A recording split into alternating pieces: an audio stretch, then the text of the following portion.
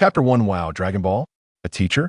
On a Sunday afternoon, amidst the bustling city, a young man, with a hint of stubble on his chin and a cigarette dangling from his lips, stood tall, his brow furrowed and his expression weighed down by gravity. Boss, is money truly that important to you? You can't take it with you when you die. It's merely a transient possession.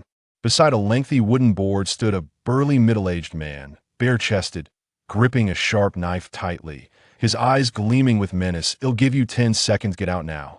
Su Zhonghua flicked his cigarette to the ground, stepped forward, and fixed his gaze unwaveringly on the stocky man, the tension in the air palpable, as if a spark could ignite a battle at any moment. Soon, their eyes clashed fiercely for several seconds.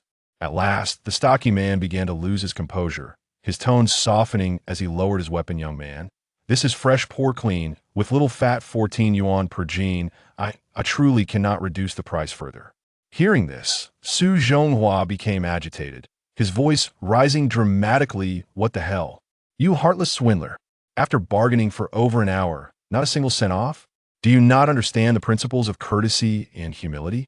The pork vendor, exasperated, responded, "Fine, they'll sell it to you for 7 yuan. Su Zhonghua's eyes widened in disbelief. "Wow, you just have the price." The pork vendor continued, 7 yuan for half a gene. Fine by me. In the Dacian apartment on Phoenix Street, a 20-story building with 18 households per floor, the location was rather undesirable, and the prices were cheap, drawing a diverse array of society's riffraff. The apartment contained 2 bedrooms and a living room, along with an exceedingly filthy bathroom. The landlady collected rent every 2 months. The weather was stifling as Su Zhonghua, carrying a small bag of half a gene of pork and drenched in sweat, trudged up to the 9th floor of the apartment. He collapsed onto the steps, gasping for breath, unwilling to take another step, grumbling internally about the wretched elevator that broke down every few days despite countless repairs. Would it truly be so difficult to install a new one? After resting for a brief moment, he steadied his breathing, rose, and ambled back to his room, fumbling for his keys. Why is the door ajar? The door was slightly open, casting a shadow of doubt in Su Zhonghua's mind. He pushed the door wide open and scanned the room. Finding nothing amiss, he dismissed the thought, attributing it to his own forgetfulness. Inside, the living area was in disarray, with several small wooden stools toppled around a round table. Remnants of unwashed dishes scattered atop it. An old-fashioned fan sat nearby, and directly opposite was a rare black and white television, cluttered with unwashed socks and underwear, an absolute mess for someone with a penchant for cleanliness. This environment resembled a garbage dump. Su Zhonghua was not fond of silence, as it often evoked an inexplicable sense of loneliness. He stepped over the small stools and switched on the black and white television, allowing its sounds to shatter the room's stillness. The screen displayed the classic animated series Dragon Ball, where the 7 Dragon Balls had gathered, preparing to summon Shenron to grant a wish to conquer the world. Casting a glance, he had little interest in the show. As hunger gnawed at him, he hurried to the kitchen, clutching the half gene of pork, and adeptly grabbed a dull knife to begin slicing the meat. At 26 years old, Su Zhonghua was homeless with a fair face and a slender physique. He resembled a bookish scholar, yet behaved in a manner that was decidedly unsavory, lecherous, boastful, and crude. His inner world was rich and sensitive, tinged with violent tendencies that he often struggled to control. Incredibly, this individual of questionable character and physique held the position of homeroom teacher and physical education instructor at Muge High School 2nd class. He had vowed that his lifelong dream was to cultivate a flourishing garden of students, burning brightly like a candle to illuminate their futures. Of course, many aspiring educators had made similar promises, yet what became of them? At that moment, as he focused on slicing the pork, a sudden loud crash echoed from the living room. A stool had fallen, followed by the sound of a bowl shattering. "Damn it! A thief!"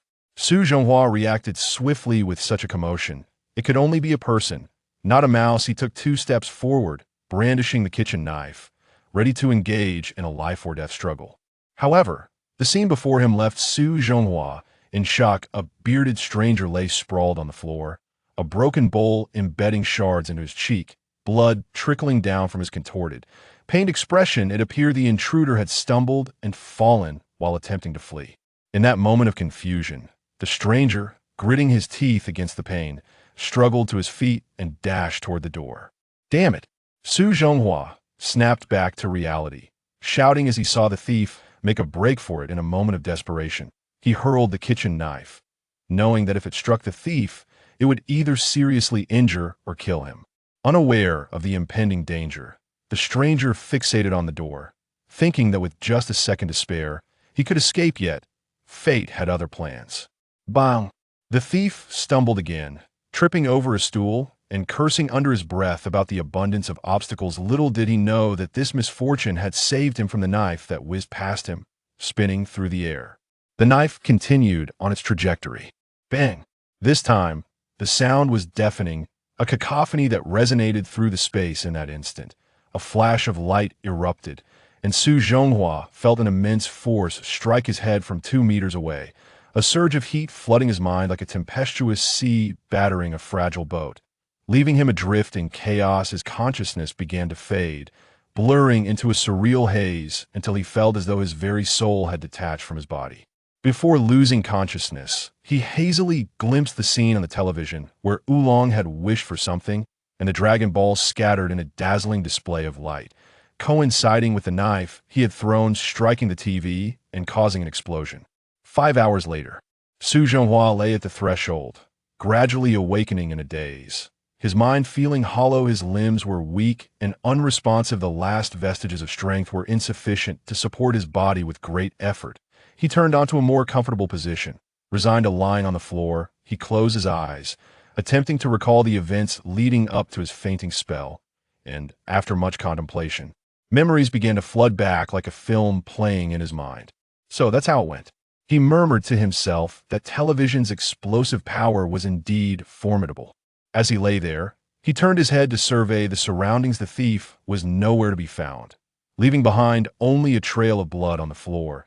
The black and white television shattered into pieces, with a charred knife embedded within it. The tables, stools, and clothes were scattered about, the scene resembling a battlefield. Strangely, the kitchen window had also been shattered, with fragments of glass strewn across the floor. Su Zhonghua pondered in confusion. Had the thief broken the window while escaping? That seemed unlikely. Could it have been the explosion? That defied logic. The distances involved made such a possibility almost negligible. As his thoughts drifted further afield, time flowed slowly, and his strength gradually returned. A warm sensation enveloped him, prompting him to close his eyes and savor the soothing energy surging within him, as if a gentle stream were replenishing every cell in his body. Minute by minute, the warmth continued to pour into him, an endless reservoir filling his being. Before long, Su Zhonghua found himself able to stand, feeling an exhilarating surge of strength coursing through him. As if he had been reborn, he jumped up and down, reveling in the newfound energy, feeling as if he could easily swat down a mighty water buffalo with a single blow. Just as he thought everything had come to a close, while stretching his body, Su Zhonghua exclaimed in astonishment, a serious expression crossing his face. He distinctly felt that his current state was more vigorous than ever before. His body should have been fully replenished. But why is the flow of warm energy still continuously nourishing me? Initially, he assumed this was a normal physiological response. Not giving it much thought, however, Su Zhonghua now realized that the situation was far from ordinary. Though he had experienced exhaustion from exercise before, he had never encountered the phenomenon of his body generating heat to replenish energy. A profound curiosity was ignited within Su Zhonghua, prompting him to take a deep breath, close his eyes once more, and attune himself to the mysterious source of heat emanating around him. He followed the flow of warmth, ascending gradually, as an increasing sense of heat enveloped his body. What? Su Zhonghua gasped in astonishment, his cheeks breaking out in a cold sweat. How could this be possible? He struggled to believe his own sensations. Everything was unfolding too abruptly, too bewilderingly. His mouth agape in shock, he stared in terror at a scene within his mind. There lay the one-star Dragon Ball from the animated series Dragon Ball, magically rotating clockwise amidst a halo of golden light, and it was from this very source that the heat energy was emanating. Is this an illusion? He remained transfixed, staring at the spinning one-star Dragon Ball, requiring time to reconcile this unscientific absurdity with the reality before him. Time seemed to stretch indefinitely as the tumultuous waves of astonishment gradually subsided. Su Zhonghua vigorously slapped his head, shaking off the daze to regain his composure and sorting through his thoughts. From my unconscious state to the restoration of my strength, and now to this extraordinary Dragon Ball. All these inexplicable occurrences must stem from the explosion of the television, if I'm not mistaken. It is indeed the explosion that caused the Dragon Ball to traverse into my consciousness, and the miraculous power flowing within me must be a gift from the one-star Dragon Ball. Su Zhonghua pinched his thigh hard, the sharp pain confirming the authenticity of his experiences. To further validate his newfound strength, he sprang into action, rushing to his bedroom, focusing intently. He summoned approximately half of his strength and struck the heavy punching bag he typically trained with. Bang! A muffled thud resounded as the bag exploded, sending sawdust and sand scattering across the floor. Su Zhonghua stared in disbelief at his slender fist, utterly astonished that his power had surged to such an extent in the past. Merely causing the bag to sway, even slightly, would have been an impressive feat. At that moment, excitement surged through him like a tidal wave, crashing against his taut nerves. Joy and exhilaration radiated on his face as he stretched his arms wide, tilting his head back toward the sky, and then burst into wild laughter, resembling a victorious ancient hero reveling in triumph. Eventually, Su Zhonghua struggled to suppress the overwhelming exhilaration within him. Gradually calming his tumultuous spirit, he did not wish to delve into the root of this phenomenon, nor did he dare to ponder it further, as he seemed fearful of losing this potential power that could irrevocably alter his destiny. Never mind, he muttered nonchalantly, resuming his carefree demeanor as he picked up a broom from the corner, preparing to tidy the chaos around him. He swiftly swept away the scattered sawdust and sand, then proceeded to the living room to dispose of the ruined television. Cursing the thief while lamenting the loss of a device that had accompanied him for years. After all, he had begrudgingly spent 500 yuan to purchase it. As he righted the furniture toppled by the explosion, he suddenly noticed a round stone roll out. As he lifted a small stool, bending down to investigate, he discovered 3 identical round stones scattered on the floor. Driven by curiosity, he picked one up, examining it closely while pondering its origin. The round stone was roughly the size of a billiard ball, its surface slightly uneven, bearing no discernible difference from an ordinary rock. As Su Zhonghua rotated the stone in his hand, a thought struck him. Round stone? This is round. A sudden spark of realization illuminated his mind, and he marveled silently. The Dragon Ball. Could it be the Dragon Ball? As a devoted fan of the series, Su Zhonghua was aware that the Dragon Balls transform into round stones after a wish is granted, compelling him to suspect that this round stone was indeed a Dragon Ball. Yes, it must be correct.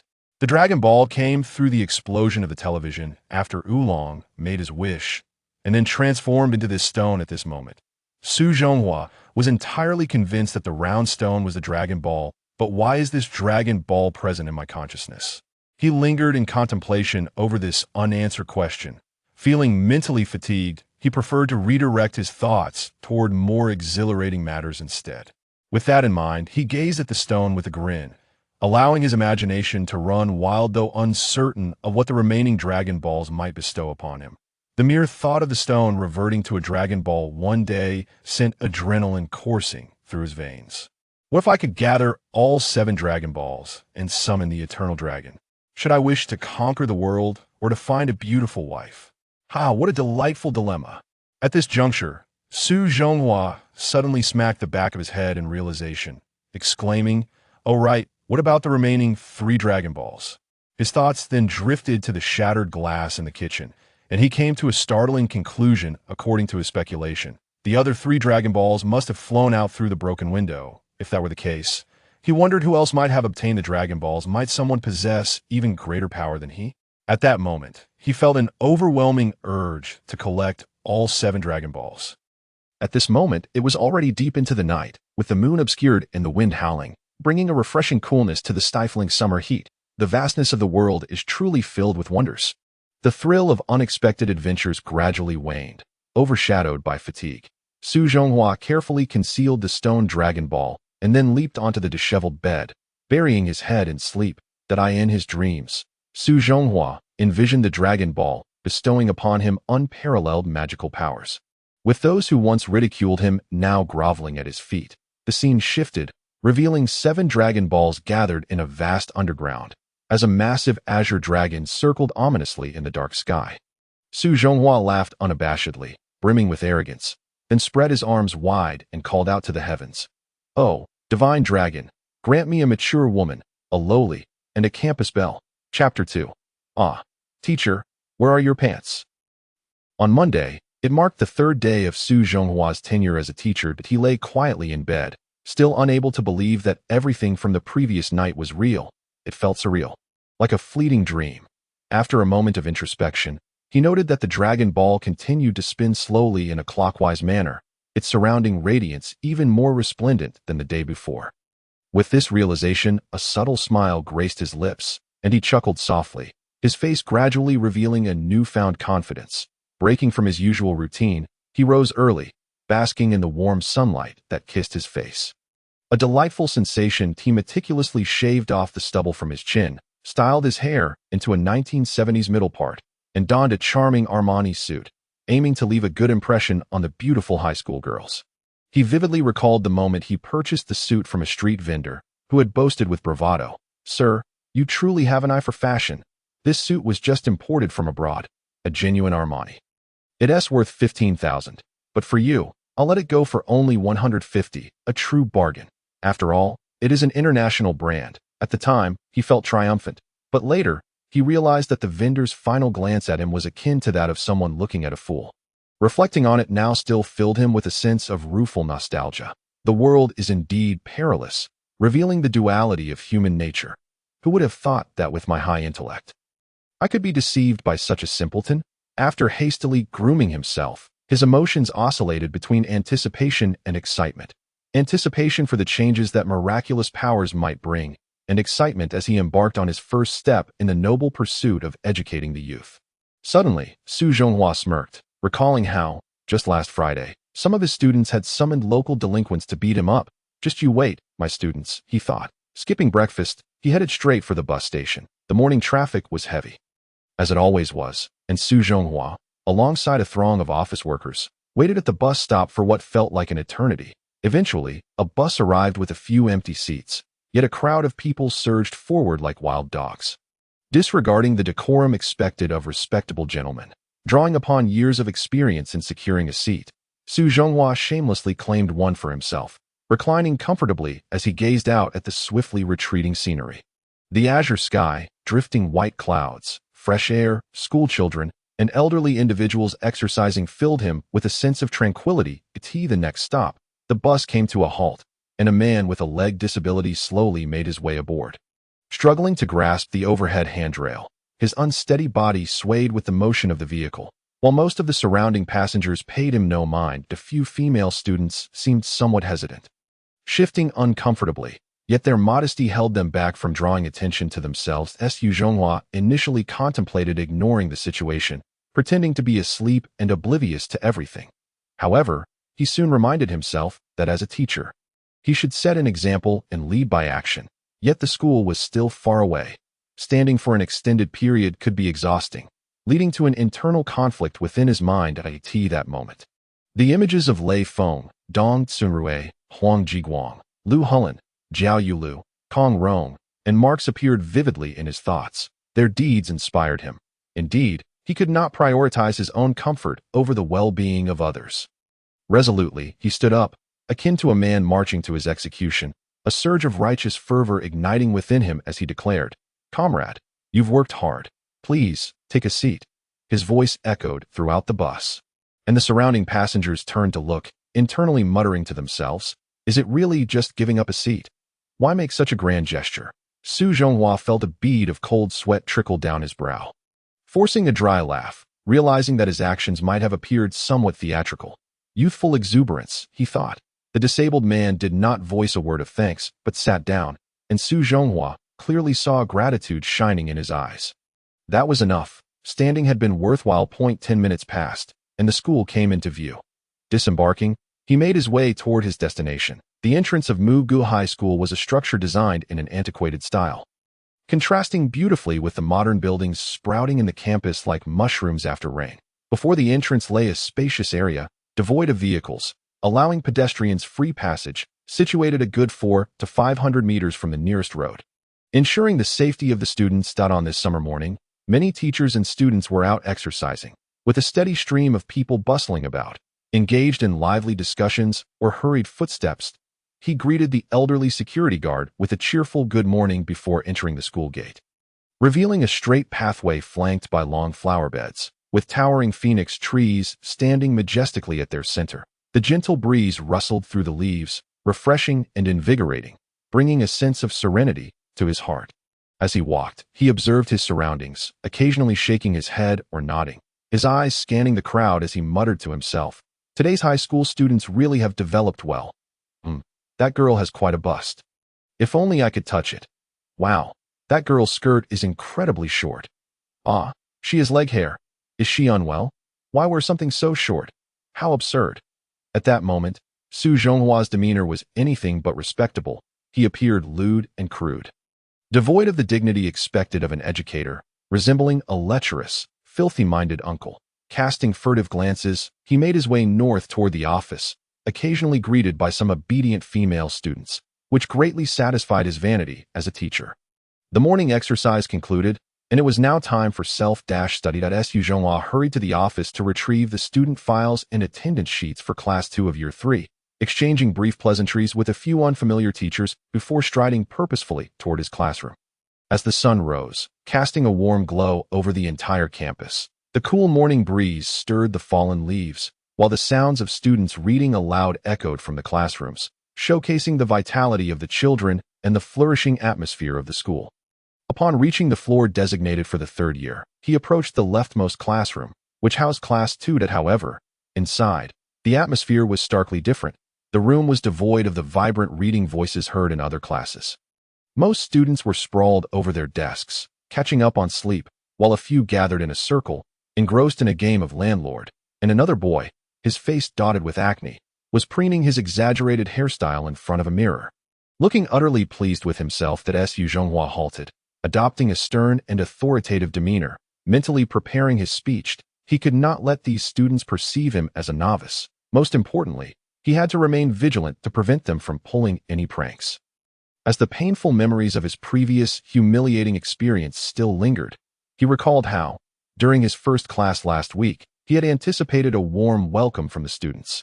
However, due to his own negligence, he had fallen victim to a series of cruel pranks by these mischievous students. Strong adhesive glue, a basin of water balanced on the door, snakes tossed at him, and a barrage of chalk thrown his way.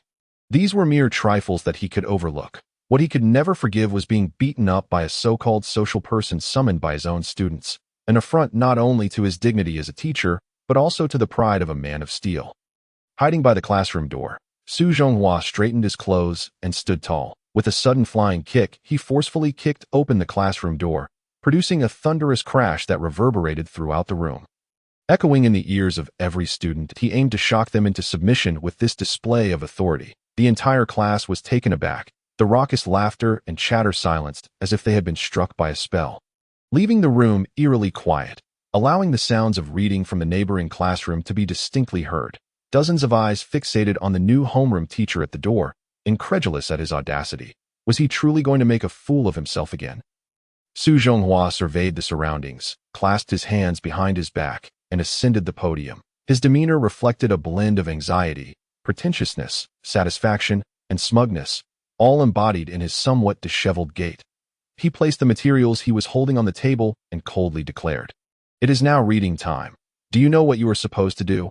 Immediately put away whatever you have in your hands." At that moment, his emotions were akin to a bucket being drawn from a well, filled with unease and uncertainty.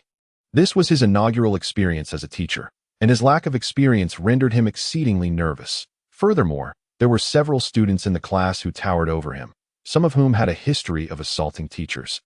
And among them were individuals of notable lineage and immense power, making it impossible for the school to discipline them.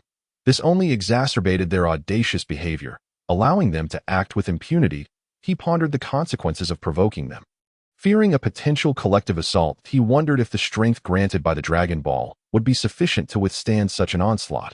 The mere thought of being severely injured and hospitalized sent him into a cold sweat, prompting him to feign scratching an itch to discreetly wipe the perspiration from his brow, attempting to mask his embarrassment. Suddenly, a shrill voice pierced through the air from the audience. "Ah, teacher, your zipper is down." A girl with short hair at the front, covering her face, pretended to be bashful while shouting. Instantly, every gaze shifted towards the teacher's midsection, and several audacious boys hastily pulled out their phones to snap photos, while a few bashful girls lowered their heads, unable to bear another glance. Meanwhile, some mischievous students began to shout and create chaos. What the hell? Is this some perverse exhibitionism to flaunt your endowment? Good heavens, how disgusting! A perverted teacher. I want to challenge you. The classroom erupted into disarray, startling Su Zhonghua, who frantically looked down and noticed the glaringly red underwear that had inadvertently become exposed to the air. With a startled gasp, he quickly covered himself with his hands and turned his back, hurriedly zipping up his pants. After a struggle, he turned around, feeling utterly humiliated. His previously imposing and dignified image crumbled to dust. The commotion dissipated the serious atmosphere he had painstakingly tried to cultivate, leaving him awkwardly scratching the back of his head, his expression a mix of embarrassment and forced laughter as he explained. Students, it was a misunderstanding that I worked late last night to organize your materials, and I was a bit careless this morning.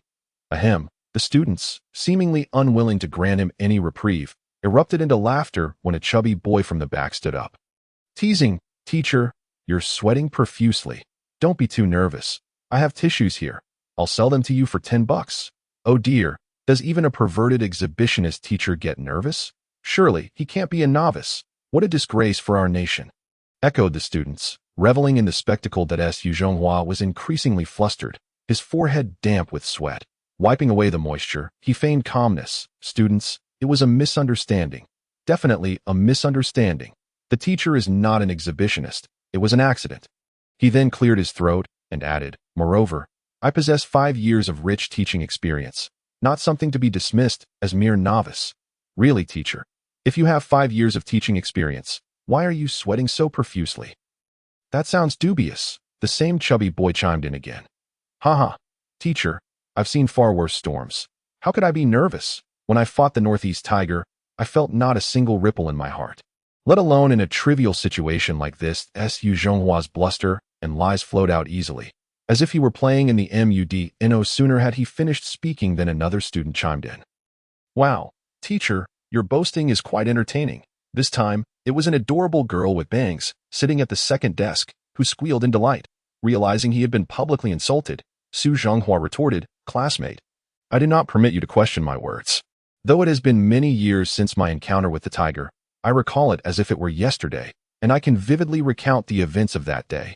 He fixated his gaze on the girl, swallowing hard as he admired her physical development. Though, do tell, the students urged, their interest piqued by the prospect of a story. They ceased their mockery, but a group of boys snickered in disdain, dismissing him as a mere braggart.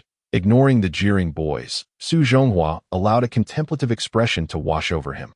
The tension within him easing somewhat, he raised a hand to signal for silence and began to narrate. I vaguely recall that year when I held a whistle in my hand, charging into the thicket. Exhausted, I rested upon a large, smooth stone, leaning the whistle against the side. Just as I lay down, a fierce wind swept through. Just as he was immersed in his tale, a perceptive student interrupted. Stop. Isn't this a segment from Wusong Fights the Tiger? How did it end up with you? Su Zhonghua faltered, momentarily halted in his storytelling. Is that so? Perhaps I share a fateful connection with Wusong. Aha. The embarrassment of being caught in his fabrication was overwhelming, and his dignity lay in tatters that he looked around. Spotting the chubby boy from the back, who seemed to thrive on finding fault with him, it appeared this boy had an excess of energy to expend, always seeking to provoke him. Su Zhonghua resolved to keep a closer watch on this troublesome student in the future. Before the students could further ridicule him, Su Zhonghua hastily interjected, Oh, this, class. I have some materials to organize. I must take my leave. You may continue your reading. Seeking an excuse to escape, He felt overwhelmed by the negative attention he had garnered and knew he needed to retreat and devise a strategy. As he prepared to exit, a group of inquisitive girls surrounded him, preventing any chance of escape. Just as he reached the door, a few bold girls tugged at his sleeve, peppering him with questions. He realized that maintaining a stern demeanor while trying to leave was no longer an option. "Teacher, how old are you?" one girl inquired. "Oh, I just turned 20, the prime of my youth. Haha," Su Zhonghua fibbed. Scratching his head that he feared a generation gap might emerge, so he lowered his age slightly. Soon, several boys joined the fray, bombarding him with a flurry of questions. "Wow, teacher, you're so slender. How do you maintain your figure?" "Is that so? Perhaps it's because I diligently practice the 8th set of calisthenics every day. They say mastering it can even defeat judo experts, so you should all take morning exercises seriously." He rolled his eyes, thinking that if they often experienced the hardship of hunger, they would surely become even slimmer. "Teacher, which celebrity do you like?" another student asked. Mitsuki ran. "Oi. Oh, no, I mean Michael Jackson and Beckham, among others." "Wow. Teacher, there is a bit of eye discharge at the corner of your eye. Unlike other teachers, who adopt a stern demeanor towards their students, you begin with a serious tone, but as the atmosphere lightens, you become remarkably approachable. Su Zhonghua's awkwardness and aimless banter instill a sense of novelty and curiosity in Class 3, Year 2 to AT. This moment, the bell signaling the end of morning reading rings, and Su Zhonghua finds himself surrounded at the door, unable to extricate himself as a throng of students bombards him with trivial, immature inquiries. He is torn between the desire to leave and the obligation to remain at the podium. Engaged in light-hearted conversation with the students, occasionally, the fleeting touch of a girl's smooth skin sends a thrill through him, prompting him to boast even more fervently. It is not until the class bell rings again, heralding the arrival of other subject teachers, that the reluctant students return to their seats. In a state of utter disarray, Su Zhonghua fabricates numerous lies to deflect the children's naive questions, ultimately crafting an image of a learned and affable figure in their eyes. Observing these mischievous and playful students, as he steps out of the classroom, Su Zhonghua is suddenly stirred by long-buried youthful sentiments. A decade ago, he had vowed to secure a place in university. His youthful ignorance, rebellious escapades, and first love flash vividly in his mind, evoking a bittersweet nostalgia for the passage of time. At this moment, Su Zhonghua yearns to compose a poem to articulate the tumultuous emotions within him. Yet his mind, seemingly devoid of inspiration, is unable to conjure even a single line. Breaking away from his melancholic reverie, he reflects on the fact that troublesome students constitute only a small fraction of the whole. The majority are kind-hearted and endearing. With targeted guidance and encouragement, he can instill in them a clear understanding of his determination to lead them towards success, rendering all challenges surmountable. With this realization, a wave of exhilaration washes over Su Zhonghua as he strides back to his office, brimming with renewed vigor. Chapter 4. Pretending to be a scholar at this juncture, it is the first class of the morning. In the office, many teachers are free, including Wu Yi, who is smoking while grading assignments, Su Xiaoyang, who is listening to music and preparing lesson plans, and Lin Yukon, who is engrossed in his phone. A few other idle teachers sip their morning tea and engage in light-hearted banter. As Su Zhonghua enters, eager to foster good relations with his colleagues, he politely nods to the seasoned teachers and greets them before finding his desk and taking a seat. Having neglected to review the student files last week, he realizes he must catch up promptly to understand the issues each student faces and address them accordingly. He retrieves a stack of documents pertaining to Class 3, Year 2, and pulls out a seating chart. A quick glance reveals there are 39 students in total, with 20 boys and 19 girls, a fairly balanced ratio. After skimming through, he randomly selects a student file to peruse.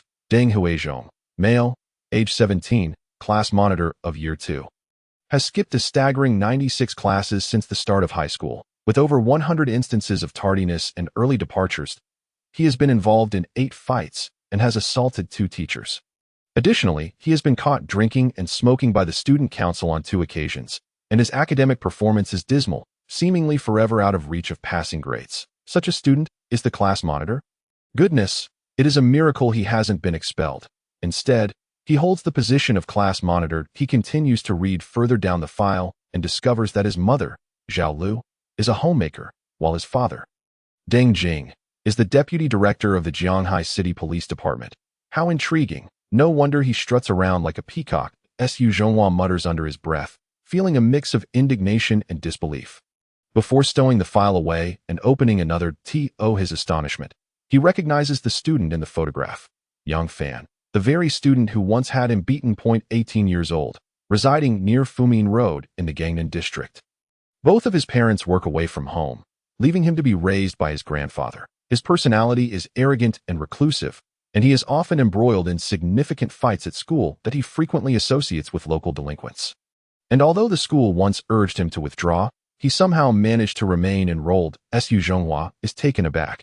The current generation of students seems to have fallen into disarray, the nation's future tainted. In his own student days, even being late would instill a sense of dread.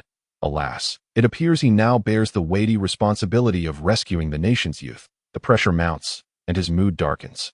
After pondering for a moment, he resumes reviewing the other students' files. The remaining students do not have any severe disciplinary records, but each exhibits various issues, such as puppy love, truancy, classroom disruptions, sleeping in class, fighting, and pranking teachers. An endless cycle of mischief. What kind of students are these? Su Zhonghua feels he has unwittingly taken on an insurmountable challenge. No wonder he was exempted from providing any university diploma or teaching certification during the hiring process. It seems the old principal merely sought to fill a vacancy. Now that he's aboard this ship of misfortune, he must press on. Moreover, he possesses extraordinary abilities akin to a Dragon Ball that if moral education proves ineffective, he might as well resort to more forceful measures. Surely, these half-grown rascals cannot turn the tables on him. With a sense of newfound resolve, Su Zhonghua feels considerably relieved. He pulls out a cheap cigarette. Disregarding the office's decorum, lights it, and exhales a smoky ring, watching it expand before dissipating into the air. With revenge on his mind and a desire to educate, Su Zhonghua quietly resolves to start with the most troublesome students. Making an example of them to instill discipline in the rest, he darkly chuckles to himself. Young Fan, tonight, I shall fundamentally alter your worldview. Time passes quickly as he finishes his cigarette, collects the student files, and glances at the lesson schedule. Today, there are no physical education classes, only a class meeting summary for Year 2. That after organizing his materials, he rises and steps outside, having rushed in the morning without breakfast. He now feels a gnawing hunger and decides to head to the school cafeteria for a bite to eat. The cafeteria, located behind the student dormitory, spans 2 spacious levels. Bright windows reveal a clean dining area furnished with tables and chairs for student meals, while numerous bins for leftover food are scattered around, already overflowing with uneaten dishes. It is just past 8 o'clock, shortly after breakfast, and the cafeteria staff are still mopping the floors and wiping down tables. Leaving the ground damp. Su Zhonghua strides into the kitchen, where the air is thick with unpleasant odors of cooking oil and smoke, an assault on the senses. Large bowls of cold dishes adorn the tables, and the disinfection cabinet is stocked with pots, pans, and utensils, while the water bucket holds unwashed vegetables. Hey, young man, this is a restricted area. No unauthorized personnel allowed. Violators will be dealt with. As Su Zhonghua steps further inside, a burly man with his shirt off confronts him, barking the warning. Restricted area? Deal with me. Su Zhonghua stares wide-eyed at the imposing figure, incredulous that he might be taking cues from a television drama. The shirtless man clears his throat and spits a large glob of phlegm onto the floor before pushing Su Zhonghua with his greasy hand, urging him to leave. Get out of here. Otherwise, I'll unleash my mighty skills on you. Without further ado, Su Zhonghua is shoved out the door, a bead of sweat trickling down his forehead, contemplating whether this man is indeed mentally unstable or merely experiencing intermittent lapses in judgment. Just then, a dark-skinned man at the corner of the kitchen quickly sets down his knife, hurrying over to intervene, shouting, "Hey, Sanyun, wait, wait." The dark-skinned man seizes the shirtless man named Sanyun, explaining, "Sanyun, this is my brother. He.S. looking for me. Please, let him be." Sanyun blinks in surprise, and upon realizing the situation, releases his grip on Su Zhonghua with a sheepish grin, his deep voice resonating as he says, "Ah, so it's a brother of mine. My apologies for the misunderstanding. I hope you can forgive my rudeness." Su Zhonghua harbored no feelings of discontent towards the boisterous man before him. Rather, he was taken aback by the way he spoke, leaving him momentarily speechless. This brother Sanyun possessed remarkable depth, effortlessly weaving classical language into conversation in this modern age, a display of courage truly worthy of commendation. After a brief silence, Su Zhonghua sought to alleviate the awkward atmosphere by conjuring up some antiquated phrases reminiscent of a bygone era. Inadvertently masquerading as a cultured individual as he replied, "No harm done. No harm done. I too have my moments of recklessness. Let us put this matter behind us, Brother Sanyun. What say you?" Upon hearing this, Sanyun's face lit up with surprise, as if he had found a kindred spirit. He clapped Su Zhonghua on the back and laughed heartily. "Well said, well said. I did not expect you to be someone of such temperament. Our acquaintance must be fated. How about we share a drink and engage in some hearty conversation tonight?" Su Zhonghua found himself at a loss for words. Feeling somewhat embarrassed, it seemed that this brother Sanyun held him in high regard.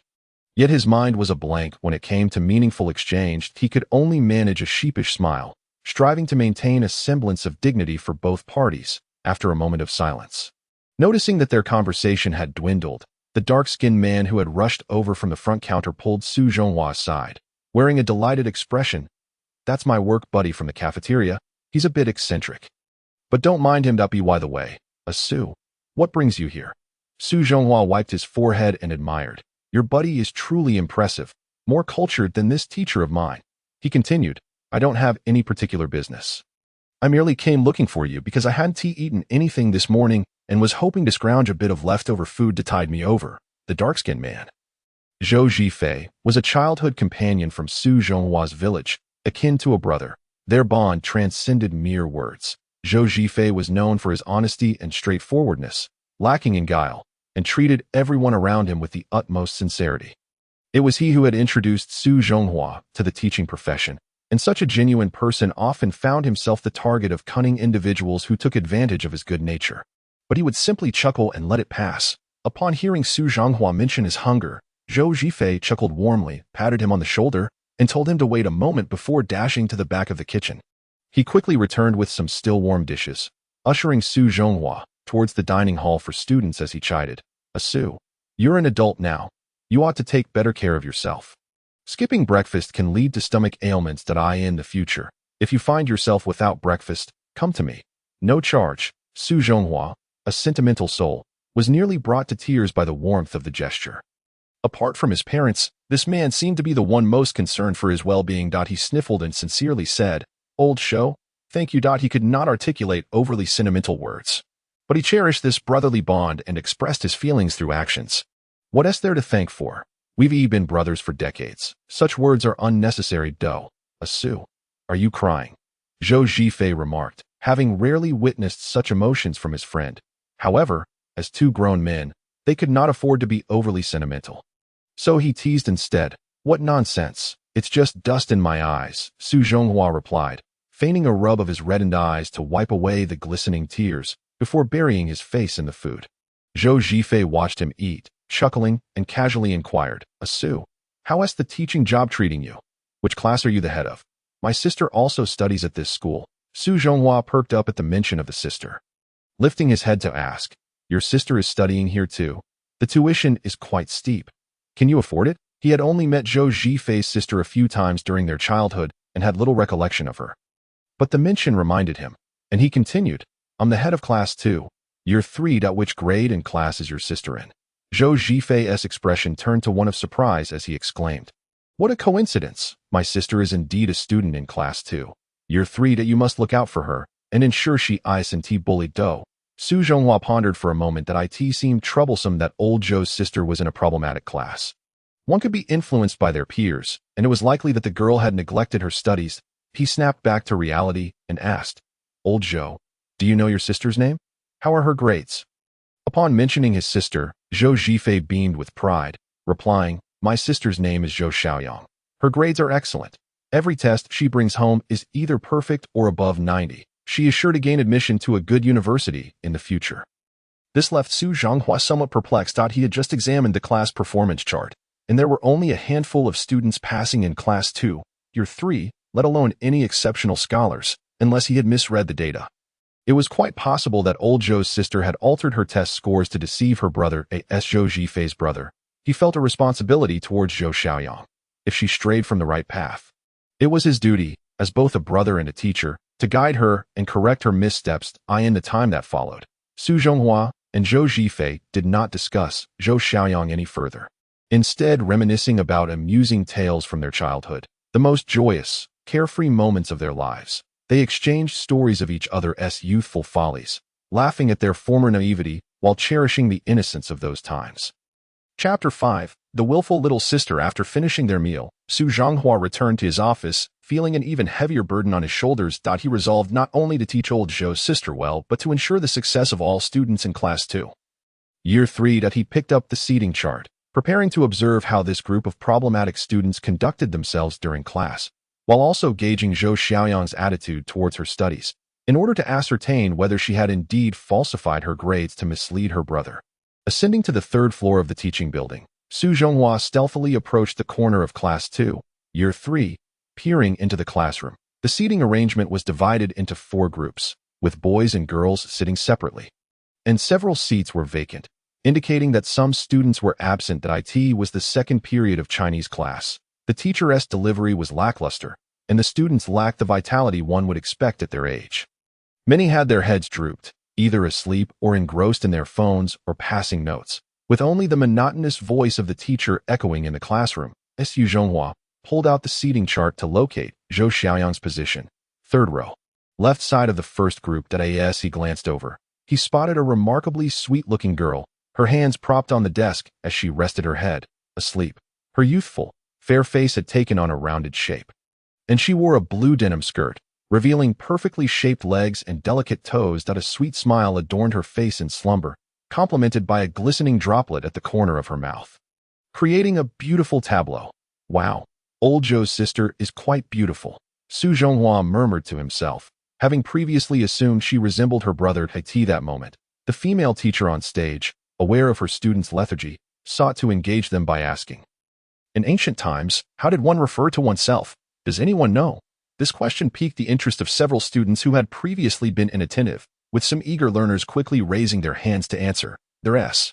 The teacher smiled, encouraging them to continue to AT. That moment, a chubby boy from the third group raised his hand with confidence, exclaiming loudly, standing outside. Su Zhonghua recognized this student as the one who had persistently troubled him during morning readings. Now he was causing a ruckus in another class. Despite his size, he was quite lively, and it seemed he would be a handful. The teacher rolled her eyes at the boy's response and ignored him, instead asking, "What other terms are there?" The chubby student, undeterred, excitedly shouted. Laughter erupted in the classroom, and even Zhou Xiaoyang, who had been sleeping, was stirred awake. Looking around in confusion, the teacher gestured for silence, internally lamenting, "Indulgence leads to a lack of ambition. I wish to teach, yet they lack the desire to learn." Alas, outside, Su Zhonghua felt a wave of frustration wash over him, wiping the sweat from his brow. Impressive, impressive. This chubby student will surely be a key focus for me in the future. After observing for a while longer, the students resumed their carefree attitudes, while Zhou Xiaoyang succumbed to another yawn, resting her head back on the desk to continue her slumber. How can one achieve excellent grades with such a lackadaisical attitude towards learning? Resorting to cheating and manipulating grades to deceive one's honest brother. What a heartbreaking revelation it would be if old Zhou found out. Su Zhonghua was filled with both helplessness and indignation as he approached the classroom door and rapped gently, "Excuse me. Teacher, I am the homeroom teacher of Class 3, Year 2, and I need to speak with Zhou Xiaoyang." Ignoring the teacher at the podium, he marched directly to Zhou Xiaoyang's desk, roughly pulling the still slumbering girl out of her seat. The action was rather brusque. Zhou Xiaoyang, abruptly yanked from her dreams, snapped awake, her face transforming into a mix of surprise and fury as she struggled against his grip. "Ouch! You foul teacher! What are you doing? Let me go, or I'll tell my brother, and you'll be in big trouble." Alas, the girl's strength was meager, and all her attempts to escape proved futile. The surrounding classmates erupted in a frenzy, their excitement palpable as they jeered and shouted. The language teacher recognized the newcomer, Su Zhonghua, and hastily set down his book, rushing off the podium to intervene. "Mr. Su, what is happening? You can't treat students like this.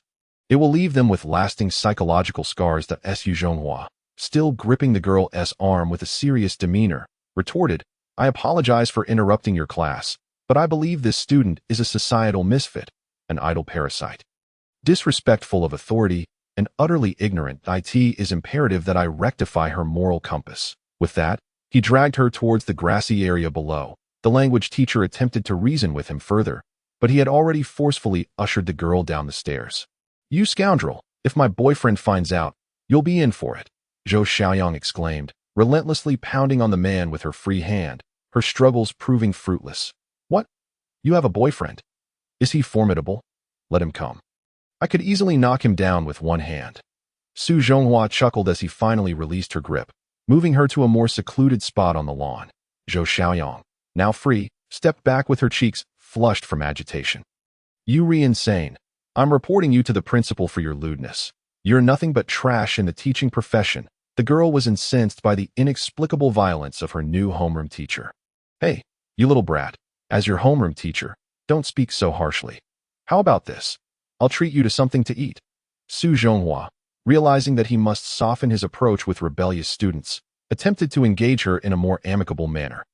"Humph. Eating with a slovenly person like you would be embarrassing. That I have no time for you. I need to return to class," Zhou Xiaoyang retorted, turning to leave. Seeing her attempt to walk away, Su Zhonghua swiftly stepped forward. Grasping her small hand and spinning her around, she stumbled, nearly losing her balance. As his expression darkened that in a low, menacing tone, he warned, "You'd better not provoke my wrath, you insolent girl." Zhou Xiaoyang's previously flushed face turned pale at the sight of his fierce demeanor. Though fear gripped her heart, she maintained her pride, retorting defiantly, "What do you want, Su Zhonghua? I haven't done anything to you." Confusion clouded her mind as she struggled to reconcile this seemingly benign teacher with his sudden harshness. Su Zhonghua let out a cold laugh and released her hand, fixing his gaze on her tear-filled eyes. "You ask what I desire. I want to know why you deceive your brother with false grades. Are you not aware of the hopes he has for you? What nonsense are you spouting?" Zhou Xiaoyang gasped, quickly diverting her gaze from his penetrating stare, feeling guilty as she replied, "This is a family matter. It's none of your business, you slovenly teacher." "What? You think it's not my concern? Let me tell you, your brother is my comrade, and you are like a little sister to me. As your teacher and your brother's friend, I have the responsibility to guide you, to steer you back onto the right path," Su Zhonghua asserted passionately. "Humph, who considers you a brother? You have no shame," Zhou Xiaoyang scoffed, her earlier panic subsiding. Then, she threatened, "If you continue to harass me, I'll make sure my boyfriend deals with you." "Hey, don't be so arrogant," Su Zhonghua began, but Zhou Xiaoyang ignored him entirely, turning on her heel and running away. "Damn it," Su Zhonghua sighed in exasperation, pulling out a cigarette and muttering to himself in self-deprecation. "Who would have thought my first attempt at ideological education would fail so miserably, and I'd be warned by a female student. Truly a disastrous start." Chapter 6. Beauty. Lee Yin feeling somewhat stifled, he returned to the office, his mind racing with thoughts on how to effectively teach this group of students. Meanwhile, Wu Yi, having finished grading assignments, was quite bored. Noticing the troubled expression on the new teacher's face, he inquired, "Mr. Su, did your students cause more trouble?" "Yes, that class can be quite troublesome, but I suppose one becomes accustomed to it after a while," Su Zhonghua replied. Seeing that another teacher was engaging him in conversation, Su Zhonghua felt a surge of relief. Being new to the school, he had been feeling rather isolated. He eagerly offered Wu Yi a cheap cigarette, saying, "Hey, those kids haven't caused any major trouble, just a bit mischievous," making it challenging to teach. That Wu Yi accepted the cigarette, disregarding the office's decorum, and lit it up, exhaling a cloud of smoke. His fondness for the new young teacher grew as he cheerfully remarked, "Yes, you're new here, and you'll gradually understand the dynamics. Some matters are simply beyond our control as teachers." Upon hearing this, Su Zhonghua sensed an underlying implication and curiously pressed, "Oh, what matters? Please enlighten me." So I might avoid unnecessary pitfalls as a newcomer, he deliberately positioned himself humbly, eager to learn. Wu Yi inhaled deeply, scanning the room to ensure no one else was listening before beckoning Su Zhonghua closer and lowering his voice. "Listen, Su, I want tea sugar-coated. Most of the students here come from influential families. As humble teachers, we cannot afford to offend them. When dealing with these students, you must turn a blind eye to their antics. Let them be. I'm not suggesting we teachers are irresponsible, but if you cross certain students, you might find yourself out of a job, or worse." Su Zhonghua squinted, pondering for a moment before asking, If teachers can be dismissed, what could be worse? Do the parents truly indulge their children without consequence? This situation involves much more. Students frequently distort the truth in front of their parents, blaming us for their misdeeds. While the parents, naturally, side with their children, those with power can easily leverage their connections to have a small teacher like you dismissed. And that is not even the worst of it. Some students have parents linked to the underworld. If you anger their offspring, you risk not only losing your job, but possibly facing physical harm. Wu Yi concluded with a gesture mimicking a decapitation. Is it really that severe? Su Zhonghua was appalled to learn about the complexities of the school's environment. Recognizing that teachers without authority were akin to puppets. Well, this is an open secret at Muge High School, but it must not be spoken of openly. Just be aware, Su, and avoid trouble for your own sake. Wu Yi advised kindly. I truly appreciate your guidance, Teacher Wu. Otherwise, I might have unwittingly walked into trouble. Su Zhonghua forced a smile, but his mind was racing with thoughts. Even this hallowed institution seemed tainted, revealing that wherever there are people, there exists a web of intrigue. What an intriguing school this is. In essence, as long as one teaches their students well, it matters not whether one is a high-ranking official or a notorious gangster. Subsequently, the two men dismissed the mundane topics of conversation, as Su Zhonghua was a master of persuasion and boasting, capable of embellishing the trivial matter of two dogs fighting into an extravagant tale.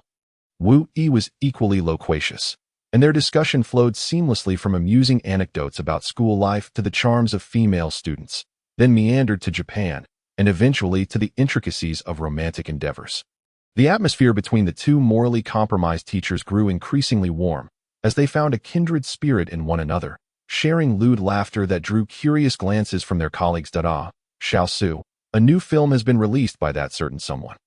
It seems the video store has a copy for sale. How about we check it out after work tonight? I've heard that particular one is quite impressive, said Wu Yi with a smirk. Sure, but is it censored or uncensored? Su Zhonghua inquired eagerly. Of course, it's uncensored. Who would bother with the censored versions? His words trailed off abruptly. Hey, Lao Wu, are you all right? Continue speaking, Su Zhonghua urged, noticing that Wu Yi had suddenly fallen silent. His gaze fixed vacantly at the office door. Following his line of sight, a fair and enchanting young woman appeared before them. She appeared to be around 24 years old, clad in a slightly form-fitting pink dress that accentuated her perfect figure. Her oval face bore a hint of rosy hue, and her flowing black hair cascaded gracefully over her shoulders. Her bright, childlike eyes, delicate nose, smooth skin, and lips like tender rose petals exuded an air of quiet elegance, instantly captivating Su Zhonghua, whose previously lascivious thoughts were abruptly replaced with awe. Ahem, Xiao Su, mind your demeanor. She is none other than our school's most beautiful teacher, Lee Yin, who just joined us last semester as the music instructor. Wu Yi whispered, regaining his composure. Hey, don't get your hopes up. She has politely declined the advances of every single male teacher in the school. Rumor has it she's been getting quite close to Han Jinyan, the second-grade PE teacher, and there seems to be something more there. With your looks, you really shouldn't even try. What, you think I'm not tall or handsome? Come on, Lao Wu. Don't be so dishonest. There's no need to be so disparaging out of jealousy. Su Zhonghua retorted, momentarily shocked by Li Yan's external beauty. His feelings were purely superficial, with no genuine romantic intentions, merely a fleeting infatuation. Who's jealous of you? I'm just stating facts that you're indeed neither tall nor handsome. Wu Yi countered, but Su Zhonghua felt his pride wounded and was determined to defend himself. What does height and looks matter? Nowadays, women with discerning taste prefer men like me, who are humorous, knowledgeable, and elegantly modest. If you don't believe me, check my QQ email. I have at least hundreds of love letters piling up that I can hardly keep up, he declared earnestly. Besides, as a PE teacher, I'm strong and robust, with a fighting spirit unmatched. Do you see this curve on my shoulder? That's what they call explosive power. He flexed his muscles in jest. Wu Yi regarded him with disdain, scoffing, oh really? Humble and modest? Hundreds of love letters. If you're going to brag, at least have some substance. Xiao Su, young people should be a bit more humble and not so ostentatious. Listen, don't doubt me. I assure you, I have never boasted since I was 8 years old. Su Zhonghua insisted, feeling cornered and desperate to save face. You don't believe me? Let me show you how I can charm a beautiful woman that if I don't get her phone number, I'll treat you to a night at the Royal Eagle Palace. Chapter 7. Flirting. Is this how it's done? Lee Yin was not only wise and beautiful, but also exuded an exceptional grace in her interactions with others. She never adopted an air of arrogance or aloofness. Her gentle and warm demeanor endeared her to many, and numerous handsome male teachers had approached her with confidence, only to be met with her polite refusals. Even affluent suitors from outside the school had brought her gifts, all of which she graciously declined. According to authoritative sources within the school, it was rumored that Lee Yin had likely already given her heart to Han Jinyan, the second-grade PE teacher, based on her frequent attendance at his basketball games and their lively conversations. The Wu Yi, being one of the foremost gossip enthusiasts, was well aware of these rumors. Observing that Su Zhonghua seemed genuinely intent on his pursuit, he chuckled. All right, Xiao Su, just a joke. Even if you possess boundless charm, success is still unlikely. Initially, Su Zhonghua thought he might salvage some dignity from Wu Yi's earlier words, but the latter statement deeply wounded his pride. What is so difficult about flirting and asking for a phone number? I refuse to believe that as a mature and distinguished man, I cannot accomplish such a simple task. With renewed determination, he rose from his seat. Disregarding Wu Yi's attempts to dissuade him, he ruffled his hair to appear more presentable, grabbed a piece of paper and a pen, and strode purposefully toward Lee Yin's desk, which was situated to his left. As he approached her, his heart raced. This was a rare moment for him, as he seldom initiated contact with beautiful women. Taking a deep breath, he donned what he believed to be his most charming smile and leaned slightly toward her. Hello, Teacher Lee. I am Su Zhonghua, the new homeroom teacher for Class 3, Year 2. From the moment Lee Yin entered the office, all the male teachers had been watching her with keen interest. Some boldly gazed, while others stole discreet glances. Now, witnessing a newcomer attempting to engage her in conversation, they were all eager to observe how the situation would unfold, knowing well that beneath her amiable exterior lay a cold demeanor that repelled unwelcome advances. Lee Yin paused her writing and looked up, a small yet adorable smile gracing her lips. Hello. I just heard that the devil class has a new homeroom teacher. So it's you. It seems Mr. Su must possess some extraordinary skills. By the way, is there something you need from me? Su Zhonghua was captivated, his gaze fixated on her, resembling a lovesick fool. That it wasn't until he heard her melodious voice that he snapped back to reality. Yes. I've come to discuss your profound expertise in music. I have a keen interest in the subject as well, and thought it would be wonderful to exchange insights. Noticing this new teacher's awkward demeanor and insistent approach, Lee Yin deduced that he was yet another individual seeking an excuse to get closer to her. Though slightly displeased, her good upbringing compelled her to maintain her politeness. Mr. Su, I have some matters to attend to, so perhaps we can discuss this another time?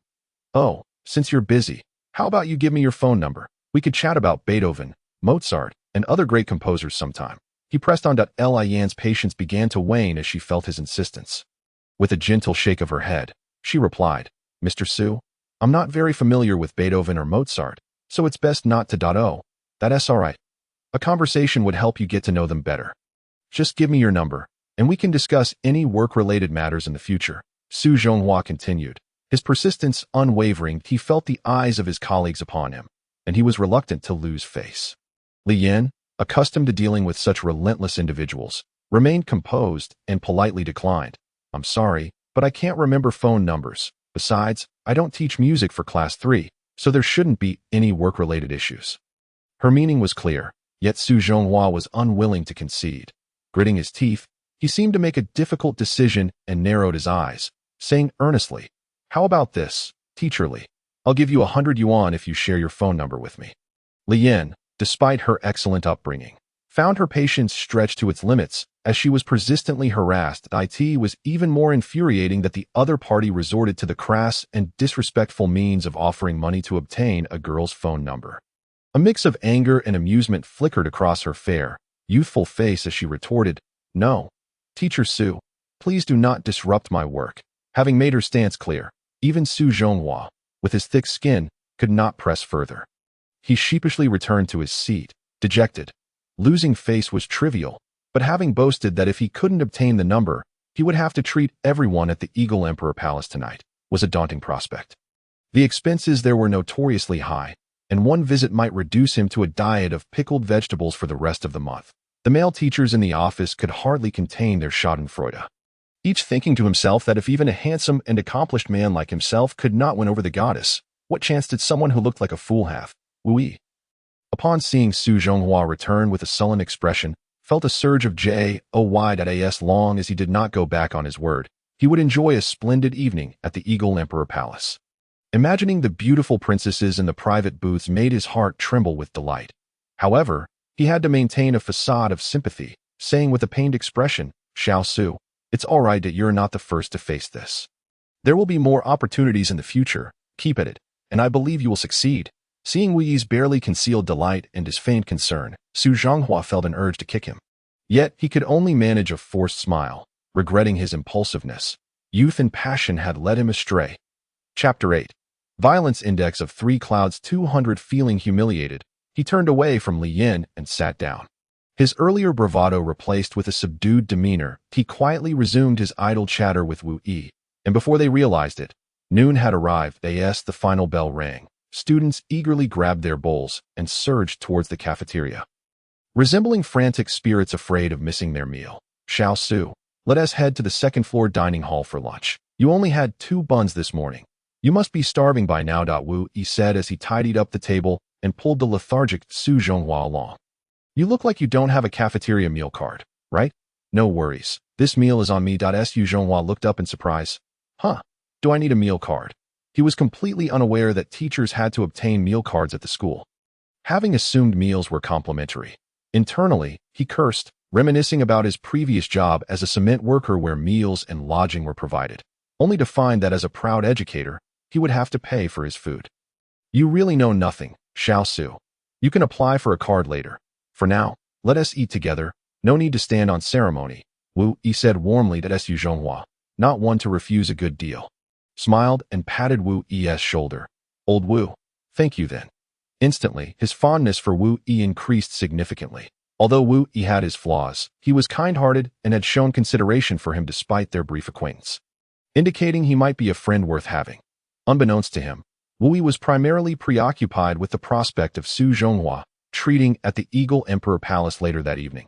The cost of this meal was negligible to him, and it also served as a small favor to solidify their budding friendship for future endeavors. Su Zhonghua and Wu Yi exited the office and made their way to the cafeteria.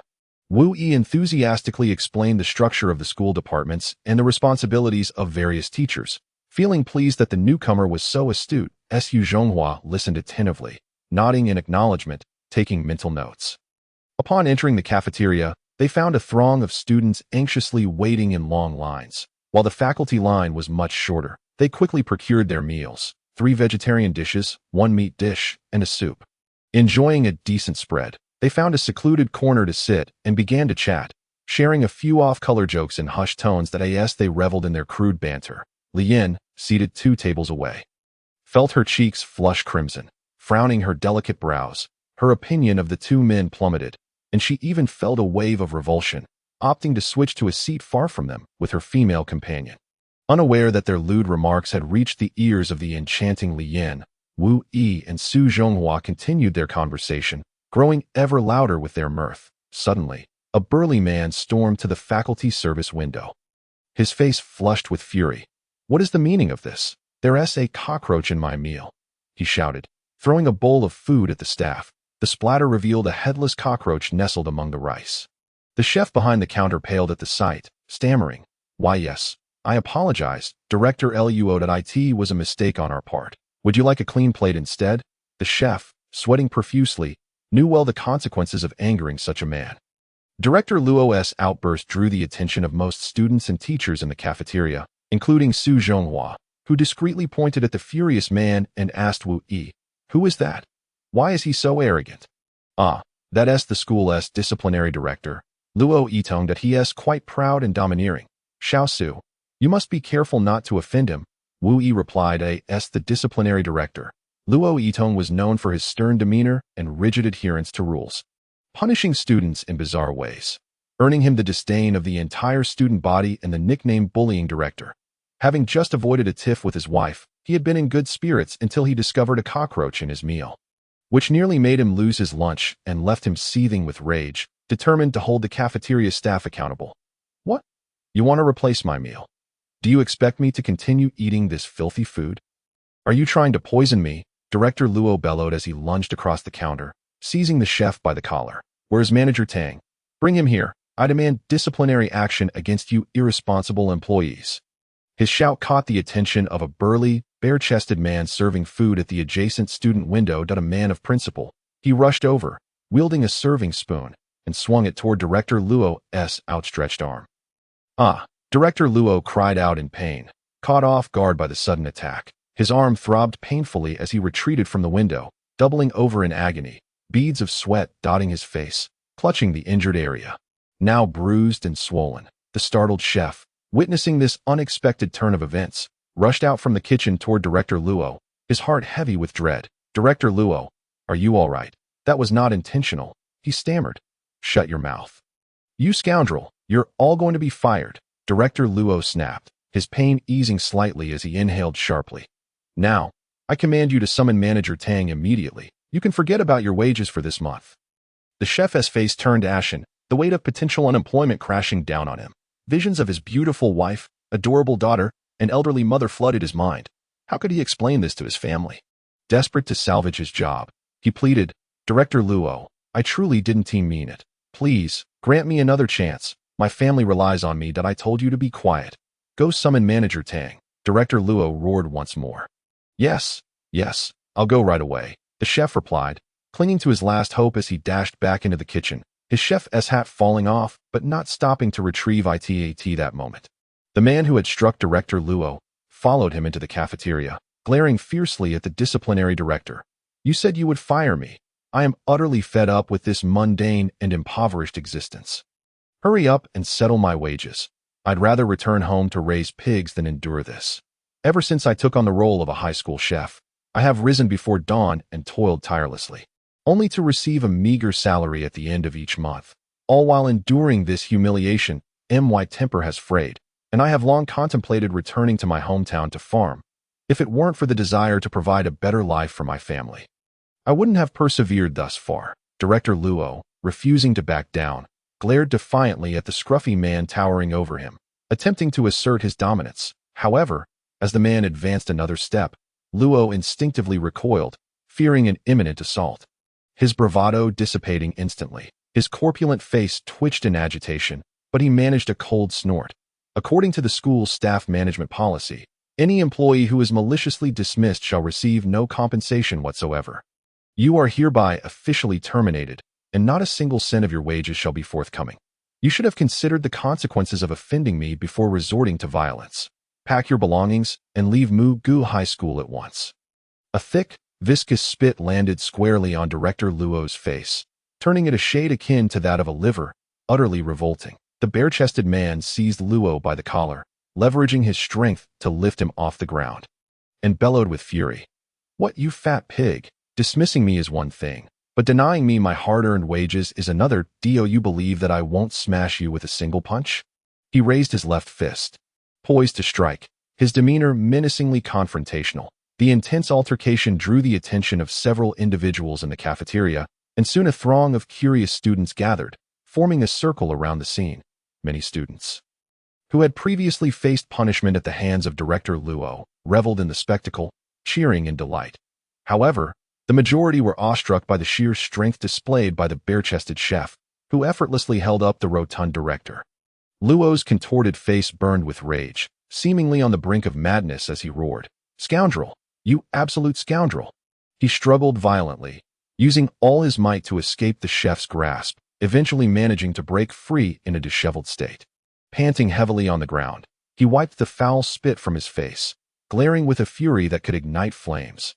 All his pent-up rage erupted forth, and in a moment of complete disregard for his position as the disciplinary director, he cursed vehemently.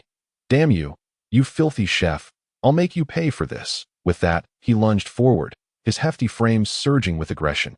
Unexpectedly, a bowl flew through the air with lightning speed from the left, striking Luo squarely on the head. The impact sent him reeling, disorienting him and causing him to tumble to the ground in a disarrayed heap. Indeed, the bowl had been hurled by Su Zhonghua, who, upon recognizing the bare-chested man as the one who had blocked his entry to the kitchen earlier that morning, felt a sense of camaraderie. Having witnessed the man's astonishing strength, Zhou believed he was no ordinary individual and thus intervened to assist him. Chapter 9. Solid acting skills. A bustling crowd had gathered, the scene chaotic, and naturally, no one realized that the bowl had been thrown by Zhou Zhonghua. They assumed it was an act of revenge from a student harboring a grudge against the disciplinary director. At this moment, Zhou Zhonghua hurriedly pushed through the throng, his face a mask of righteous indignation as he exclaimed, Who? Who dared to do such a thing? How outrageous to strike our disciplinary director!" While feigning concern, he helped the fallen Luo to his feet, asking with feigned sincerity, "Director Luo, are you all right? Should we take you to the medical room for a checkup?" "I'm fine, I can still endure this," Luo replied, gingerly touching his sore and dizzy head. His once arrogant demeanor had completely vanished, replaced by a mix of hatred and regret. He loathed the chef for his insolence and regretted his own reckless actions that had led to such humiliation. Luo had never experienced such disgrace. All faculty and students had always treated him with utmost respect. Even the principal had to heed his authority. Yet today, he had been publicly humiliated by a mere chef. His dignity shattered in front of so many witnesses, his flesh quivering with agitation. "Filthy chef, you wait and see. And the person who threw that bowl at me, if I find out who you are, I will have you expelled from Mu Gu High School."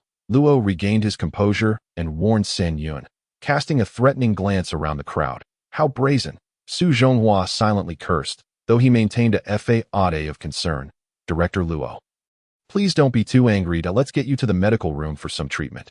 Your face is quite swollen." Without waiting for a response, he guided Luo through the crowd, seizing the opportunity to discreetly jab Luo's injured hand, eliciting a yelp of pain accompanied by a cold sweat. "What on earth happened, Director Luo? What's wrong with your hand?" Zhou Zhonghua feigned concern with remarkable skill, his expression perfectly aligned with the situation, making it impossible for anyone to suspect his duplicity. Were he to pursue a career in acting, he would undoubtedly win the award for Best Actor.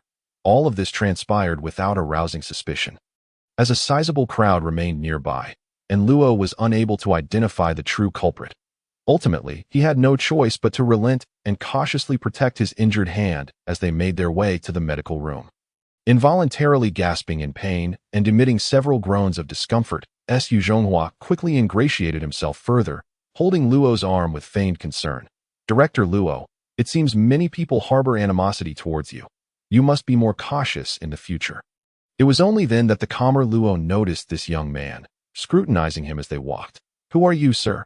You don't appear to be one of the students here," he inquired, feeling a sense of gratitude towards the young man who had just aided him, his tone softening from its usual severity. "Director, I am Zhou Zhonghua, the new homeroom teacher for Class 2 of Year 3. That you must be too busy with work to have noticed me, but I have long admired your rigorous work ethic and your unwavering dedication to the students' futures."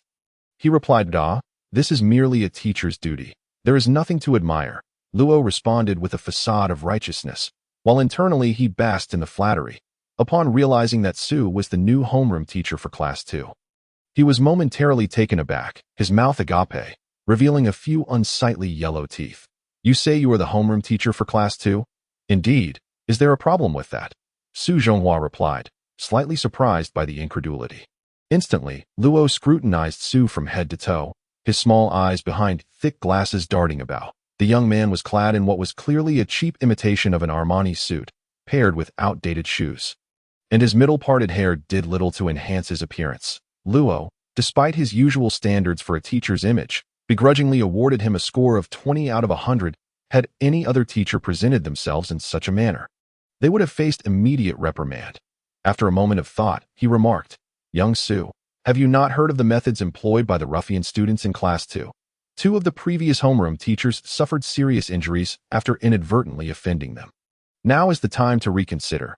I will speak to the principal and have you transferred to a more manageable class." Luo held a genuine admiration for this young teacher and immediately sought to provide him an escape route. "Thank you for your consideration, but I believe I will manage to. I find the students in Class 2 to be quite endearing, albeit mischievous. Even if they are difficult to discipline, how could we, as teachers, harbor any bias against our students?" Zhou Zhonghua replied with a smile. Upon hearing his goodwill rejected, Luo felt a twinge of annoyance, shaking his head internally at the young man's misfortune He gingerly touched his injured head and said, "Well, Mr. Datsu, your intentions are commendable, but do take care of yourself. If it becomes unbearable in class 2, do not hesitate to seek my assistance that I will certainly do so." After escorting Luo to the medical room, Su Zhonghua excused himself, returning to the cafeteria where only a few students remained, and the bare-chested man had vanished. He searched the kitchen high and low but found no trace of him, ultimately conceding defeat. Chapter 10. I want to study art films during the school's lunch break. In the classroom of Class 2 of Year 3, several desks at the back had been pushed together, forming a circle of spirited discussion among a group of boys and girls. In the center sat a long-haired boy, slender and pale, whose handsome features were marred by severe acne resulting from hormonal fluctuations during adolescence. This was Deng Huizhong. The class-monitored teen nonchalantly pulled out a pack of Yushi cigarettes, offering one to each person, and smugly declared, "Hey everyone, what new tricks do we have planned to mess with that idiot? It has been ages since we had some fun, and who would have thought the school would assign us a new homeroom teacher? I'm sorry, but I can't assist with that." Unbeknownst to them, the two individuals had gradually drawn closer, their previous formality in address dissipating. Su Zhonghua, with a confident smile, flicked away the cigarette but in his hand and began to expound eloquently, engaging in a lengthy discourse. When the conversation turned to domestic art films, it was impossible not to mention the pinnacle work of the previous year, Lifting Your Miniskirt. The narrative unfolds within the confines of a crowded bus, where the camera's unsteady movements allow viewers to fully appreciate the vibrant scenes within. This technique intensifies the sense of realism in the fleeting moment when a man's trembling hand first brushes against a girl's short skirt. The palpable tension and excitement, coupled with the girl's subtle unease and mild resistance, are masterfully rendered by the director, striking deeply into the audience's psyche. That it feels as if one is witnessing the events firsthand, igniting a thrilling anticipation for what lies ahead. The final, almost imperceptible moan, half invitation, half rejection, serves as the piece de resistance, elevating both the narrative and the audience's emotional investment to unprecedented heights. Su Zhonghua's analysis of Lifting Your Miniskirt was nothing short of brilliant, leaving Wu Yi and Lin Yukon gazing at him in admiration, their throats dry with excitement, the male hormones within them stirred by his articulate expressions. As the three gradually loosened up, engaging in spirited discussions on a variety of topics, Su Zhonghua remained the most insightful, his quick wit leaving the other two in awe, a testament to the adage that talent is found across the landscape of humanity, each excelling in their own right. Chapter 11. Is the conduct grade being deductions? The conversation flourished with fervor, the smoke in the office thickening, the air conditioning set low, yet no one wished to open the windows to let in the sweltering heat.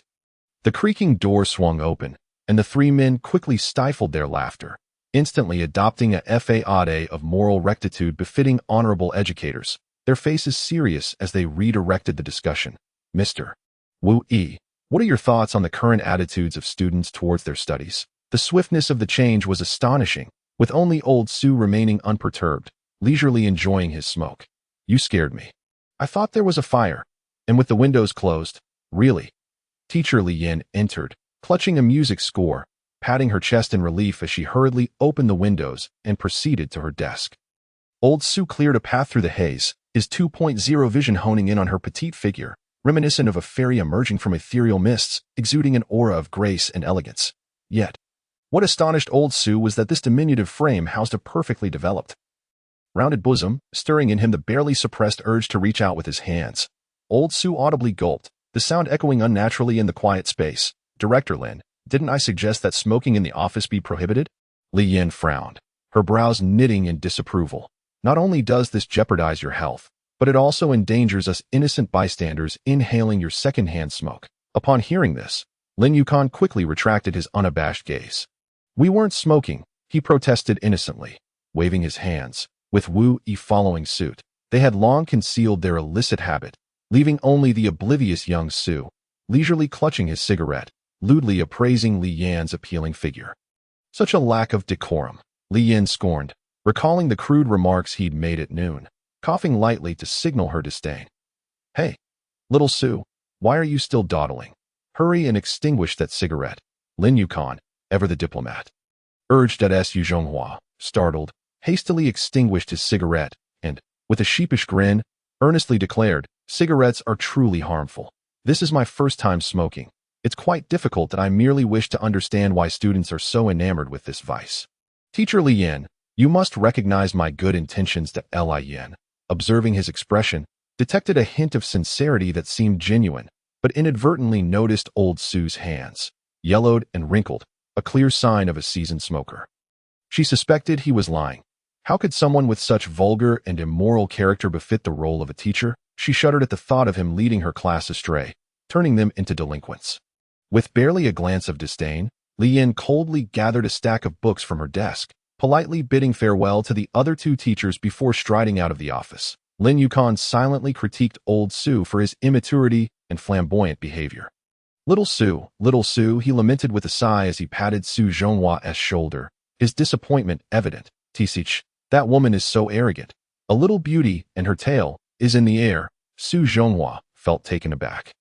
With his solid acting skills and sincere tone, he believed he could not be unmasked, unaware that the yellow stains on his hands had betrayed him.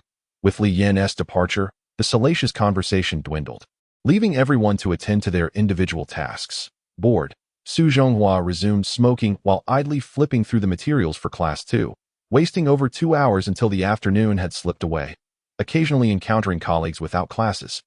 He exchanged greetings, sharing trivial banter to foster camaraderie. As the 7th period class meeting approached, Su Zhonghua picked up the attendance roster and departed for Class 2, but upon reaching the 3rd floor, memories of the morning's embarrassment made him hesitate, prompting him to step back, crouch in the stairwell, and light a cigarette, attempting to organize his thoughts for the impending lesson.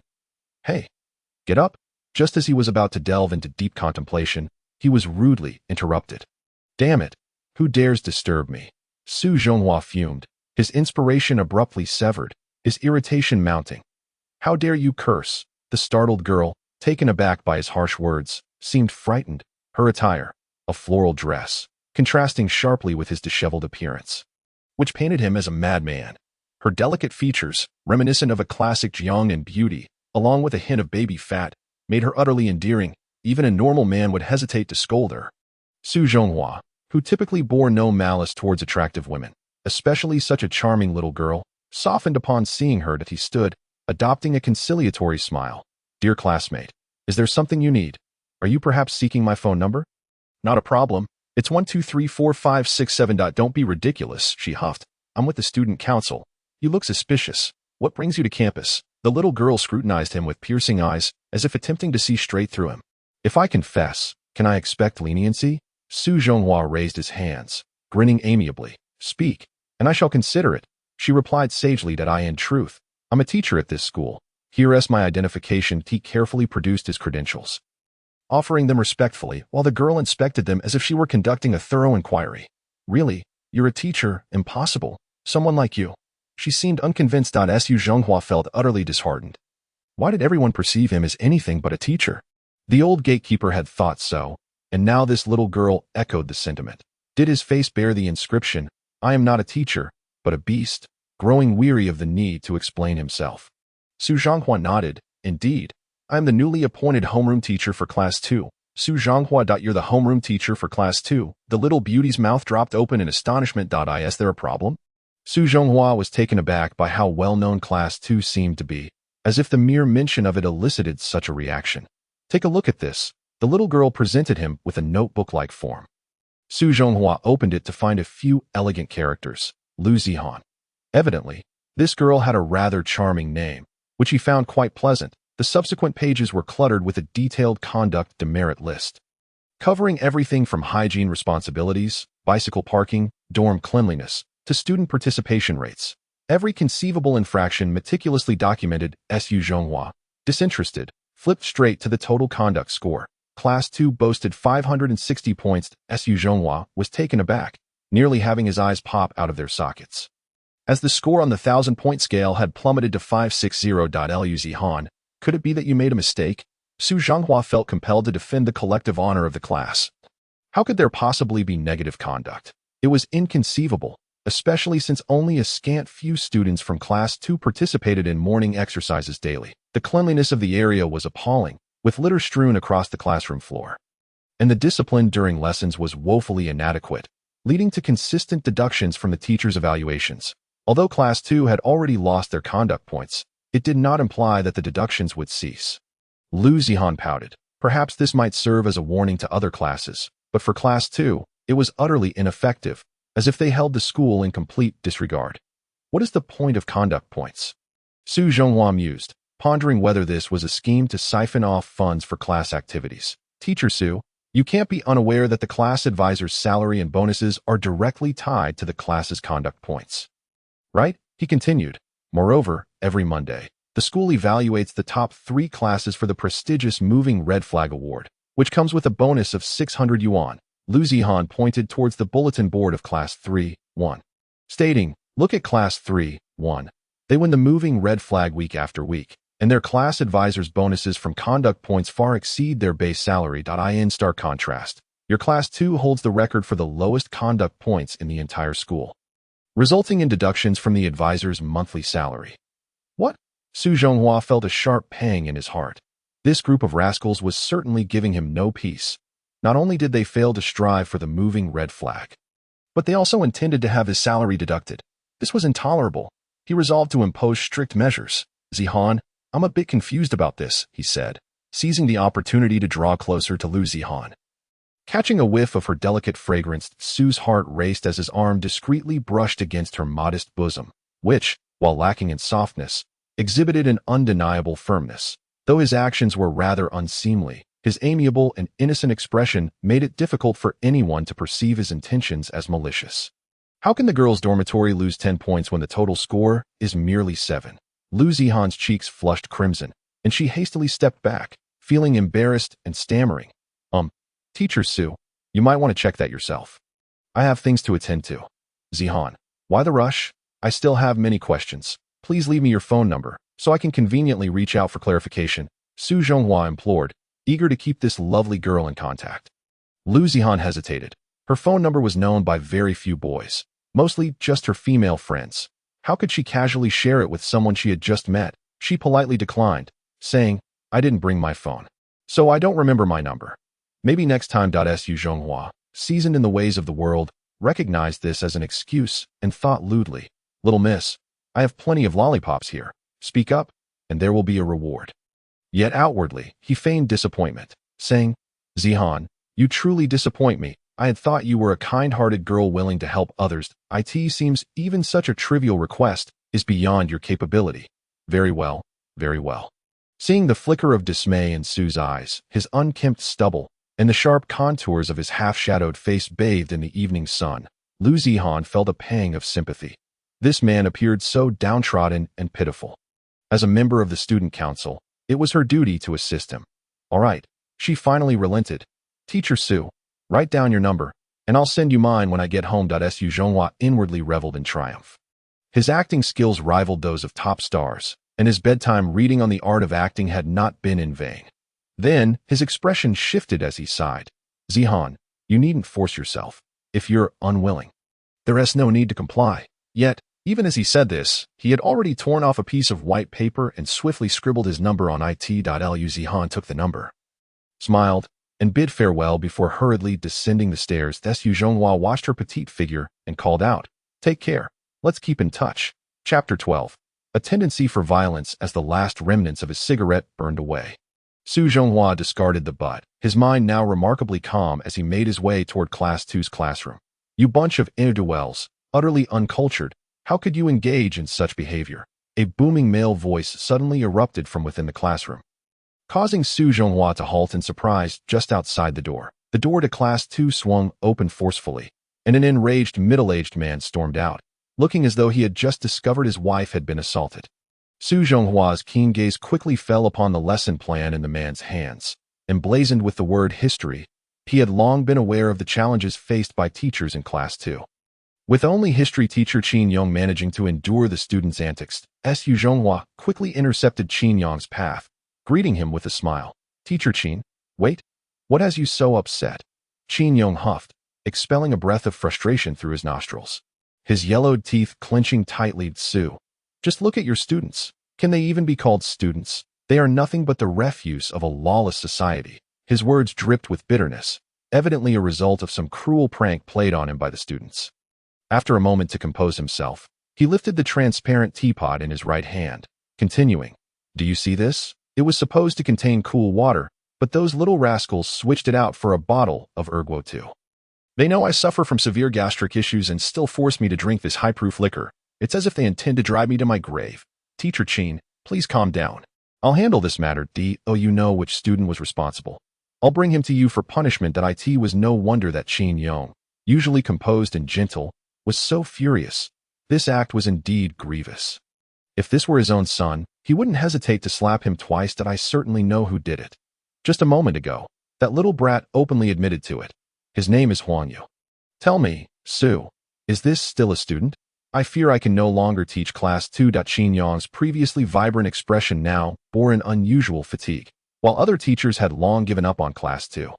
He had held firm in his belief that no student was beyond redemption, only that there were teachers who lacked the ability to teach. Now, however, he found himself willing to abandon that conviction. Su Zhonghua watched Xiaoyang depart before finally stepping into the noisy chaos of class 2. Maintaining a smile, he approached the podium and surveyed the 30-odd students below. His first words were, "Which student is Yu? Please stand up." His voice, though not loud, carried a weighty authority that resonated throughout the classroom. The raucous din of class 2 fell silent, and the students stared at the teacher. None paying heed to his words. "Yu, I ask you to step forward immediately." His initial authoritative tone now transformed into an irresistible demand. Seated in the second row of the fourth group, Yu assumed that the old teacher had gone to complain to this scoundrel of a homeroom teacher, and he smirked nonchalantly. However, being called out publicly by the teacher, he felt caught in a dilemma. If he didn't stand, it would imply he was admitting to being cowardly, yet if he did stand, it would also signify he had been intimidated. After contemplating this several times, he finally decided that standing was the better option. He could always say something tough afterward to save face. With this thought, he stood up casually, adopting a nonchalant demeanor. "Teacher Su, is there something you need? I still have my studies to attend to. So don't waste my time." "Excellent.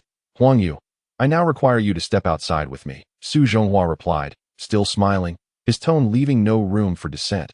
With that, he stepped out of the classroom first. Yu, though feigning nonchalance, felt a flutter of anxiety and trepidation within as he followed suit, his stylish hair swaying as he walked, earning him admiration from the students left behind in the classroom for his audacity. Little did they know, Yu's heart was pounding with nervousness and a hint of fear. "Yu, please proceed," Su Zhonghua continued, maintaining his friendly facade as he led him to the stairwell, deliberately allowing him to walk ahead. "Hey, Teacher Su, where are we going?" Yu gazed at the seemingly harmless smile of the individual, taking the initiative to descend the staircase. However, an unexpected chill suddenly coursed down his spine as Su Zhonghua lagged a couple of steps behind. Remaining silent as they stood in the middle of the staircase, old Su abruptly lifted his foot and delivered a fierce kick to Yu's lower back. This sudden assault was entirely unforeseen. Yu merely sensed a gust of wind rushing towards him, followed by a sharp pain that felt akin to being struck by a heavy truck, propelling him uncontrollably forward. The staircase possessed considerable height, and the momentum of his fall could not be halted, resulting in an exceedingly undignified tumble down the stairs, landing in a most ungraceful manner, with his face meeting the ground and his elbows suffering intense agony. Su Zhonghua observed the student sprawled on the floor with a cold gaze, descending step by step. He had not intended to resort to such violent measures against a student, yet he attributed this to the boy's reckless disregard for consequences. Teacher Xiaoyang, nearing retirement at over 50 years of age, suffered from severe gastric issues. Any unfortunate incident could lead to unimaginable repercussions. Having been instilled with traditional values since childhood, respect for teachers, and the principle that once a teacher, always a father, he believed that daring to defy the teachings of a mentor was akin to being worse than a pig or dog. "Damn you," Yu groaned as he struggled to rise on his knees. Filled with indignation, how could a teacher dare to strike a student? It was utterly reckless. Just as he contemplated hurling insults and threats at this teacher, he noticed the seemingly mute and aggressive educator leap down towards him, delivering yet another brutal kick to his abdomen. A series of agonized cries accompanied the sound of several more kicks, sending the once arrogant individual, who had strutted like a proud rooster, tumbling down the other side of the staircase once again. Huang Yu's face contorted in pain as his back collided down the stairs. The sensation intensified, especially where the sharp edges of the steps met his spine, causing his insides to feel as if they were being uprooted. His head struck the unforgiving concrete floor with a heavy thud, and he clutched his head, screaming in agony that in a state of terror, he beheld the seemingly frail yet violent teacher descending after him.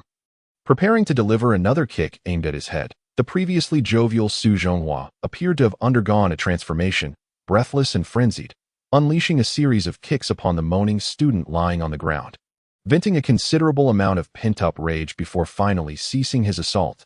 He hastily lit a cigarette to calm himself, fearful that his violent tendencies might lead him to inflict serious harm upon the student. Huang Yu, having been kicked from the third floor to the corner of the staircase on the first floor, experienced a tumult of emotions, from furious curses to desperate pleas for mercy, ultimately descending into sheer terror and wretched sobbing.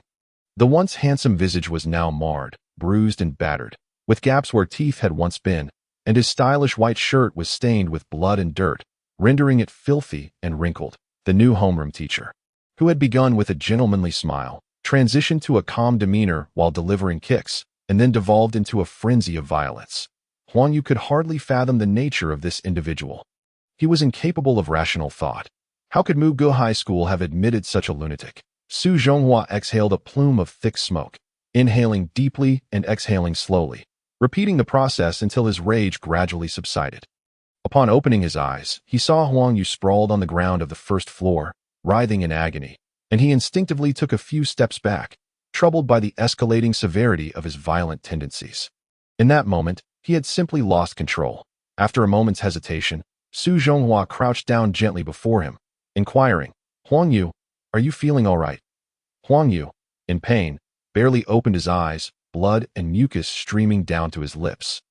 Oblivious to his condition, upon noticing the madman crouching closer, he instinctively kicked his legs back in fright, his eyes filled with terror as he stammered, "Teacher, I swear I won't dare to do it again. I will immediately apologize to Teacher Qin." Huang Yu, acknowledging one's mistakes and seeking to amend them is commendable, but I suggest you diligently retake the course on moral education and refrain from repeating such errors. This time, I shall forgive you.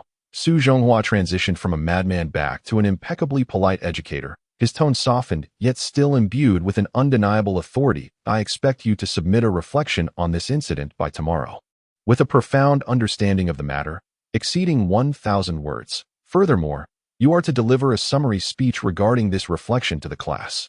Huang Yu suppressed his physical anguish, nodding like a chick pecking at rice. Fearful that this seemingly refined homeroom teacher might transform back into a madman and beat him once more, Su Zhonghua straightened up, ascended the stairs toward Class 2, and casually remarked, "Huang Yu, do not entertain thoughts of revenge against me. You lack the ability. Do not forget to apologize to Teacher Qin after school."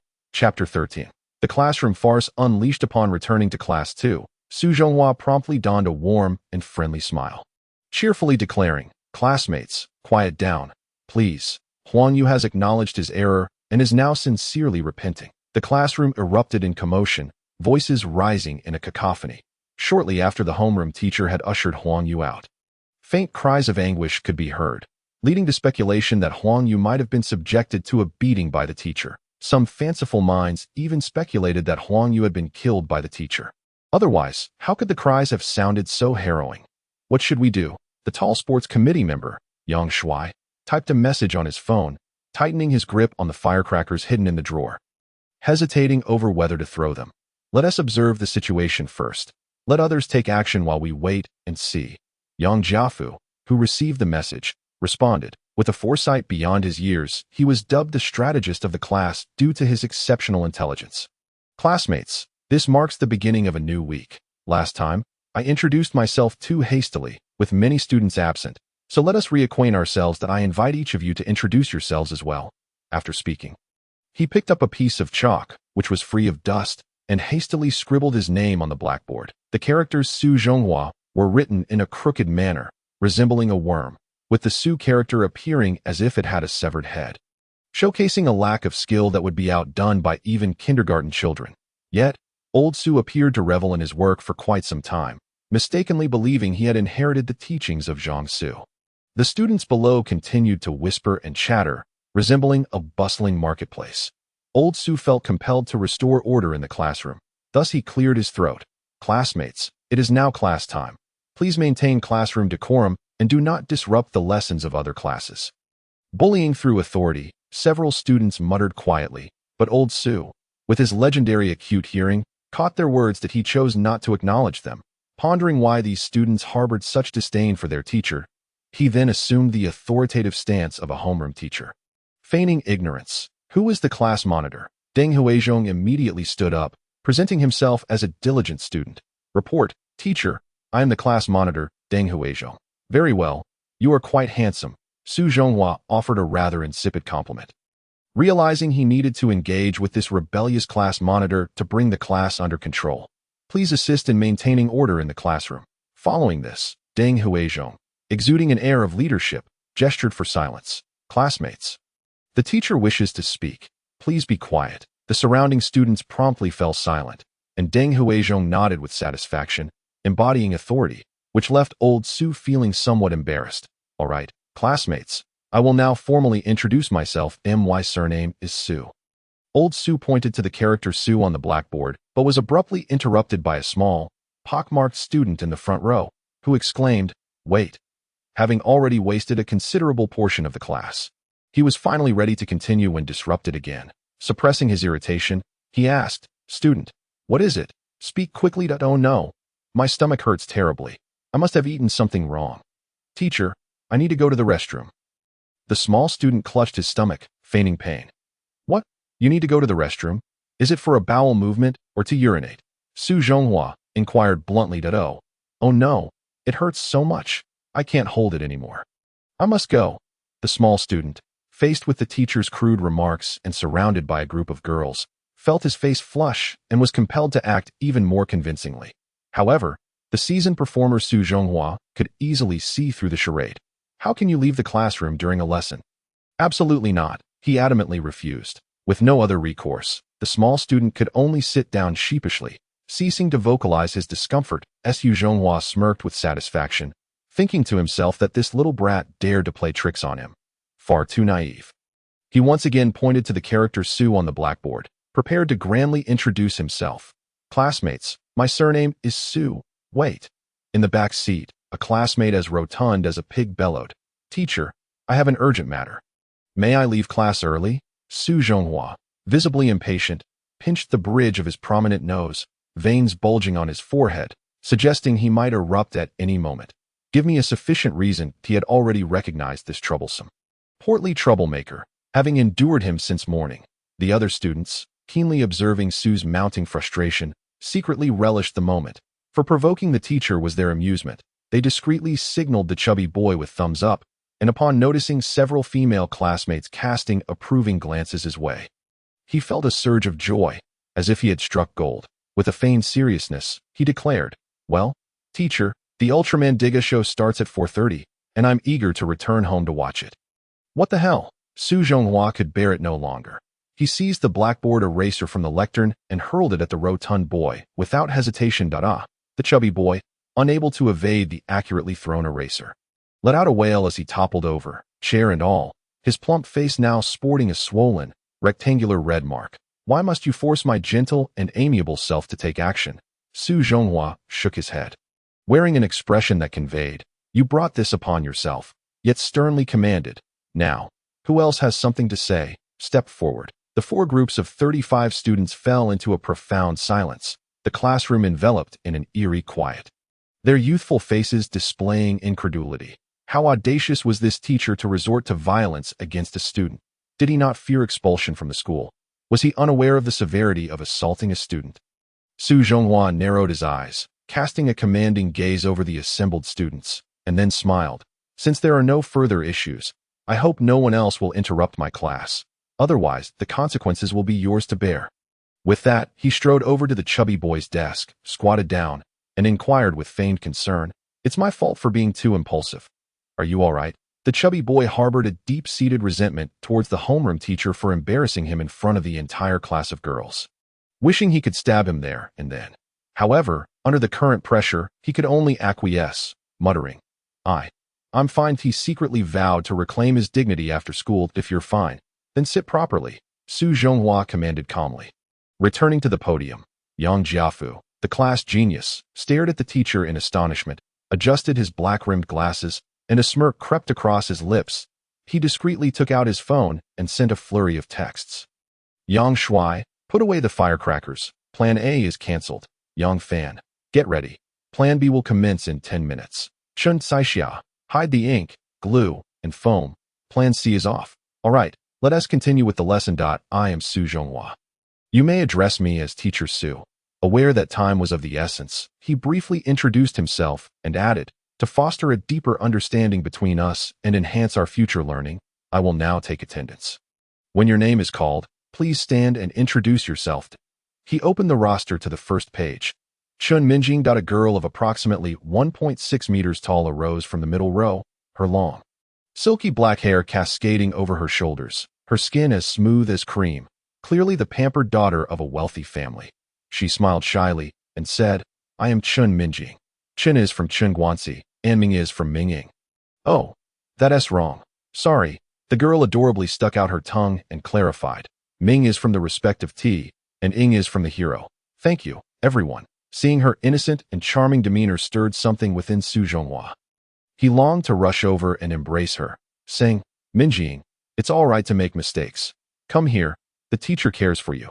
Continuing with the roll call, he called out, Xiang Zhusheng. A delicate yet frail boy stood up and solemnly proclaimed, I am Xiang Zhusheng, not like a beast. My QQ number is 2918641112.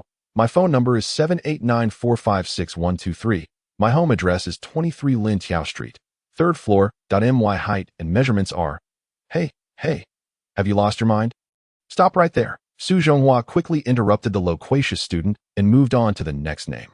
Su Xianlong. I am Su Xianlong, and my dream is to become an international superstar. Thank you for your support. Upon glancing at him, Su Zhonghua noted the boy's flat nose, crooked mouth, and high cheekbones, his face dotted with acne. That he deduced that this student must possess a profound self-confidence to harbor such lofty aspirations. Come on, you must be delusional. Just sit down and stop embarrassing yourself. Someone whispered near Su's desk. Fu Mingting. I am Fu Mingting. Thank you. After her brief introduction, she immediately sat down, leaving an impression of cold indifference, which Su Zhonghua distinctly recognized as her disdain for him. Not wanting to dwell on it, he spent several minutes completing the roll call, encountering a myriad of bizarre self-introductions that left him both amused and exasperated.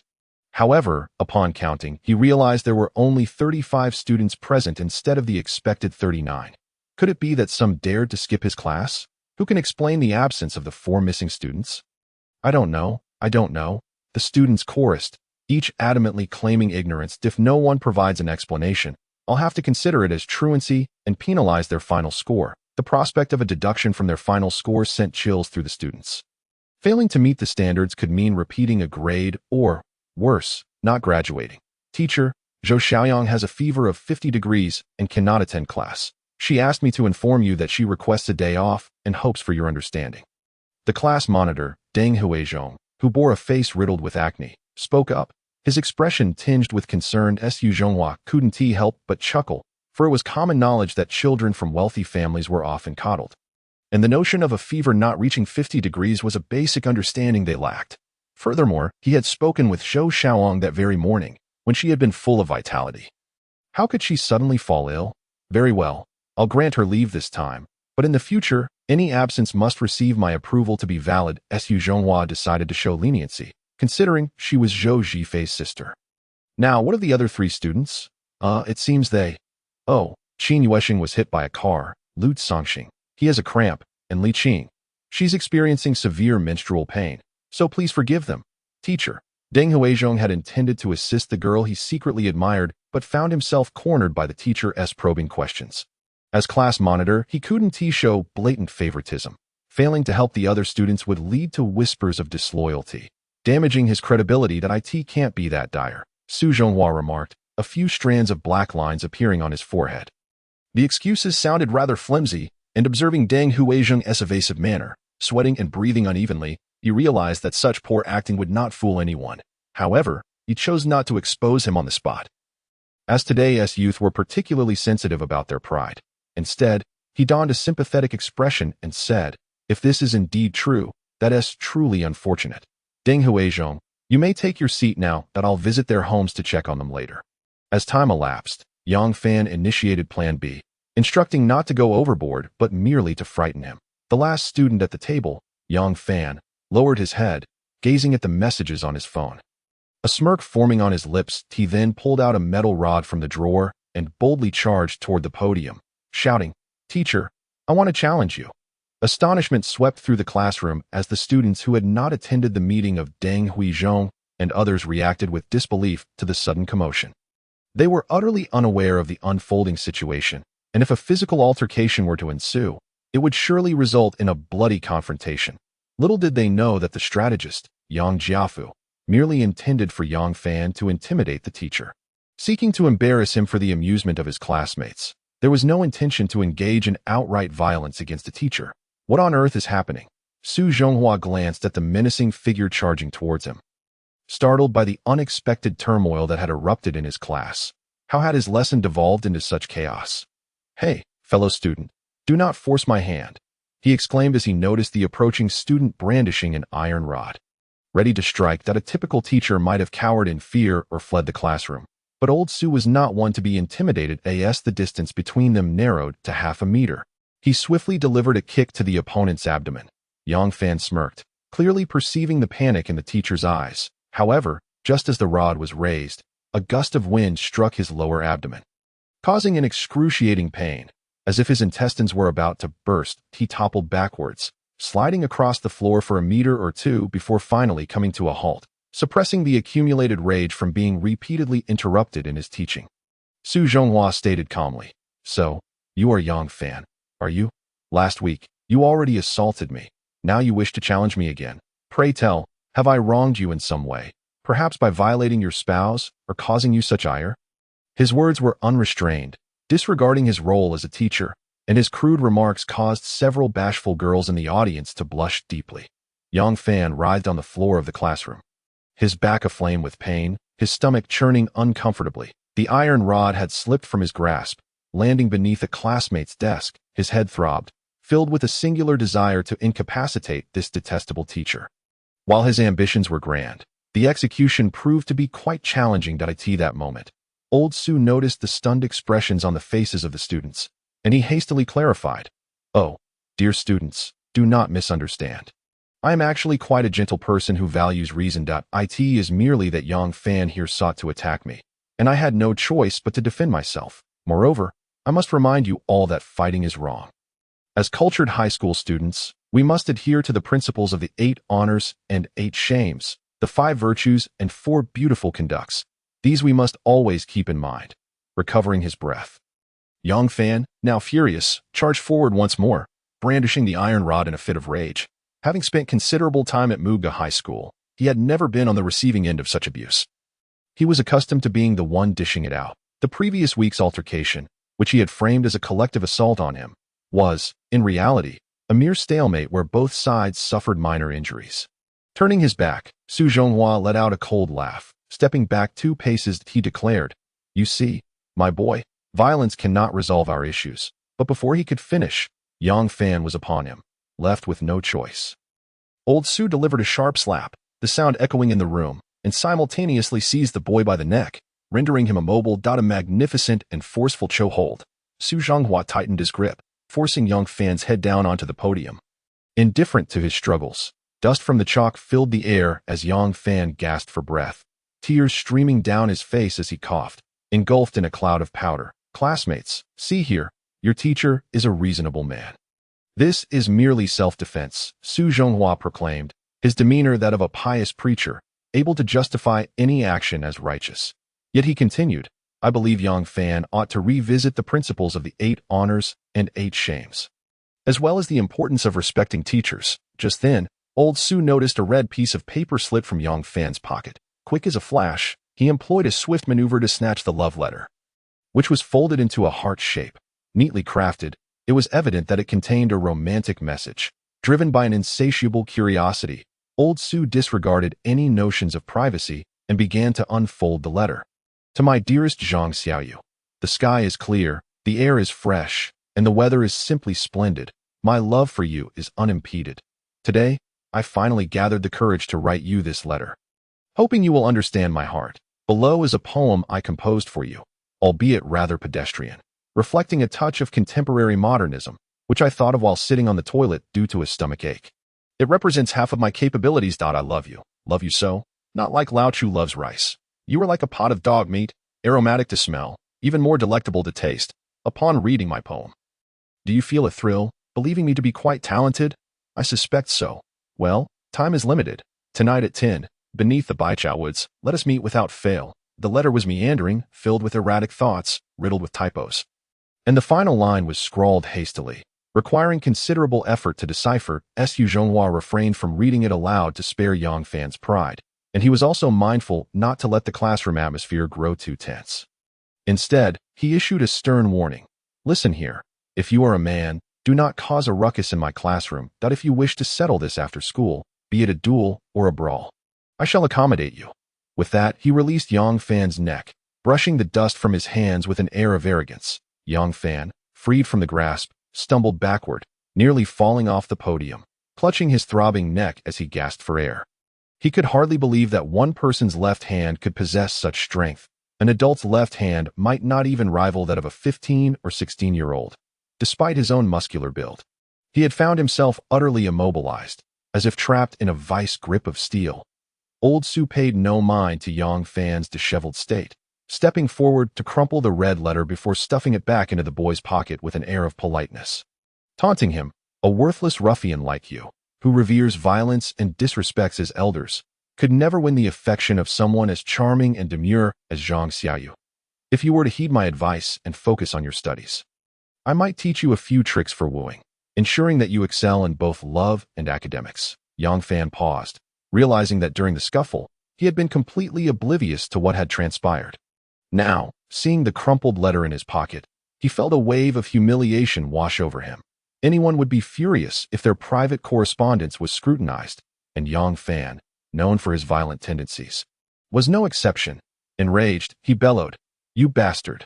I'll have my revenge," and lunged at Su Zhonghua without a second thought. "Hey, Fan, stop! Quickly halt!" Yang Xue, the sports committee member, along with several classmates, rushed forward to restrain him, but Yang Fan charged at old Su like a raging bull. "Yang Fan, cease this madness. You cannot defeat him. We will settle this later." Yang Xue, using his imposing physique, forcibly dragged him towards the classroom door. Breathing heavily, Yang Fan forcefully shook off Yang Xue's grip, his gaze locked onto the detestable teacher. Today he had been humiliated by this self-proclaimed campus tyrant, and if he did not reclaim his dignity, he would surely become the laughingstock of his peers at Su Zhonghua. "Just you wait. I will not let this go," he declared, bolting out of the classroom without a backward glance. Chapter 15. The Bluetooth Girl, Mei Zhu Zai. The classroom erupted into chaos, a boiling pot of discontent as students voiced their outrage against the violent teacher. Under the fervent leadership of class monitor Deng Huizhong and strategist Yang Jiafu, the students united in their condemnation of the brutal educator. What kind of teacher resorts to beating students?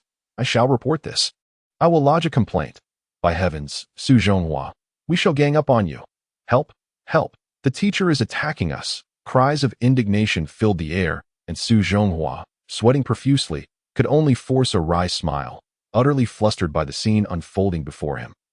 As a novice teacher, he had never encountered such a tumultuous situation and was at a loss as to how to quell the uprising. If the other administrators or the principal caught wind of this, it would be wise for him to discreetly gather his belongings and leave. Just as he contemplated a course of action, his phone began to vibrate intermittently in his pocket, puzzled as to who was calling. Su Zhonghua fumbled to retrieve his brick-sized phone, only to find a notification reading, "You have a new connection. Would you like to accept?" It was neither a phone call nor a text, but a Bluetooth file transfer request, revealing a sender named Mei Zhu Zai. My goodness, the rather traditional Su Zhonghua could not help but exclaim at the trendy phrases of the youth, pondering the peculiar situation. Having lived for over 20 years, he had only heard of Bluetooth transfer, yet never experienced such high technology. With a look of astonishment, he raised his gaze towards the group of chattering students before him, each displaying expressions of indignation. while only a couple of reticent girls sat quietly, appearing utterly detached from the commotion. Was this yet another trap? Countless thoughts flashed through Su's mind, but ultimately, he pressed the confirmation button. After a brief moment, the transfer was complete, and he let out a sigh of relief, revealing a notepad filled with encouraging words. Teacher Su, I believe in you. Keep going. Good luck. Who among these students had the leisure to engage in such frivolity? Su Zhonghua smacked his lips, suspecting the prankster nature of his students, and decided to ignore it. Perhaps the students had grown tired of the uproar as the noise gradually subsided. Meanwhile, mischievous students from the adjacent class peeked in to assess the situation, only to be sent back by Su Zhonghua, who feigned authority and insisted that they were in the midst of a reading lesson, employing a mix of persuasion and intimidation. After having dealt with 3 students in a flurry of discipline, he felt somewhat embarrassed and endeavored to adopt a more amiable demeanor. With a warm smile, he addressed the class. Dear students, in this season of autumn harvest, our spirits should be equally joyful. Let us quiet our minds and listen to the whispers of the wind. He began with a flowery statement, followed by an apology. I must sincerely express my regret for how the discord between Yang Fan and myself has disrupted our lesson. His words were imbued with heartfelt sincerity. Most students had merely wished to stir up trouble, and under Su's masterful performance, they ceased their ruckus. However, a handful of Yang Fan's close friends continued to cause mischief in the classroom. Driven by a misguided sense of loyalty to Su Zhonghua, uninterested in their antics, noted that there were only 5 minutes left until class dismissal that he quickly declared, as you all know, our class's conduct scores have consistently suffered negative deductions. After pausing to gauge the students' reactions, he continued, do you know how other classes mock us? Trash class, sloppy class. What disgraceful labels. Think carefully, my dear students. To protect our class's honor, we must improve our discipline and maintain cleanliness. Do you have confidence in this? Responses of indifference echoed back. No, I don't know. And a few students, begrudgingly polite, offered half-hearted replies. Do you truly lack any sense of class pride? Su Zhonghua felt disheartened. Despite his efforts, the students remained apathetic, sitting idly as they anticipated the ringing of the dismissal bell. The concept of class pride seemed utterly alien to them, as they prioritized their own interests over the collective. No student responded to him. Instead, a few of Yang Fan's allies continued to mock him. Feeling a headache coming on, Su called upon the class monitor, Deng Huizhong, which area is designated as our class's cleaning zone? The conduct scores were tied to his salary, and the student's behavior was tantamount to undermining his livelihood. That patch of grass next to the trash bin is our cleaning zone. Deng Huizhong lazily pointed out the window. Following his gesture, Su Zhonghua's gaze fell upon a patch of withered grass not far from the 3rd floor, littered with food wrappers, used tissues, and discarded homework papers, all adjacent to a towering pile of garbage. The sight of such a filthy cleaning zone left Su Zhonghua momentarily speechless. Memories of lessons from the former principal about maintaining environmental hygiene flooded his mind. Suddenly inspired, he smiled and addressed the class. Students, the school is our home, and cleanliness is a shared responsibility. As the saying goes, if you cannot sweep your own room, how can you sweep the world? Therefore, we must start with hygiene and small actions. Do you understand? Not really, I don't get it. And if you give me 10 yuan, I'll help you clean, echoed back from the students. Such a lack of awareness. Su Zhonghua, nearly at his wit's end, resisted the urge to divulge the grim reality of how conduct scores affected his salary. With barely enough to eat, further deductions would leave him no choice but to return to manual labor, where at least food and lodging were provided. After several more minutes of futile persuasion, the bell rang, signaling the end of class. The previously dazed students, now seemingly invigorated, dashed out of the classroom, disregarding whether their teacher had announced the dismissal. Su Zhonghua felt an inexplicable mixture of emotions. Perhaps they had never regarded him as a teacher. With a wry smile, he muttered, well then, class is dismissed. I merely wish to remind you that when wielding authority, one must also bear responsibility, though you may believe these matters do not concern you. I doubt you can truly feel joy or amusement upon seeing these negative conduct scores. With that, he grabbed the attendance sheet and exited the classroom, his frail figure silhouetted against the setting sun. No one paid him any mind, nor did they reflect on his words, each preoccupied with their own affairs. Mengting, what is Teacher Su doing down there? Chen Caixia, who remained in the classroom, nudged Fu Mengting, who was lost in thought by the door. Su Zhonghua had reached the patch of withered grass below the teaching building, where a wooden sign read Class 2, Cleaning Zone, from the window above.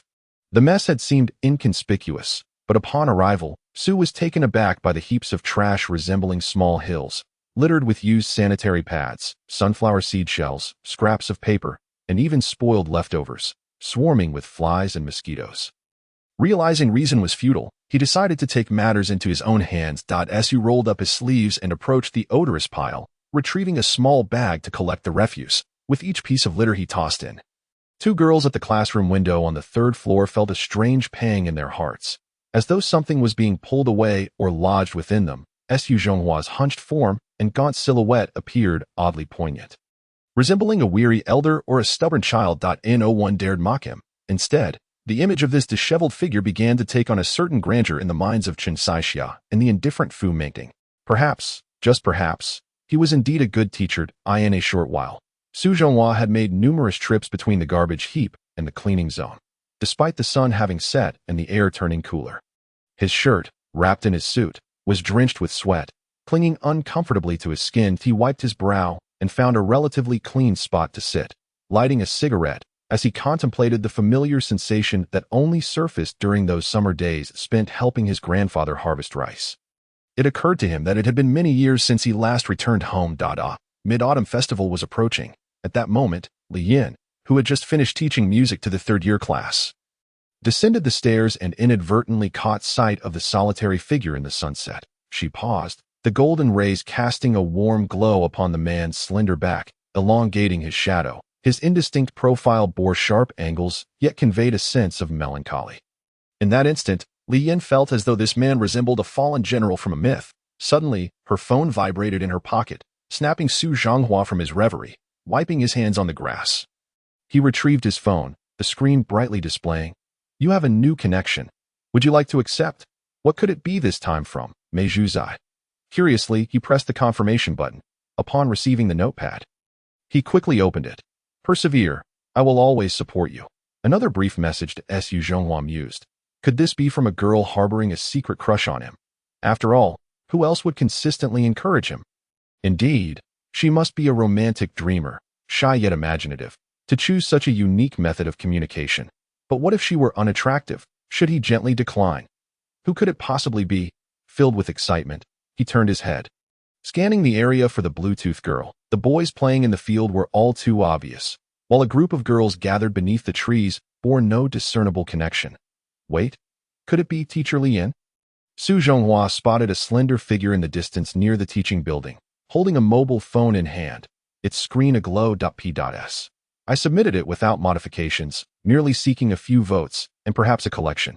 As my grades are dismal, I just managed to fill over 3,000 words in this chapter. Well, it's done now, haha. Chapter 16. The Initial Steps of a King. Join me. A large bag of refuse was unceremoniously dumped onto the garbage heap that Su had painstakingly managed to level. A tall, burly man, having disposed of his trash, was about to leave when a voice abruptly called out to him. "Wait a moment, sir. As a conscientious faculty member who values hygiene and decorum, how could you thoughtlessly discard trash in another class's cleaning area?" Su Zhonghua, sitting a few meters away, squinted slightly. The man's back was turned, obscuring his face. He was robustly built and dressed in a manner more disheveled than himself. "That I can dispose of it wherever I please. It's none of your business." San Yun turned around, his tone unfriendly, fueled by the anger of having been dismissed by that wretched principal earlier in the day. It was a moment when he needed to vent. And dumping the trash here was a deliberate act of defiance. "The garbage station is less than 10 meters behind you. Please refrain from using Class 2's cleaning area for your waste in the future. You ought to respect the fruits of others' labor." Su Zhonghua replied unhurriedly. "Respect? What a joke. After all my hard work, I can't even collect my wages. Damn it. Where's the respect for my efforts?" San Yun's anger flared as he spoke, his nostrils flaring like a snarling dog. This person? Su Zhonghua straightened up, extinguishing the half-finished cigarette underfoot, as he approached to get a better look at the burly man's face. Realization dawned upon him, and he exclaimed warmly, "San Yun, is that you? I didn't recognize you at first." He chuckled, pulling out a cigarette and offering it. San Yun had been too apathetic to look at him earlier and only recognized him now after the greeting. He awkwardly accepted the cigarette, mumbling, "Are you the school's janitor? I genuinely didn't see you before I dumped the trash here. I apologize, and no worries, no worries. Just call me Asu from now on. No need for such formality. By the way, how did things go at noon?" Su lit the cigarette for him, pondering why San Yun was no longer speaking in the archaic manner he had earlier that day. "That damned principal. Not only did he fire me, but he also kicked me out of the staff dormitory. If I see him outside, I swear I'll make him regret it. By the way, you were helping me out at noon, right? Haha, I saw it all." San Yun, hailing from a remote rural area, had grown accustomed to using coarse language, leading those unfamiliar with him to mistakenly believe he was a nefarious character. "It was merely a trivial act, so what are your plans now?" Su Zhonghua inquired as he began to gather the towering pile of trash. "But I'm not sure what to do. I barely have enough money for the fare. Perhaps I should find another job and save up to return home to farm," San Yun replied, his expression dimming with frustration as he exhaled a cloud of smoke, his eyes reflecting confusion. He typically sent all his earnings back home, leaving him with just enough for his own sustenance. Seeing his helplessness, Su was reminded of his own similar plight 3 years prior, though his situation had been more severe, resulting in harsher repercussions. That he placed a reassuring hand on San Yun's shoulder and said, "San Yun, I see potential in you. How about joining me?" "Join you? Su, aren't you just a garbage collector? Is the school in need of janitors, and you want me to sweep with you?" San Yun seemed reluctant, as he felt he was above stooping to a job that paid a mere 800 yuan a month. Even if he was unemployed, to know, "You need to sweep. I can offer you a life 100 times better than this. Wealth, power, beauty, everything you desire. If you are willing to." Su Zhonghua's countenance took on a grave and authoritative demeanor, radiating an aura akin to that of a savior. San Yun, scrutinizing this man with his disheveled hair, filthy suit, and worn-out shoes, found his appearance reminiscent of a beggar.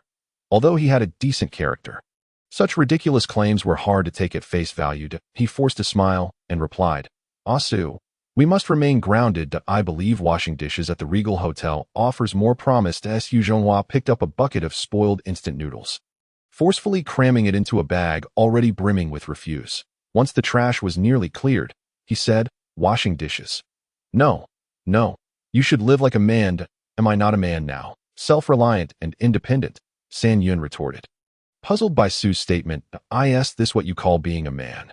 Being driven out by a mere principal and then humbly washing dishes for others?" Su Zhonghua laughed mockingly, pausing his task of collecting trash, and adopted a demeanor more serious than that of a representative at a conference. "Let me enlighten you.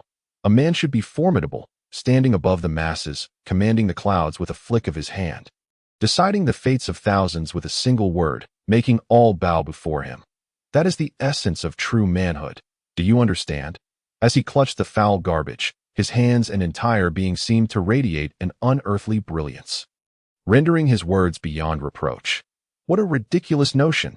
San Yun had never considered such lofty ideals. Indeed, it bordered on hubris. Hesitant, he took another look at the trash collector before him, yet remained rational in his refusal, saying, Su, I can barely afford a decent meal right now. Those grandiose notions have no bearing on reality. I think I'll stick to washing dishes, which I hear includes meals and accommodation." "Very well. I agree you can wash dishes for now, but from this day forth, you are with me. Don't worry. As long as I have a meal, you won't go hungry. Here, take this 50 yuan. Find a cheap hotel to stay for a few days," Su Zhonghua stated straightforwardly, not waiting for consent before thrusting a handful of loose change into San Yun's hands, uncertain if it totaled 50. Emerging from a rural background with brawn but little intellect, San Yun regarded the money in Su's hand. Had it been anyone else, he would have deemed such talk as lunacy. However, confronted by Su Zhonghua's piercing gaze, he felt inexplicably entranced, cradling the scattered coins. The moment he accepted the money, he sensed he had embarked on an irreversible path and foolishly asked, "If I follow you, will you provide meals and accommodation? Can the monthly salary be 1,000? Don't ask me such foolish questions. Tell me, what is your greatest wish in life?" Su Zhonghua's tone grew increasingly like that of an enigmatic sage, oblivious to his own reality as a mere schoolteacher earning just over 2,000 a month. "A wish? Let me think." San Yun, bewildered by the persuasion, unconsciously began to believe Su's words, scratching the back of his head before replying, I want to buy a house in the city, then bring my parents from the countryside to live a good life, and finally find a wife. Excellent. Within a year, I can help you realize your wish tenfold. First, give me your phone number. Be ready for my call, Su Zhonghua asserted with an air of authority, pulling out a brick-sized mobile phone to jot down the number. San Yun glanced at Su's phone, snickered, and then retrieved his own Nokia N97. Reading out his number from a business card holder, he seemed to boast as he held up the N97, saying, "This Nokia cost me over 500 yuan. I heard it's a smartphone, full-screen handwriting, 5 million pixels, built-in dual LED flash." Su glanced at his own phone, then back at the N97, feeling a twinge of embarrassment, muttering a curse under his breath before silently trudging ahead with the heavy bag of trash towards the waste station. After disposing of the refuse, Su Zhonghua inwardly cursed his misfortune. As a respectable teacher, he found himself reduced to performing free labor for a student. Upon returning to the office, he noticed that most of the other teachers had already left. With only a few responsible homeroom teachers remaining to supervise students during evening study hours, dusting off the foul remnants clinging to his clothes, he approached Wu Yi, who had yet to leave the school, and cheerfully said, "Old Wu, let us go. I promised to treat you tonight." Wu Yi initially harbored little hope that he would be treated to a meal. Upon hearing the news, his face lit up with a smile akin to that of a blooming flower. Exclaiming, "That sounds splendid. How could I possibly refuse an invitation from Xiaosu? Should we invite Lao Lin as well?" The more, the merrier. The three friends, three rascals, engaged in animated conversation during their lunch break. And after work, they certainly would not forget him. It was a necessity. I was actually worried we wouldn't have enough people. By the way, Teacher Su, you should join us tonight for some relaxation. Su Zhonghua instinctively passed a cigarette to Su Xiaoyang, who was diligently correcting math assignments. Pausing, Su glanced at Lao Su's shabby attire and could not help but inquire, "Teacher Su, where are you planning to treat us?" "Let us head to the Eagle Emperor Palace. It has been ages since I last visited," came the reply. Su Xiaoyang eyed him skeptically. The Eagle Emperor Palace was notorious for its exorbitant prices, where one would feel embarrassed to enter without at least 70 or 80,000. She recalled that she had only visited once the previous year with the board of directors. Given Lao Su's drab and impoverished appearance, she questioned whether he could truly afford such an outing. Eating and playing there would likely mean years of teaching to recover the expenses. What could possibly motivate him to treat others? Surely, there must be some ulterior motive. With this thought, Su Xiaoyang politely declined Lao Su's kind offer. Hey, Teacher Su, if Su Xiaoyang isn't going, then I will. I've long grown tired of the bland meals my wife prepares. Today is a perfect opportunity for a feast. Lu Quan interjected eagerly, displaying no ulterior motives, relishing the chance to enjoy himself without the burden of payment. No problem, Su Zhonghua replied, feeling that fostering good relationships with colleagues was essential. Since she was unwilling to accept his invitation, he wouldn't beg her to join. He then turned to Lee Yin, extending an invitation. "Teacher Lee, would you care to join us as well? Having a beautiful companion makes the evening all the more delightful." In his heart, he suspected she might be the one encouraging his affections, perhaps even secretly harboring feelings for him. "Go ahead. I'm not accustomed to such places," Lee Yin responded, organizing her sheet music with a smile. It seemed her aversion to Lao Su had lessened. And considering it was a kind invitation, her innate politeness prevented her from outright rejecting it. It was certainly a matter of modesty and shyness typical of young ladies, Su Zhonghua thought, as he continued to warmly extend his invitation. Wu Yi and Lu Quan eagerly encouraged the beautiful teacher to join, and after a brief period of hesitation, Lee Yin ultimately succumbed to their enthusiastic persuasion, agreeing to accompany them. After arranging to meet at 8 o'clock in front of the Eagle Emperor Palace, Lao Su began tidying the cluttered paperwork on his desk in preparation to leave. Finding little that needed to be taken home for record-keeping, he picked up the class roster to study at home. As a homeroom teacher ought to remember the names of all his students. With the roster in hand, he bid farewell to his colleagues and exited the office, humming a popular tune, and made his way towards the school gate. Although Muge High School was a private institution, it was not fully enclosed. Students who found the boarding environment unsuitable could opt to commute home, thus skipping evening study sessions at 5 o'clock. During the peak of school dismissal, a large crowd had gathered at the school gate, comprising parents picking up their children, friends walking together, and young couples waiting in the throes of first love. There were even some delinquents summoned from within the school, presumably seeking to settle scores with their rivals, which caused many timid individuals to steer clear, including the elderly gatekeeper who hurriedly retreated into his office. Feigning ignorance. From a distance, Su Zhonghua spotted a few intimidating figures loitering outside the gate, the outlines of knife handles or long sticks discernible at their waists. His heart raced with foreboding, having assaulted 3 students earlier. He feared retaliation might come swiftly. He pretended to scratch his forehead, using the gesture to obscure his face, cautiously making his way to avoid detection, just as he stepped outside the iron gates. An imposing bald man with a stick charged toward him. "Hey, you, stop right there," the bald man bellowed with a menacing tone. Has he recognized me already? Su Zhonghua thought with trepidation, shuffling his feet as his mind raced, rapidly devising over 60 ways to extricate himself from this precarious situation. "Hey, I told you to stop. Didn't you hear me?" the bald man shouted, pushing past Lao Su as he advanced toward a frail student behind him. Seizing the boy by the collar of his school uniform, "Dong Chun, why are you hiding?" "Phew," Su Zhonghua sighed in relief, wiping the sweat from his brow. It turned out they were not after him. He quickly quickened his pace to leave, faintly hearing the student named Dong Chun calling for help. Teacher, save me." He dismissed such ordinary matters with indifference, hopping onto the bus, thinking that if Sanyan were to witness his cowardice, he would undoubtedly question whether this was the true essence of the so-called man who can turn the tides. Upon returning to the Phoenix Street Dashin apartment, he trudged up to the 9th floor, spending over 10 minutes preparing a large pot of noodles, devouring them voraciously, and then collapsing into bed, casting aside thoughts of troublesome students. At 7:30, an unbearable ringing jolted Su Zhonghua from his slumber. He groaned as he answered the phone. "Hello, which rascal is this? If you have something to say, speak quickly. If not, get lost." Su, it's Sanyan. I've run out of money after paying the rent. "Didn't you say I could follow you and not go hungry?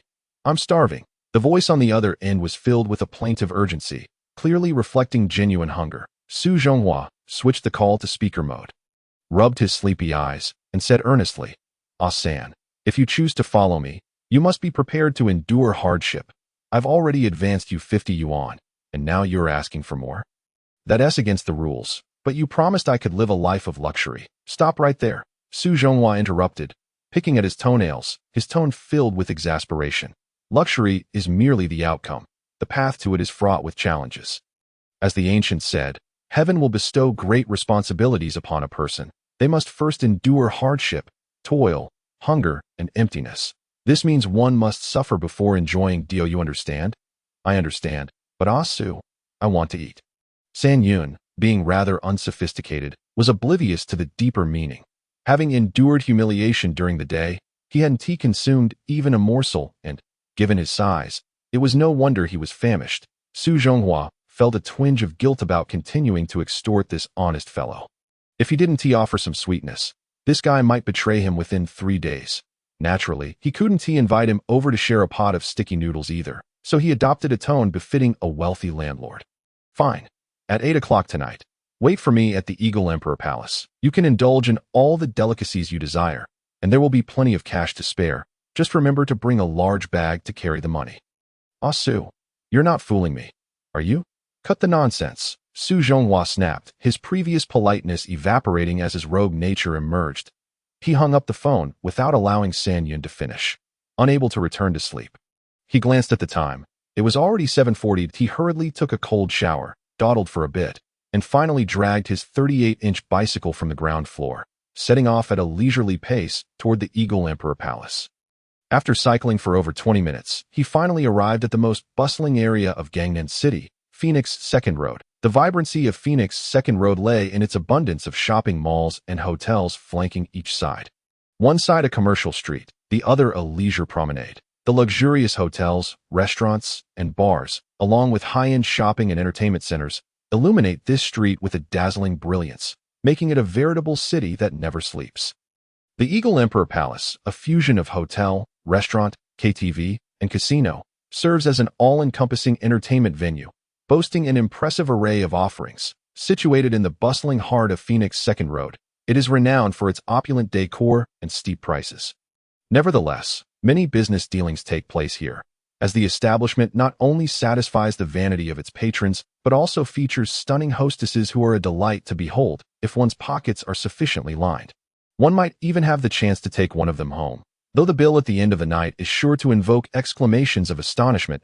As old Su stood at the entrance of the Eagle Emperor Palace.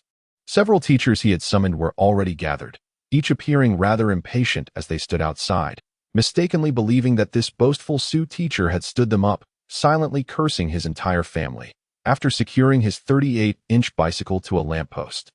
Su Zhonghua, unfazed by his perceived lack of sophistication, approached his colleagues Wu Yi, Lin Yukon, Lu Quan, and others with a cheerful demeanor, before turning to the 2-foot distance between him and Lee Yin, greeting her with a gentlemanly smile. That evening, Lee Yin appeared particularly enchanting, her delicate features adorned with light makeup, clad in a youthful white cartoon t-shirt that accentuated her curves, with a hint of a black lace bra visible beneath. She paired this with snug-fitting jeans that showcased her long legs, her simple attire perfectly outlining her alluring figure, evoking thoughts of desire. While such a vision of beauty was undoubtedly captivating, old Su felt a twinge of dissatisfaction upon noticing a man standing beside her. Engaged in lively conversation, appearing quite intimate.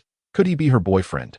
Su Zhonghua mused, scrutinizing the man next to her, his flowing black hair cascading over his forehead, sharp brows and bright eyes, a prominent nose, and pearly white teeth. Standing at approximately 1.8 meters tall, he could be considered handsome, yet old Su felt a certain disparity when compared to himself. As Su Zhonghua adjusted his dry, split ends of black hair, cleared his throat a couple of times, and deliberately interrupted Lee Yin and the man's jovial exchange, donning a scowl while politely inquiring, "Ah, and who might this handsome gentleman be?" "Oh, he is also a teacher from Mugo High School. Han Jinyan. I happened to meet him on the way and invited him to join us. Su teacher, I hope you don't mind?" Lee Yin paused her conversation with Han Jinyan to smile and introduce him. "Ha, a generous person like me would certainly not mind. Welcome, Teacher Han. It is an honor to have you here," old Su replied with a forced smile, extending his hand. That evening, Han Jinyan had finally found an opportunity to engage with Lee Yin harmoniously, only to have his pleasant conversation abruptly interrupted by this man.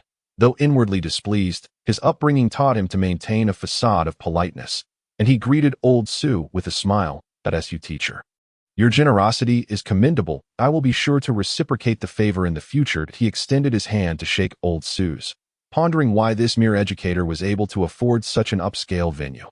Su Zhonghua half-heartedly shook Han Jinyan's hand, discreetly wiping away the sweat from his palm, which had accumulated from gripping the bicycle handle.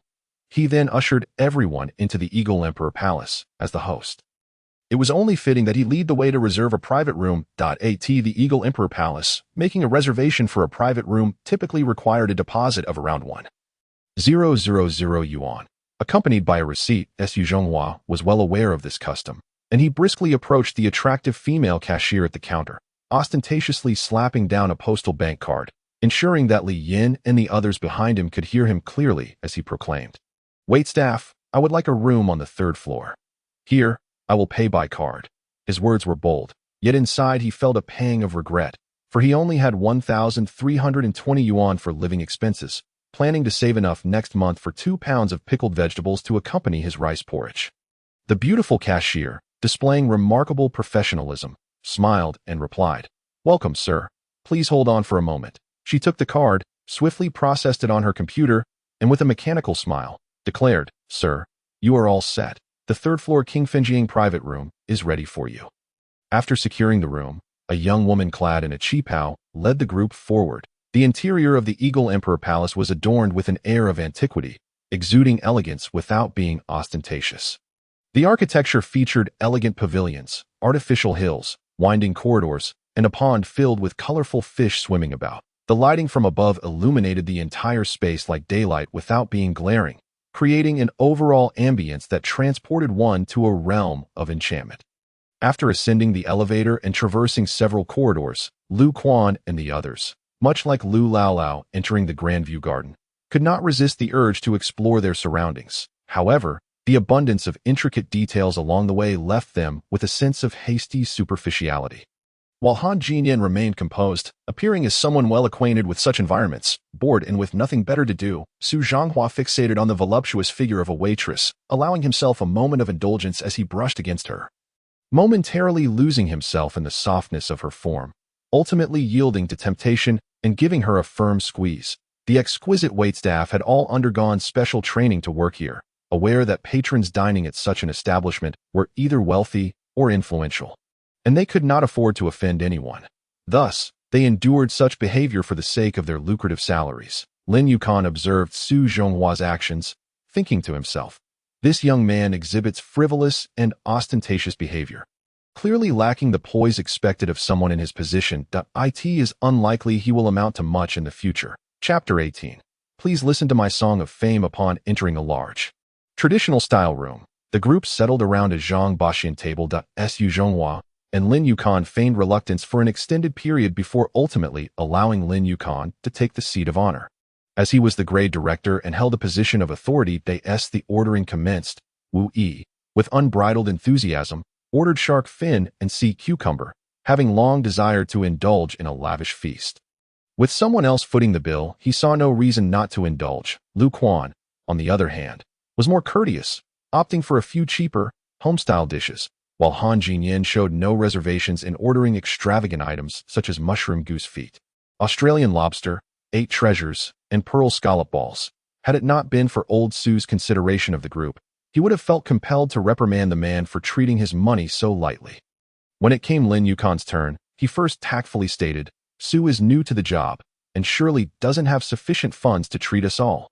Please, let's keep it modest." However, he then proceeded to order 7-star fish ball soup, Phoenix stewed peony, and lychee shrimp balls without hesitation. He then passed the menu to Lee Yin, who shook her head and replied, "There are already plenty of dishes. I want to order anything else." Su Zhonghua found himself momentarily stunned, initially thinking a few polite gestures would suffice, only to realize that this group of wolves had truly ordered an extravagant feast without any restraint. Regret coursed through him, wishing he had taken them to a roadside stall for some economical noodles instead. With a forced smile, he wiped the sweat from his brow and said, My stomach hasn't been well lately, so I'll just have a glass of plain water and perhaps a dish of peanuts along with a plate of fried rice noodles." The collective astonishment of the group was met with the waitress's standardized smile as she shook her head. "I am sorry, but we do not serve those items here. Is there anything else you would like?" Internally, she thought to herself how rustic this man was. Nothing at the Eagle Emperor Palace was priced under 100 yuan, and it was clear that a tip was out of the question. "What? Not available. All right, old Su responded, feeling a bit embarrassed as he pulled a crumpled 10 yuan note from his pocket, handing it to the waitress.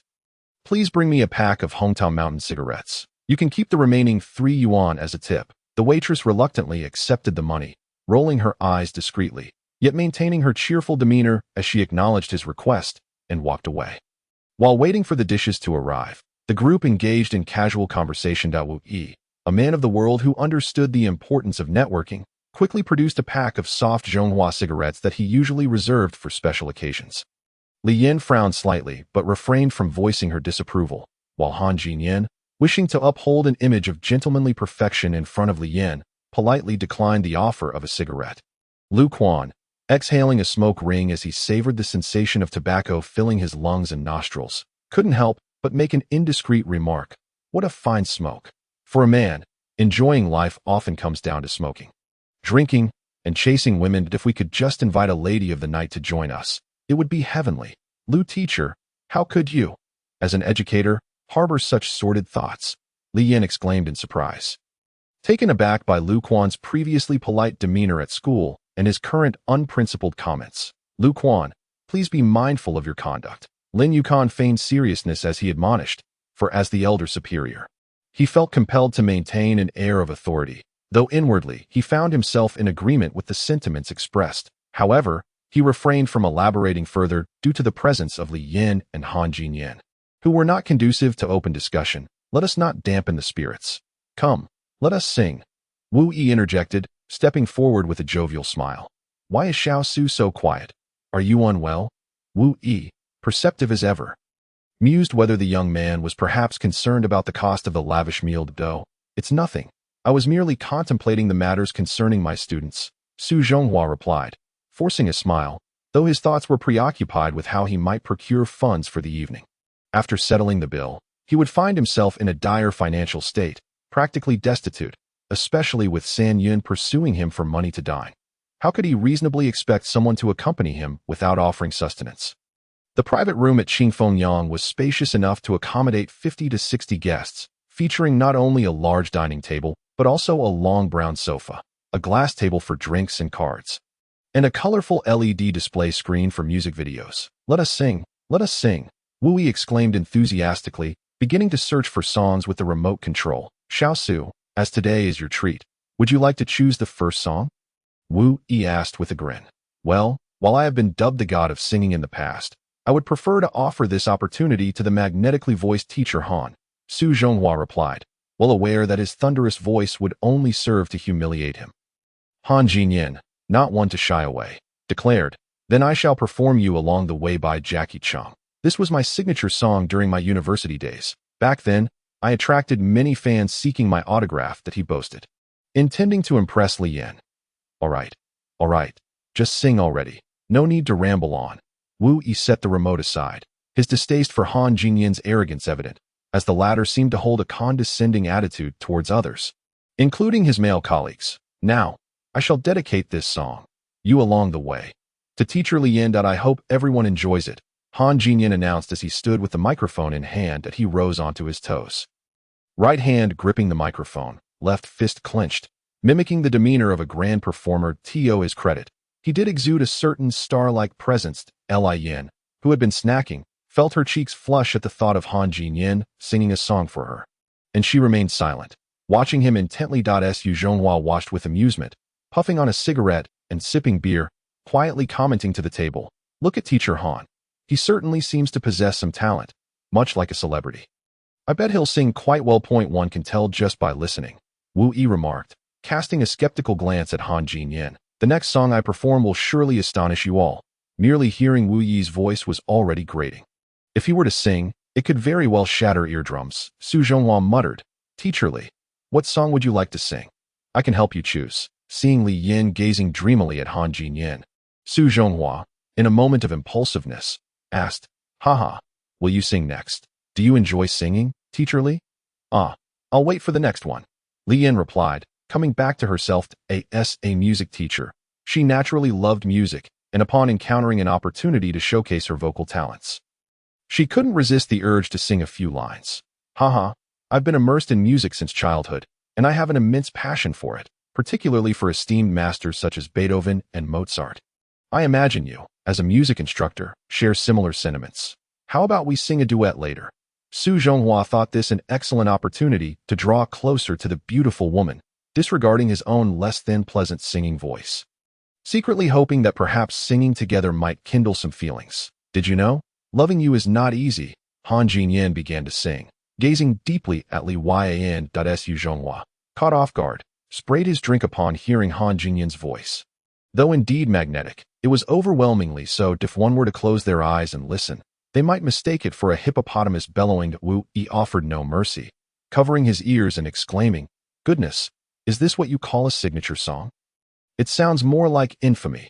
Even the typically composed Lee Yin could not help but want to cover her ears, while the server entering with dishes wore a pained expression, hastily placing the food on the table before retreating. While many may sing poorly, merely being off-key, Han Jinyin, despite his handsome appearance, possessed a voice akin to a duck, utterly unbearable, with pitch that wavered off into the ether, rendering the lyrics indecipherable. You along the way. I am willing to endure a bit of hardship, Han Jinyin continued, oblivious to the dissonance, gazing affectionately at Lee Yin as he sang, his tone fluctuating wildly. A spectacle indeed. He spoke of fans seeking his autograph. If any impassioned listeners were present, they might well be driven to hurl a folding chair his way at that moment. The mature and composed Lin Yukon could no longer endure the cacophony. He feigned a phone call and exited the room, while Lee Yin, whether intentionally or not, hastily made her way to the restroom. Now, only Lu Quan and Su Zhonghua remained, both capable of tolerating the ordeal. While Wu Yi had seemingly vanished, even if it is only in dreams that I can embrace you, Han Jinyin sang softly, his eyes closed, believing himself to be the embodiment of Jackie Chung. The last note lingering like a dying swine's final squeal. After what felt like an eternity, Su Zhonghua finally breathed a sigh of relief as the lyrics on the screen came to an end. Teacher Lee Yin, how did I perform? Wasn't it exceptionally good? Han Jinyan grinned proudly at Lee Yin, who had just returned from the restroom to Lee Yin, at a loss for words, was reluctant to speak the truth and wound up stammering. Unable to look him in the eye. Oh, Teacher Han, it was marvelous. This is the best song I have ever heard, even better than Jackie Chung. What will I do if I cannot hear such a beautiful voice again? Su Zhonghua hypocritically praised, coming to Li Yan's rescue. Really? Han Jinyan's eyes gleamed with delight at Su Zhonghua's high praise, filled with pride and joy. Indeed, I have never spoken a falsehood. You may ask Director Lin. Su Zhonghua cleverly shifted the inquiry to the now-seated Lin Yukon. Director Lin, how did I sing? Han Jinyan pressed, buoyed by his own delusions of grandeur, much like many who mistakenly believe their singing to be exceptional. Incessantly humming tunes yet oblivious to their own lack of talent. I only caught a few lines before stepping out to take a call. I returned just in time to miss your enchanting performance. But I thought it was rather pleasant, Lin Yukon said somewhat apologetically, ultimately complimenting him against his better judgment. Really? Was it truly good? Then I shall sing another heart-stirring Chinese song for everyone. Please applaud.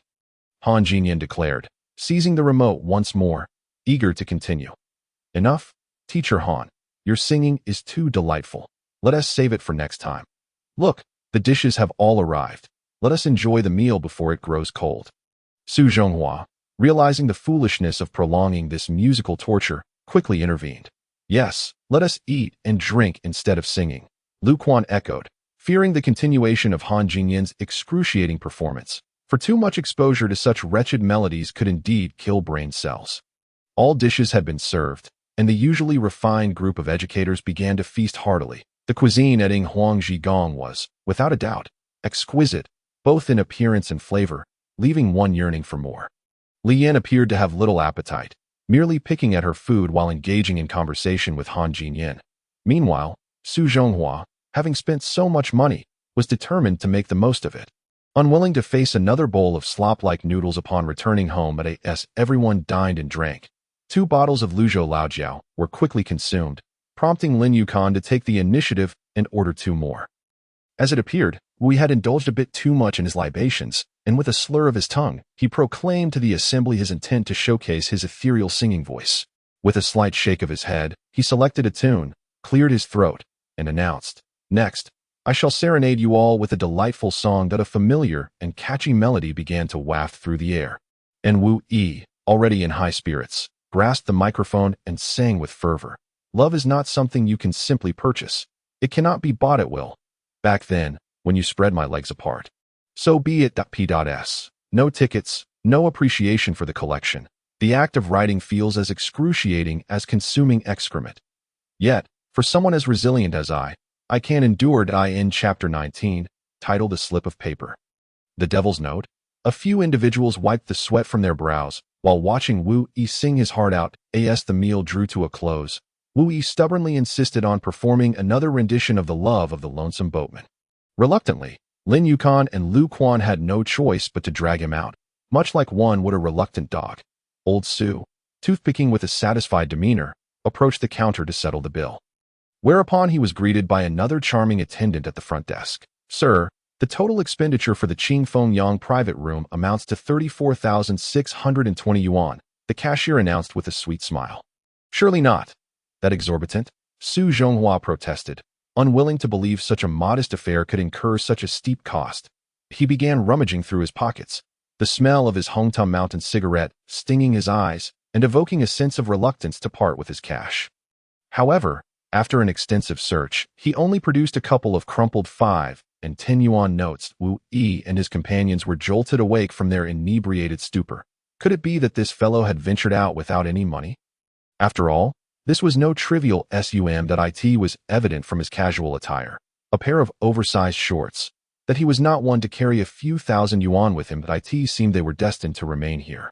Acutely aware of the repercussions of dining and dashing, hefty fines and the threat of brutal beatings loomed ominously. The cascade of thoughts echoed in their minds, their faces paling as if they had been struck by frost. Thus, under Lin Yukon's anxious leadership, Wu Yi and Lu Quan commenced the trepidatious search for cash, while Han Jinyan observed old Su's predicament with a look of bemusement, simultaneously dialing for assistance. Lee Yin. 2. wore a face of urgency as she rummaged through her bag for bank cards and cash. Ultimately, they discovered that their collective funds fell short of 5,000 yuan, and the impending threat of a violent confrontation became increasingly palpable. It was rumored that the Yinghuang Palace was a key establishment under the protection of the Xiaodao gang, the most notorious faction in Gangnam City. But to offend them could lead to not just beatings and extortion, but potentially fatal repercussions. Their resentment towards Su Zhonghua began to fester. What need was there to play the affluent host when they had no means to cover the bill? They cursed their own greed for the small advantage they sought.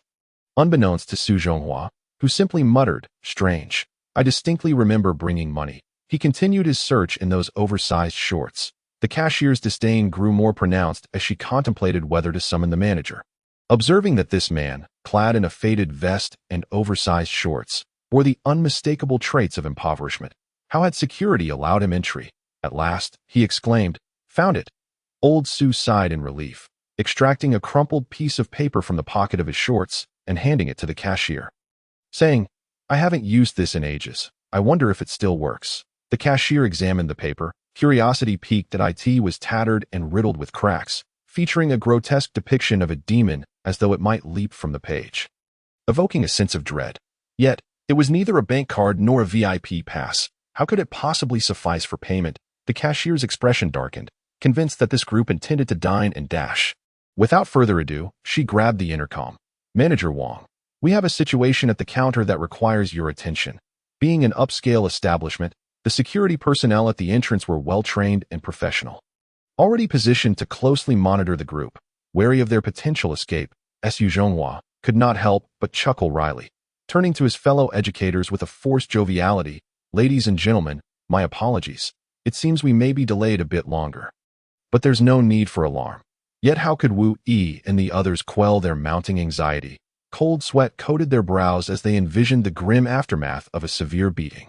Before long, the impeccably dressed manager appeared, flanked by several intimidating members of the Xiaodao gang. The manager wore a stern expression, evidently accustomed to handling such unexpected incidents, while the thuggish figures behind him bore scars and menacing visages, unmistakably not of gentle disposition. The educators, who had always valued harmony, were taken aback by the scene. Lu Quan and Wu Yi trembled at the knees, starkly contrasting the jovial atmosphere they had shared moments ago. Meanwhile, Lee Yin found solace behind Han Jinyan, who comforted her, and even the usually composed Lin Yukon was drenched in cold sweat, internally cursing his misfortune. Would tomorrow's headlines feature tales of corrupt educators indulging in a free meal? Would it be a matter of ethics or depravity? Manager Wang, these are the individuals attempting to dine without payment. The cashier rose indignantly, pointing at Su Zhonghua and his companions, tossing the tattered paper into the wastebasket with disdain. "Humph, as if a mere scrap of paper could fool me." Upon hearing this, Manager Wang's ire flared. He loathed those who dined and dashed. If every patron behaved so, where would the profits lie? With a scowl, he barked, "Qilong, take care of these ruffians for me." He intended to administer a harsh lesson first, and then send one of them home for the money. The gang members brandished their knives, ready to spring into action. "Hold on," the young man previously referred to as Qilong shouted. Halting his comrades, he had noticed the paper tossed away by the cashier. Upon bending down to inspect it closely, his expression shifted dramatically to one of shock. Without regard for the refuse, he reverently lifted the paper, and once he fully grasped its significance, this normally arrogant youth stood frozen in disbelief. "Brother Su, Qilong, what is it?" a blonde-haired henchman inquired, attempting to curry favor. Qilong stared at old Su as if he had turned to stone. His complexion flushed, and the sound of his racing heart echoed in his ears. After a prolonged silence, he murmured, "Could it be a miracle? Is it truly a miracle? But how could it be?" His tone conveyed a profound sense of loneliness, helplessness, and sorrow. After a moment of hesitation, Qilong stepped forward, his voice trembling. Sir, may I inquire your name?" His demeanor portrayed a nervousness so palpable that Manager Wang noticed his legs were shaking. Su Zhonghua, stroking his chin adorned with stubble, leisurely lit a Hongtum Mountain cigarette and offered one to Qilong, stating calmly, "Let's first resolve the current predicament." Qilong, recognizing the familiar gesture and scent of the cigarette, felt nearly certain of his suspicions. Without a moment's delay, he took the cigarette and, without a hint of hesitation, pulled Manager Wang aside and spoke in a hushed tone. Manager Wang, please do me a favor regarding this matter. Whatever this gentleman spent tonight, I will cover the cost. Xiaoyang maintained a serious facade. But internally, a tempest of emotions raged, and he trembled with excitement. The oblivious manager, having already paid protection fees to the Xiaodao gang, was unwilling to let this incident slide so easily that he countered, absolutely not. Allowing someone to dine and dash at Yinghuang Palace requires consequences.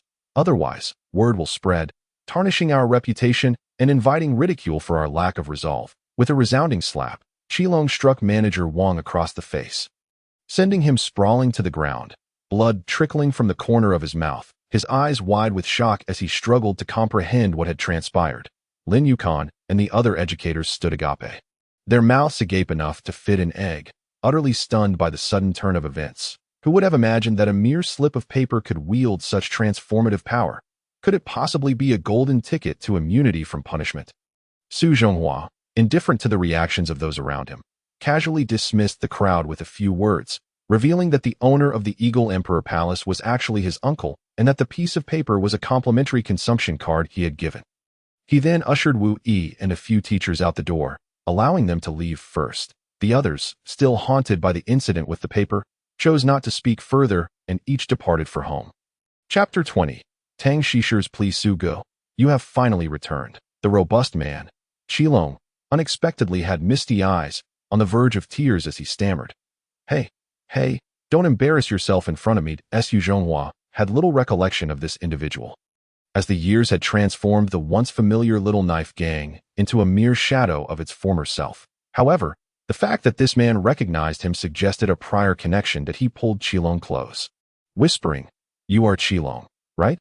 I hope you can forget about tonight's events. You are strictly forbidden from disturbing me in the future, or you know the consequences of my methods." The few bewildered lackeys nearby. It appeared that Lao Su had spoken kindly, yet to Xiaoyang, it sent chills down his spine. The oppressive aura left him no choice but to nod in agreement. Frozen in place, Su Zhonghua let out a smile, releasing him and turning to leave. However, just as he was about to step away, Xiaoyang suddenly recalled something and knelt behind him, grasping his foot, trembling as he implored, "No, Su Go, you will always be our guiding star. For 3 years, we have sought you out. The Little Knife gang cannot exist without you." Unable to contain his excitement, tears streamed down his face. Fool, Su Zhonghua did not accept Xiaoyang's impulsive kneeling. Instead, he kicked him away, sending him crashing into the counter, leaving the cashier in a state of shock. "The Little Knife gang has nothing to do with me. Remember my words." The lackeys of the Little Knife gang stared in disbelief, confused as to why their proud leader had knelt before a disheveled man only to be kicked away. They hesitated, unsure whether to intervene, but after a prolonged moment of indecision, they could only watch in a daze as the man walked away. Upon exiting the Eagle Emperor Palace, Lao Su, burdened with thoughts, finished a cigarette before retrieving his flashy 38-inch Phoenix bicycle from a lamppost on the street.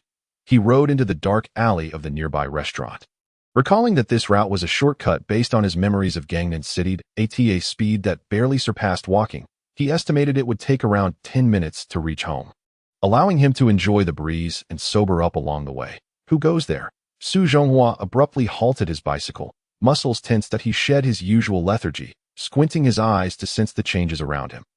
From the moment he left the Eagle Emperor Palace, he felt as though someone was following him, but he dismissed it as nothing more than drunken paranoia. After all, no one in Gangnam City knew of his return. And if Xiaoyang had any sense, he would not dare to follow or leak information that as he cycled into the tranquil alley. He began to feel that something was amiss. The followers' movements were clumsy, and their breathing was heavy, indicative of an unrefined character. It was unexpected that he had been so careless. Only now realizing the situation, Su Zhonghua's mind was sharp. From his keen observations, he deduced that there was likely only one person behind him. Since he had already called out, there was no need for the person to remain hidden any longer. After a brief wait, rather than an expert, thug, or rogue appearing for a showdown, he was astonished to see a frail girl of about 17 or 18 years emerge from the shadows. In the evening breeze, her shivering form, with tears glistening on her cheeks, evoked a deep sense of compassion. "I asked that you, Tang Shishi. Why are you out so late?" Su Zhonghua was taken aback, the dim alley light allowing him to catch a glimpse of the girl's features. He recalled her fair complexion vividly from the roll call earlier that day and cautiously inquired, "Teacher, please help me," she sobbed, disregarding modesty as she rushed forward, burying her face in Su Zhonghua's shoulder. Weeping uncontrollably, her crystalline tears soaking his back. Tang classmate, please don't cry. What has happened? I can help you, he stammered, flustered by the suddenness of the situation. Unsure how to comfort her, he worried that if someone stumbled upon them, they might misconstrue his intentions as inappropriate. Tang Xishu continued to sob, intermittently gasping, I don't want to go home. Her tears mixed with her runny nose, leaving Su Zhonghua feeling sticky and itchy. Su Zhonghua was taken aback. A seasoned bachelor. He had never faced such a circumstance. However, since it was one of his students seeking assistance, he was determined to think of a solution, drawing from the typical responses seen in television dramas. He aimed to project the image of a noble teacher, continuing, Tang classmate, crying will not resolve the issue. Please tell me what has happened. As she wiped her tears, the girl sniffled, hesitatingly saying, Teacher, I am so sad. So very sad. Can I come to your house? Tang Xishu managed to stifle her sobs, lifting her head to gaze at him with tear-streaked cheeks, appearing particularly enchanting under the luminous moonlight. What a pure, innocent young girl. Su Zhonghua silently praised her as a robust, normal man. He certainly wished to console her by saying, Come to Uncle's house. Uncle will comfort you. Yet, he was now a teacher, and the situation felt rather peculiar, giving him an unsettling feeling. Thus, he could not readily agree, fearing potential complications. With that thought, Lao Su gently pushed the girl away and dismounted his bicycle, stating earnestly, Tang classmate, visiting a male teacher's house at such an hour may invite unwarranted speculation. If you have any grievances, please share them with me, and I will help you. He fixed her with a determined gaze, aiming to instill trust in her. After a moment of silence, the girl remained unresponsive, tears welling up in her eyes once more. Su Zhonghua felt a mix of anxiety and frustration. Could it be that her reluctance to return home stemmed from domestic violence? He hastily asked, Did your father hit you? Tang Xishu shook her head, seemingly aggrieved. Was it your mother who struck you? She shook her head again. Could it be that both your father and mother are beating you? How cruel! No. The girl suddenly became agitated, as if genuinely touched by a sensitive matter. Tears streamed down her face like an unrelenting flood, her expression one of indescribable pain and grievance as she sobbed. Teacher, my parents are getting divorced. They truly are. They said they don't want me anymore. What should I do? Su Zhonghua was taken aback, gently stroking the girl's head as he whispered, I believe I understand now. Don't cry. I can help you with this. Trust me. Su Zhonghua undoubtedly comprehends the profound shadows and psychological scars that the divorce of parents can cast upon a youth in their formative years. In her moment of utmost helplessness and anguish, all she yearns for is a figure to lean upon, someone who can instill hope within her. Teacher, what should I do? Tang Xishu, enveloped in desolation and despair, suddenly collapsed into Su Zhonghua's embrace, seeking the warmth and security of a broad chest to anchor her battered heart. In the face of the girl's unexpected lunge, Su Zhonghua nearly lost his balance, his bicycle teetering precariously as he widened his eyes in astonishment, utterly at a loss. Having not held a girl's hand for 7 or 8 years, he was overwhelmed by the soft warmth pressing against him, a sensation that made his heart race with an inexplicable panic. His mind, momentarily short-circuited, left him at a loss for words, and his hands felt awkward and stiff, hovering uncertainly as he gingerly stroked Tang Xishu's shoulder. It is said that the ideal height ratio between a couple is such that the top of the woman's head aligns perfectly with the man's eyes. Now, with Tang Xishu donning high heels and slightly bending her delicate form, she nearly reached Su Zhonghua's eyebrows, her chin resting just above his shoulder, creating an inadvertently intimate posture. Suddenly, Su Zhonghua found it difficult to breathe. He could feel his adrenaline surging, igniting physiological responses within him. In an effort to stave off the awkwardness, he composed himself and gently extricated the girl from his embrace, adopting a serious demeanor as he said, All right, Tang Xishu, your teacher will find a way to help you. For tonight, you shall stay at my home. Rest assured, I am a man of integrity and would never stoop to immoral acts such as assault or theft.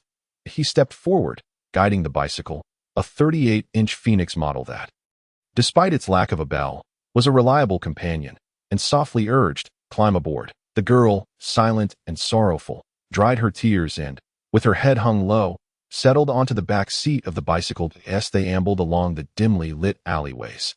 The flickering street lamps barely illuminated their path, casting two elongated shadows that danced in the interplay of light and moonlight, everything around them shrouded in a haze of uncertainty. Tang Xishe, why are you still on your phone? Who are you texting? Su Zhonghua inquired, catching a glimpse of the white and green glow of her phone out of the corner of his eye, perplexed that this girl, who had just been weeping, was now smiling as she typed away. No, I'm just texting a classmate to assure her not to worry about me. Tang Xishe quickly stowed her flip phone away, flustered as she explained. Before leaning back against the man in silence, Su Zhonghua cast a doubtful glance her way. Her pitiful expression led him to believe that anyone with a conscience and filial piety would not exploit their parents' divorce for deceit. Moreover, how could such a seemingly innocent and gentle girl be capable of such trickery? Thus, he ventured to offer her some comfort. Tang Xishe, you ought to adopt a more open mindset and not be overly stubborn.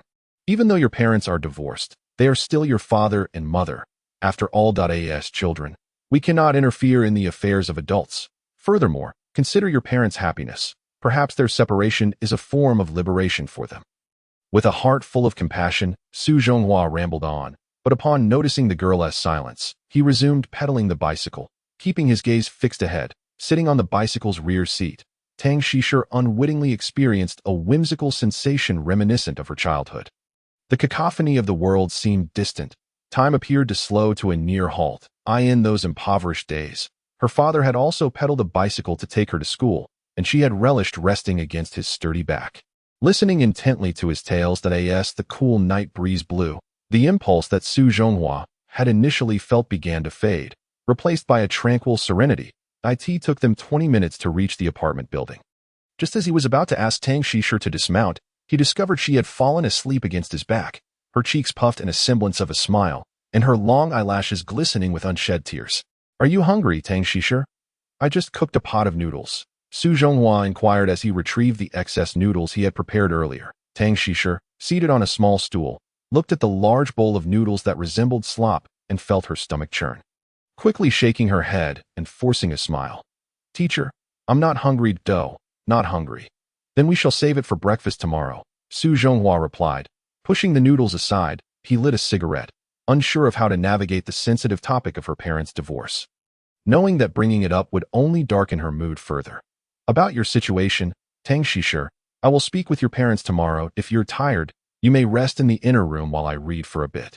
Tang Xishe remained silent, casting a glance around the room, taking in the mountains of empty liquor bottles and cigarette butts, along with the odor of unwashed socks and underwear that had not seen soap in months. She felt a strong urge to escape the wretched environment, one that seemed unfit for human habitation. Suppressing her disgust, she discreetly pulled out her phone, pressed a few buttons, then stood up and moved to sit beside Su Zhonghua on the sofa, shifting from a pitiful demeanor to one imbued with affection as she asked, Teacher, may I sleep with you tonight? Ah! Su Zhonghua exclaimed in disbelief, springing to his feet, staring at her incredulously.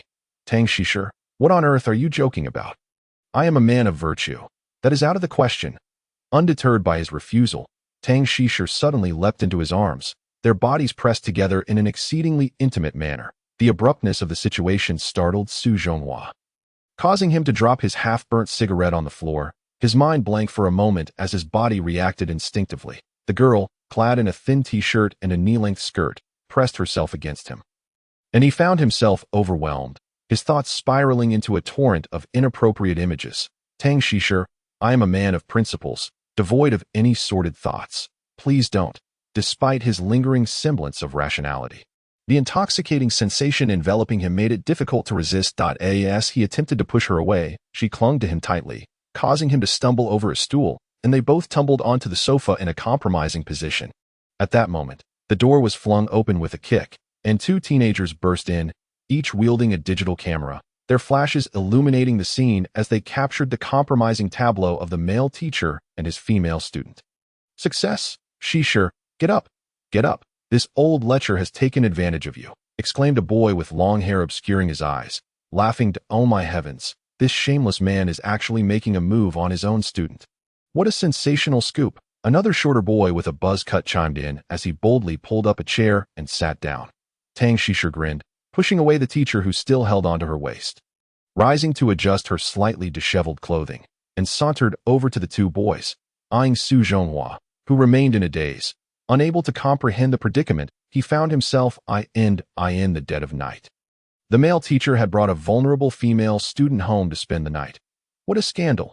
Teacher, you've really gotten yourself into trouble, one of the boys remarked. Xisher, your acting skills are impressive. This guy must have been quite pleased just now, realizing he had been outmaneuvered by his student. Su Zhonghua stared blankly at the two self-satisfied boys, his earlier impulses doused by a cold wave of reality. He picked up the cigarette, but he had dropped and resumed smoking in silence. Hey, old Lek, you have 2 days to come up with 20,000 yuan as payment for our silence regarding these photographs. One of the boys threatened that if you refuse, we'll take these pictures to the principal's board or expose you to the tabloids. How delightful that would be. A diminutive fellow with a buzz cut waved his camera in front of him. Laughing mockingly, Su Zhonghua sat on the sofa, his face cold and lost in thought, indifferent to the jeers of the two, puffing on a cigarette with a soft crackling sound, under the interplay of light and shadow. His sharply defined profile appeared particularly somber. Su Laosher, we're heading out now. Ha ha. Remember to prepare 20,000. Goodbye, old pervert. Huh? Who would have thought someone would live in this godforsaken place? It's no different from a garbage dump. The two boys sneered as they exited. Upon encountering Tang Xisher, who stood there in a daze, they called out, Xisher, let us go.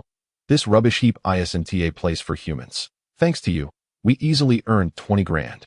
Let us go have a nice meal later. Stop. Su Zhonghua, still with his back turned, took a deep breath and, for reasons unknown, suddenly shouted. He slowly turned to fix his gaze upon the seemingly innocent girl.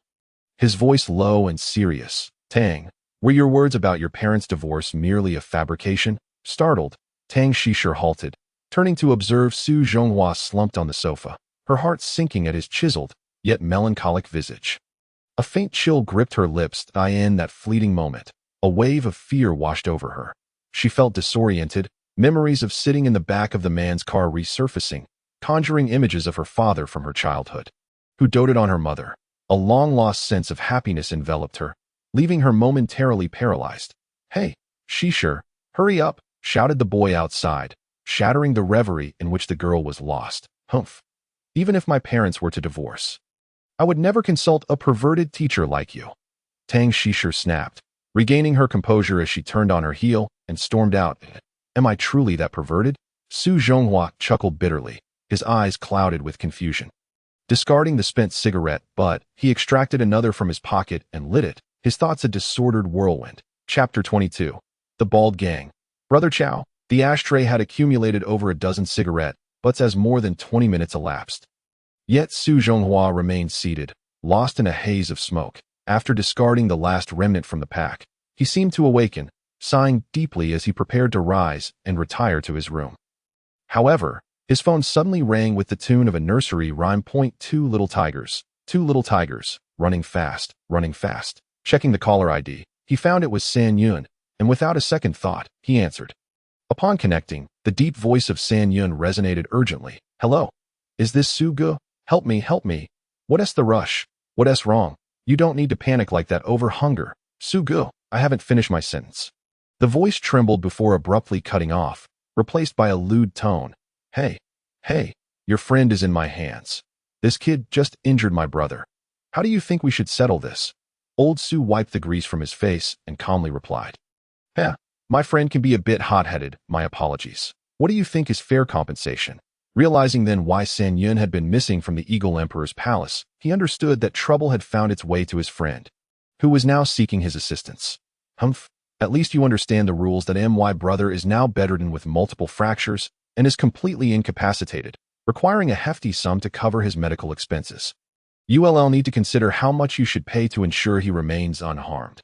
The voice on the other end exaggerated the threats. Is it that serious? Would 100,000 suffice? I am quite strapped for cash myself. Surely 10,000 should cover it. What? 100,000. The lewd voice on the line revealed an unmistakable surprise. 100,000. That's barely acceptable considering my brother is now disabled. We could easily take you to court for a claim of several million, but seeing your sincerity, we'll let it slide. All right then, where should I transfer the money? Meet me at the Tiangu rice noodle shop in Solar Square. Make sure to bring the money. You're coming alone. No funny business. Understood. I'll be there shortly. As the clock approached 11, Solar Square on Xinxing Road buzzed with life, illuminated by the warm glow of streetlights. Resembling daylight as various social groups mingled, enjoying the night. With a screech, a taxi spun into the parking lot, its tires screeching in protest. Bro, WeVE arrived at Solar Square. The driver cheerfully informed his passenger. Pale-faced, Su Zhonghua clutched his head as he exited the vehicle, handing the driver a $10 bill. Keep the change. Consider it a tip. Just don't drive so recklessly next time. With that, he hastened toward the center of the square. The driver, holding the $10 bill while glancing at the fare of 15, muttered curses under his breath as he watched the passenger's retreating figure. Unfamiliar with the area, Su Zhonghua wandered around the square, asking several passers-by for directions until he finally spotted the dimly lit sign of Tiangu Rice Noodle Shop in a shadowy corner. The establishment was modest, barely accommodating 3 or 5 tables. With dim lighting and the tiled floor littered with used napkins, in the left corner sat 4 buzzcut youths and 2 heavily made-up girls, smoking and laughing, while a pool of dried blood stained the floor, evidently the aftermath of their antics. Without hesitation, old Su strolled in, hands tucked into his pockets, boldly taking a seat. He smiled at the group of youths. Gentlemen, I'm here to see my friend San Yun. The jovial banter among the youths came to an abrupt halt as they turned to scrutinize him. You? Damn, you got here fast. Where's the money? A youth clad in red spoke with a brash tone upon noticing that Su Zhonghua was alone. That he then ordered his companion, Along, go fetch that kid. He's here. Here's the 100,000. The password is 845456. Su Zhonghua stood and smiled, pulling out a bank card and placing it on the table. Could you enlighten me on how my friend offended you, gentlemen? Cut the questions. He injured my brother, and now he is hospitalized, in dire need of medical funds. The youth in red snapped, snatching the card and handing it to one of the heavily made-up girls. Check online to see if it's sufficient. Then notify Brother Chow. As he finished speaking, Alung emerged, dragging San Yun out, who was limping painfully. The imposing figure, over 6 feet tall, was now a pitiful sight, his rugged face marred with bruises. A fresh gash on his head oozing blood, hastily covered with a crumpled newspaper. His limbs bore numerous cuts from a blade, blood staining his clothes, leaving him on the brink of collapse. Damn it. San Yun, how could you end up like this? Su Zhonghua's smile vanished. Realizing it was more than just a brawl, knives had been drawn. That he rushed to support San Yun and coldly scanned the room. Tell me, who did this? The youth in red, under the weight of Su Zhonghua's furious gaze, felt as if he were facing a death sentence. He instinctively retreated a step, but still attempted to maintain his bravado. Damn you, I did it. What are you going to do about it? He sized up the frail man, calculating that he could easily overpower him. The red-clad youth barely finished his taunt before a scream erupted from him, his face shifting from crimson to ashen. Su Zhonghua was already troubled by the incident involving Tang Shishir tonight. Just as he intended to retire for the night, the situation with San Yun escalated, bringing with it a group of extortionists who provoked him. The violent impulses within him erupted, and he seized the neck of the young man in red with a fierce grip, his expression a harbinger of death. In his wrath, Su Zhonghua forcefully slammed the young man's head against the nearby white wall, lifting and striking repeatedly, until the pristine surface was marred with crimson. The young man's forehead was punctured, blood gushing forth like a violent eruption, painting a gruesome scene reminiscent of a horror film. The brutality of his actions rendered the onlooking youths motionless, paralyzed by fear, as an eerie silence enveloped the area. Once Su Zhonghua's fury subsided somewhat, he unceremoniously released the young man in red, whose head continued to bleed profusely, sprawled on the ground like a defeated creature, eyes rolling back in pain, emitting pitiful groans. The remaining youths inhaled sharply, their courage wavering, yet the unwritten code of brotherhood compelled them to act. Without assistance, their own standing would be jeopardized. The 2 heavily made-up women had long since fled the scene, screaming as they exited, while the 3 young men exchanged glances before one of them erupted in a torrent of curses. Damn you. One brandished a spring-loaded knife, the other grabbed a stool, charging forth with lethal intent. Su Zhonghua, with a measured grace, directed a precise kick to the abdomen of the first attacker. In an instant, The others were left bewildered, witnessing the knife clatter to the ground as though struck by an unseen current. The young man crumpled to the floor, rendered unconscious before he could utter a sound. Before the second assailant could react, armed with a stool, Su Zhonghua sidestepped effortlessly, delivering a powerful blow with his left hand that resounded like thunder, sending the young man crashing to the ground, his face contorting in agony. Seizing the abandoned stool, Su Zhonghua swung it with ferocity, striking the final assailant on the side of the face, producing a dull thud, splattering blood across the area, a testament to the sheer force of his strike. The young man's face was left a grotesque canvas of crimson and splinters as he wailed in pain, clutching his injured visage. Slowly collapsing to the ground in a daze, with the chaos quelled, Su Zhonghua stood resolute, commanding, "Tell me, who was responsible for this?" It was evident that these youths, despite their bravado, lacked the skill to have so thoroughly beaten San Yin. There had to be others involved. It was Brother Chow from the Bald Gang. The young man who had received the slap trembled, fear evident in his eyes. "Your friend? He offended Brother Chow? Bald Gang?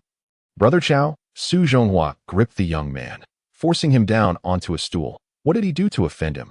Brother Chow said your friend stole his girlfriend. The youth gasped, his face swelling, yet he persisted through the pain. "So he gathered a dozen men to beat up your friend, and when things got out of hand, Brother Chow returned, instructing us to squeeze some cash from him. All right, I understand that." Su Zhonghua hoisted him again, rubbing his grimy thumb and forefinger together. "Now it's time for me to settle the score. You've harmed my friend and wasted my time. What will you offer as compensation?" "I will pay. I will pay." Faced with the mounting pressure, the young man trembled as he fished out his wallet, attempting to withdraw a few bills, only for Su Zhonghua to seize the entire wad of cash, stuffing it into his own pocket before returning the wallet. "Here you go, lad. I'm generous. Take your wallet back and continue filling it. Do you understand?" "Yes, I understand," the young man replied hurriedly, his face contorted in pain as he continued to flatter. "Big brother, your magnanimity makes me truly grateful for your guidance." "Enough?" Su Zhonghua released him, a satisfied smile gracing his features, radiating an air of benevolence. "Now hurry to the hospital." After clarifying the situation, Su Zhonghua, disinterested in further conflict, assisted San Yun, and as they exited the establishment, remarked, "Who would have thought you, seemingly so earnest, would stoop to poaching another partner? Quite audacious. Once you've healed, you should confront Brother Chow and reclaim your honor." "Brother Su, thank you," San Yun replied, clutching his wounded head, a bittersweet smile upon his lips, betraying whether it was regret or fear. P.S. This struck a chord within me, hence the quality of this chapter may seem lacking. The unfortunate beating of San Yun is drawn from my own painful experience. 2 months ago, I fortuitously met a girl, gentle and beautiful. That night, I invited her to my home for a late-night snack.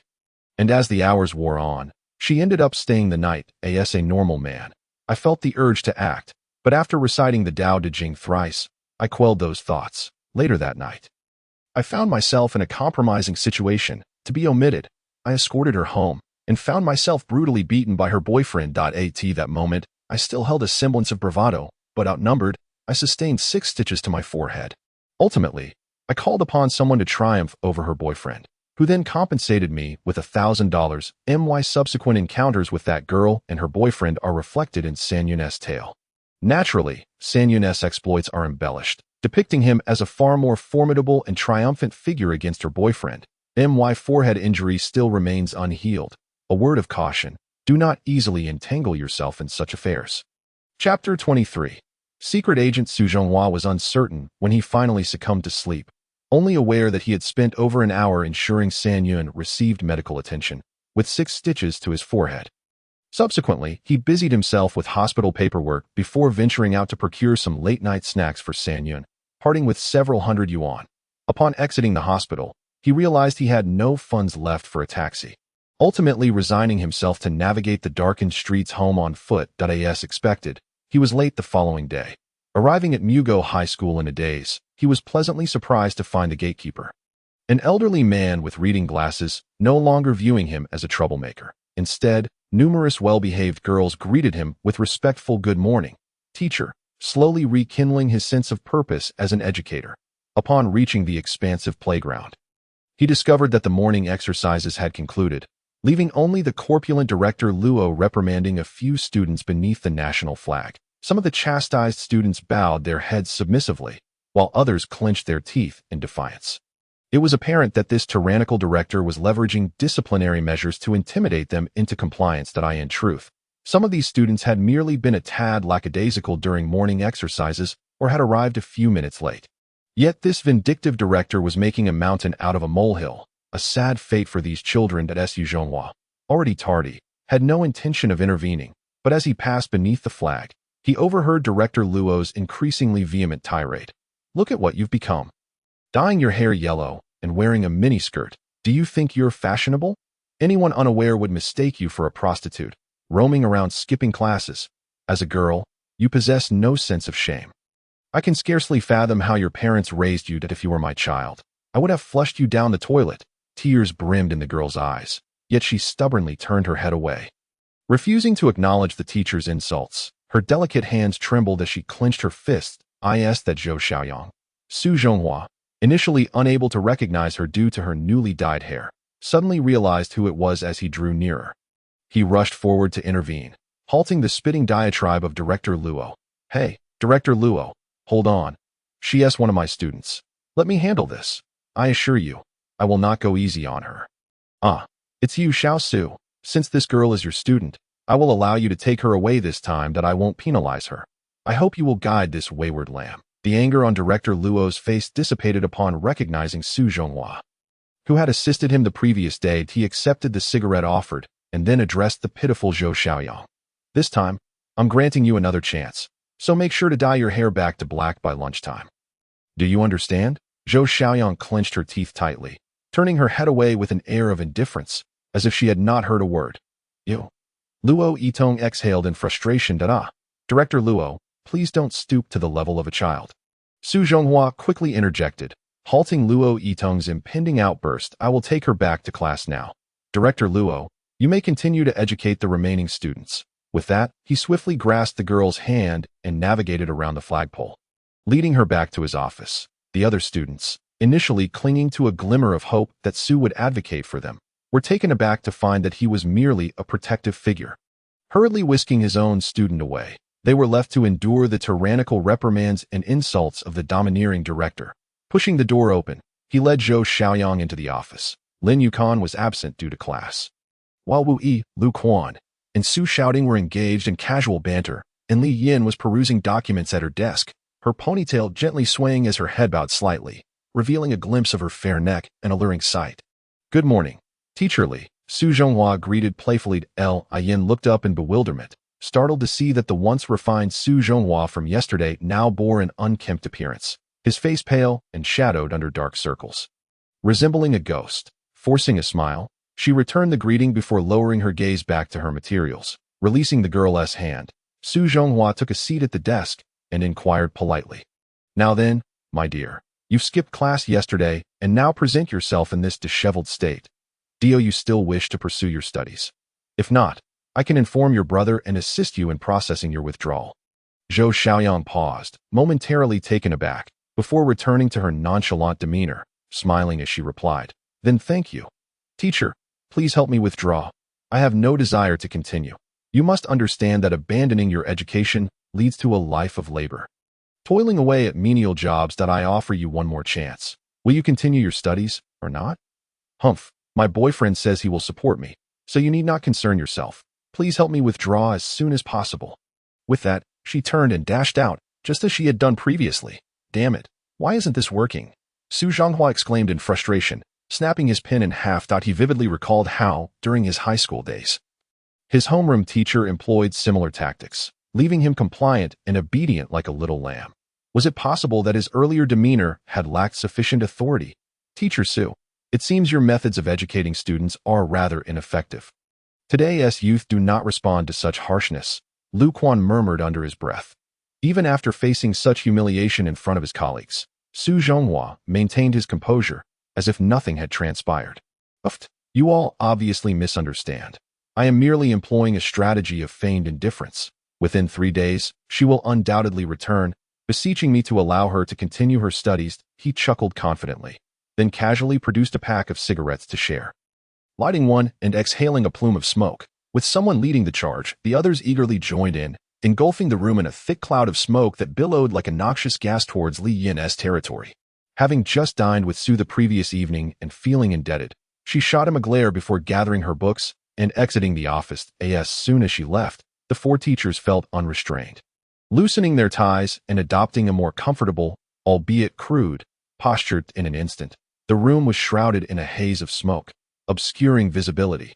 Teacher Zhou, what kept you behind last night while we left? Surely there wasn't any more enjoyment to be had. Wu Yi questioned, feigning reproach. What else could I do?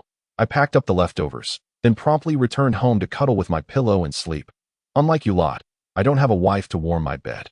Su Zhonghua replied with a wry smile.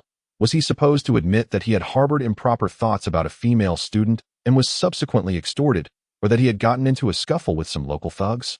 This morning, we were just discussing it, Wu Yi said, flicking ash from his cigarette. You mentioned we spent quite a bit last night. How is it that you managed to settle the bill with just a small piece of paper? Quite miraculous. Could you possibly lend me that paper for my use? Absolutely not. Observing the curious gazes of the three, Su Zhonghua's boastful nature resurfaced as he puffed out smoke and declared, that piece of paper is not something just anyone can wield. It symbolizes nobility, luxury, and status. With it, one could dine at every restaurant in the city without spending a single cent. Come now, that is quite the exaggeration, Lu Quan chuckled. Teacher Zhou, you're really inflating your stories. Who says I'm exaggerating? Su Zhonghua narrowed his eyes that I shall no longer conceal the truth. I'm actually a covert agent sent by the state to carry out a mission, and this card was issued to me by the government for complimentary meals. The others, witnessing his increasingly grandiose claims, realized that extracting the truth from him was futile and chose to let the matter rest. After all, they had enjoyed that meal, considering it a taste of the high life. And no one was keen to nitpick over the bill. Chapter 24. Bluetooth confusion. The group continued their banter, appearing far from the demeanor expected of educators, tossing around crude language and crude jokes. More akin to ruffians that a significant portion of their cigarettes had already been consumed when the school bell rang, signaling the end of class. That moment, Lin Yukon returned to the office, clutching his books. Su Zhonghua greeted him, and Lin smiled back, seemingly having forgotten the events of the previous night.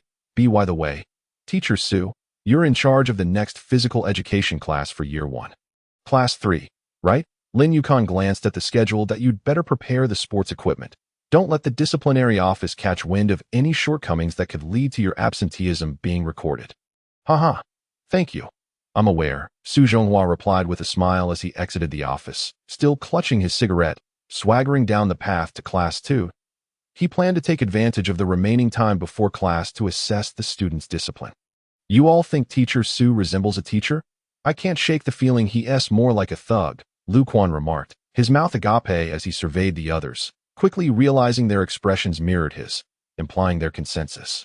On his way to the Class 2 classroom, Su Zhonghua engaged in a mental exercise to suppress his violent tendencies. I am now a teacher. I must uphold a civilized appearance. I am an honest person. Not a hoodlum. That I must refrain from resorting to violence. Otherwise, if I injure a student, I would have to compensate them. Restraint. I must practice restraint. As he neared the classroom on the 3rd floor, the noise of Class 2 erupted like thunder.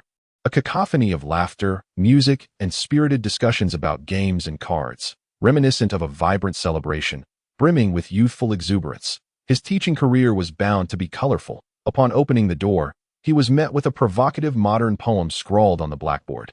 Teachers are the sowers of darkness, wielding the power to render humanity more ignorant and malicious. Teachers are the despicable enablers, condoning humanity's decay, accepting generous gifts from students' parents. Teachers are the arbiters of children's fates, stifling their dreams and leading them down irrevocable paths.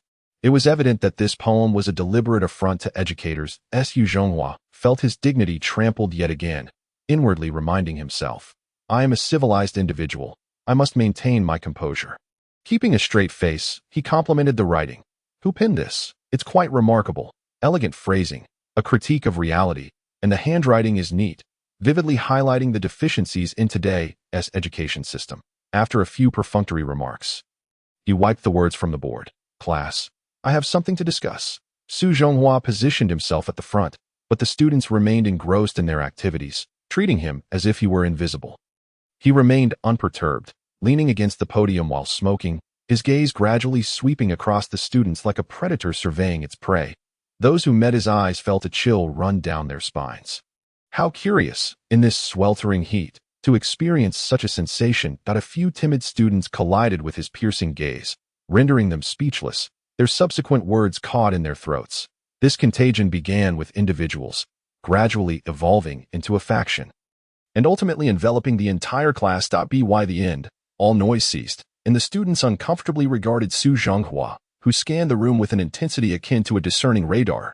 The classroom was enveloped in a profound silence, the only sound being the faint crackle of Su Zhonghua's cigarette. The class monitor, Deng Hui, was taken aback. It seemed that the morning's plans had been effortlessly thwarted by the new homeroom teacher.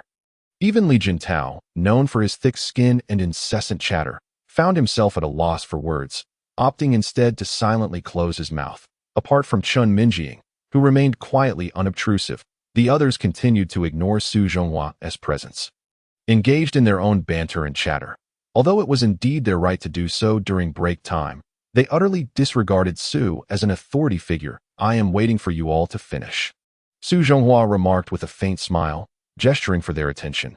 Just then, the school bell rang, cutting through the tension he had tried to establish. "You may continue with your lesson," he said, his spirits dampened as he exited the classroom. He had intended to impress upon the students the significance of teachers, invoking metaphors of self-sacrifice such as the diligent ox, the candle, and the gardener, all of which portrayed the burdens teachers bear.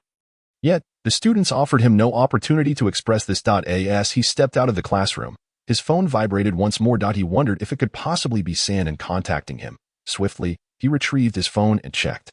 "You have a new connection. Would you like to accept?" "Damn it. Who could it be?" Su Zhonghua gazed at the familiar Bluetooth name, Zamaizai. His mind filled with confusion. He was entirely certain it wasn't teacher Lee Yin.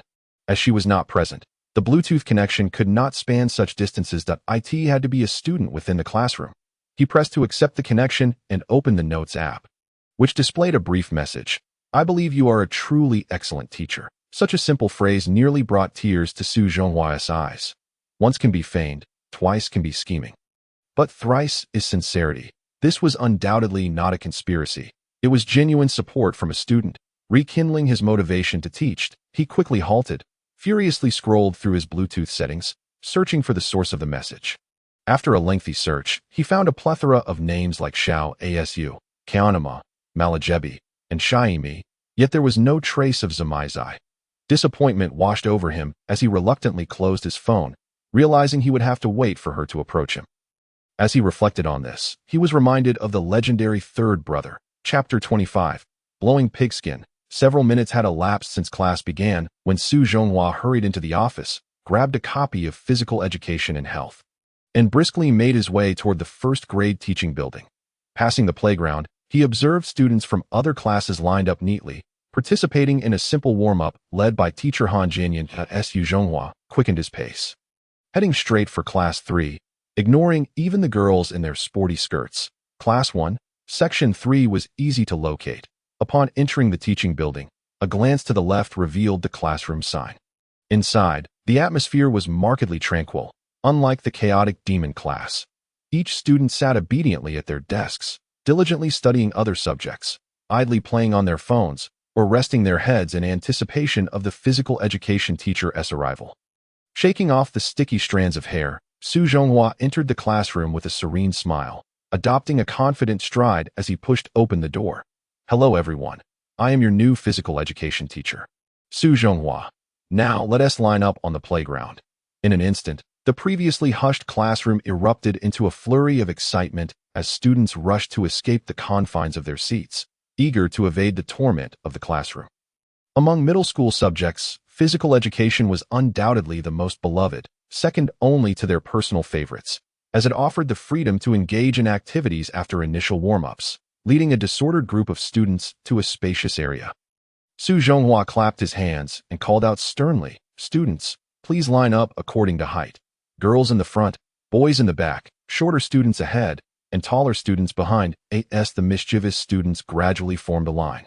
Su Zhonghua appointed the class representative to lead the roll call. He genuinely feared that some might behave foolishly, resembling a farcical scene. 1, 2, 3, 34, 35. The students, lacking discipline, half-heartedly shouted their numbers. After confirming the attendance, the robust class representative performed a salute. "Well done," Su Zhonghua replied, nodding in satisfaction, his gaze wandering among the girls in the front row. Overall, the physical development of these first-year girls was rather disappointing.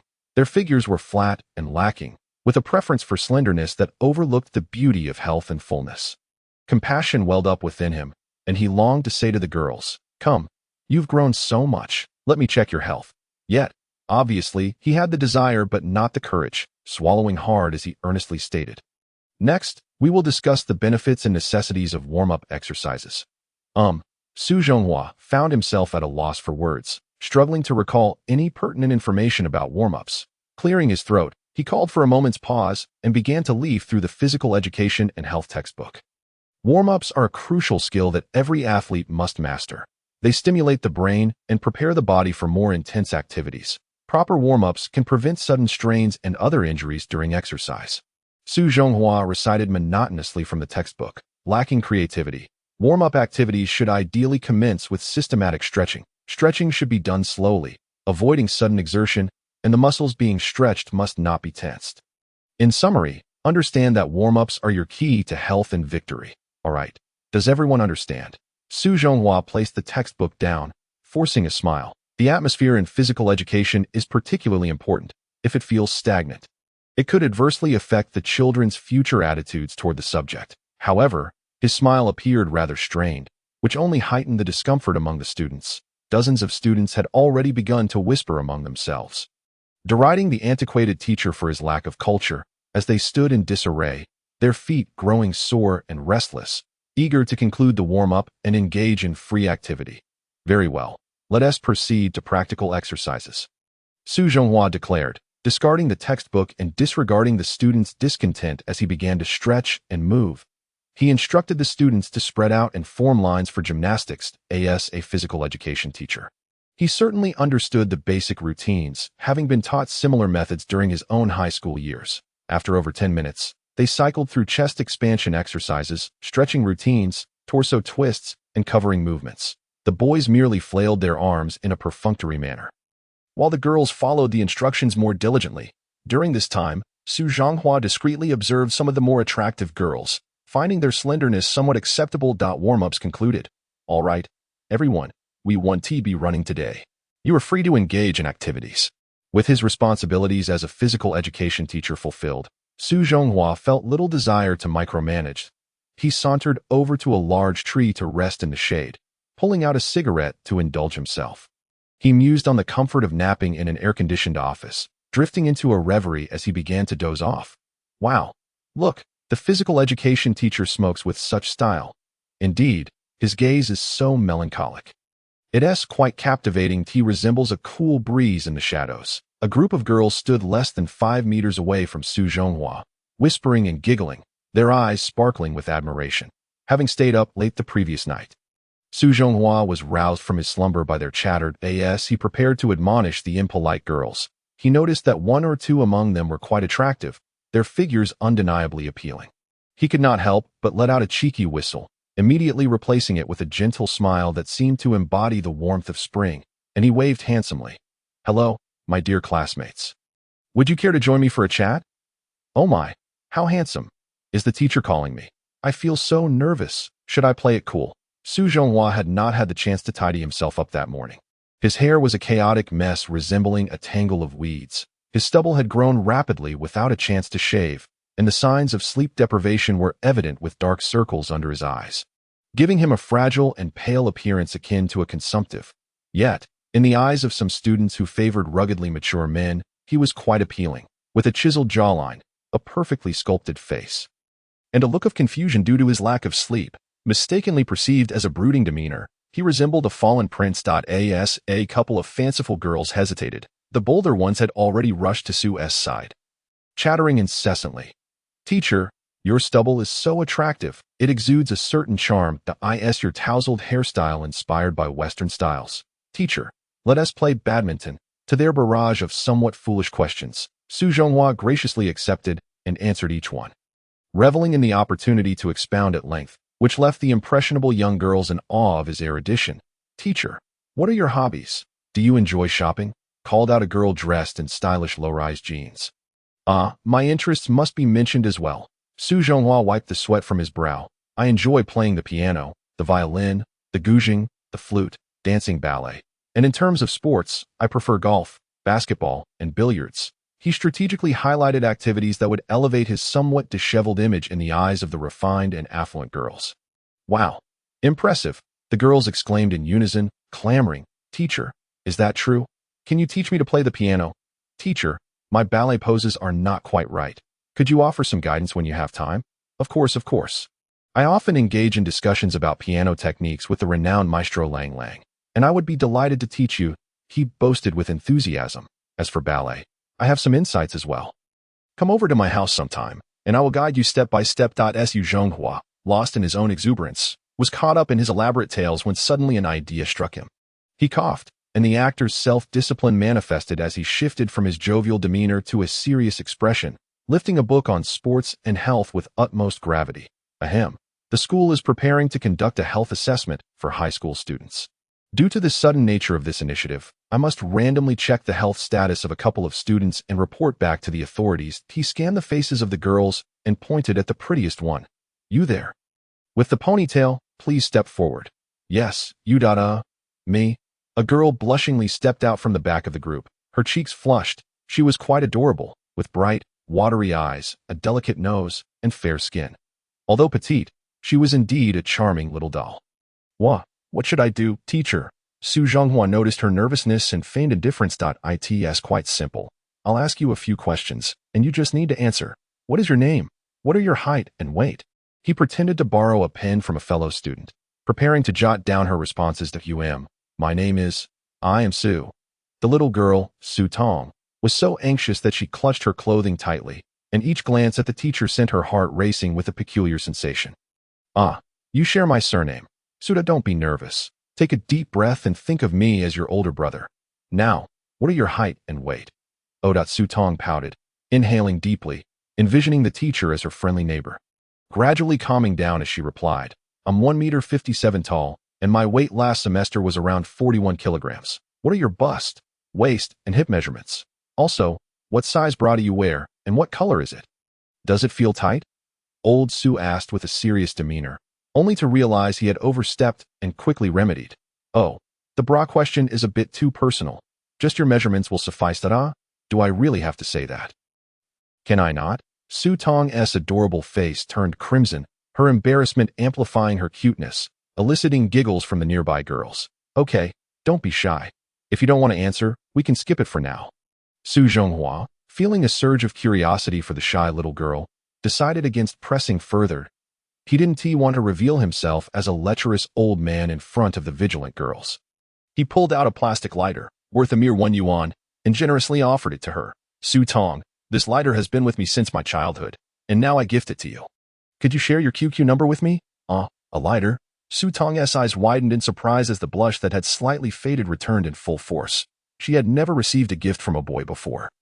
Now, in front of so many people, the teacher was gifting her something. A whirlwind of confusion, nervousness, and an indescribable feeling surged within her as she took the half-used red lighter, her voice barely a whisper. Thank you. Teacher. Wow. Teacher, you are biased. Teacher, I want one too. With a sense of triumph, Su Zhonghua momentarily forgot to ask for Su Tong's QQ number and waved his hand grandly. No problem. I'll satisfy you all. Tomorrow, I shall bring lollipops for everyone. A group of innocent girls surrounded him, asking questions left and right, while old Su, with his silver tongue, entertained them with his charming wit, leaving them in fits of laughter. Wow. Teacher Han is playing basketball.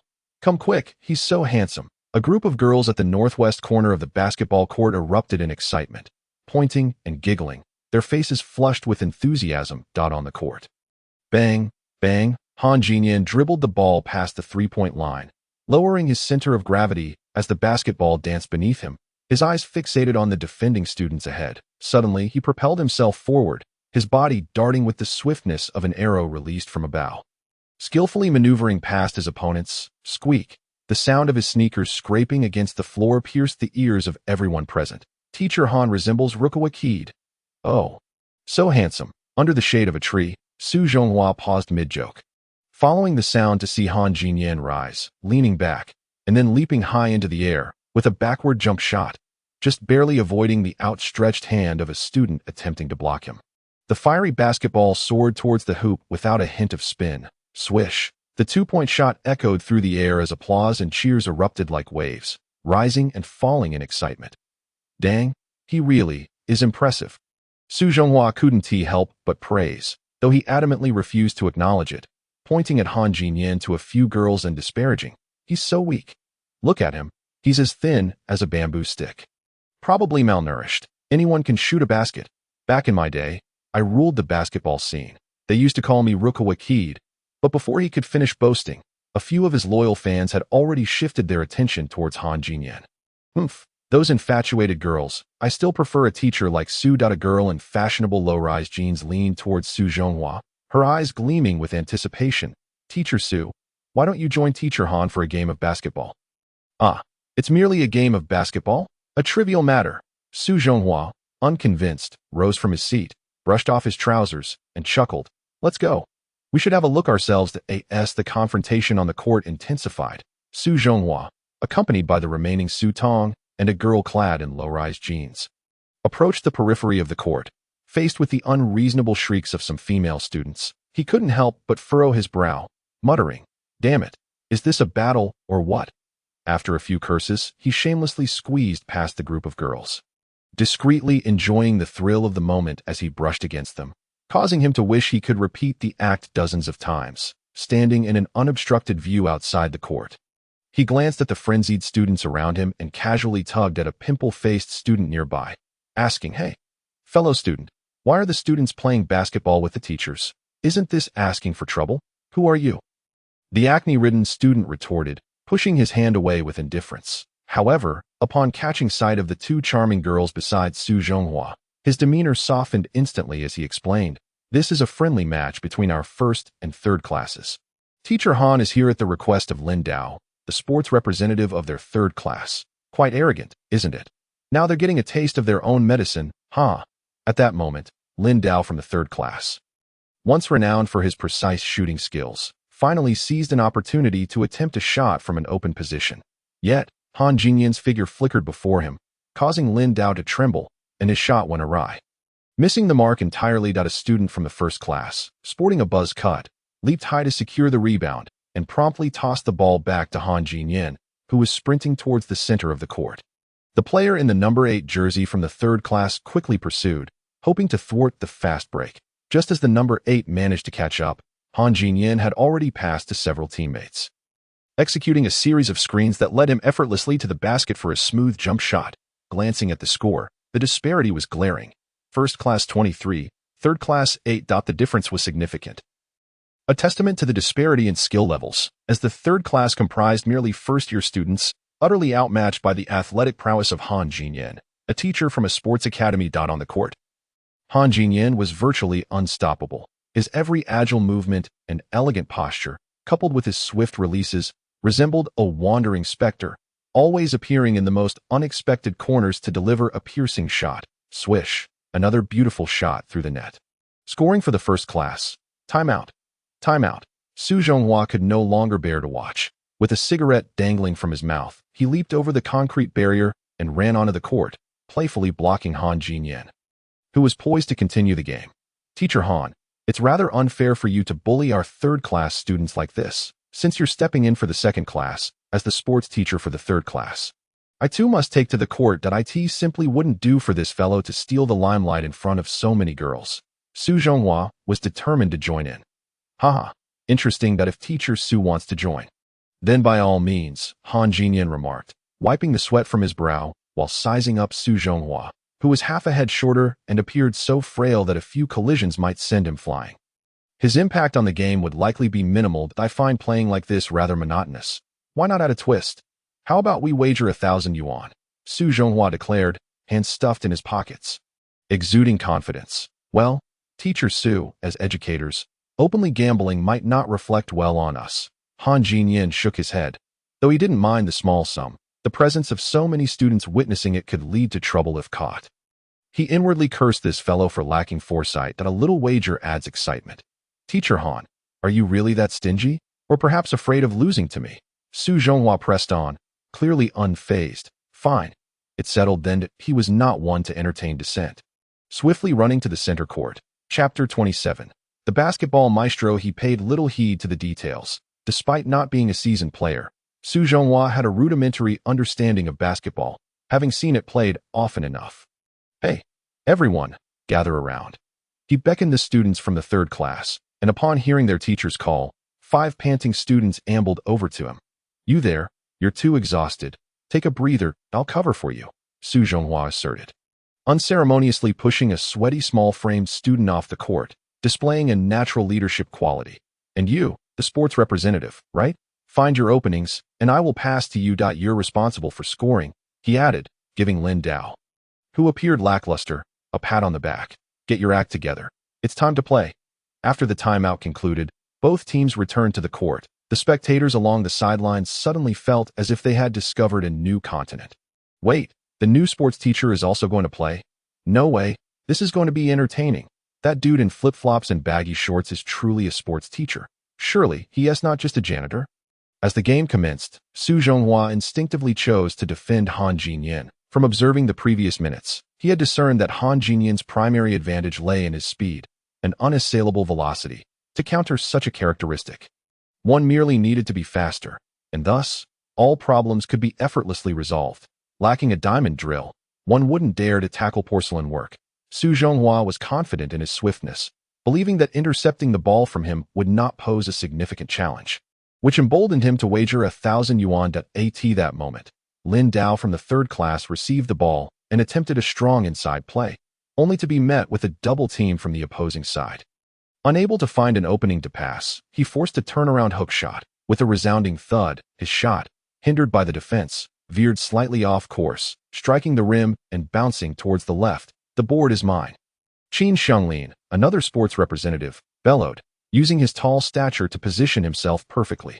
Like a rocket, he leaped up, firmly securing the basketball in his grasp. Upon landing, Qin Xianglin charged toward the opponent's basket, while the number 8 from the third class neglected defense and rushed to block his path.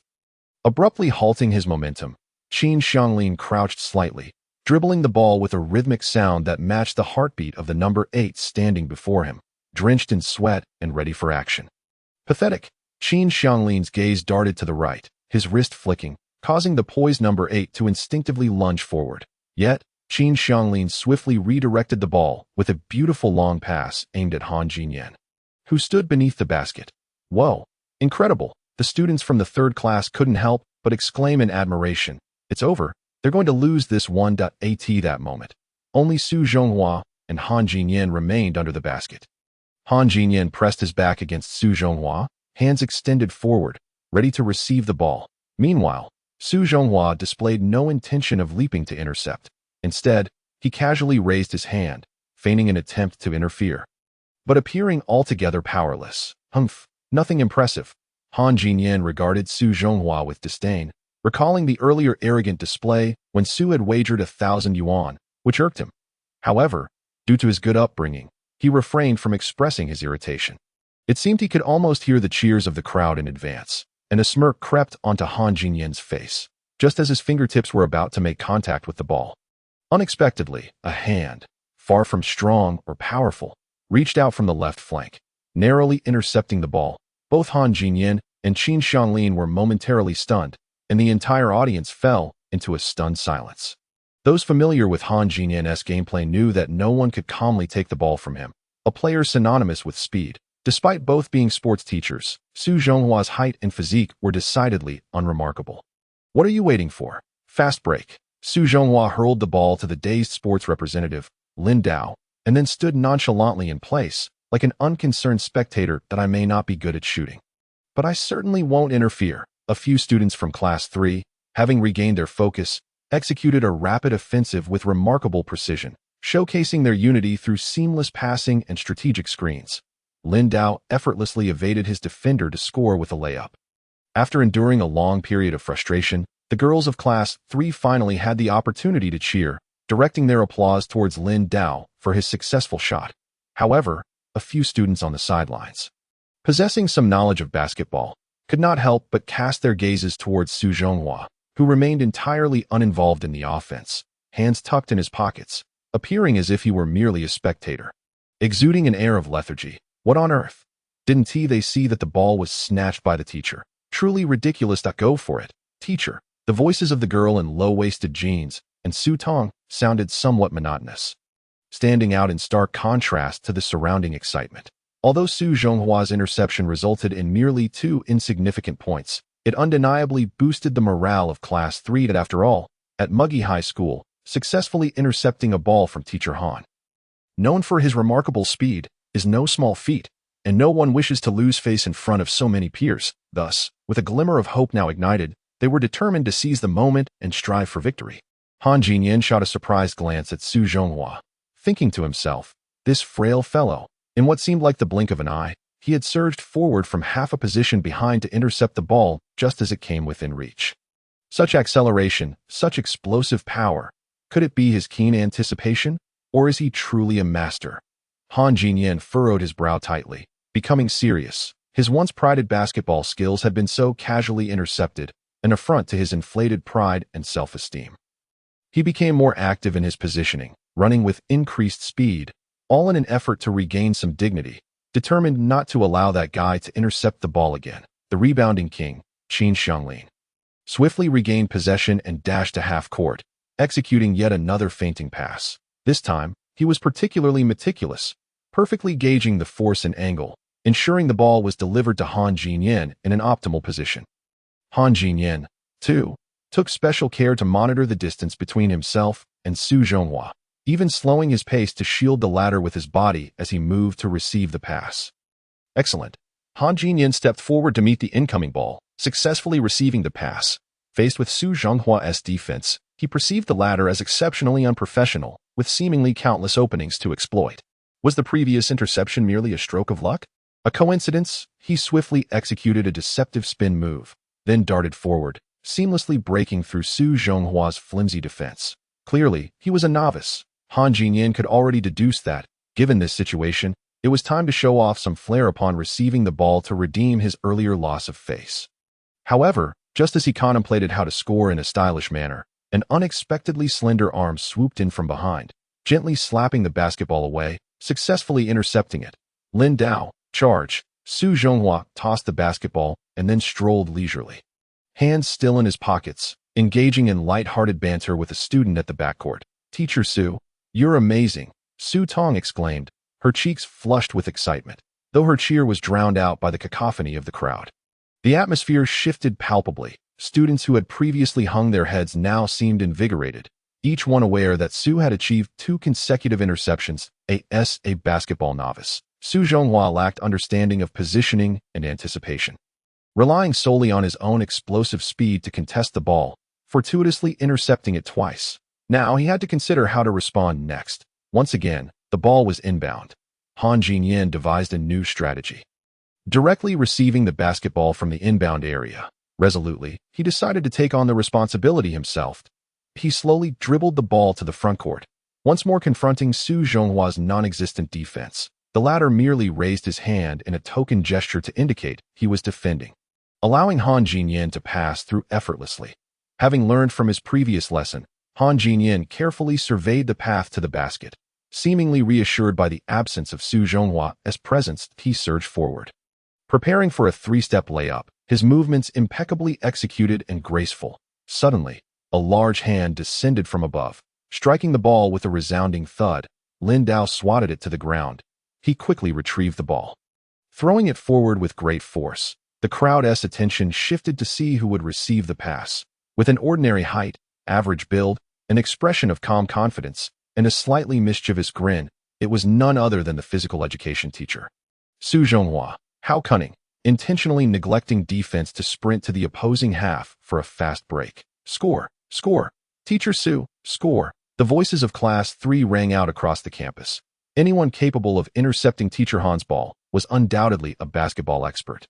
And scoring was merely a matter of course. Some even exaggeratedly shouted for a slam dunk. The players from Class 1 resigned themselves to the inevitability of the score, remaining idle to witness the spectacle. Feeling inexplicably nervous, Su Zhonghua became acutely aware of the many eyes upon him, causing his face to flush momentarily before he quickly composed himself. He caught the ball soaring from above, wasting no time as he dashed toward the basket. Though his running style was awkward, and he struggled to maintain control of the ball, nearly losing it at any moment, the crowd erupted into laughter. No way. As a physical education teacher, you can't be this bad at basketball. Su Zhonghua leapt high, his form resembling a frog, attempting a Kobe-style three-point layup. Thud, he missed, securing the rebound. He leapt again, this time mimicking Yao Ming's style for a layup. Thud. He missed again, grabbing the rebound once more. He bent over for another layup attempt, but still, he missed. Teacher, pass me the ball. The 8th student from Class 3, feeling embarrassed, looked at Su Zhonghua with innocent eyes, then received the ball thrown his way. Effortlessly scoring with a layup, the audience erupted in boos, deriding him. The physical education teacher's skills. Sigh. It's too embarrassing to even mention. Teacher, you can do it. Amidst the lamentations, Su Tong's clear voice stood out. Both solitary and unique that Su Zhonghua felt a wave of frustration. He had imitated Yao Ming's layup perfectly, yet the ball simply wouldn't go in. How peculiar, he pondered. How could it not score? Chapter 28. The ball is not meant to be played this way. In the midst of his discontent, the 8th student approached and patted his shoulder in consolation, saying, Teacher, are you feeling discouraged? With a technique like yours, simply throwing the ball at the hoop one team make it in. Perhaps it's best to focus on defense. The 8th student sighed regretfully, shaking his head before running back to defend. Are you looking down on me? Su Zhonghua felt utterly defeated, mocked by a mere child. How infuriating. If I don't score at least a few points, I might as well crush this basketball beneath my feet. As Su Zhonghua walked back to half court, he caught a glimpse of Han Jinin's smug expression as he approached, saying with a meaningful tone, Teacher Su, your layup form is truly impressive. It's just a shame it didn't go in. Hee, keep trying. Su Zhonghua despised being looked at in such a manner, and the tone grated on his nerves. I hope Teacher Han can provide more guidance. I've heard students refer to you as the nose-picking shot master. Quite impressive, indeed. Su Zhonghua replied with a polite smile, maintaining a calm demeanor. What does it take to hone this so-called nose-picking shot through perseverance and relentless practice? Nose-picking shot? That's the shooting technique. Han Jinyin shot Su Zhonghua a sidelong glance. I'd advise you to prepare a wager of 1,000 that if you lose, don't end up as embarrassed as you did last night, when you couldn't produce the money. Thank you for the reminder, Su Zhonghua replied with a calm smile, disregarding the situation as he pulled out a cigarette from his pocket and lit it, remaining on defense alone at midcourt. Han Jinyin said nothing further, shrugging nonchalantly as he cast a knowing glance at Su Zhonghua, then sprinted to the corner to receive a pass from a student inbounding the ball, launching an aggressive offensive. Once the basketball was in his hands, it seemed to come alive as he executed breakthrough after breakthrough, effortlessly gliding past every student who attempted to intercept him with his ghostly speed. Smoothly launching a shot from beyond the three-point line, the red basketball arced gracefully through the air, swishing perfectly through the net. So cool, just like Rukawa Keed. That uncle is simply incomparable to Teacher Han. The audience supporting Han Jinyin erupted in applause and cheers, sending waves of excitement through the air. Meanwhile, old Su remained utterly unmoved, lazily standing in the center, puffing on his cigarette as if in a daze. Resembling someone under the influence of marijuana, provoking a chorus of jeers from the players and spectators alike, who accused him of being pretentious and overly melancholic. Under Lindao's leadership, Class 3 launched another offensive. Although the members of Class 3 were, in terms of overall technique, stamina, and height, no match for Class 1, their greatest advantage lay in their unity and tacit cooperation, coupled with Su Zhonghua's recent interception. Their collective morale surged, leaving the score at 28-26. The game had progressed well into the half, nearing its conclusion. Despite being a rather ordinary match, the surrounding area was packed with spectators, Classes 1, 3, and other classes totaling over 100, most drawn in by the spectacle of the basketball showdown between the two physical education teachers. That on a distant patch of grass, a burly student with dark skin slammed the basketball to the ground, sitting atop it as he leisurely extracted a pack of sunflower seeds from his pocket. munching contentedly while watching the game with keen interest. A small, bespectacled lad beside him inquired, "Wu Gu, isn't that lewd-looking man over there our homeroom teacher?" "Mr. Tsu, I just saw him miss 3 consecutive shots. Ha! What a noob." Qin Wu spat out the shell of the seed he had just eaten, smacked his lips, and nodded. "Yes, that's him, just a clown seeking the limelight. I heard that Yang fan, whom he bullied yesterday, is looking for revenge tonight, that he'll probably be leaving this school soon." On the court, the score had tightened significantly, and now the ball was in Class 3's possession, causing Class 1 students to become increasingly frantic, resulting in numerous defensive lapses. In a moment of negligence, Lin Dao seized a fleeting opportunity, positioning himself deep in the paint, and with a swift motion, the ball holding number 8 passed it to him. Ha! Lin Dao, known for his accuracy, was bound to score this time. The students from Class 3 were utterly engrossed in the game, immersing themselves in the action. And when they saw Lin Dao receive the ball, they all collectively sighed in relief. Intercept him, block him. Upon seeing the situation, Han Jinyan grew anxious. This game was a matter of pride for him, and he shouted urgently at his players on the court, "Get into position. What are you standing there for? Move." Lin Dao received the ball, preparing to back down against the towering Qin Xianglin. But suddenly 2 defenders rushed in from different angles, closing off any possible openings, leaving Lin Dao squeezed into an incredibly tight space. There was no way to shoot, let alone pass. Now it's my turn to shine. In the center, Su Zhonghua exhaled his last puff of smoke, extinguished the cigarette butt, and shouted towards Lin Dao, who was searching for a breakthrough. "Give me the ball." "Huh." Lin Dao turned towards the direction of the voice, discovering he had a clear line to pass the ball out. "Teacher, it's all on you now." Without a hint of hesitation, Lin Dao leaped into the air, throwing the ball directly towards the open space on the perimeter. As the ball sailed towards the player standing beyond the 3-point line, the entire audience gasped in disbelief. "No way, he's passing to the basketball novice teacher. It's useless, he can't make the shot. Get it out, pass it out quickly. There's space on the left." Class 3 students shouted in a panic, utterly lacking faith in Su Zhonghua's ability to score. "Go. Teacher, you can do it." A girl outside the court clutched her red lighter tightly, shouting with all her might, her face flushed and sweat beading at her temples, her voice ringing out in loneliness. "I'm here to make a name for myself. You won't dictate my actions." Ignoring the crowd's cries, Su Zhonghua exhibited no intention of passing the ball. He recalled the rhythm of the basketball stars he had seen on television, sprinting towards the basket, striving to find his groove. "Are you coming? I've been waiting for you." Han Jinyan dashed over, lowering his body to prepare for a side steal, a huge hand reaching in from below. If old Su didn't dodge at that moment, the trajectory of the ball would undoubtedly collide with Han Jinyan's hand. Confident in his speed and reflexes, Han Jinyan was certain he would win this duel. The title of Ghost was not earned lightly. "What the heck? Why isn't that uncle dodging?" The students of Class 3 watched in horror as the ball was about to be snatched away, many of them instinctively closing their eyes, unable to bear the sight of the impending disaster. What? What is he doing? Is he mad? Su Zhonghua, showing no signs of retreat, charged forward like an out-of-control freight train. Crashing through, just as Han Jinyan's hand was about to make contact with the basketball, a loud bang echoed. Their bodies collided, and an unstoppable force sent Han Jinyan tumbling, landing just beside the white line. Heavens, such violence, such exhilaration.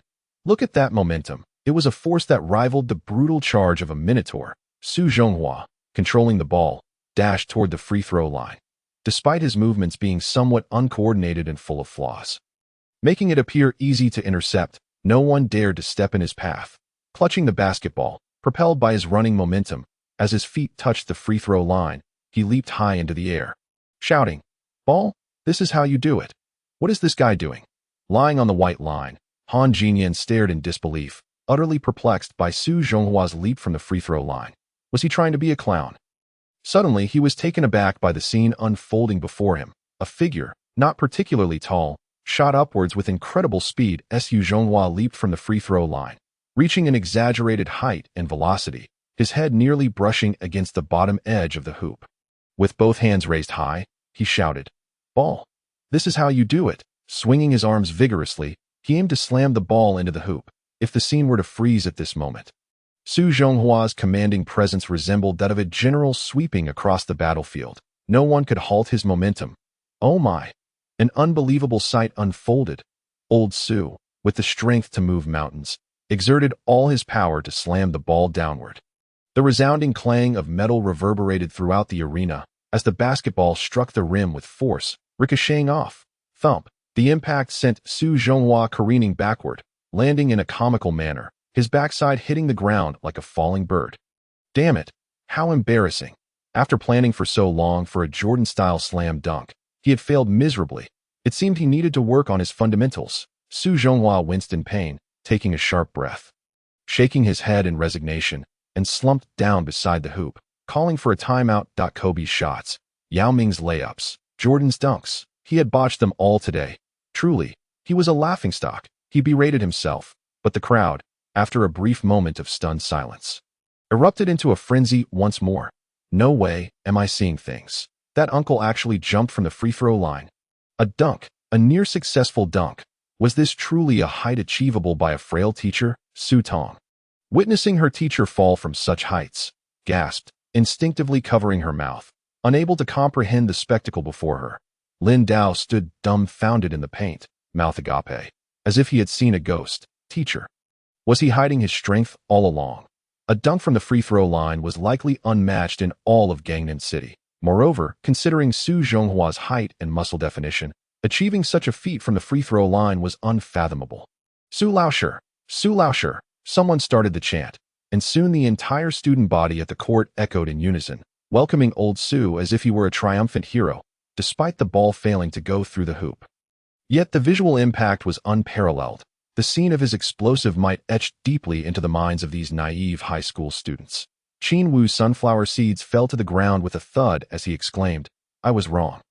The teacher is no fool. Absolutely not. He is a master of the entire court, despite his ordinary height and even a somewhat frail appearance." Su Zhonghua astonishingly nearly grazed the rim with his head. Cursed be the neighboring team. This is simply terrifying. Even if NBA stars were to score 10 consecutive baskets, they could hardly evoke such a profound shock. Qin Wu, unable to suppress his excitement, strode towards Su Zhonghua. Suddenly pausing as if struck by an epiphany, he quickly turned and dashed toward the classroom building of Class 2, Year 3. On the court, Han Jinyan groggily rose from the ground, his rebellious gaze momentarily flashing with a glint of astonishment. What manner of person is this? He lifted his eyes to Su Zhonghua under the basket, recalling the earlier incident when he had been deliberately and roughly knocked aside by that fellow.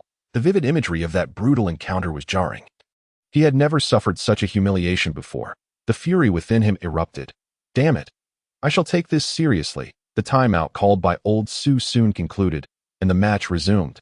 Han Jinyan, disregarding everything, surged towards the front court. The player inbounding the ball was quick-witted, executing a long pass that soared halfway across the court, landing precisely in Han Jinyan's hands. The players from Class 3, still reeling from the shock, scrambled to reposition themselves for defense. Breakthrough, dodge, drive past. No one could thwart Han Jinyan's relentless advance. He moved with the grace of flowing water, his actions resembling art that he reveled in this exquisite rhythm, entering a state of peak performance. With a clear path ahead at that moment, Han Jinyan sensed someone pursuing him from behind, yet he paid it no heed, fully aware that once he accelerated, none could impede him. Approaching the three-point line, he calmly raised both hands, cradling the ball in an exceptionally standard posture, bending his knees, lifting his hands, his eyes aligned perfectly with the basket. He relished the familiar rhythm of his shot, leaping and releasing a long-range throw. His form was textbook-worthy. His timing was impeccable.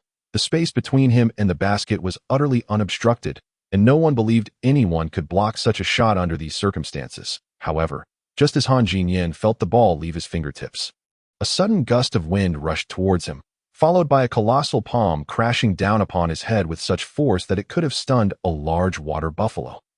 Han Jinyan cried out in agony. His body flung against the concrete floor, his head ringing. The students from Class 1 erupted into chaos, a cacophony of shouts and curses, rushing forward to help. At that moment, an incredible scene unfolded. Su Zhonghua turned around, wearing an expression of triumph at having successfully defended, picked up the still inbounds basketball, and awkwardly dribbled back, preparing to continue the game. His nonchalant demeanor suggested that no heinous act had just transpired. leaving the entire audience dumbfounded, deeply shaken by old Su's astonishing behavior. After a long pause, Qin Xianglin, the sports representative of Class 1, finally regained his composure and shouted, "Foul! Assault! Assault!" But old Su paid him no mind, continuing to dribble towards the basket, for he knew there were no referees here. This was purely street ball, where one could not find a foul to call. Upon reaching the three-point line, he halted just in time, aimed at the basket for 3 to 4 seconds, and shot, but missed. He retrieved the rebound, returned to the three-point line, aimed for 5 to 6 seconds, took a jump shot, and clanged against the rim. Still no success. He picked up the ball again, shot, and again met with the unforgiving iron. This cycle repeated 7 or 8 times, each shot either ricocheting off the backboard or clanging against the rim. Throughout this ordeal, the players from both Class 1 and Class 3 stood frozen in disbelief, unsure whether the game should continue. When Su Zhonghua finally felt embarrassed enough to cease his futile attempts, he passed the ball to the nearby Lin Dao, who, after a moment of dazed surprise, hurried to the three-point line and executed a jump shot that swished through the net. Ding, ding. With that final basket, the class bell rang, signaling the end of this unremarkable basketball game. Old Su glanced at the scoreboard, noting the narrow victory of 28-29. That bright red number made him envision a stack of 10 red bills. Haha, this class was indeed quite enjoyable. Su Zhonghua wiped the sweat from his forehead with his damp shirt, casually picked up an unopened bottle of mineral water from the sidelines, and gulped it down in one go. Exhaling a sigh of relief, unconcerned with how others perceived him, he waved at Su Tong, who still appeared dazed on his left, and the girl, blushing, hurried over, followed by several other girls, all wearing expressions of admiration and chattering incessantly. "Teacher, you jumped so high, like you could fly. Haha, I have always claimed dominion over the basketball realm while studying. Do you believe it now?" It was the girl in low-rise jeans who, holding her high-resolution smartphone, smiled and said, "Teacher, can we take a photo together?" Beautiful girls always adored taking pictures, especially with their idols. The students from Class 1, witnessing the triumphant figure of the one who had just assaulted Han Jinyan, were stirred to voice their discontent, urged on by someone. Old Su combed his sweat-soaked hair back, choosing to ignore them. "Huh? A group photo? How could I dare? I am a teacher." Su Zhonghua scratched his head awkwardly, feigning innocence, completely oblivious to his earlier brutality against Han Jinyan. Once he deemed the act convincing enough, he added, "Very well, since the students have made a request, we teachers cannot refuse, but do remember to study diligently." "Hee, teacher, you are so long-winded. Can we get a basketball for the photo?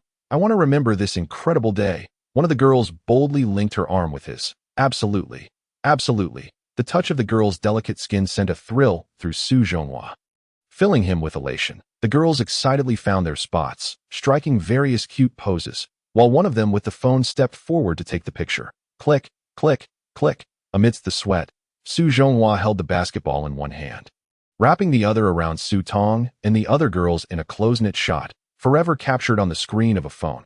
After bidding farewell to the lovely Su Tong and gently ushering away the reluctant girls, Old Su refrained from immediately demanding the 1,000 yuan bet from Han Jinyan, wary of provoking his ire.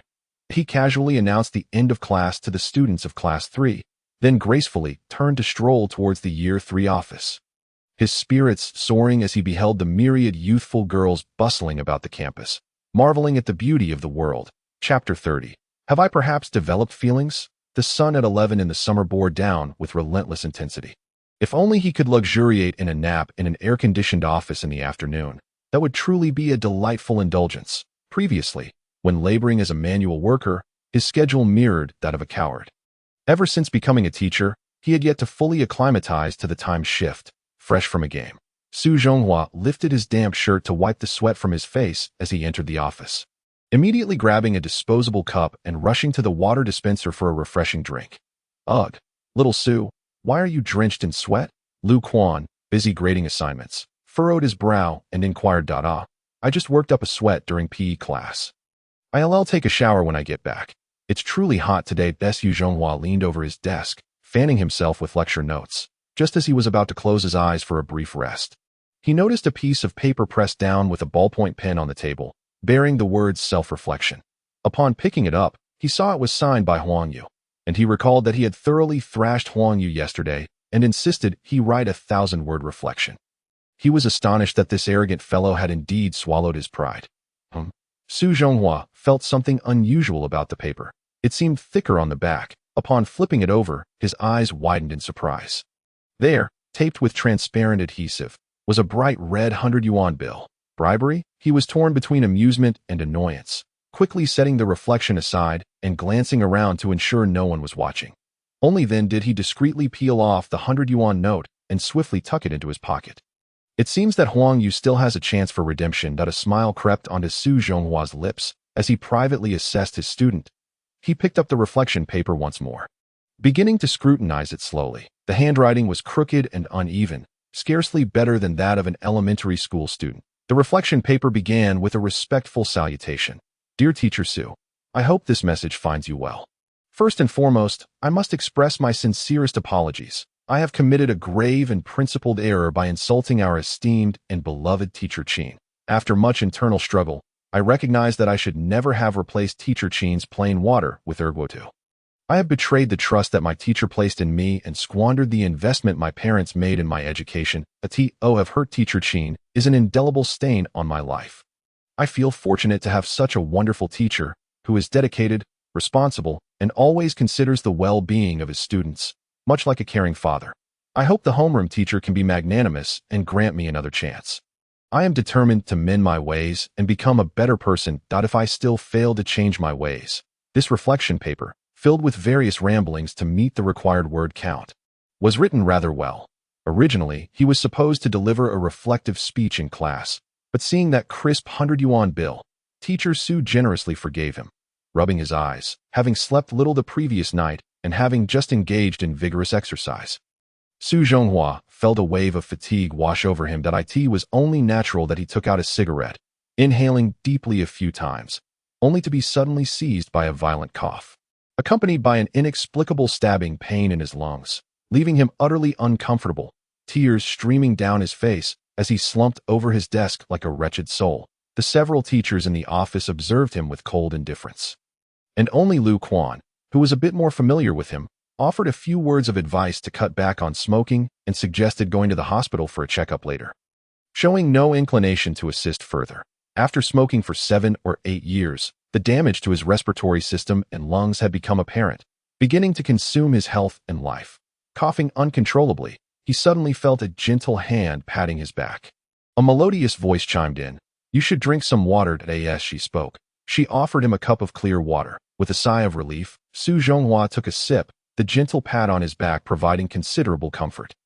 After drinking the water, the coolness soothed his lungs, alleviating some of the piercing pain. When he turned to express his gratitude, he was taken aback to find it was Lee Yin, who typically displayed a rather indifferent demeanor towards him. Today, she wore a sleeveless dress adorned with a pleated floral embellishment, concealing a petite and exquisite figure, her slender waist making her look exceptionally graceful. She remained as beautiful as ever, causing Su Zhonghua to momentarily forget his discomfort. Utterly captivated. This is for you, Lee Yin said, placing a folded note on the desk. Thank you, he stammered, coming back to his senses, but Lee Yin had already turned to leave, leaving behind a faint trace of her fragrance. She cares for me and even handed me a note. Could it be that she likes me? Is this note a love letter? Su Zhonghua felt invigorated, the pain he had been enduring vanishing into thin air. She handed me a love letter and then ran away. Yes, indeed. This girl is just too shy in this day and age. Encountering a bashful girl like her is truly a stroke of luck. With a heart full of joy, he unfolded the note, revealing a line of neat handwriting that caught his eye. After reading its content, he was instantly rendered speechless. The note did not contain an invitation to meet at a specific time or a confession of affection, but rather a reminder to maintain personal decorum and refrain from smoking in the office. In a fit of frustration, he crumpled the elegantly penned note and tossed it forcefully into the wastebasket. Subsequently, he seized a book he had brought, deliberately avoiding a glance at Lee Yin as he nonchalantly exited the office. With no classes scheduled for the morning, he decided to head to the southern grove of trees on campus to nap and read. Slipping out of the office, he cautiously evaded the scrutiny of the academic affairs department's disciplinary monitors, darting left and right like a petty thief. The tree grove at Gomu High School was situated in the southern part of the campus, filled with an array of tall and short trees, predominantly towering sycamores that reached impressive heights. The green and yellow canopies stretched across the sky, providing a respite from the scorching sun. It was a delightful experience to relax on the lawn beneath the shade of the trees, where a gentle breeze would occasionally rustle through, offering a refreshing coolness that was truly invigorating. As he ventured further into the grove, he came upon a sloping hill bathed in sunlight. From this vantage point, he could see children playing joyfully on the basketball court. Zhou squinted as he reclined on the hill, his expression one of solemnity and concentration as he immersed himself in the pages of his book. The worn cover boldly emblazoned with the words "An actor prepares." Occasionally, he would lift his gaze to the horizon, appearing as though he were deep in thought or reflecting on life, his demeanor lacking vitality and resembling that of a weary elder who had weathered many storms. This place was perfect for an afternoon nap. If he could come here daily to indulge in a moment of tranquility and enjoy the coolness, it would be quite delightful. Zhou picked up a fallen leaf and placed it over his eyes, feeling drowsy and content. In the distance, a familiar tune wafted through the air, played on a flute. The slow melody carried a subtle sadness, evoking nostalgia and fond memories. This song, titled "A Lifetime of Love," was the theme song from the film A Chinese Odyssey, starring Stephen Chow. Zhou had heard it a few times during high school, finding it overly melancholic and eventually forgetting it. Yet now, as it was played on the flute, the poignant sorrow was rendered even more vivid, flooding his mind with scenes from the movie. If only he could possess a moonlight treasure box to turn back time. How wondrous that would be. Zhou exhaled a puff of smoke, unable to resist imagining like a young girl. The melancholic melody lingered in the woods, suffusing the air with a sense of sorrow. The flute's notes resonating with a bittersweet longing that pierced through Zhou's eardrums, prompting him to hum along softly with the tune. Suddenly, the flute fell silent. Zhou opened his eyes to see a girl in a knee-length white dress approaching, her long black hair dancing gently in the breeze. Her delicate neck exuded an indescribable beauty as she tenderly caressed her crimson flute. Everything about her was akin to a breathtaking painting, leaving Zhou momentarily stunned. To be honest, any man encountering such an exquisite and enchanting girl would have extraordinary thoughts. Zhou was no exception. Most importantly, he felt an inexplicable acceleration of his heartbeat, thumping wildly and rhythmically. Could it be that I am in love? Classmate, do you also enjoy the song A Lifetime of Love? P.S. Wishing everyone a joyful May Day holiday. Brother Chuan, if you are too exhausted, you need not persist in voting for me. Please take a good rest after work. We can look at it again when you're feeling better. Chapter 31. Campus affairs. Upon looking closely, he realized the girl stood right before him, her skirt fluttering, her thighs long and shapely. Zhou lifted his gaze, momentarily distracted by the sight. As for the song A Lifetime of Love, he wouldn't say he liked it, but he appreciated its unforgettable and beautiful melody. He stifled a yawn, hastily avoiding eye contact with the girl, lazily reclining on the grass, the sharp blades pricking his skin slightly. A beautiful melody. The entire song was an embodiment of sadness and helplessness. How could it be beautiful? The girl stepped closer, finally catching a clear glimpse of the man's face. She paused, seemingly surprised, and perhaps contemplating something, before smiling and saying, "Sorry to disturb you. Goodbye." Hey? Wait. Confused, Zhou watched the girl's graceful silhouette fade into the distance. Inhaling her lingering fragrance with a sigh, resting his head on his hand, and closing his eyes, time continued to drift until the school bell rang, prompting Zhou to spring into action. More eager than anyone else, today, Wu Yi had brought a lunchbox made by his wife, and Zhou shamelessly borrowed his meal card to dine in the cafeteria out on the second floor of the cafeteria. The prices were significantly higher than on the first floor, with fewer patrons, a cleanliness that was commendable, and an elegant, tranquil environment.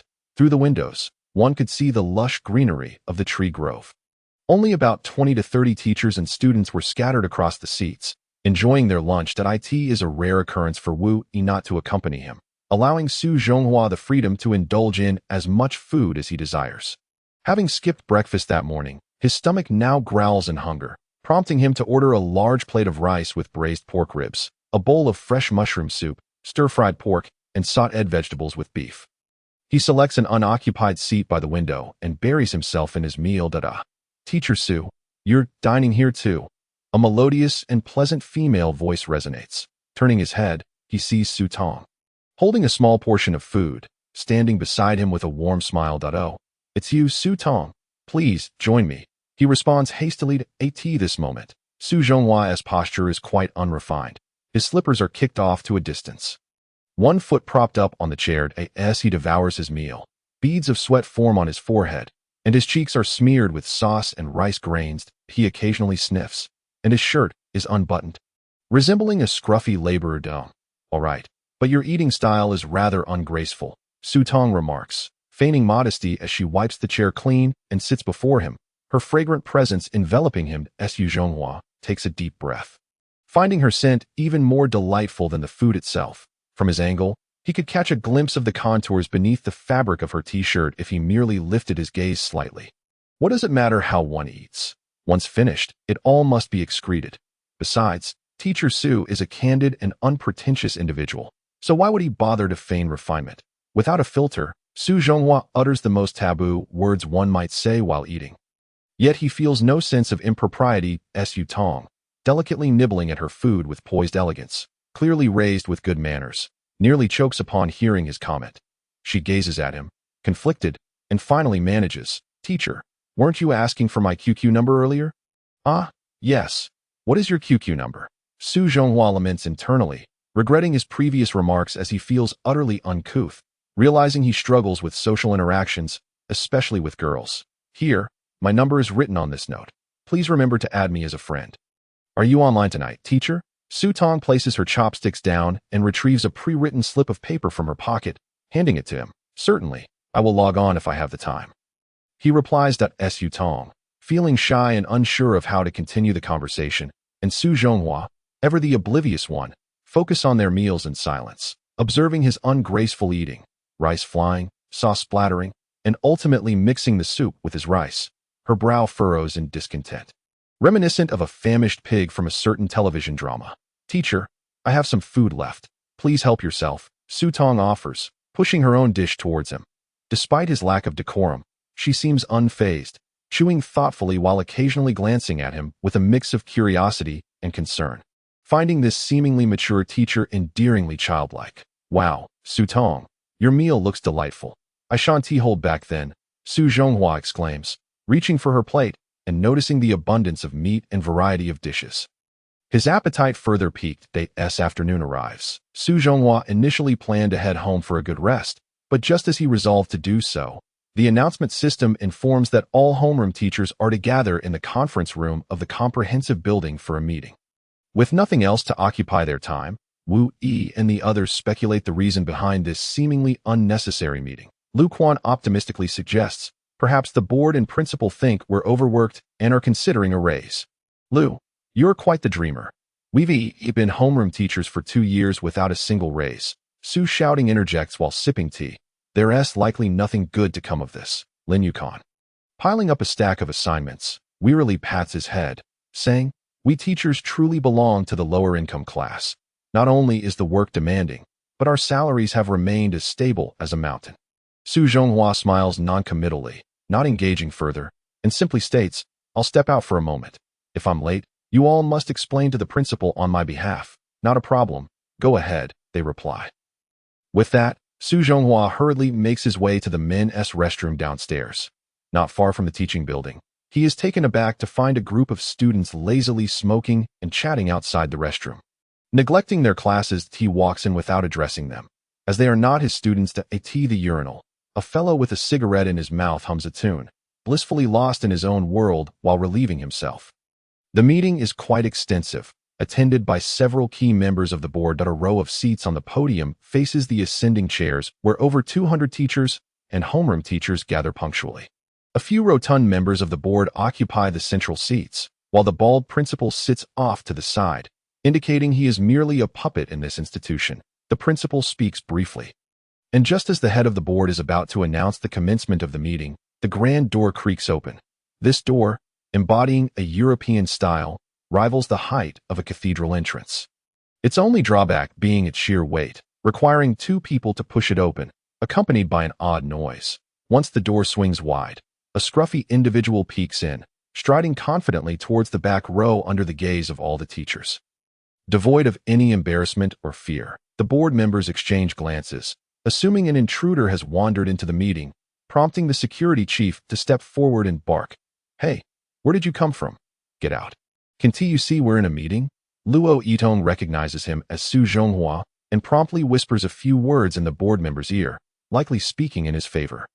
The board member's expression softens slightly, casting a glare at Su Zhonghua before dismissing him. Su Zhonghua, drenched in cold sweat, feigns calmness, mustering the audacity to approach Lin Yukon and his circle of colleagues, most of whom are present on the first floor for office work. "Little Su, what's that strange smell on you?" Lu Quan whispers, pinching his nose. "Don't ask. I just went to the restroom. And some mischievous kid got my shoes wet." Su Zhonghua admits, unashamedly sharing his predicament, though he feels somewhat disgusted and adds, "I apologize, everyone. I truly had no time to clean up. Please bear with me." Chapter 32. A dramatic incident. This meeting could last anywhere from 1 to 3 hours, and during this prolonged period, all teachers within a 5-meter radius of Su Zhonghua must endure the ordeal.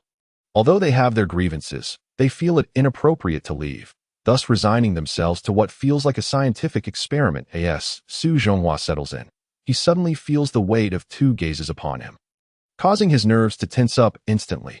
Years of experience have attuned him to the unmistakable nature of these stares. He glances towards the 9 o'clock position to see a portly, balding man in a suit, none other than the esteemed principal, Wang Anhao. Turning his gaze to the other direction, Su Zhonghua is unexpectedly met with a look of surprise and delight. The source of the second gaze is none other than the girl from earlier that morning at the tree garden. Dressed in a flowing white dress with long, dark hair, her serene demeanor appears almost like a breathtaking painting, captivating to behold. Her eyes, filled with confusion and curiosity, leave Su Zhonghua puzzled, unable to decipher the situation, and certainly not narcissistic enough to believe those were glances of infatuation directed at him. "Hey, who is that girl sitting next to the principal?" Su Zhonghua quietly asks Wu Yi, tugging at his trousers.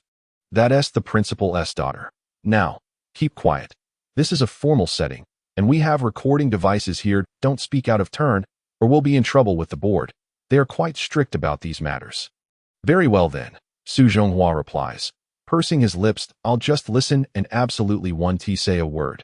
The windows secured, the lights illuminated, the commencement of the meeting was officially declared. The board member, a rather rotund individual, was surprisingly succinct in his discourse, adhering to a concise reporting style. "According to our investigation, the overall academic performance of students this semester has significantly declined compared to last year, resulting in a corresponding decrease in enrollment rates. Analysis indicates that a primary cause of this downturn is the lax management of teaching by educators, coupled with students' growing apathy towards their studies. We previously convened a brief meeting and unanimously agreed to assign each class teacher a semester-long task aimed at enhancing student performance. Should a class show improvement, the teacher will receive appropriate rewards. Conversely, if results continue to decline, we will evaluate the necessity of potential dismissal. This strategy not only serves to motivate teachers in their management and instruction, but also assists students in their academic endeavors, thereby bolstering the school's reputation. Several board members subsequently raised various topics, including the need for teacher self-discipline, fostering students' character development, and expanding extracurricular activities. Among those present, Luo Yitong's expressions were particularly animated. He oscillated between jotting down notes and gazing intently, his face reflecting either delight or despair with each utterance from the stage, clearly demonstrating his earnest engagement with the discussions. Finally, the board member, with evident impatience, outlined the average exam score targets for each class this semester. The dazed Su Zhonghua, lost in a fog of fatigue, struggled to comprehend the proceedings. Once the board member concluded his remarks, it was the principal's turn. This venerable figure wielded his authority with aplomb, filling the small meeting with an abundance of superfluous chatter, which ultimately boiled down to 3 main points. First, a district-wide examination is scheduled for next week, necessitating a school-wide mobilization, with an implicit warning directed at Class 2 of Year 3 to avoid any mishaps, as this class is notoriously known to jeopardize the school's overall examination scores. Second, an annual sports day will soon take place, and class teachers are encouraged to inform students to prepare for active participation in extracurricular activities. vital for their physical and mental well-being. Third, prior to the National Day holiday, leaders from the municipal office and the Education Bureau will visit for an inspection, which is, in essence, a guise for a free meal. Upon absorbing this information, the beleaguered Su Zhonghua could no longer resist the urge to close his eyes and succumb to slumber. Exhausted, he found the incessant rhetoric of his colleagues tiresome and hypocritical. Demanding both academic excellence and vibrant extracurricular engagement while being mired in corruption, Lin Yukong, seated beside him, found himself powerless to rouse Su Zhonghua despite several discreet nudges. The latter, arms crossed and drooling, appeared to be lost in contemplation even in sleep. The principal, engaging in a torrent of words, droned on, causing even the committee members surrounding him to grow drowsy. Su Zhonghua stirred awake 3 times, only to find the relentless monologue continuing, prompting him to roll over and drift back into unconsciousness. Eventually, the principal concluded with a fervent hope that, through the collective efforts of the faculty, Muge High School would ascend to become a premier institution, both provincially and nationally. Seizing the moment, Luo Yitong sprang from his seat, applauding vigorously, albeit in a rather unbecoming manner, achieving the desired effect of appeasing the principal, who nodded in satisfaction, while old Su inwardly sighed. Thinking that this old man could indeed outtalk him, that a scattered applause erupted from the group of weary teachers, most too fatigued to muster genuine enthusiasm, which left the principal somewhat embarrassed. He hastily gathered his notes and, with a salute, took his leave. Following this, the throng of educators surged towards the exit, eager to escape the confines of the meeting and inhale the fresh air after such a prolonged session. By the time the meeting concluded, it was already past 5 o'clock, having consumed a full 2 hours, an egregious waste of time. Hurriedly, Su Zhonghua quickened his pace, longing to return home for a bowl of noodles and a much-needed nap. Utterly depleted. However, upon stepping outside the school gates, he was met with a cacophony of laughter and raucous voices. Peering ahead, his expression shifted dramatically. Less than 5 meters from the entrance stood over 20 young individuals, brimming with youthful bravado, clad in eclectic attire, some with piercings, others with hair dyed in vibrant hues, all emanating a menacing aura. Most conspicuous among them was Yang Fan, brandishing a small knife, his face contorted with rage as he bellowed. "Ling Gu, that's the guy? Help me break one of his arms, and I'll take full responsibility." The crouched group of youths sprang to their feet, brandishing clubs, eyes fixed menacingly on Su Zhonghua, who was clad in a well-worn shirt with frayed collars. Old Su's murky eyes suddenly gleamed with determination, and he boldly stepped forward, unperturbed, proclaiming, "Young Fan, what are you doing mingling with these ruffians? School's out. You should be heading home. Your mother will worry." Yang Fan sneered, barking back, "You bastard, Su Zhonghua. After the humiliation you inflicted on me yesterday, I will ensure you beg for mercy today. Listen, I'm only looking out for your best interest. Don't be ungrateful. Associating with this crowd will only lead you to ruin." Su Zhonghua retorted, lighting a cigarette as he approached them. "What? Ling Gu, this guy just insulted us. If we don't teach him a lesson, I'm done for," a brash youth shouted, pointing an accusing finger at Su Zhonghua. Surprised, Su Zhonghua chuckled, "My apologies, brother. Looks like I misjudged. Young Fan, go home right now and write me a heartfelt letter of apology tomorrow. Focus on your studies and abide by the rules, and I'll forgive your ignorance."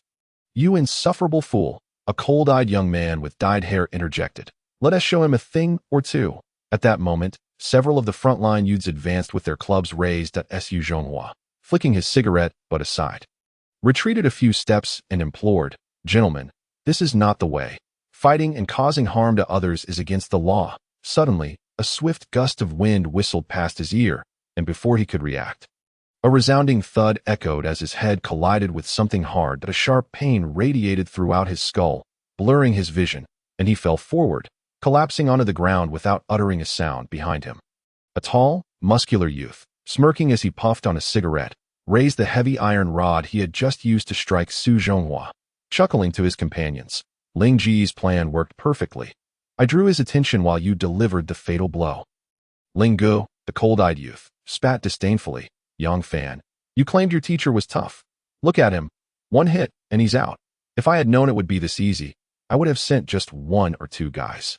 Last week, I really couldn't take him on with old Nyo, but this time, just 1 hit did the trick. Ling Gu truly is extraordinary." Yang Fan said, lowering his gaze, his usual arrogance nowhere to be seen.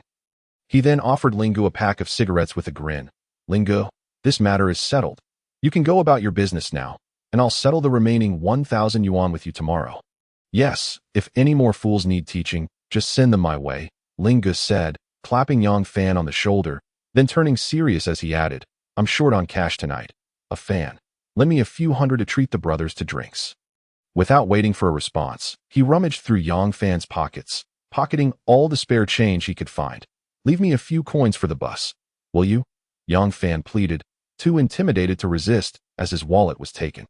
Damn it, I called over a dozen brothers to help you out, and we didn't even get to throw a punch before it was over. Think about how much time we wasted. Time is money. Did your teacher not teach you that? Be sensible and hand over your watch, phone, and whatever else of value you have, Lingu commanded, showing no concern for Yang Fan's plight as he ruthlessly stripped him bare. 3 yuan should suffice for the air-conditioned bus fare. Now off you go. Yang Fan, on the verge of tears, wore a dejected expression. Yet, the thought of having taught the arrogant Su Zhonghua a lesson brought him a modicum of solace.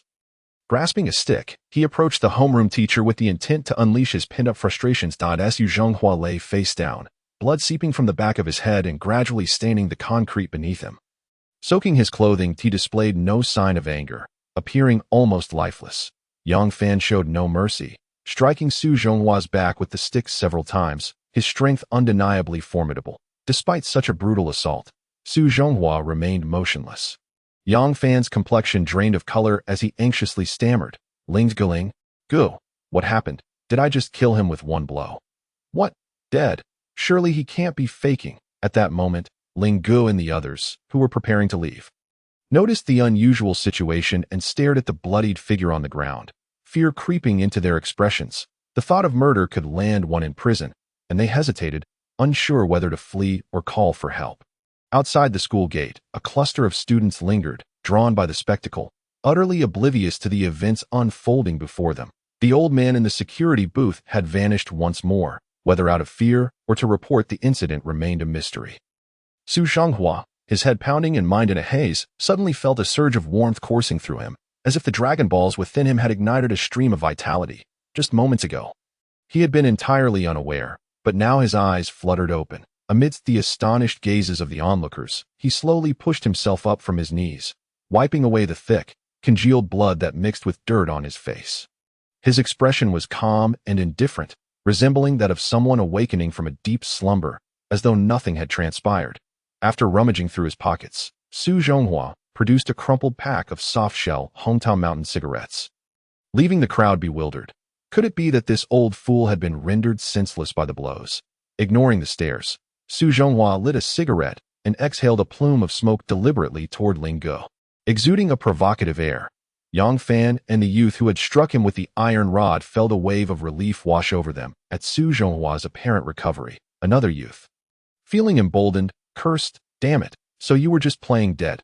You think you're so tough, yet you don't even share a smoke with me. You really want to drag? Su Zhonghua asked nonchalantly, his eyes narrowing.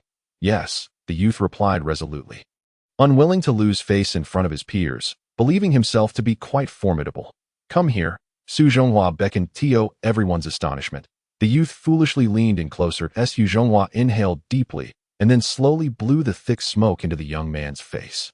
Stunned or enraged, the youth opened his mouth wide, inhaling the second-hand smoke, only to double over, coughing violently, his face flushed. The onlookers from Muggy High School were left dumbfounded, unsure whether to regard Su Zhonghua as incredibly bold or simply foolish. Having just narrowly escaped death from a vicious blow, he now dared to provoke these thugs that a few perceptive students recognized Ling Gu as a rising figure in the bald gang, which had begun to extend its influence into Chinatown. Who would dare to provoke such ruthless enforcers? It seemed like a death wish.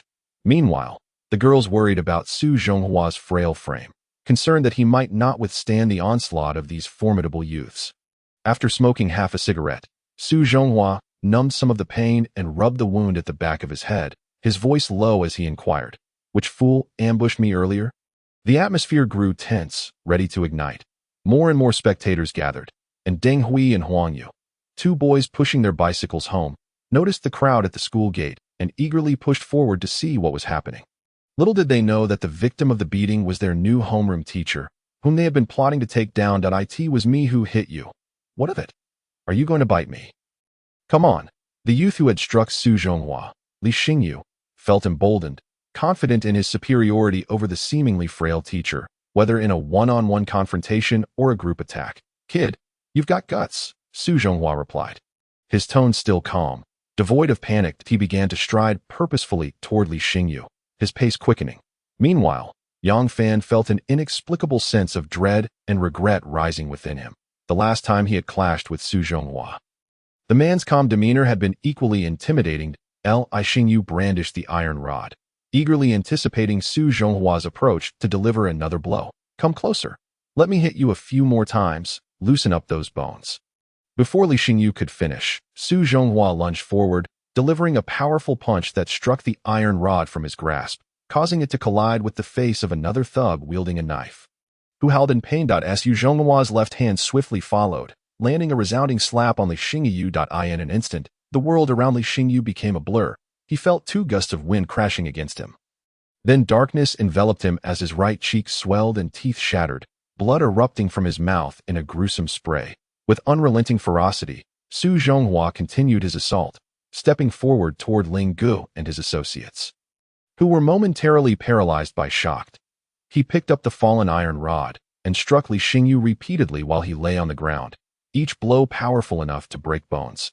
Had Su Zhonghua been truly enraged, he might have aimed for the back of Lee Yin's head, which could have resulted in a far more fatal outcome. The crowd stood in stunned silence, the atmosphere thick with disbelief. This seemingly mild-mannered teacher had ruthlessly beaten one of the gang's strongest enforcers to the brink of death. Ling Gu, now convinced by Yang Fan's words, acknowledged that this teacher was indeed a force to be reckoned with. Yang Fan, hurry and get Lee Yin to the hospital, or he might end up crippled. Ling Gu, still exhibiting a sense of brotherhood, exchanged glances with his companions, signaling for two of the more reckless thugs to charge at Su Zhonghua, knives in hand. However, the thugs' knives were too short compared to Su Zhonghua's half-meter-long iron rod. He prepared to strike, mimicking a baseball swing as the two assailants charged at him. With a single blow, he struck both thugs squarely in the forehead, eliciting cries of pain as they collapsed to the ground. Clutching their injured heads, "Are you trying to get yourself killed?" were members of the bald gang. Ling Gu began to panic, retreating hastily as he desperately attempted to assert his authority over the frenzied teacher.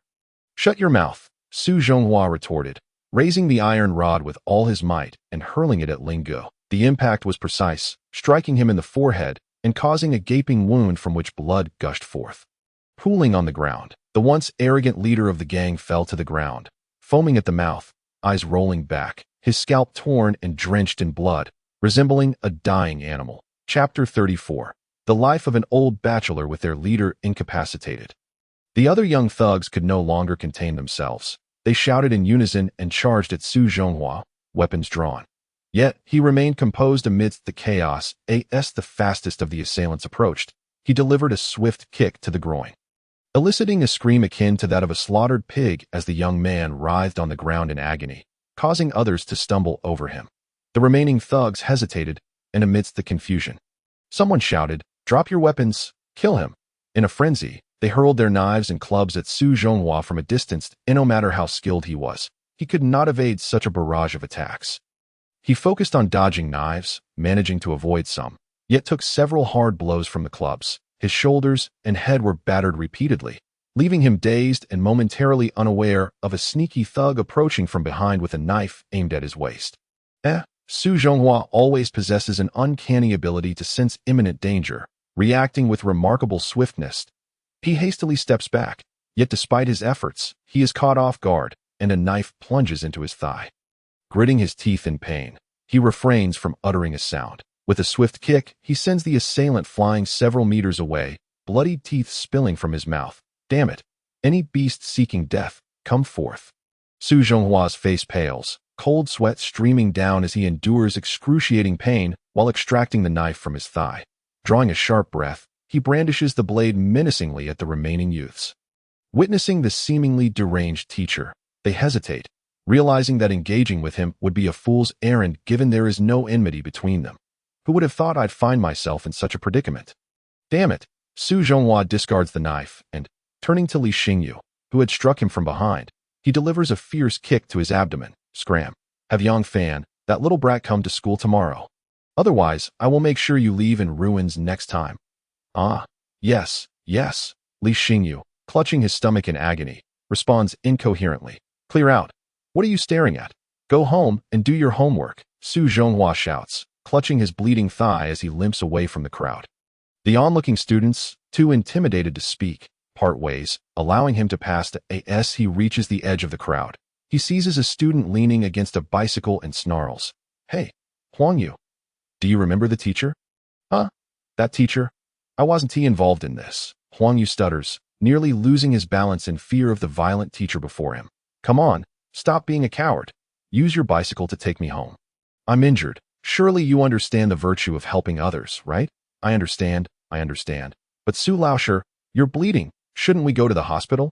Huang Yu, seeing that a dozen others are helpless against Su Zhonghua, feels a surge of boyish courage. Developing a vague admiration for the formidable teacher, I have no money. How can I go to the hospital? Oh, right. Su Zhonghua wipes the blood and sweat from his face, pointing at the barely conscious Ling Go. Huang Yu, quickly take whatever money he has in his pockets. Consider it compensation for my medical expenses. Huang Yu grits his teeth and pedals with all his might toward the hospital, though timid by nature. He often pretends to be brave in front of others. Seeing the large pool of blood from Su Zhonghua's thigh fills him with dread that the teacher might bleed out on the way, potentially implicating him in the aftermath. Yet, Su Zhonghua himself feels little concern. The initial pain from the knife wound has dulled, leaving him either numb or indifferent to the injury, the bleeding having mysteriously ceased. After 20 minutes of disinfecting and bandaging the wound at the hospital, Huang Yu, drenched in sweat, rides slowly back to the Daxing apartments on Fengwang Street with Su Zhonghua. Fortunately, the wound is not deep, allowing him to walk cautiously without much trouble. However, Huang Yu curses his misfortune internally. He had planned to enjoy some time at the arcade after school, only to encounter this violent and shameless homeroom teacher instead. Here we are. This is my residence. Not too messy, is it? From your performance today, I can clearly see your sincere remorse, Huang Yu. Given yesterday's events, I shall not pursue the matter further. Call home and inform your mother that you won't be returning tonight. I intend to treat you well. Su Zhonghua pats Huang Yu's shoulder, feigning a serious yet grateful demeanor. Is that really necessary, teacher? I have things to do tonight. I think I should head home. It's getting late and unsafe. Huang Yu feels a wave of frustration, having gone out of his way to bring this insufferable man home. He resents the notion of wasting more time. Yet, he dares not refuse outright, only mumbling in hesitation. Are you refusing to give me face? Su Zhonghua yanks him into the house. First, we'll eat, and then I need to have a serious talk with you about class matters. What is there to discuss? But teacher, I truly have things to attend to. Huang Yu is unwillingly dragged into the inner room. Oh dear. Why are you so tedious? If you have something important to say, hurry up, and I might consider letting you leave. Su Zhonghua wears an annoyed expression. He had hoped to keep Huang Yu around to investigate the inner workings of Class 2, Year 3, so he could devise better methods for future discipline. Well, the monthly exams are approaching, and I haven't reviewed my Chinese studies yet. I was hoping to go home and prepare. In a moment of desperation, Huang Yu concocts a flimsy excuse, but Su Zhonghua's piercing gaze quickly sees through it, compelling him to confess. Tonight, I've finally arranged to go out with Yan Lingfei from Class 3 to the Alala bar. I absolutely cannot miss this. Very well, I shall accompany you to the bar. Keeping a watchful eye on any improper behavior, Su Zhonghua states with a tone that leaves no room for refusal. He has not visited such lively venues in nearly 6 months and is eager to experience the buzz again. Disregarding his injured thigh. Fine, but just remember, don't ruin my chances. Huang Yu realizes that no amount of refusal would change his fate. He has no other option but to comply. Rest assured, you merely wish to impress that Yan Lingfei. Right? I'll lend you a hand when the time comes. Now, enough chit-chat. Come inside and sit down. Huang Yu, pinching his nose, steps into the foul-smelling room, confronted by a mountain of empty bottles, cigarette packs, and discarded clothing. This was not what he envisioned a living space to be. Su Zhonghua collapses onto the sofa, a look of contentment on his face, fully accustomed to his disheveled lifestyle, indifferent to Huang Yu's discomfort. He closes his eyes and commands, Huang Yu, I'm quite exhausted today. Please boil some water in the kitchen and cook 2 bowls of noodles. Oh, and there are 2 eggs in the bag by the cutting board. Add those to the noodles. Noodles? You must be jesting. Huang Yu is taken aback, having anticipated a feast to reward his assistants, only to be met with such a meager meal that he quickly retorts, Teacher, you're so poor. Eating something so lacking in nutrition. I think I'll just go home for some braised pork ribs and turtle soup. Are you going or not? I usually eat noodles without eggs, but this time I'm making an exception for you. Can't you see that I'm injured? Su Zhonghua's tone grows threatening as he picks up a tattered magazine, engrossing himself in reading, dismissing Huang Yu entirely. Damn it, I'm not your servant. Huang Yu curses inwardly, yet fear of Su Zhonghua's methods compels him to the kitchen, muttering under his breath in frustration. Having been pampered since childhood, Huang Yu has never even boiled such inexpensive noodles before. Regret washes over him for bringing this demanding man back home. He pulls out a handful of dry noodles from a plastic bag, rinses them, chops some wilted green onions, cracks the eggs, and as the water nears boiling, he rummages through the sink to find a plate covered in green mold. Having never washed dishes at home, he begrudgingly cleans the utensils, unable to suppress his complaints. Teacher, your hygiene standards are appalling. Aren't you worried about catching a virus? How clean can a lonely bachelor's home be? I have no money. Of course, I'd prefer to live in a fancy villa, driving a BMW or a Mercedes. But my salary barely covers $1,000, and it hasn't even been paid yet. As a poor teacher, I'm already better off than many others. Discussing this only fuels Su Zhonghua's grievances. The rich grow richer while the poor become poorer, leaving him with a belly full of complaints and no outlet for his frustrations. Chapter 35. Following to the bar. This is just an excuse. Isn't it? How can someone of nearly 30 live in such disarray? No wonder he can't find a wife. Huang Yu places a pot of overcooked noodles on the table, feeling a wave of nausea wash over him. He awkwardly smiles at Su Zhonghua. Hey, teacher, the noodles are ready. Please enjoy. I'm not hungry. Su Zhonghua rises, taking a bowl and filling it to the brim with noodles, drizzling in some chili sauce. Huang Yu, why is your class so difficult to teach? Is pranking the teacher truly so amusing? Furthermore, what is the situation with Yang Fan? How dare he brazenly strike a teacher? As for the matter of reporting to the teacher, Huang Yu hesitated, torn between betraying a classmate and maintaining silence. After carefully observing the teacher's expression, he resolutely decided that he could never betray a friend. That he remarked, as for the prank on the teacher, perhaps it was merely for amusement. As for Yang Fan, I'm not very acquainted with him, so I'm not sure. Amusement? Damn it, the college entrance examination is looming. What is there to play at? Don't come crying when you fail to get into university. Su Zhonghua understood that his words were half-truths and chose not to press further. While slurping noodles, he said, If you don't wish to divulge, then let us talk about that girl Yin Lingfei from class 3. How has your relationship progressed? Share the details so I can offer my insights. Hey, you're the homeroom teacher. How can you discuss such matters with your students? Huang Yu was astonished by this drastically different side of his teacher. If he had encountered a more rigid individual, he would have been reported to his parents and faced severe consequences by now. As long as it doesn't interfere with your studies, it's of little concern. Young people can understand this. When I was 17 or 18, I too had my share of youthful folly. Although it ultimately ended in a breakup, it left me with beautiful memories. Teacher, I never imagined you had such a glorious history.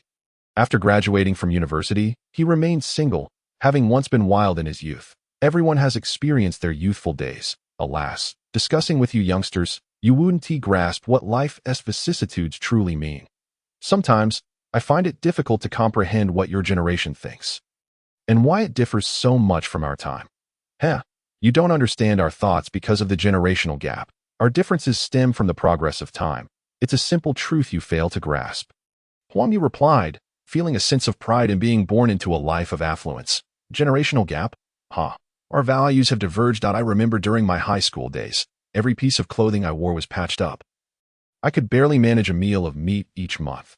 Yet, back then, I understood how to be a person, how to respect the elderly and cherish the young, while you youngsters seem oblivious to such principles. Su Zhonghua paused his meal, a nostalgic smile gracing his face. Huang Yu, however, had no inclination to reflect on past hardships. Instead, he cheerfully tugged at his shirt, saying, Teacher, this shirt cost over $700. You've never worn anything like it.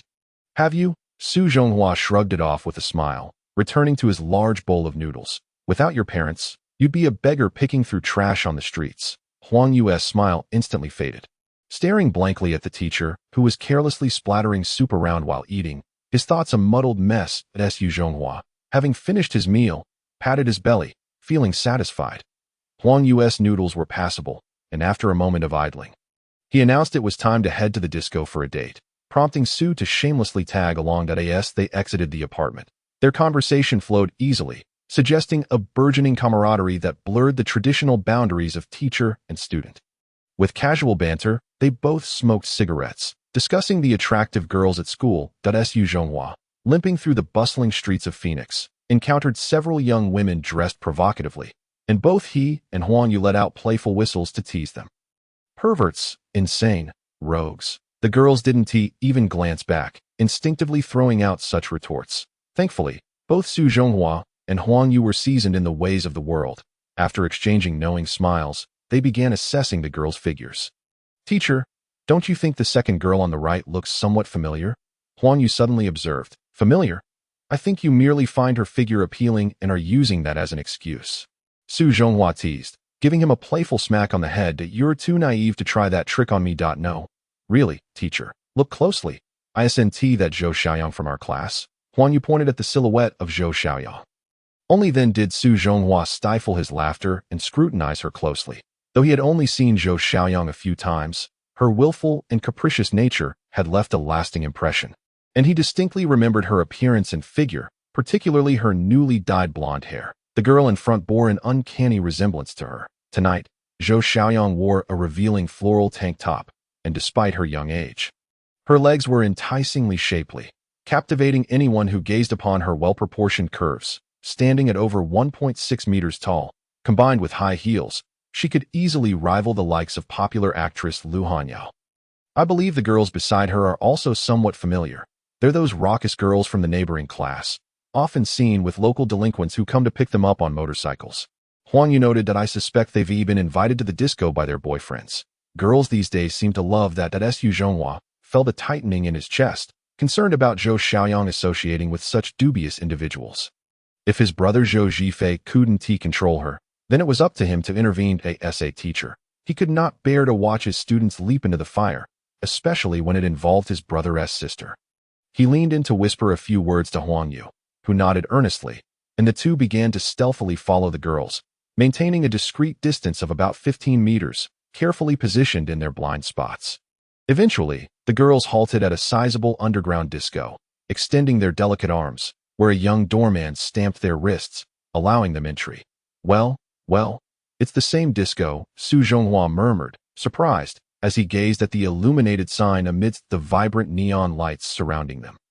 He quickly left Huang Yu behind, approached with a limp, and extended his arm in a similar fashion. To his dismay, the doorman impatiently retorted, "Pay for a ticket. Why do they not need to buy tickets while I do?" Su Zhonghua, unfamiliar with this particular venue, inquired. "Well, it's simply because you have a little something extra down there," the doorman replied, his expression suggesting he found the situation amusing. "If you were to undergo a sex change, I might consider letting you in. It said that there's gender equality nowadays, that women hold up half the sky." Su Zhonghua grumbled, feeling the unfairness of it all. "That my friend, you clearly don't understand. In the end, there are still more men than women in this line of work. It's a matter of supply and demand. You see, prostitutes charge 120, while male escorts only ask for 80. It's just the way it is." Su Zhonghua was about to engage the doorman in a discussion about how the value of women should not be measured by quantity, but rather by quality, offering a higher-level perspective on the issue when Huang Yu tugged at him, saying, "Teacher, there are plenty of animals inside the disco. Hurry and pay, or we'll lose sight of Zhou Xiaoyang." "All right, find out." As Su Zhonghua contemplated the matter, he ultimately conceded to the notion that it made sense, reluctantly parting with 20 yuan to purchase an entry ticket. Sharing the expense with Huang Yu. It was only then that he obtained the quarantine stamp, reminiscent of a seal declaring the absence of swine fever. Pushing open the solid elm door, he stepped into the disco hall, where the deafening music surged forth like a tsunami, overwhelming him with a predisposition to neurosis. Su Zhonghua found himself disoriented by the cacophony of sounds that resembled both ghostly wails and wolf howls. Consequently, he sought refuge in a more secluded corner, only to discover that Huang Yu had vanished. Likely off to rendezvous with a companion, a fact to which Su Zhonghua felt indifferent. With a detached gaze, he observed the throng of red-clad men and green-draped women, interspersed with a number of fashionably dressed minors whose youthful forms writhed amidst the fray. Moving with a fervor akin to convulsions, as if they had consumed a potent stimulant, the disco, a sanctuary for white-collar workers seeking respite after a long day, seemed to offer an escape from the monotony and stress of their professional lives. Or perhaps it served as a venue for fleeting encounters, all stemming from a singular sentiment: loneliness. There exists a lyric that deems solitude shameful, hence the throngs of both genders entwined in a collective embrace. A testament to the inherent gregarious nature of humankind. The atmosphere within the disco was chaotic, teeming with an array of individuals: lascivious youths, drug-addled degenerates, and criminals engaged in the trade of illicit substances. Rumor had it that the bar owner maintained connections with the police, allowing for flagrant disregard of the law without fear of scrutiny. Su Zhonghua remained calm, smoking as he surveyed the scene before him. He too had engaged in such antics in his youth, yet the world had since transformed. He regarded the revelers with the same dispassion one might reserve for a dull television program.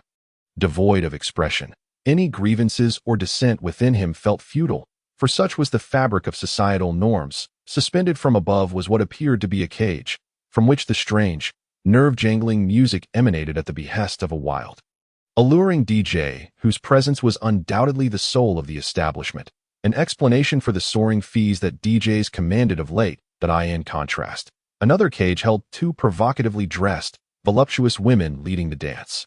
"Sir, would you like something to drink?" a handsome young waiter inquired, bowing slightly. "Bring me, Hennessy. No, wait, perhaps just a glass of plain water. My stomach hasn't been well lately." That Su Zhonghua, of course, would not indulge in such extravagant delicacies. In his eyes, they were mere refuse. Even a cup of water seemed excessive. "I apologize, sir, but we do not serve plain water. You may peruse our minimum consumption drink menu," the handsome waiter replied, his tone turning cold. Realizing the futility of his effort, it seemed that merely being present in such a venue was a privilege. To expect him to spend was simply unrealistic. Plain water. How crude, Su Zhonghua muttered, relieved when the waiter ignored him and turned to attend to other patrons. Finally, amidst the throng, Su Zhonghua spotted Zhou Xiaoyang. This young woman, with an alluring physique and scant attire, danced with a fervor that belied her 17 years. Drawing a crowd of predatory onlookers, likely those with a penchant for chasing after youthful delights, aware of the attention, Zhou Xiaoyang danced even more enthusiastically, outshining the other girls in her company, all the while adopting seductive poses. Rubbing against the men, an act that nearly caused Su Zhonghua to crush his cigarette, but in a fit of indignation. What could possibly be going through the minds of students today? As the explosive set of the DJ concluded, a softer, slower track took its place, and Zhou Xiaoyang was drenched in perspiration, her dress clinging to her form, revealing enticing curves that drew the gaze of the surrounding men, who swallowed hard in longing. Seemingly lost in the moment, she continued to sway, expending her remaining energy, reveling in the liberating release from reality. Suddenly, a voice rang out from behind, filled with surprise and delight. "Teacher Su, what brings you here?" Turning around, he spotted Huang Yu, sporting a trendy hairstyle, the remnants of bruises still visible on his face. Standing beside him was a girl clad in a short denim skirt and a red t-shirt. Her youthful complexion enhanced by garish makeup, attempting to appear mature, her features and figure quite appealing. "Oh dear, I was right behind you, but then I lost sight of you," she lamented. "You rascal, stop pretending if you have matters to attend to. Go do so and leave me be," Su Zhonghua replied, casting an impatient glance at the girl and signaling Huang Yu with a nod. "Off you go then," he urged. "Ha, then I'll take my leave." "Teacher," Huang Yu chuckled, leading the girl into the bustling crowd. Shaking his head, Su Zhonghua resumed his search for Zhou Xiaoyang, only to find her absent. He quickly scanned the room again, eventually locating her in a corner. Having descended from the stage to join a group of 4 men and 3 women at a table, engaging in conversation and drinking, the men appeared youthful, in their 20s, but not students. They were likely the delinquent boyfriends Huang Yu had mentioned. Bathed in the glow of neon lights, Zhou Xiaoyang's delicate features shone. Sitting beside a tall, handsome man with a buzz cut, the man leaned in, whispering sweet nothings into her ear, prompting laughter between them.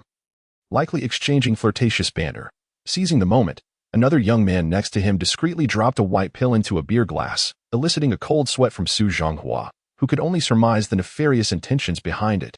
It appeared that Zhou Xiaoyang's boyfriend had orchestrated this scheme well in advance. Had it not been for his serendipitous role as a watcher today, she would have been on the brink of losing something invaluable, an outcome too dire to contemplate. As they exchanged knowing glances, the buzzcut man turned to Zhou Xiaoyang, asking with feigned concern, "Little Yang, are you thirsty? How about a drink?" He released her shoulder, offering her the spiked beer. "That I'm not very thirsty. Let us drink later." "Alan, shall we go sing instead?" Zhou Xiaoyang, not particularly fond of alcohol, brightened at the thought of karaoke. "No rush on singing. Let us have a toast first, then we can sing, all right?" The man, Alan, appeared gentle, yet his gaze lingered on Zhou Xiaoyang's neckline with an unsettling intensity.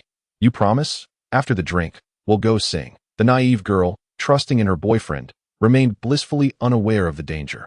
Zhou Xiaoyang giggled and picked up the beer glass, prompting Alan and his companions to exchange furtive, suggestive looks, certain of their impending success. "Do not drink that." The familiar voice caused Zhou Xiaoyang to tremble, her beer glass halting at her lips. "That Su Zhonghua," cigarette in mouth, sauntered into the midst of Alan and his friends, fixing his gaze on Zhou Xiaoyang. "What business does a mere schoolgirl have with beer? What a disgrace, and to frequent such a chaotic place. Believe me, I will inform your brother and have you write a 2,000-word apology. Mind your own business." Zhou Xiaoyang huffed, momentarily taken aback by his presence, yet still bearing an air of defiance. "And who the hell are you?" Alan rose, assuming a menacing demeanor. Given their ages, Su Zhonghua was hardly Zhou Xiaoyang's father. On what grounds did he presume to interfere? "Get lost, or I'll make you regret it. I am her teacher and homeroom instructor," Su Zhonghua retorted, pointing at Zhou Xiaoyang with renewed vigor. "And what of it? This is after school hours. Why do you persist in bothering me?" Zhou Xiaoyang shot back, glaring at Su Zhonghua. This audacious girl infuriated Su Zhonghua. He had anticipated that his earlier display of authority would have cowed her, yet the opposite seemed true. Alan and his companions exchanged scornful glances, their disdain palpable, viewing him as nothing more than a bumbling educator overstepping his bounds. "You read just a pathetic teacher. Get lost before I make you regret it." Alan suddenly withdrew his smile, his expression darkening, for the presence of this distasteful man had thoroughly dampened his spirits. "Hey, if you dare to insult me again, I will cripple you on the spot. Now, I intend to take her away to Su Zhonghua." Limping on his injured leg, swiftly approached Zhou Xiaoyang and grasped her arm. Zhou Xiaoyang attempted to break free, but she was no match for the iron grip of old Su, whose hold was so tight it felt as though her small arm might be crushed, causing her eyes to well with tears. "Damn it, touch my girlfriend again, and you dare to act so arrogant. Are you looking for trouble?" Alan could hardly tolerate such an affront. Fortunately, several of his friends, known for their penchant for brawling, were nearby, and without needing to signal, they seized chairs and hurled them towards Su Zhonghua. Chapter 37. The fragmentation of a girl fighting in a disco was hardly a rarity.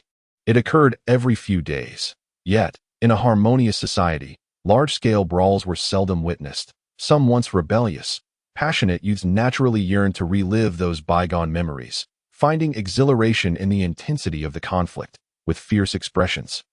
Alan and his companions grasped beer bottles and folding chairs, unhesitatingly swinging them at Su Zhonghua, their ferocity beyond that of ordinary ruffians. Old Su instinctively dodged the descending folding chair, delivering a thunderous punch to the youth's temple, who let out a cry of agony. Without a glance back, he quickly crouched to confront another man who was swinging a beer bottle, swiftly locking his hand around the man's throat before flipping him around and delivering a brutal kick to his groin, leaving the man gasping and writhing in pain. Cunningly, Alan took advantage of the distraction his companions provided to sneak up from behind and swung a beer bottle at Su Zhonghua, the shattering glass raining down like a waterfall, splattering blood across the surrounding crowd. Zhou Xiaoyang, having never witnessed such a brutal scene, gasped, "Ah, Su Zhonghua." Just as everyone believed he would collapse, old Su remained unfazed, his body not wavering in the slightest, before Alan could react. Su Zhonghua seized the broken beer bottle, thrusting its jagged edge into Alan's groin, then kicked him away with such force that he fell to the ground, howling like a wounded animal.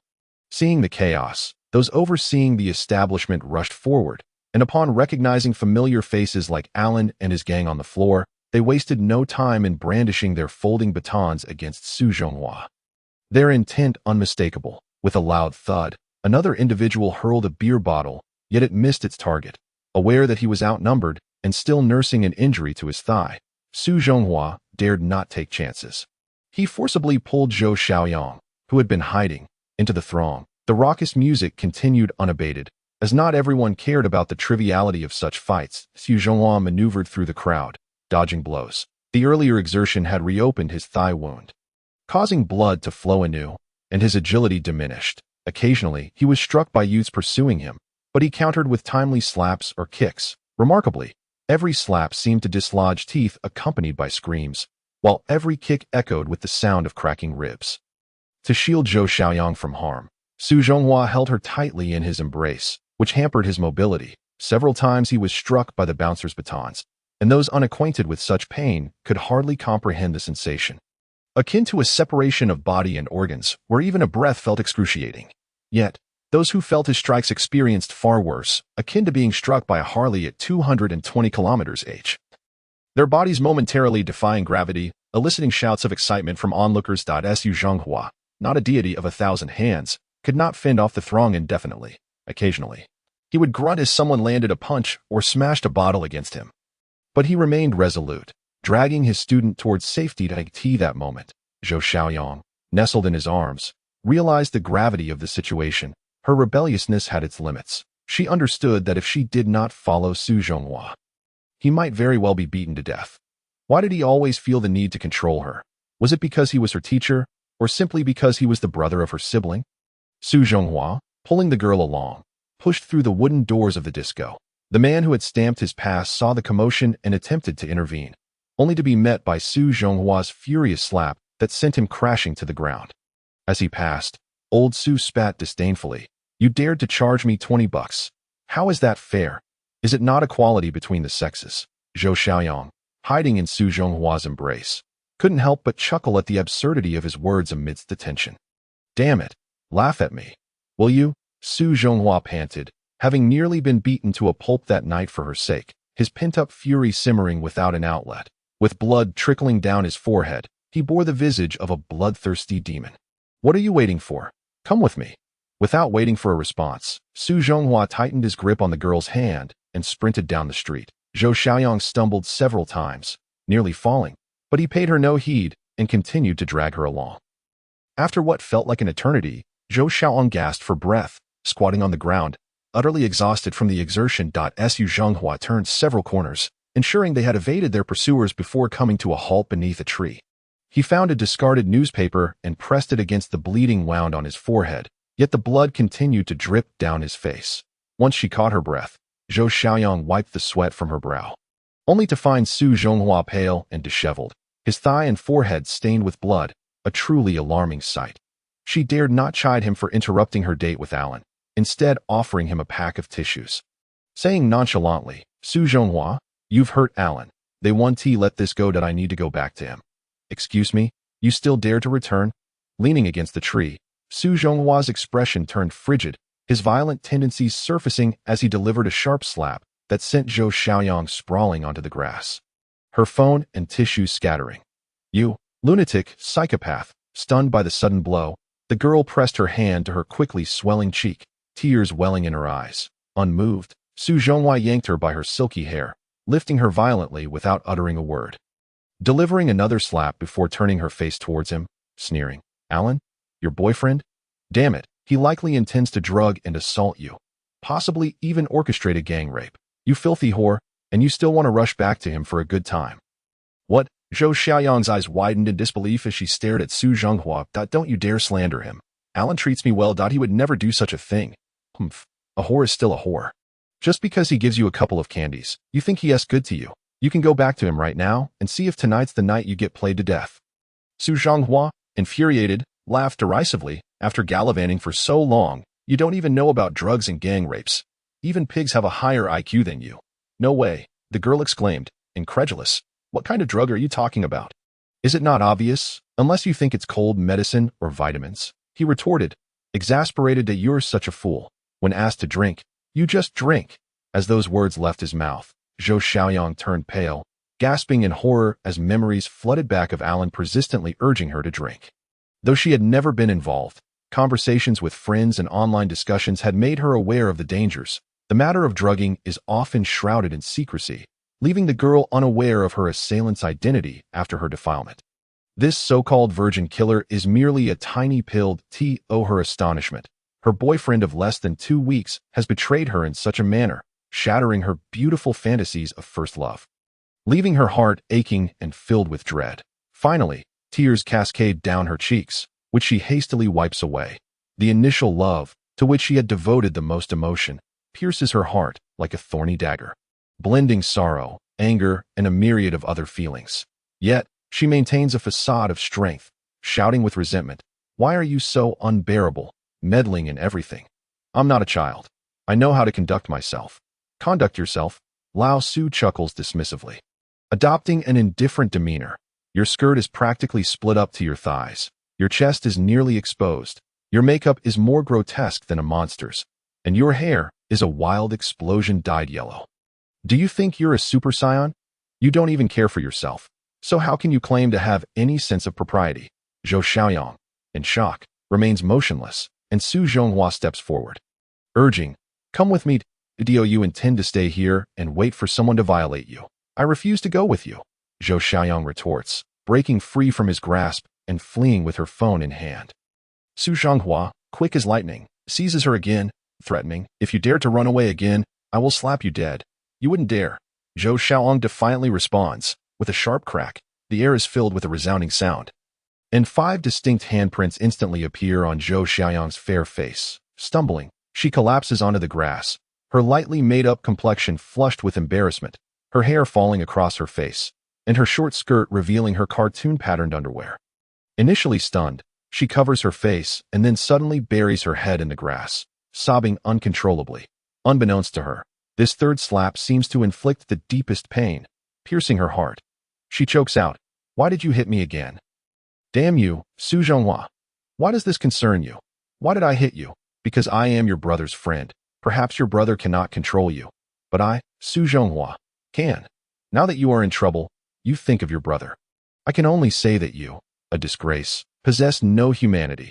Even a dog can guard a home better than you." Su Zhonghua scoffs coldly, his emotions flaring.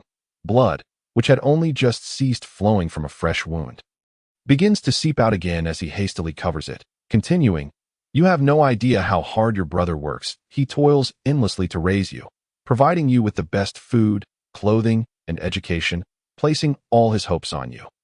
A person in their 20s now appears as if they are 40, all for your sake. And what do? You indulge in pleasure, neglect your studies, and dare to have a boyfriend." His words explode like a bombshell, shattering the most vulnerable parts of Xiaoyang's heart. She despises having her innermost feelings exposed, biting down on her lip to stifle her silent sobs, her long hair disheveled and her eyes glistening with tears. A sight of utter desolation under the dim moonlight. Chapter 38. The rebellious youth of Xiaoyang Su Zhonghua cannot bear to see a girl cry, quickly turning away to light a cigarette. Seeking to quell his anger, he inhales deeply, feigning nonchalance, yet his heart is tumultuous. After all the suffering his brother has endured for the sake of such a sister, he decides if he cannot teach her, he will take on the role of the villain to guide her that night. The street is nearly deserted, with only the occasional passing vehicle breaking the silence. The surroundings are still, with only the sound of the girl's sobs and the crackling of the cigarette punctuating the quiet. The hazy moonlight obscures their faces, casting everything in shadow.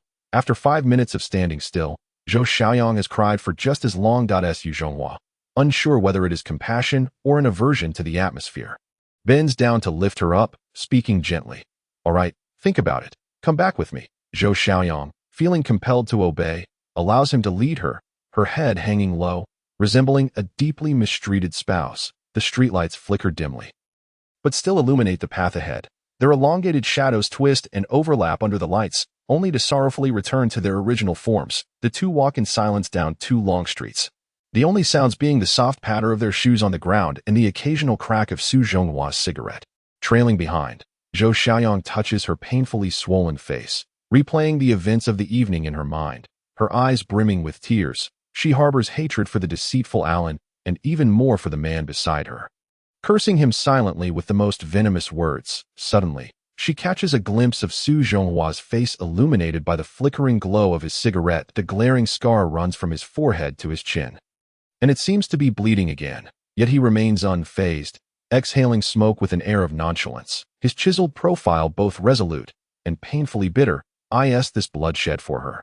Zhou Xiaoyang feels a lump in her throat, desperately wanting to speak, yet unable to produce a sound. Hey, you brat. What are you thinking? Have you been crying this whole time? Su Zhonghua awkwardly breaks the silence, feeling a twinge of guilt for having struck a girl. None of your business. Zhou Xiaoyang struggles to articulate her response. You are both my sister and my student. How could I not care? You are still young and ignorant. I admit hitting you was wrong. But I know you wouldn't listen to reason. As she follows him, lost in thought, Zhou Xiaoyang feels an odd sensation reminiscent of the care and concern she once received from her parents. Her vision blurs as the silhouette of the man begins to merge with her memories of her father, time seeming to slow to a near standstill. A cool night breeze brushes past, bringing clarity back to her senses. Zhou Xiaoyang exhales, puffing out her cheeks defiantly. I'm not your sister, and I don't even know you. Well, if that's the case, then so be it. It's all your wooden-headed brother's fault for failing to educate you properly, raising you to be so willful, spoiled, unreasonable, and with such a terrible attitude that you'll likely face difficulties when it comes to marriage. Stop talking. I don't want to converse with you. Zhou Xiaoyang stomps her foot in frustration. Coming to a halt, Lao Su, unfazed, quietly chuckles and gently pulls her along once more. Zhou Xiaoyang hesitates for a moment, but does not resist. She feels the cool, slightly damp hand of the man grasping hers. Mumbling something under her breath, though it is inaudible. Su Zhonghua rubs his eyes, feeling as though each eyelid weighs 1,000 pounds from exhaustion, yet he continues to seek conversation. Are you not yearning for love?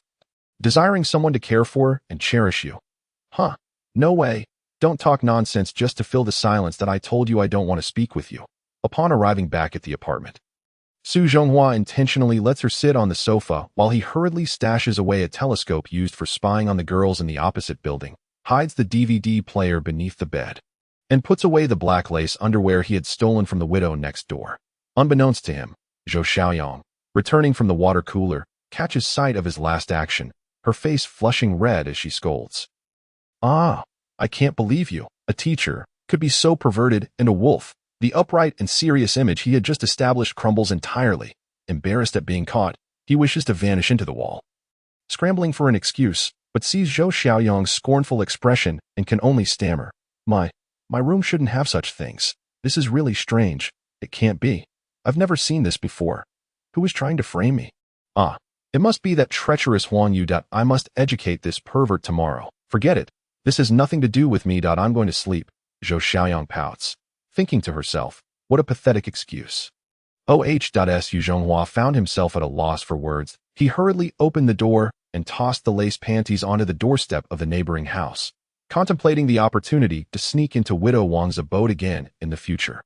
The small dwelling comprised 2 bedrooms and a living room, and since there was now a room for Zhou Xiaoyang to stay in, Lao Su solemnly led the girl inside, offering a few admonishments to sleep early before hastily exiting. Wishing to avoid any untoward situations arising from the close quarters of a male and female, suddenly, Su Zhonghua recalled something and patted his head. He went to the kitchen to retrieve the last remaining egg, boiled some water, and placed it inside. He then spent 2 minutes in the bathroom washing away the bloodstains and grime from his body, changing into a fresh set of clothes. The egg was perfectly cooked, and Lao Su wrapped it in a towel, approached Zhou Xiaoyang's room, and knocked. There was no response, so he twisted the knob with force, and to his surprise, it opened easily. This child truly lacked caution. Upon turning on the light, he beheld Zhou Xiaoyang sitting on the edge of the bed, dazed. Her eyes glistened faintly, her hair was tousled, her face haggard, and visible bruises adorned her skin. Startled by Su Zhonghua's abrupt entrance, towel in hand and exuding a rather inappropriate demeanor, she panicked, fearing this pervert had discovered her secret and intended to harm her. She shouted, I warn you, don't do anything reckless. I won't yield, as she desperately scooted backward. Hey, what are you going on about? Su Zhonghua stepped forward to restrain her, turning her face towards him and gently placing the egg-wrapped towel against her skin, saying, don't move. Applying this egg will help reduce the swelling. Am I really that kind of person? Upon hearing this, Zhou Xiaoyang fell silent, maintaining her previous posture, allowing Su Zhonghua to tend to her. She felt an unexpected warmth and comfort, even beginning to perceive this man as genuinely gentle. Momentarily forgetting the violence she had endured and staring foolishly at his actions, this scene would likely remain etched in her memory for a lifetime. After alleviating Zhou Xiaoyang's swelling, Su Zhonghua collapsed onto the bed, burying his head beneath the covers. The day's exertions had exceeded his limits. Lao Su's violent tendencies and mental fatigue surged like a flood. He had first engaged in a frenzied basketball game in the morning, followed by a series of brawls in the evening, sustaining numerous injuries and losing considerable blood. His stamina and energy were utterly depleted, to the extent that he nearly dozed off while walking. A testament to just how exhausted he truly was. Chapter 39. The sloppy teacher's deceit. The following day, he rose early, prepared breakfast in the kitchen, washed his face, and affixed a band-aid over the wound on his forehead before rushing to Zhou Xiaoyang's room to knock on the door with fervor, akin to a criminal battering down a door. Inside, Zhou Xiaoyang, her head covered by a single quilt, could no longer resist and sleepily opened the door, grumbling, "What do you want? Can't you leave me alone? You're so bothersome." Su Zhonghua rudely pushed the door open, scrutinizing the girl from head to toe before sternly reprimanding, "As a young person, you should know that rising early is beneficial for your physical and mental health. It's already past 6. Hurry up, brush your teeth, eat breakfast, and come with me to school." The dawn was just breaking, the morning sunlight filtering through the curtains into the room. Zhou Xiaoyang remained drowsy, clad in yesterday's revealing floral camisole. The fabric creased from sleep. One strap had slipped down her arm, exposing her delicate shoulder, and from a higher vantage point, one could even glimpse the pink of her bra. Her long legs, fair as milk, peeked from beneath the skirt, exuding an aura of languid sensuality. Su Zhonghua swallowed hard, shaking his head to clear his thoughts, and declared, "Wake up quickly, wash your face. We're going to be late." "Late for what?" "You're the homeroom teacher. I'm not feeling well today. I want to take a day off," Zhou Xiaoyang replied, slowly opening her eyes, her tone ungracious. "Where are you unwell? Don't feign ignorance in front of me. Are you looking to taste the sting of a slap?" Su Zhonghua's face hardened as he said, "Get up now." With that, he pulled her out the door, inadvertently brushing against her rounded backside, a thought flashing through his mind. How soft. "Oh, I don't want to go to school," Zhou Xiaoyang pouted, shaking off Lao Su's hand and darting back into her room, locking the door behind her, her face flushed with embarrassment. She was acutely aware that the lecherous man had touched her, but her shyness led her to feign ignorance. Outside, Su Zhonghua caught a whiff of the lingering scent of the girl on his hand. Momentarily entranced, he continued to call for her at the door for over 10 minutes, but received no response, eventually giving up, pondering. Educating a child must be a gradual process, not something to rush. It requires a step-by-step approach.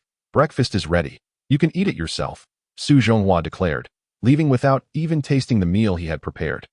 Hurrying to the school, instead, as a newcomer, being caught arriving late repeatedly would not bode well for him. On that summer morning, with a refreshing breeze, Lao Su finally arrived at the school's entrance. Weary and hungry, his injured thigh cramping painfully as he leaned against the iron gate, panting, "At least I didn't arrive late." Of course, he had lost hundreds of dollars the previous day while fleeing from the nightclub after robbing Cold Brother, leaving him with nothing. The few remaining bills had been handed over to Sanyun, leaving him utterly broke. Thus, he had to run to school on an empty stomach, nearly collapsing from exhaustion. His mind cluttered with thoughts of dubious advertisements plastered on utility poles, promising riches for minimal investment, or scheming to find targets for robbery under the cover of darkness, none of which were practical considerations.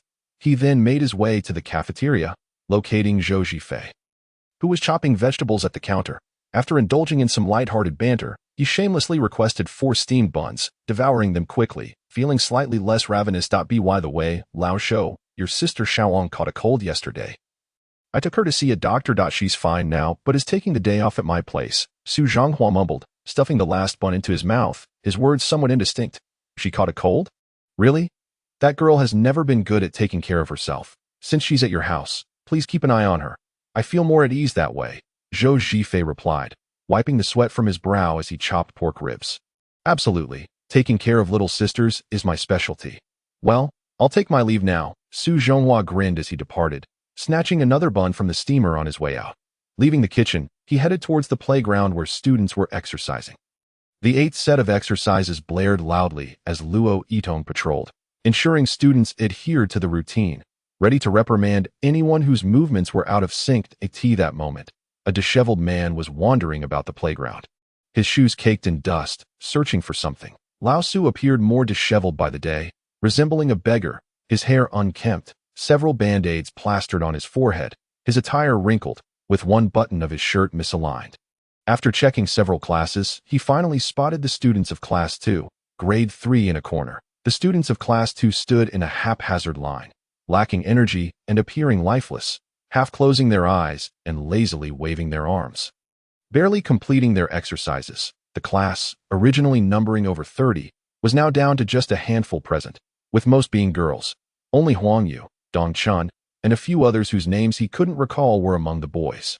Damn it, a bunch of good-for-nothings. Su Zhonghua exploded with rage. With so many absentees, how many conduct points would the student council deduct?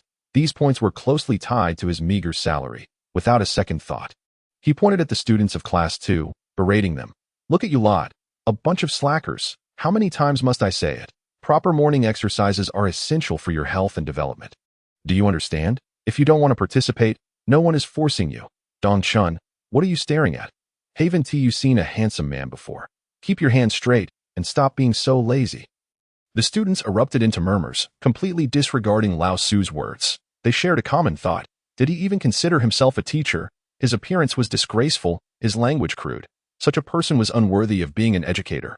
Huang Yu, where are the other students? Su Zhonghua's expression darkened as he glared at the lethargic group. I think they might be sleeping in the dormitory, or no, perhaps they're in the classroom, Huang Yu stammered, not wanting to provoke his ire further, knowing he'd be ridiculed in front of others, so he offered a vague response in hopes of escaping scrutiny.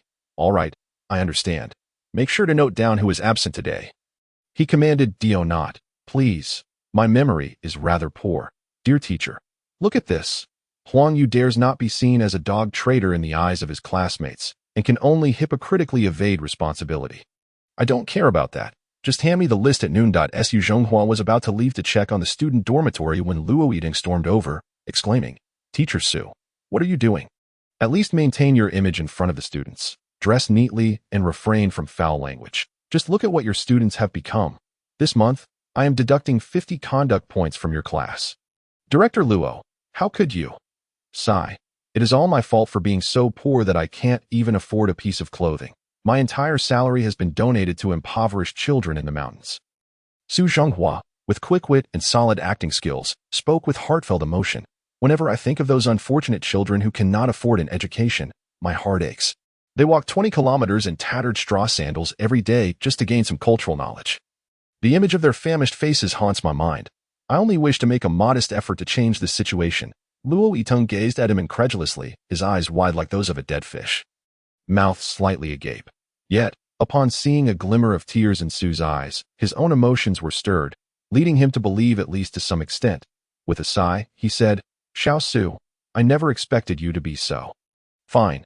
All right, I won't deduct the conduct points this time, despite your difficult circumstances.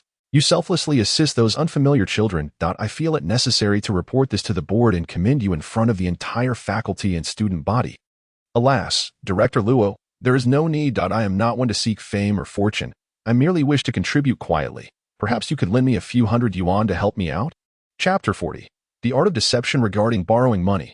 Xiao Su, it's not that I am stingy, but if my wife finds out, I fear. Luo Yitong's expression was sincere, revealing his discomfort. Forget it. Since Director Luo has his own difficulties, I shall not press him. Regardless of what happens in the future, I will do my utmost to assist those impoverished children in the mountainous regions. Su Zhonghua displayed a pained expression and, with a sigh, turned to leave. Luo Yitong hesitated, clearly troubled. He had to hand over his entire salary to his wife each month, leaving himself with only a few hundred yuan. If he lent some to Su, how would he manage? Noticing Luo Yitong's indecision, Su Zhonghua had a plan in mind and deliberately slowed his pace, sighing, the world is in decline, and human hearts have grown cold. If one does not act for oneself, heaven and earth will conspire against them. But he racked his brain for those few euphemistic yet sarcastic remarks. Hey, Xiao Su, wait. How can you say such things? It's just a few hundred yuan. I will lend it to you. Luo Yitong gritted his teeth, steeling himself as he fished out his black crocodile wallet from his pocket, counting the few red bills inside. After a long pause, he reluctantly pulled out a 100 yuan note and handed it to Su Zhonghua. Xiao Su. Here is 100 yuan for now. Remember to return it when you get paid. 100 yuan. Director Luo, are you insulting me? Su Zhonghua inwardly cursed him for his stinginess, yet outwardly displayed a pained expression with the rising cost of living. What can 100 yuan accomplish? Never mind. Director Luo, you should take this money and buy a couple of extra pounds of pork to nourish yourself. Luo Yitong wore an awkward expression, unsure whether to take back the 100 he had just offered. Last time, when he was beaten in the cafeteria, I had helped him. Who would have thought that this time asking for a little money would be met with such reluctance? Forget it, forget it. I, Su Zhonghua, stand tall and proud, unwilling to accept such charity. The expressions on Su's face were a rich tapestry of sarcasm, lamentation, and righteousness, all executed with remarkable finesse, remembering the incident in the cafeteria where he was assaulted by a chef. Luo Yitong shuddered, feeling a deep gratitude towards Su Zhonghua that he did not wish to appear ungrateful, and lending a few 100 yuan was no great burden, especially since he would eventually be repaid. With this thought, he quickly stopped the departing Su, generously stating, Xiao Su, here, this is 300 yuan, all for you. Just remember to pay me back. He pulled out 300 yuan notes from his wallet and pressed them into Su's hands. Su Zhonghua felt a surge of joy within, while maintaining a serious facade as he swiftly tucked the money into his pocket, his expression transforming into a broad smile. Ha! Director Luo, you worry too much. My character speaks for itself. Am I the kind of person who would borrow money and not repay it? Yet inside, he thought, this old fellow truly cannot part with any money. Returning it would be foolish. He pulled out a crumpled cigarette and offered it to Luo Yitong, saying, Director Luo, it is clear you are a kind-hearted and conscientious individual that I hold you in high esteem. Without further ado, I must attend to the student records for Class 2 that having received the money. Su Zhonghua was eager to leave and concocted an excuse to do so. All right, off you go.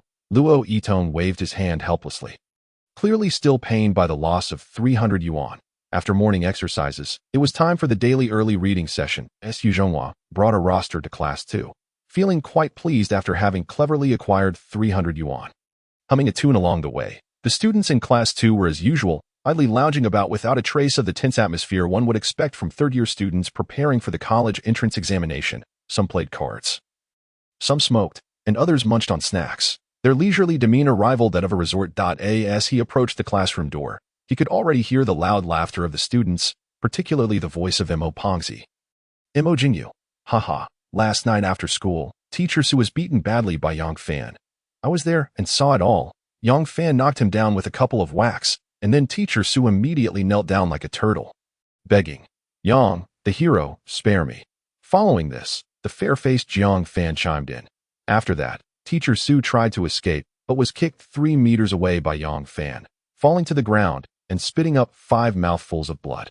Clearly, these two were fabricating tales and twisting the truth. Su Zhonghua rolled his eyes, a vein throbbing on his forehead that it was he who had elegantly defeated the assailant, while Yang Fan had fled in disgrace.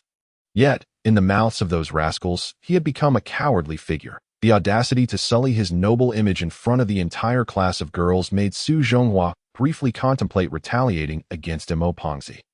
After taking a few deep breaths, he resolved, for now, I will let you off lightly. Once my probation period is over, we shall have our fun. Surprisingly, during morning exercises, only a handful of students in Class 2 were absent. During the early reading session, apart from the beaten Yang Fan and Zhou Xiao, all other students were present, providing some comfort to his wounded spirit. Wu Yudi, Su Li, Lin Shiping, and Zhao Ru, faces he had never seen before, finally appeared. Even Tang Shishir, Shi Waxin, and Zhao Tianhao, who had schemed against him the other day, showed up for class, perhaps hoping to use those ambiguous photos to extort him. Tang Shishir was a rather indifferent girl, with a perfect face and strikingly beautiful eyes that seemed to possess a certain spirit. Her hair was styled in a trendy, explosive fashion favored by today's youth, her lips painted a shade of purple, and she had a peach blossom tattoo on her left arm. She wore large hoop earrings and, instead of a school uniform, sported a very short denim skirt and a tight-fitting shirt that barely concealed her adorable little belly button. At first glance, she appeared wild and alluring. Su Zhonghua mused. In my earlier days, I encountered many such girls. They are quite easy to influence, and I doubt she poses any threat. His gaze lingered on her slender waist, and he unconsciously swallowed. Lin Xingping seemed ordinary, yet her occasional glances revealed a relaxed aura that suggested she was not as commonplace as she appeared. As for Shi Waxin and Zhao Tianhao, based on their earlier extortionate behavior, they certainly were not of any significant caliber. Did they really think they could extort 20,000 yuan from him with just a few intimate photos? Ridiculous. Such naivety is truly remarkable. P.S. Today is Mother's Day. I must travel to another city to dine with my mother, so I simply cannot spare the time to write. My words may be somewhat few, but I shall provide 2 updates tomorrow, and I still earnestly seek your support. Chapter 41. A little gambling for fun. After a prolonged observation, Su Zhanghua finally entered the classroom, carefully nudging the door with the attendance book while simultaneously bracing himself to retreat at the slightest hint of trouble. As the classroom door creaked open, nothing untoward transpired, and the vigilant Su breathed a sigh of relief. However, the classroom's discipline did not quiet down with his arrival. Aside from Chun Minjing, Huang Yu, Dong Chun, and Qin Wu, who sat at their desks in silence, the others continued to frolic about, as if the revelry of the streets had seamlessly carried over into the classroom. Zhao Tianhao and Su Lily, engaged in mutual feeding of snacks, were blissfully oblivious to their surroundings. Upon noticing Su Zhonghua's entrance, Zhao Tianhao brazenly pulled a chair beside Su Lily, continuing their intimate exchange as if no one else mattered. Wu Yuti was preoccupied with her reflection, adjusting her bangs while a girl from the back row leaned forward to offer her unsolicited advice. Jiang Fan, who had been boasting to Mo Pongzi, quickly shut his mouth upon the teacher's arrival, retreating to a corner where he produced his stylish smartphone to play a movie. Before long, a throng of students gathered around, and with a hint of impatience, he waved his hand and exclaimed, "Hey, I want to watch an adult romance film. Not so close, all right? It's sweltering." Deng Huizhong shot him a cold glare, swatting his phone away. "Jiang Fan, put away your wretched phone.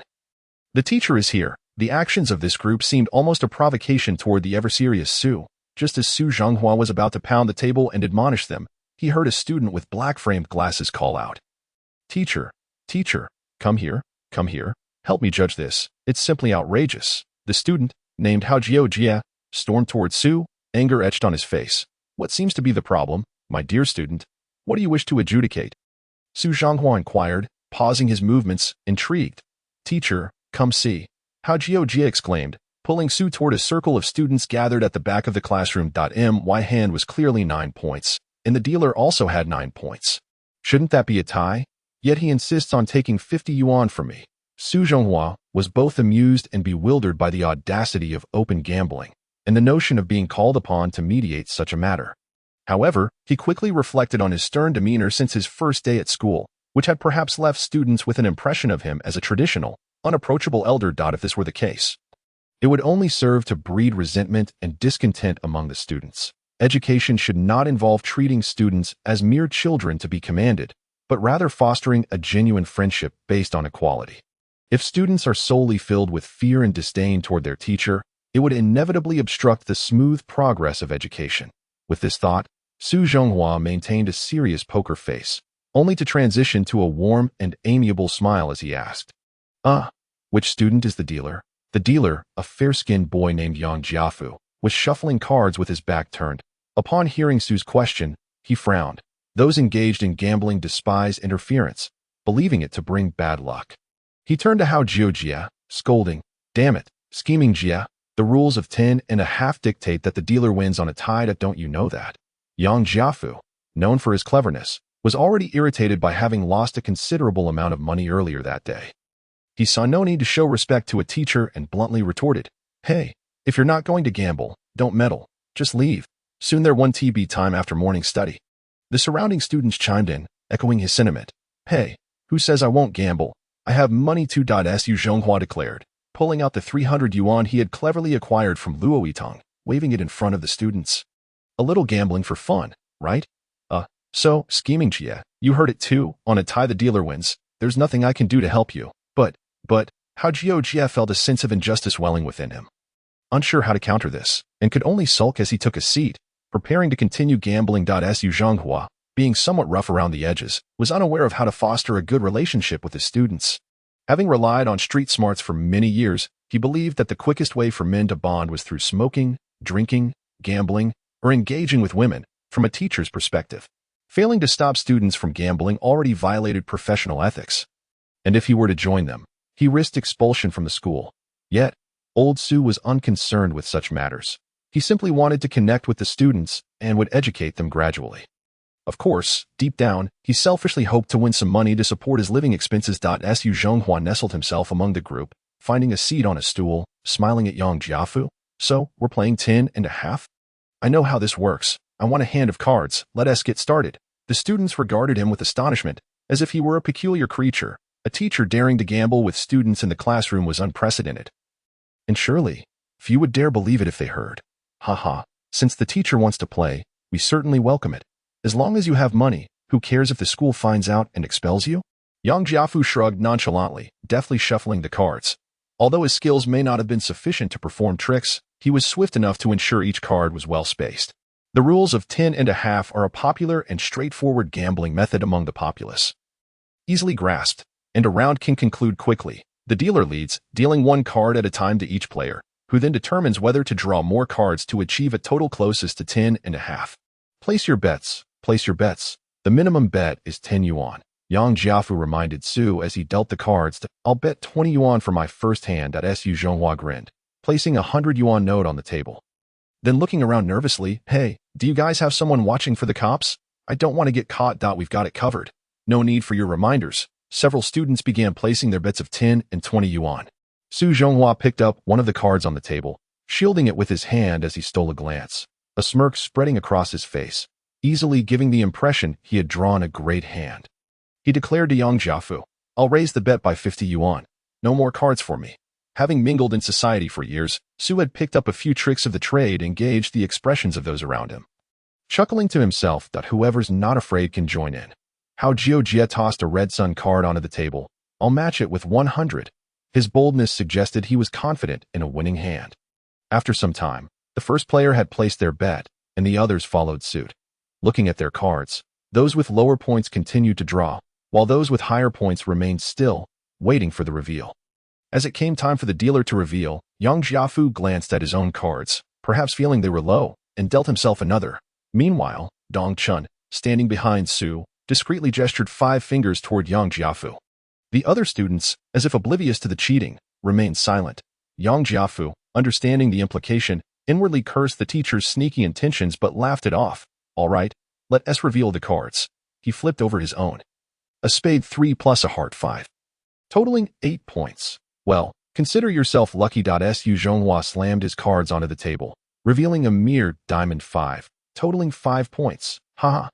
Teacher, my apologies. Yang Jiafu gleefully gathered the 100 yuan from in front of Zhou, returning 30 to him. Then all the others revealed their cards, each showing low points. The dealer won decisively against all 4 players, and the group exhibited no signs of distress, as if they had not lost at all. How Zhou Jie's hand was a paltry 3 points. Yet having wagered 100 yuan, he showed no signs of bitterness, merely lamenting, alas, I've lost. How tragic. Su Zhonghua observed the performances of these individuals with keen interest, recognizing the underlying deceit, and inwardly remarked, you think you can play cards with me? You are still too inexperienced. Externally, he displayed no sign of displeasure, instead turning to Yang Jiafu with an air of bravado and declaring, Yang, I am about to get serious. Back in Hong Kong, I was renowned as the gambling sage. Should I lose all my money, don't call for your father. P.S. Darn it, I'm not in the right mindset. There's another chapter later, and I refuse to accept any black tickets. Chapter 42. An invitation from the principal. A throng of students gathered around the back door of the classroom, all eagerly watching the spectacle of gambling. Su Zhonghua was contemplating placing all his capital on the line for a decisive play to eliminate his opponents, envisioning a future free from the constraints of a meager existence. However, just as he called for the cards to be dealt, he was interrupted by Luo Yitong, who was conducting inspections and had noticed something amiss. He knocked firmly on the door and shouted, What are you all doing huddled together? Luo Duden is here. Scatter, scatter. At that moment, the students stationed outside the classroom finally noticed Luo Yitong's arrival and rushed in, shouting, Damn it.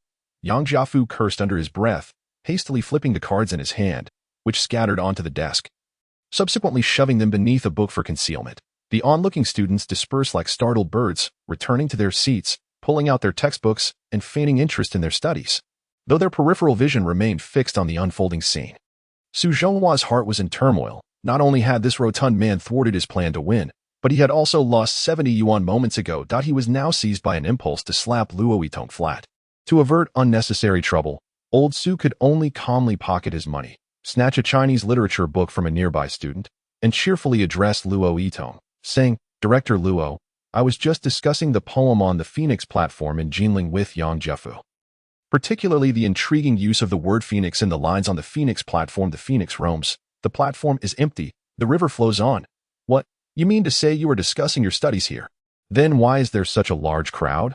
Luo Yitong, not lacking in intelligence, scanned Yang Jiafu with suspicion, noticing the bulge in his pocket. "Indeed, I am engaging in academic discussion with the teacher." The other students found the teacher's extensive knowledge and captivating lecture so enthralling that they couldn't help but gather to listen in. Yang Jiafu, a strategist of remarkable intellect, quickly composed himself and corroborated old Su's excuse. All right, Mr. Su, it's morning reading time. Don't turn the classroom into a chaotic scene." Luo Yitong relented, unwilling to press further, and waved his hand dismissively.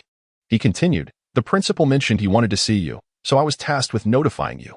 You should head to the principal's office at once. Me." Su Zhonghua was taken aback, as he had little interaction with the principal and wondered what could possibly be of interest. Could it be that he deemed my role as a teacher too trivial and was considering a salary increase? After a flurry of wild thoughts, old Su responded to Luo Yitong and promptly ascended the podium, adopting the authoritative demeanor of a homeroom teacher, advising the students to study diligently and maintain cleanliness before making his way to the principal's office. The principal's office was located in another building behind the teaching block. On the second floor, turning left at the staircase, the first room on the right, with a light-hearted stride, Su Zhonghua approached the office door and gently knocked, yet received no response. He knocked again, but silence reigned. "Great, no one is here," Su Zhonghua muttered, attempting to push the door open, only to find it yielding easily. Upon entering, he was met with an empty room devoid of any presence. Realizing his impulsiveness, he chided himself for intruding into the office of such a high-ranking individual without invitation. It felt rather presumptuous. Impulsiveness. Youth is often marked by such reckless abandon. Despite having thoroughly studied the art of self-cultivation, he had failed to refine his temperament. After a moment of self-deprecation, he was relieved that no one was nearby. Otherwise, he might have been perceived as a lunatic talking to himself. The office was vast and lavishly decorated, with a red carpet adorning the threshold and large square tiles with faint pink patterns covering the floor. Windows at both ends allowed ample light to flood the space, where two potted cacti rested on the windowsill. The walls were adorned with vibrant oil paintings, and a desk was cluttered with documents, while an immense bookshelf behind it overflowed with books, showcasing the owner's exceptional erudition. To his surprise, a traditional octagonal table at the center held a cup of tea, accompanied by a book on tea appreciation. Old Su, lacking any expertise in this area, approached and glanced at it, unable to decipher its contents. With nothing else to occupy his time, he took a seat, treating the situation as though he were in a television drama. Lifting the steaming teacup and mimicking the actions of seasoned tea connoisseurs, lightly swirling the lid over the surface of the tea before taking a small sip. Had it merely been that, it would have been inconsequential, but old Su, with his neurotic tendencies, fully committed to the act, nodding his head and exhaling a warm breath, exclaiming, "What a delightful tea, truly exquisite." As for what constituted a good tea, Su Zhonghua could hardly discern. Experiencing a blend of sweetness followed by bitterness, reminiscent of the 3 yuan bags of herbal tea one might find at a market, just as he finished his musings, a deep, resonant voice echoed in response, "Ha ha ha. I never expected Teacher Su to be a connoisseur of tea as well." With this voice came a portly man clad in a suit, bald and rotund, entering the office, none other than the principal himself. Su Zhonghua quickly rose to explain his intrusion, eager to avoid leaving a poor impression on the principal. The principal, seemingly aware of his thoughts, waved his hand. "Hold on, don't speak yet. Please, take a seat. Let us converse at our leisure. I just acquired a box of premium Huangshan Yunwu tea. You must not have tasted it before. This tea is among the top 10 famous teas in China. It is primarily produced in the Huangshan and Xiaoyang regions of Anhui, hence its high price. Huangshan Yunwu tea is celebrated for its rich aroma and lingering aftertaste. He scooped a handful of fine, granular tea leaves and sprinkled them into an exquisite Yixing clay teapot, pouring in boiling water, covering it, swirling briefly, and then pouring the water out while explaining, "This is the first step in tea preparation, known as washing the tea. The second infusion will yield the true flavor, Following his instructions, he poured in fresh water. The aroma indeed wafted through the office, and the principal closed his eyes, inhaling deeply with a look of sheer ecstasy. The fragrance is captivating. It invigorates the spirit. Su Zhonghua knew nothing of tea. He was certain that a pot of simmering pork would be far more aromatic. However, not wishing to offend the principal, he joined in. It truly is fragrant. After about 15 seconds, the principal poured the tea into a small porcelain cup, looking expectantly at Su Zhonghua as he said, "Please," without regard for the scalding temperature. He drank it all in one go. Why go through such elaborate rituals for tea? It would be simpler to buy a bottle of nutritional supplement and offer it to me, Su Zhonghua mused. Eager to impress the principal, he mimicked the actions of tea aficionados once more, holding the cup properly, swirling the lid over the tea, then lowering his head to sip gently, savoring the taste, and ultimately finishing it with an expression of indulgent pleasure. "What do you think?" the principal inquired. Good tea, truly good tea. Su Zhonghua, a novice at pretense, had no authentic appraisal to offer. Upon tasting, he perceived an exquisite blend of flavors, sweet, refreshing, and soothing to the throat, invigorating as it flowed into his stomach. "Yes, indeed," he concluded. "This Yunwu tea is indeed remarkable, both sweet and thirst-quenching, soothing to the throat and invigorating to the spirit, quite impressive." His praises were empty yet sincere, and the principal, oblivious to any disingenuousness, beamed with pride. "Ha ha ha. I too felt the same when I first tasted this tea. Here, let me pour you another cup. The principal is pouring me tea." Su Zhonghua felt an urge to whip out his phone and capture the moment. If Wu Yi, Lu Quan, and others could see this, his status in the office would undoubtedly elevate significantly. Flattery without reason is often suspect. Having had no prior acquaintance with the principal, his sudden display of deference felt somewhat off. Thus, he smiled and remarked, "We can delve into the intricacies of tea another time. I am curious about why the principal wished to see me today." Principal Wang, upon hearing this, seemed to connect the dots, his expression darkening as he retrieved a pack of Zhong Nanhai cigarettes from his drawer, offering one to Lao Su. Teacher Su, please take a seat and listen to me carefully." Lao Su, intrigued by his demeanor, settled down patiently, awaiting his words. The principal lit a cigarette for himself, taking a few deep puffs before sighing and saying, "It's like this. Yesterday, my daughter Yuan happened to visit me at school. She has autism and seldom speaks or engages with others. Yet ever since returning from school, she has been inquiring about you, mentioning quite a bit, appearing rather dazed. So, could you tell me what transpired between you and my daughter Yuan yesterday? By the way, I pondered over this last night and concluded that we must resolutely reject gambling and drugs. We cannot lead the children astray. Gambling can have deadly consequences." Oh, and while typing, my eyes were so affected by the radiation that they teared up. Thus, I kindly request your support. Chapter 43. And allow your daughter Yuan? A perplexed Su Zhonghua momentarily failed to grasp the situation. He had interacted with very few girls, and it should have been easy to remember. After a moment of reflection, he recalled yesterday's encounter. "Oh, you mean that girl with the flute? I saw her in the grassy grove at school yesterday." The principal hurriedly pressed, "And then?" "Well, she spoke to me for a moment. And then she inexplicably ran off. I couldn't quite understand it. Su Zhonghua pondered, finding the incident rather odd. The principal, equally baffled, exclaimed, "Is that all?" Su Zhonghua nodded, of course refraining from mentioning that he had developed a fondness for the girl or that she might have taken a liking to him at first sight. The principal chuckled and patted him on the shoulder, saying, "Thank you, principal, you are too kind." Lao Su replied, only to be subjected to a lengthy discussion from the principal regarding some school policies and student education, nearly being brainwashed until he feigned urgency to relieve himself. After departing the principal's office, Su Zhonghua returned to his own office. Feeling an increasing sense of responsibility, he began contemplating how to address the pressing issues in Class 2. Picking up the record book left by the previous homeroom teacher, Class 2, renowned as the most notorious class in Muge High School, was also the desired class for all mischievous students. There was a legendary incident where the class frightened a teacher so much that he refused to return for an entire week. They had managed a miraculous escape from class, leaving only one student and one teacher in the classroom. They also excelled in the school's performance competition, winning first prizes in dance, martial arts, and arts, claiming the most awards.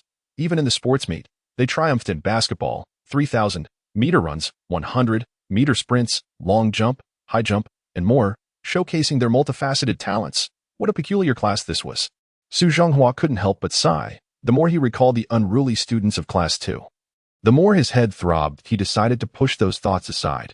stretching lazily and resting his head on the desk, drifting off to sleep.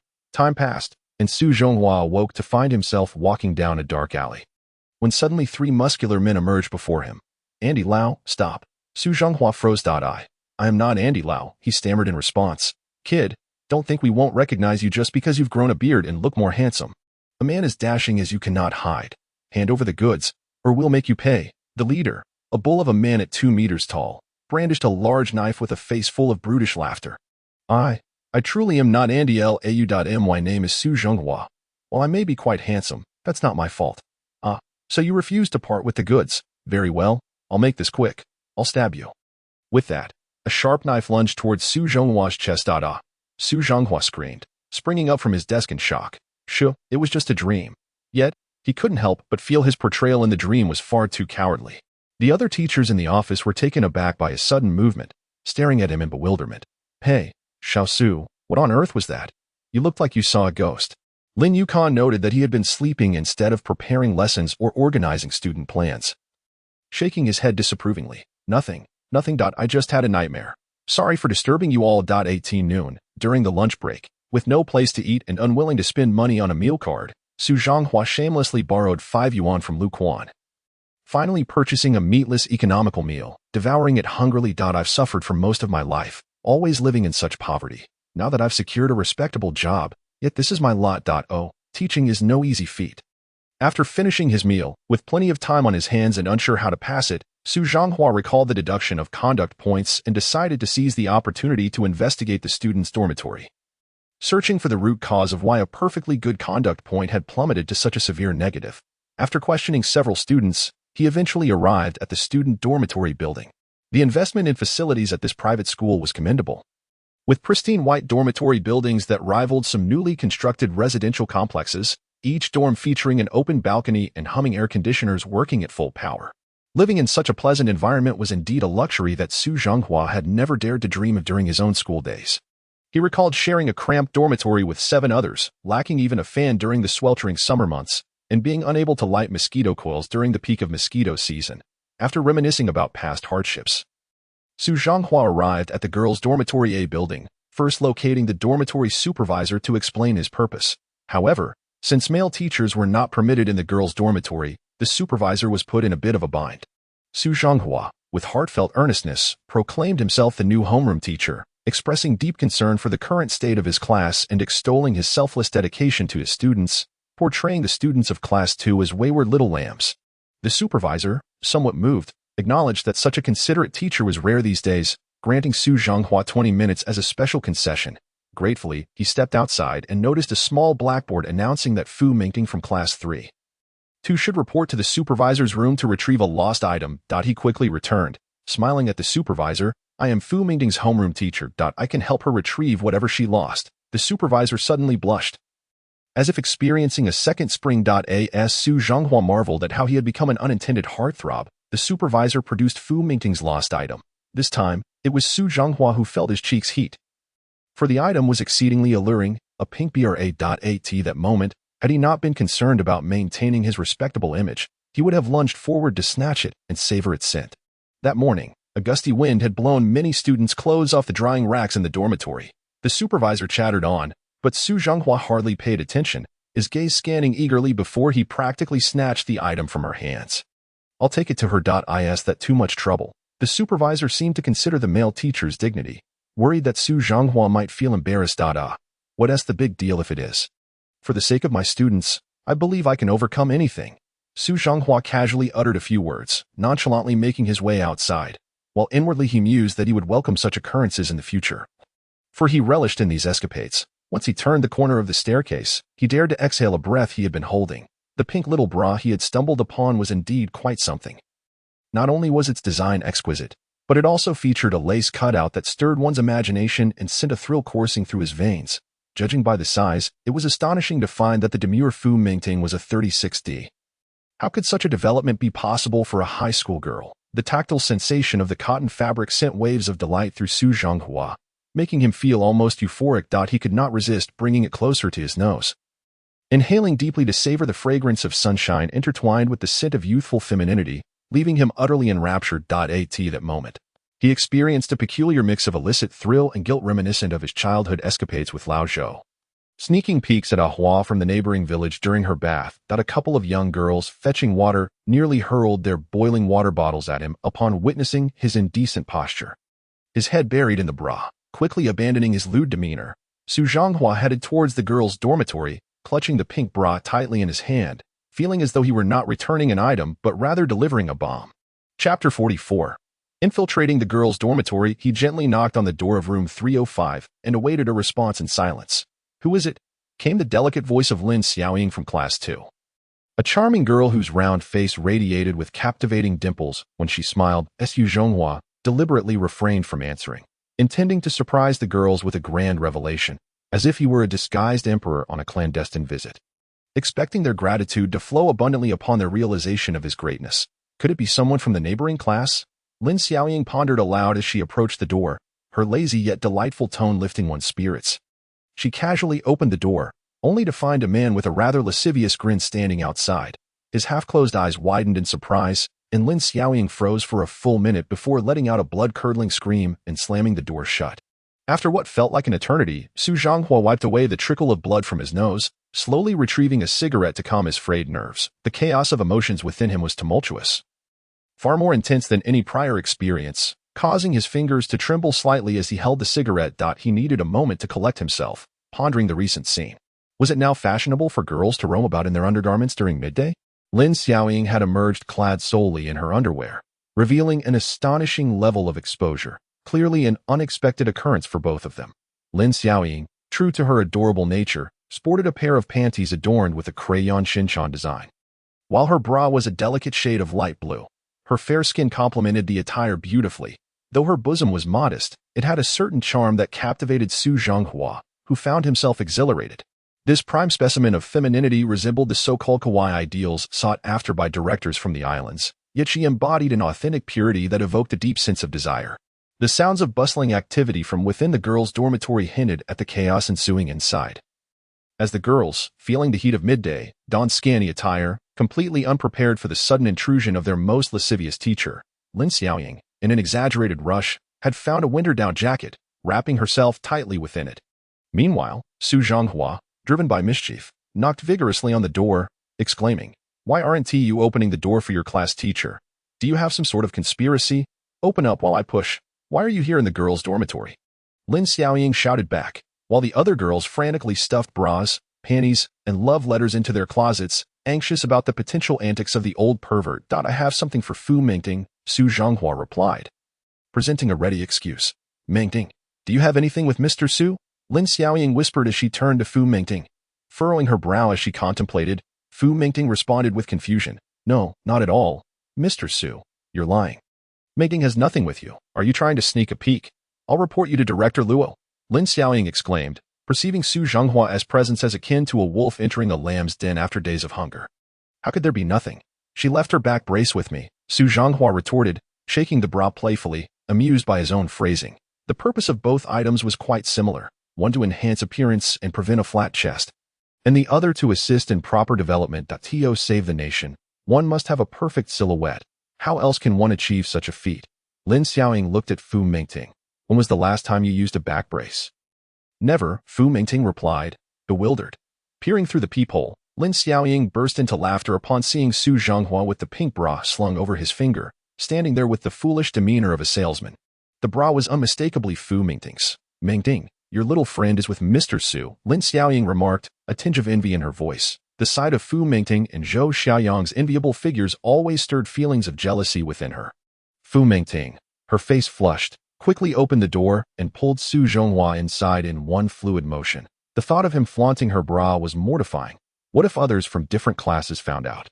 Su Zhanghua surveyed the girls' dormitory, noting how warm and romantic it appeared. The girls had decorated their rooms with great care, and the scent of perfume wafted around, tempting him to inhale deeply. The atmosphere truly embodied the essence of a fragrant boudoir. Luxuriously, each student had her own bed in the spacious room, which housed only 4 people. The standard single beds were neatly arranged, with clean windows allowing light to flood in, and a few potted plants added a touch of vibrancy. The setup was leagues ahead of what Su Zhanghua had experienced during his university days. "What brings you here?" Lin Xiaoyang protested in a childlike tone, as girls' rooms typically barred male entry due to the secrets they held. Well, perhaps I should remind you to secure your garments in the future, lest your back brace be whisked away by the wind, Su Zhonghua replied, trying to make small talk. Fu Mingting, remembering that the bra was indeed a back brace, felt her cheeks heat up but maintained her cold demeanor. Thank you for your concern, Mr. Su. But you can leave now. Men are not permitted to intrude in the girls' dormitory without permission. Li Xiaoyang and Su Lili, two classmates, cast wary glances at Su Zhonghua, their expressions resembling that of someone eyeing a predator. Each girl was bundled in thick winter attire, revealing not a hint of skin, yet the sweltering heat made such clothing unbearable. Even with the dormitory's air conditioning, beads of sweat began to form on their skin. Hearing Fu Mingting's direct dismissal, Su Zhonghua could not help but smile wryly. This frosty girl was indeed difficult to manage. However, since the opportunity was rare, he refused to leave empty-handed.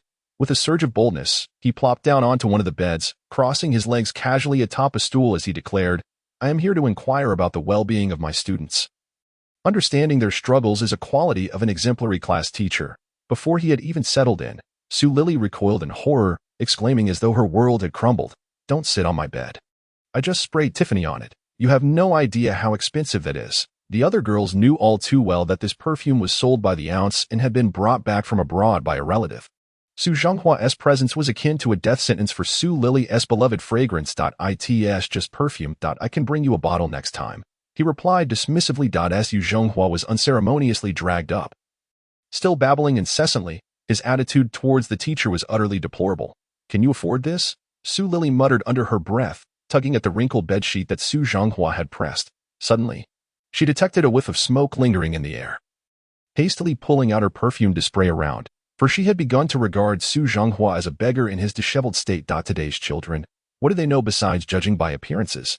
Su Zhonghua, with an exceedingly thick skin, paid no heed and promptly turned to plop down on the adjacent bed once more. Fu Mingting opened her mouth to speak but remained silent. That bed belonged to her.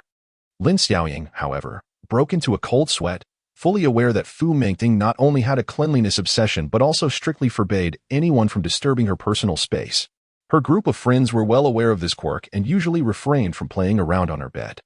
Who would have guessed that Su Zhonghua would trespass this boundary? It was akin to courting disaster. Strangely, Fu Mingting wore a peculiar expression without uttering a word to intervene, which was quite out of character. Mr. Su, smoking is not permitted. Please maintain the cleanliness of the dormitory air, Li Xiaoyang asserted with remarkable eloquence. This prompted Su Zhonghua to return the cigarette he had just pulled out, feeling a sense of pride at the children's commendable vocabulary. Perhaps with gradual guidance, they could achieve something remarkable. Su Zhonghua felt somewhat restrained. The more stifling the atmosphere became, the less he knew what to say, leaving him to gaze foolishly at his students.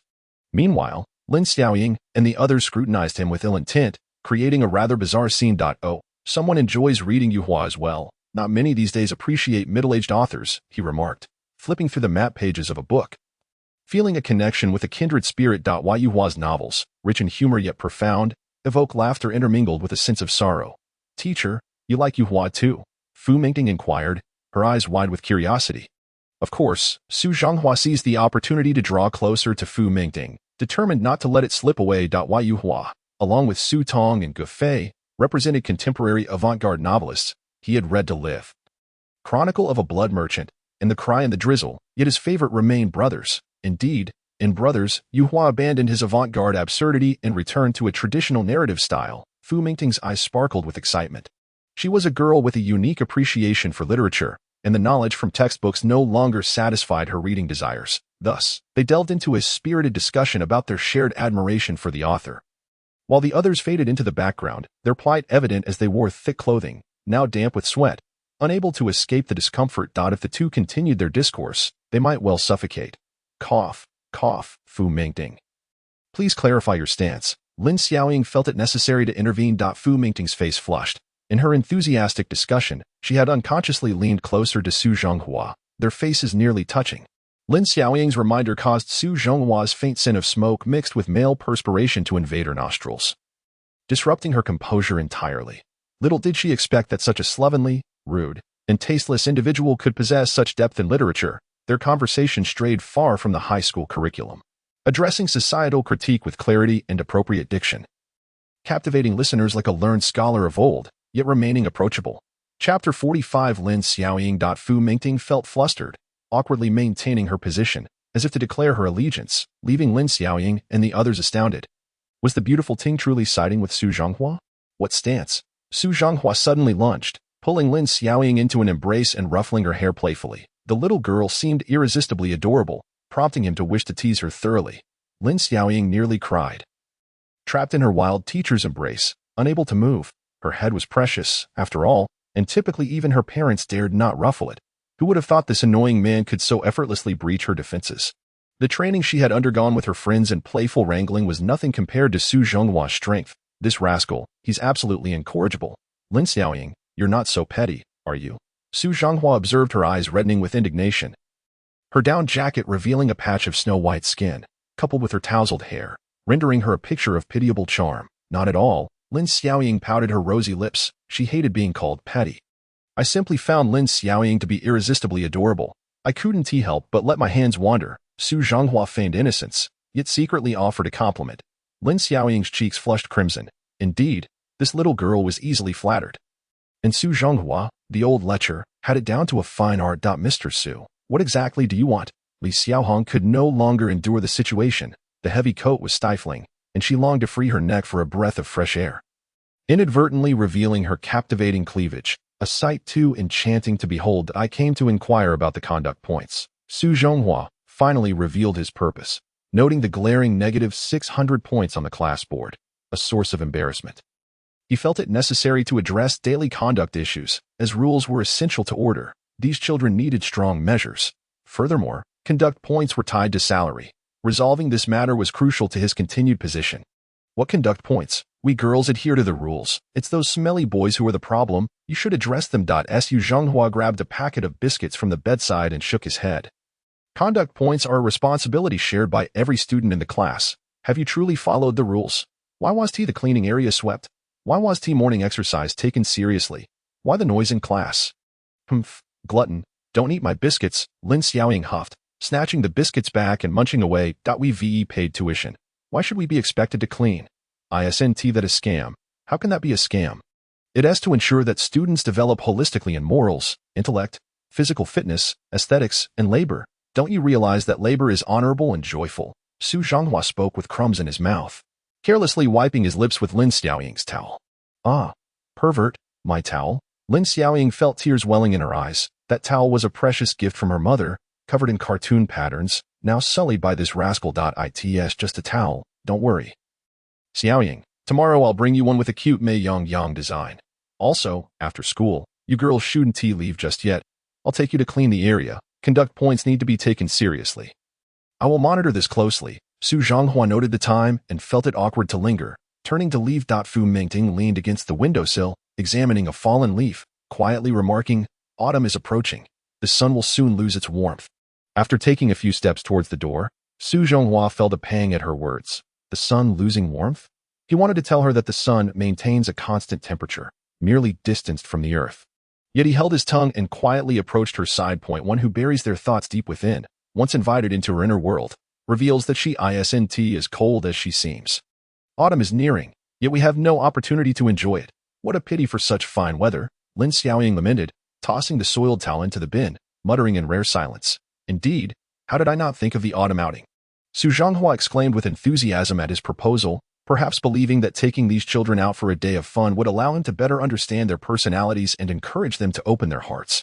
Fu Mingting and Lin Xiaoyang exchanged incredulous glances, their expressions reflecting disbelief. An autumn outing. You truly are an inadequate teacher. We are in our final year of high school, preparing for the college entrance examination. Do you really think we can afford a trip? It is precisely because of the impending examinations that students should be allowed to relax and enjoy an outing. Have you never heard of the necessity of balancing work and rest? Su Zhonghua recalled that during his own school days, spring and autumn outings were steadfast traditions, and any deviation from this norm would cause students to protest more vehemently than during a strike. Previously, autumn outings were held, but ever since the significant drop in college admission rates following a trip 2 years ago for the third-year students, the school had canceled them.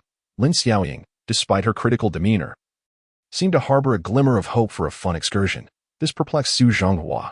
He could not fathom the rationale behind it. The previous year's students had also missed their autumn outing. Yet their admission rates had plummeted as well. The issue was not the outing itself, but rather the school's educational approach. He believed that an autumn outing presented a wonderful opportunity for students to gain insight, unwind, and broaden their horizons. Why not voice these concerns to the principal? Lin Xiaoyang cast him a sidelong glance, yet felt a budding admiration for Su Zhonghua, a rare teacher who could empathize with the student's perspective. I will certainly bring this up. I am well acquainted with the principal. This minor issue is easily addressed, Su Zhonghua confidently declared, snapping his fingers. You all should prepare for the outing, and I'll notify you once everything is settled. In the eyes of Lin Xiaoyang and Fu Mingting, Su Zhonghua's words seemed like mere bravado. The board of directors had issued a firm directive, akin to the school's unyielding laws, one that even the principal could not alter. They dismissed him as a boastful figure and chose to ignore him. Regardless, Su Zhonghua made a mental note. Should he manage to secure an autumn outing, these children might view him in a new light. Serving as a method to formally train Class 2. Chapter 46. What is the point of pushing? A gentle breeze wafted in through the window, stirring Fu Mengting's silky hair, just as Su Zhonghua was about to leave. He caught a whiff of an enticing fragrance carried by the breeze. Turning around, he noticed a pile of recently discarded undergarments on the girl's bed, items hastily changed by Fu Mingting upon hearing his knock. Left in a moment of urgency, the thought of leaving was immediately quashed. Stretching lazily, he muttered, the cafeteria is quite unhygienic. My stomach hurts. Thus, Su Zhonghua, believing himself to be quite casual, ambled over to the girl's small bed. Disregarding the gazes of the others, clutching his abdomen as he reclined, not in a formal manner, but rather at an angle, with his feet dangling off the edge. Fu Mingting remained silent, looking out the window lost in thought. While Lin Xiaoyang regarded him with disdain, incessantly urging, "Hey, stinky teacher, weren't you supposed to leave? Hurry up, we need to sleep." Unyielding in his pursuit, Su Zhonghua's mind was clouded with inappropriate fantasies, yearning for these moments. While the noble ideals of being a teacher and a moral exemplar were repeatedly thrown aside, dramatically he pointed towards the bathroom, exclaiming, "What a large rat!" seizing the moment when Lin Xiaoyang and the other girl's attention had shifted. He swiftly snatched a pink pair of panties hidden beneath the clothes and tucked them into his pocket, his movements remarkably quick, surpassing even a card shark at the gaming table. To his surprise, Lin Xiaoyang, catching a glimpse of his shameless act reflected in the wall-mounted mirror, felt a wave of confusion wash over her. She had thought him a trustworthy teacher, yet now, a torrent of emotion swirled within her: disappointment, frustration, astonishment, curiosity. Lin Xiaoyang, usually quite mischievous, found herself too embarrassed to confront him, merely stammering, "Nonsense. There are no rats. I haven't seen any." As she spoke, the girl feigned composure, pouting as she pulled Su Zhonghua off the bed, shooing him out of the girl's dormitory like a cowherd herding cattle, fearful that this pervert might steal her panties as well. "Fine, I'll leave. No need to push. Teachers also need to return to organize the sports reports." Su Zhonghua stealthily stuffed the panties into his pocket, ruffled Lin Xiaoyang's hair, and left with an air of satisfaction. Descending from the dormitory building, Su Zhonghua was certainly cautious not to wander into the boys' dormitory, lest he be subjected to mischief from the rowdy boys. He purchased a few dry bread rolls from the school shop, returned to his office to eat, and soon dozed off at his desk. At 2:30 in the afternoon, the class bell rang punctually, awakening Su Zhonghua as a fellow teacher, just arriving at school, nudged him awake. To his surprise, he found a cluster of familiar faces surrounding him. "Wui, Lu Quan, and others." Wui exclaimed, "Xiao Su, it's hard to believe that with your skinny frame, you possess such explosive power. You really made a name for yourself at school. What are you all on about?" "I hardly made a name for myself. You're not mocking me, are you?" Su Zhonghua, still groggy, struggled to comprehend the situation. "Oh, Xiao Su, being overly modest is just a form of pretentiousness." Wui chuckled, patting him on the shoulder. "Yesterday during gym class, didn't you pull off an amazing dunk? Incredible." "Oh, that, I didn't even make the basket. What is there to discuss?" Su Zhonghua recalled how he had stumbled, landing awkwardly, feeling no sense of glory. Yet, slapping Han Jinyan had indeed been quite satisfying, right? He still needed to collect that 1,000 yuan he was owed. "Hey, Wu, you were there yesterday too. Seems like you weren't too diligent in attending class. You're so outdated.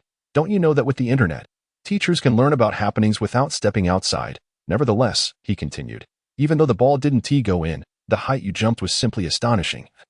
As if you could fly." Lu Quan exaggeratedly gestured with his hands to illustrate.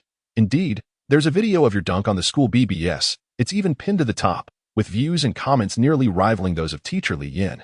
"What with all the fuss?" Su Zhonghua sipped some water, Looking at Wei with confusion. BBS refers to a forum. Wei replied, bewildered. Xiaosu, you're quite behind the times if you don't even know this basic knowledge. A forum is just a forum. What's the big deal? Su Zhanghua waved dismissively, feeling the heat as a crowd gathered around him. Move aside, it's so hot. What's the big deal anyway?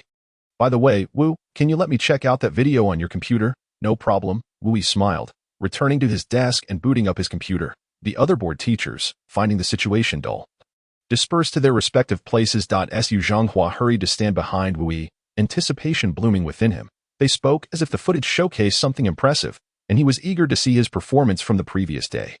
Wu typed rapidly, entering the forum's domain to access the school network. Su Zhanghua, having stood idly behind him for quite some time, could no longer contain his complaints. Why does it take your old computer 5 minutes just to open a web page? Wu grimaced in response, come on, having a computer at school is already a privilege. This one is 4 years old and outdated. I've requested a new one several times, but the applications have yet to be approved. The campus homepage gradually loaded, displaying a pristine lawn, the school's ethos, an introduction, enrollment guidelines, and a list of leaders, with names like Luo Yiteng and Wu Weiqi prominently featured. Xiaosu. The homepage is just filled with the school's lengthy rhetoric. There's nothing particularly interesting. The real excitement lies in the school forum, where you can find all the latest news, scandals, and jokes. It's a daily ritual to browse through it. Not doing so would leave one feeling unsettled. Furthermore, it offers insights into the students' thoughts and current trends. Wu logged into his account.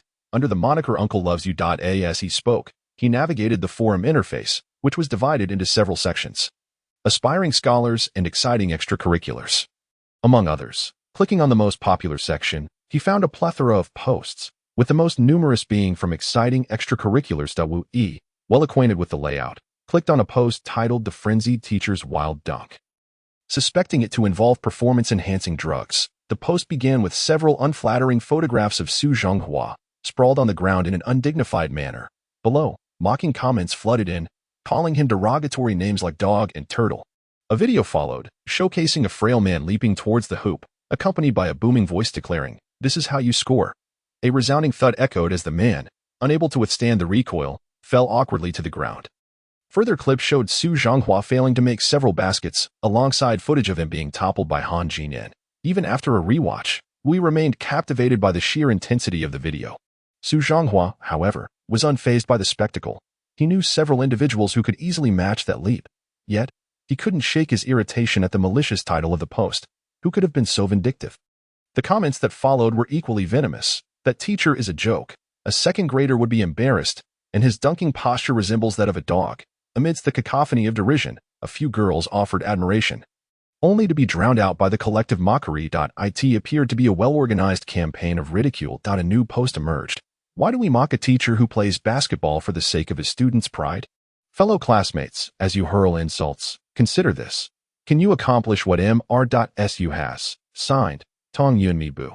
This was a quintessential Good Samaritan, capable of discerning truth amidst the chaos. Su Zhanghua felt a sense of relief at the positive comment, finding solace in the presence of someone perceptive like Tong Yunmibu. Later on, Su Zhanghua reflected on the absurdity of being subjected to such public scorn over something as trivial as basketball. He shook his head, pondering the tumultuous nature of youth, which could escalate minor issues into significant uproars. Well, it seems the adage is that people fear fame while pigs fear being fat, he mused. You. Never mind, it's hard to explain rhetorical devices to someone as rigid as you, he said, pulling Wu from his chair. Class is about to start. Go on ahead while I indulge for a moment. Wu, realizing he had matters to attend to, reluctantly gathered his lesson plans and exited the office. Once Wu had left, Su Zhanghua perused other posts, which were filled with trivialities, such as "My dog gave birth to 8 puppies," or "I wrestled with a cow all day yesterday." Finding it all rather tedious, he clicked on the emotional world section. Yet, this so-called emotional realm lacked any trace of teacher-student bonds, friendship, or familial love. Instead, it was replete with tales of unrequited love. Comments beneath these posts were often filled with pitiful expressions, and the discourse was devoid of substance. Moments later, Su Zhanghua lamented the generational shift in communication, struggling to comprehend the youth's vernacular filled with phrases like, and, which left him utterly bewildered.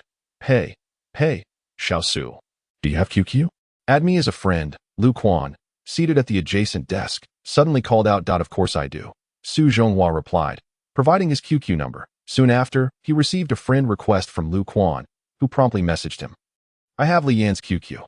Interested? Su Zhonghua looked up in confusion, but Lu Quan remained focused on his screen, while Lee Yin was also engrossed in her laptop. With no other option, Su Zhonghua took a few seconds to type a simple "I want" and sent it off.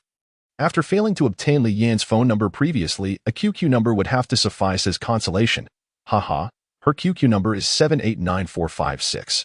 Remember to invite me next time there's a chance to go to the Eagle Emperor Palace. Lu Quan exclaimed.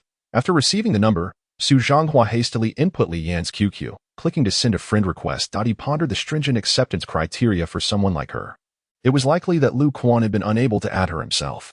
Drawing from his 2 months of QQ experience, Su Zhonghua understood that the key lay in crafting a compelling message. He contemplated the best way to phrase his request, realizing it should evoke curiosity. After a moment of reflection, he typed a phrase rich with intrigue. Pity the affectionate, cherish the passionate, the lovesick youth sighs, parting with longing. 10 seconds later, a notification chimed. Request denied.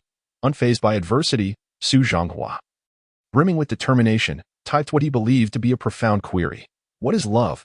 10 seconds later, the tragedy replayed itself. Damn it, Mao. Old Su had lost faith in the supernatural and decided to regroup.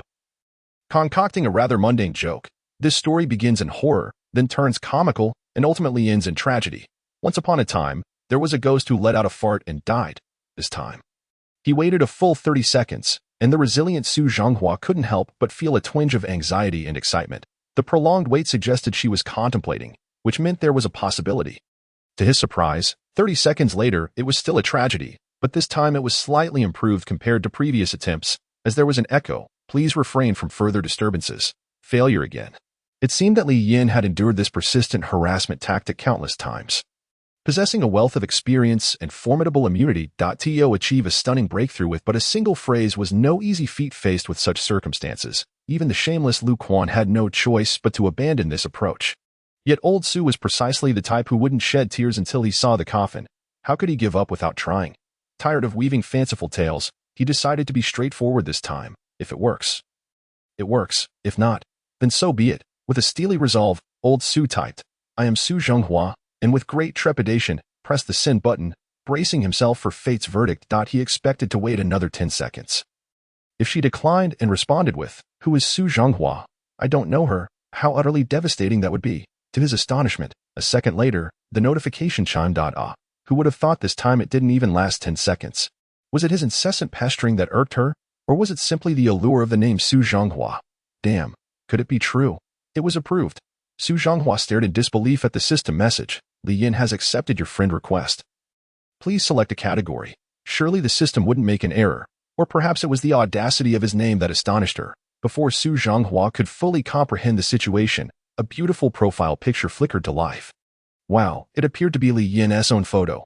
Those who use their own pictures as avatars are either horrendously unattractive or breathtakingly beautiful, and Lee Yin clearly belonged to the latter. The sole beauty among teachers, Lee Yin, had taken the initiative to message me. It seems she has some awareness. Could it be that she saw my slam dunk video and was smitten? If she were to invite me for dinner and a movie, should I accept or maintain an air of modesty and decline? Old Su moved his mouse, slightly trembling with excitement, and clicked on the pulsating avatar. Chapter 48. The girl's lunchbox clicking on the pulsating avatar.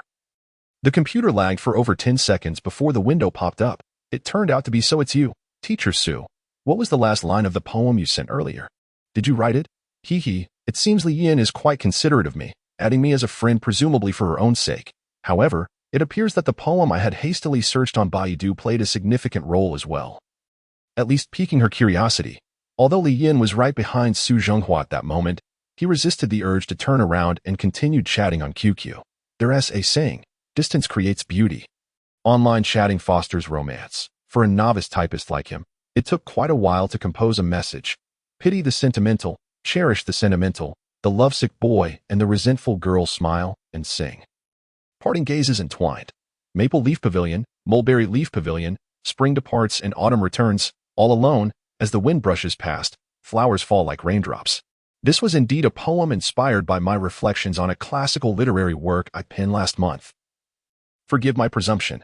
Su Zhonghua unabashedly appropriated another's work, shamelessly claiming it as his own. The lovesick boy and the resentful girl smile and sing. How beautifully written. I had no idea you were so talented. I have been well versed in Tang poetry and song lyrics since childhood, and I have dabbled in the four great classics. Talent is inevitable. Haha. By the way, do you have any other poems? Lee Yin's replies were always swift. Of course I do. But today my headache has left me forgetful of my verses. I'll bring my drafts next time for your appreciation. Su Zhonghua planned to spend time researching poetry online. Even if it wasn't tea for wooing girls, it would be beneficial for impressing the students of class 2, at the very least making them feel his erudition. Your QQ nickname is quite peculiar. Why call yourself the undercover and the creepy? As a teacher, you should be mindful of your image. Su Zhonghua stifled a laugh, feeling quite pleased as he tapped away at the keyboard. Online chatting had proven delightful. At least she was no longer so frigid toward him. Actually, this QQ nickname was given to me by my girlfriend 8 years ago, as a commemoration of that lost first love. Old Su said this to cultivate an image of himself as a sentimental person, adopting a posture of vulnerability to elicit her unwitting sympathy. Little did he know that this tactic had long since lost its charm.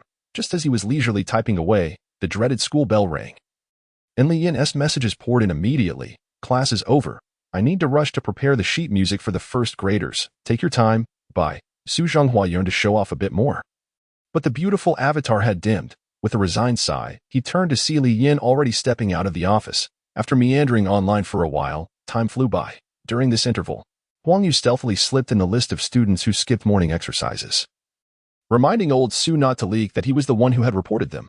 Naturally, old Su amiably nodded, assuring he wouldn't disclose the information, smoothly sending him on his way. It was already the last self-study session of the afternoon, and Su Zhonghua was preparing to inspect Class 2's classroom discipline when he was taken aback to find Zhou Xiaoyang, whom he had thoroughly reprimanded the previous night, had come to school and even sought him out in the office. This formerly rebellious girl had transformed remarkably, with her once fiery, tangled yellow hair now dyed black and straightened, her heavy makeup washed away, and her revealing outfit replaced with a sleek Nike sports ensemble that accentuated her long figure. Presenting a pure and charming demeanor, the girl cautiously peeked her head around the door, scanning the area, and upon noticing only 2 people in the office, she sighed in relief and entered, carrying a homemade lunchbox. Hey, Xiaoyang, what brings you here? Why aren't you in class? Su Zhonghua wondered if she had come to retaliate for his previous harshness. The girl's hair cascaded gently over her shoulders, and a hint of redness graced her fair cheeks. She appeared somewhat nervous as she pouted and placed the lunchbox on the desk in front of Su Zhonghua. This is your dinner. Hurry up and eat it. Consider it settling the score for the breakfast you prepared for me this morning. Now I owe you nothing. What? Old Su could hardly believe his ears. Hadn't she always detested him? Why would she bring him lunch? Could it be poisoned?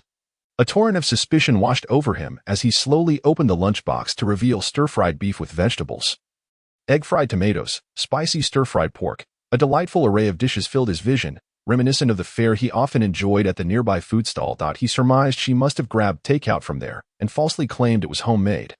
Surely it couldn't be poisoned, he thought, hesitating as saliva pooled in his mouth, reflecting on how long it had been since he'd eaten meat. The thought made him increasingly melancholic, and he was on the verge of tears.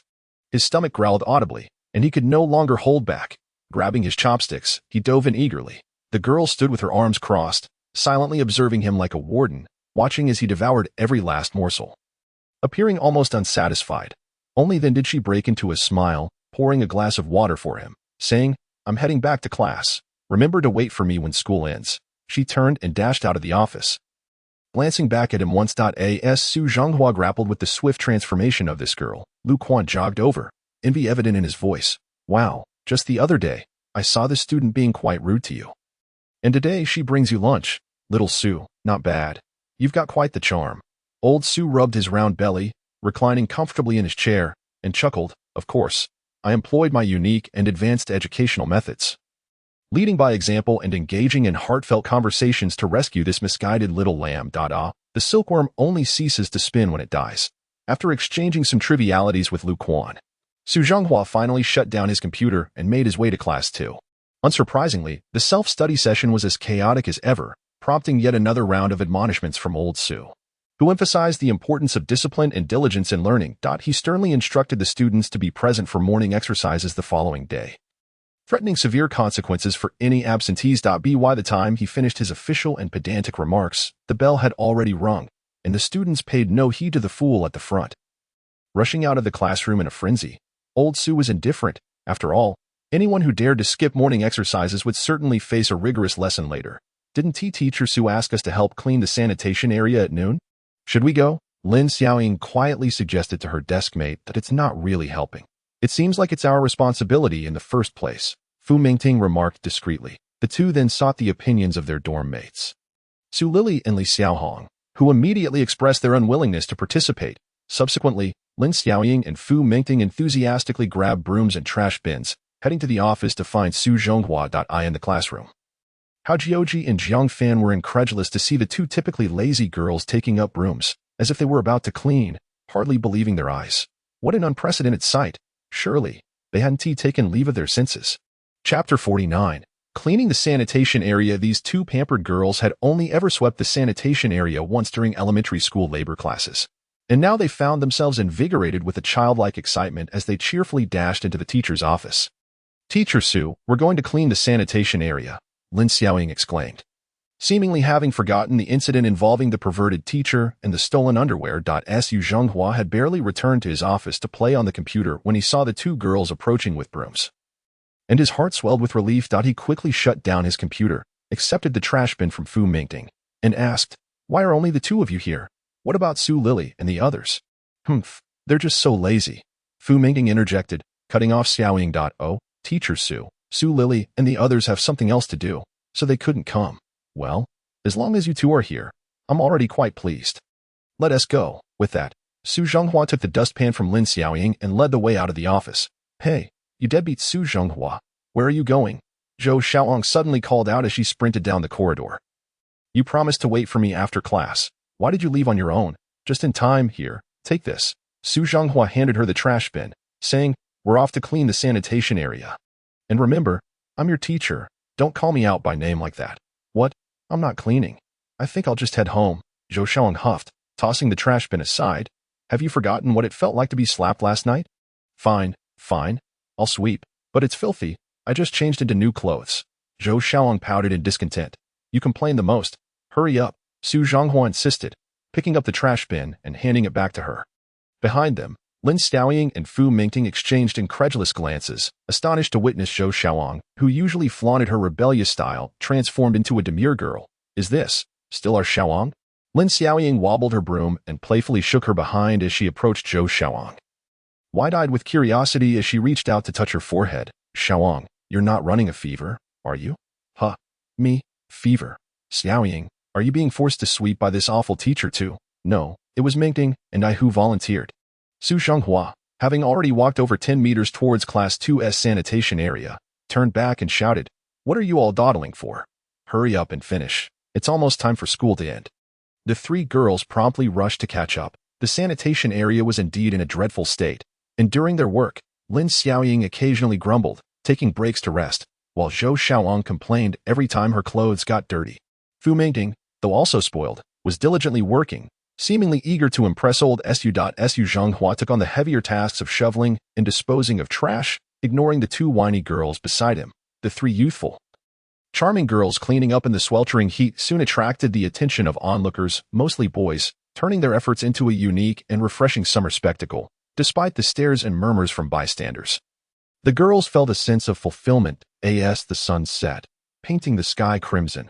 After over 20 minutes of labor, the lawn was finally clean, and most of the school staff had already gone home. Su Zhonghua, embodying the demeanor of a commendable teacher, praised Lin Xiaoyang and Fu Mingting, urging them to return to the dormitory for a shower. After ensuring Zhou Xiaoyang washed her hands, he walked towards the school gate. Delighted, Fu Mingting and Lin Xiaoyang rushed back to their dormitory, washed off the unpleasant odors, changed into fresh clothes, and lay on their beds, giggling at one another. Their dorm mate, Su Lili, shook her head, declaring them hopeless, and dragged Li Xiaohong back to the classroom. "Mingting, I want to discuss something with you." Lin Xiaoyang fidgeted as if afflicted by hyperactivity. What if we switch beds?" Lin Xiaoyang's cheeks flushed. Fu Mingting, well aware of Lin Xiaoyang's intentions, promptly rejected the idea. "You know I never let anyone sleep in my bed." "Stingy. You're just a miser," Lin Xiaoyang protested.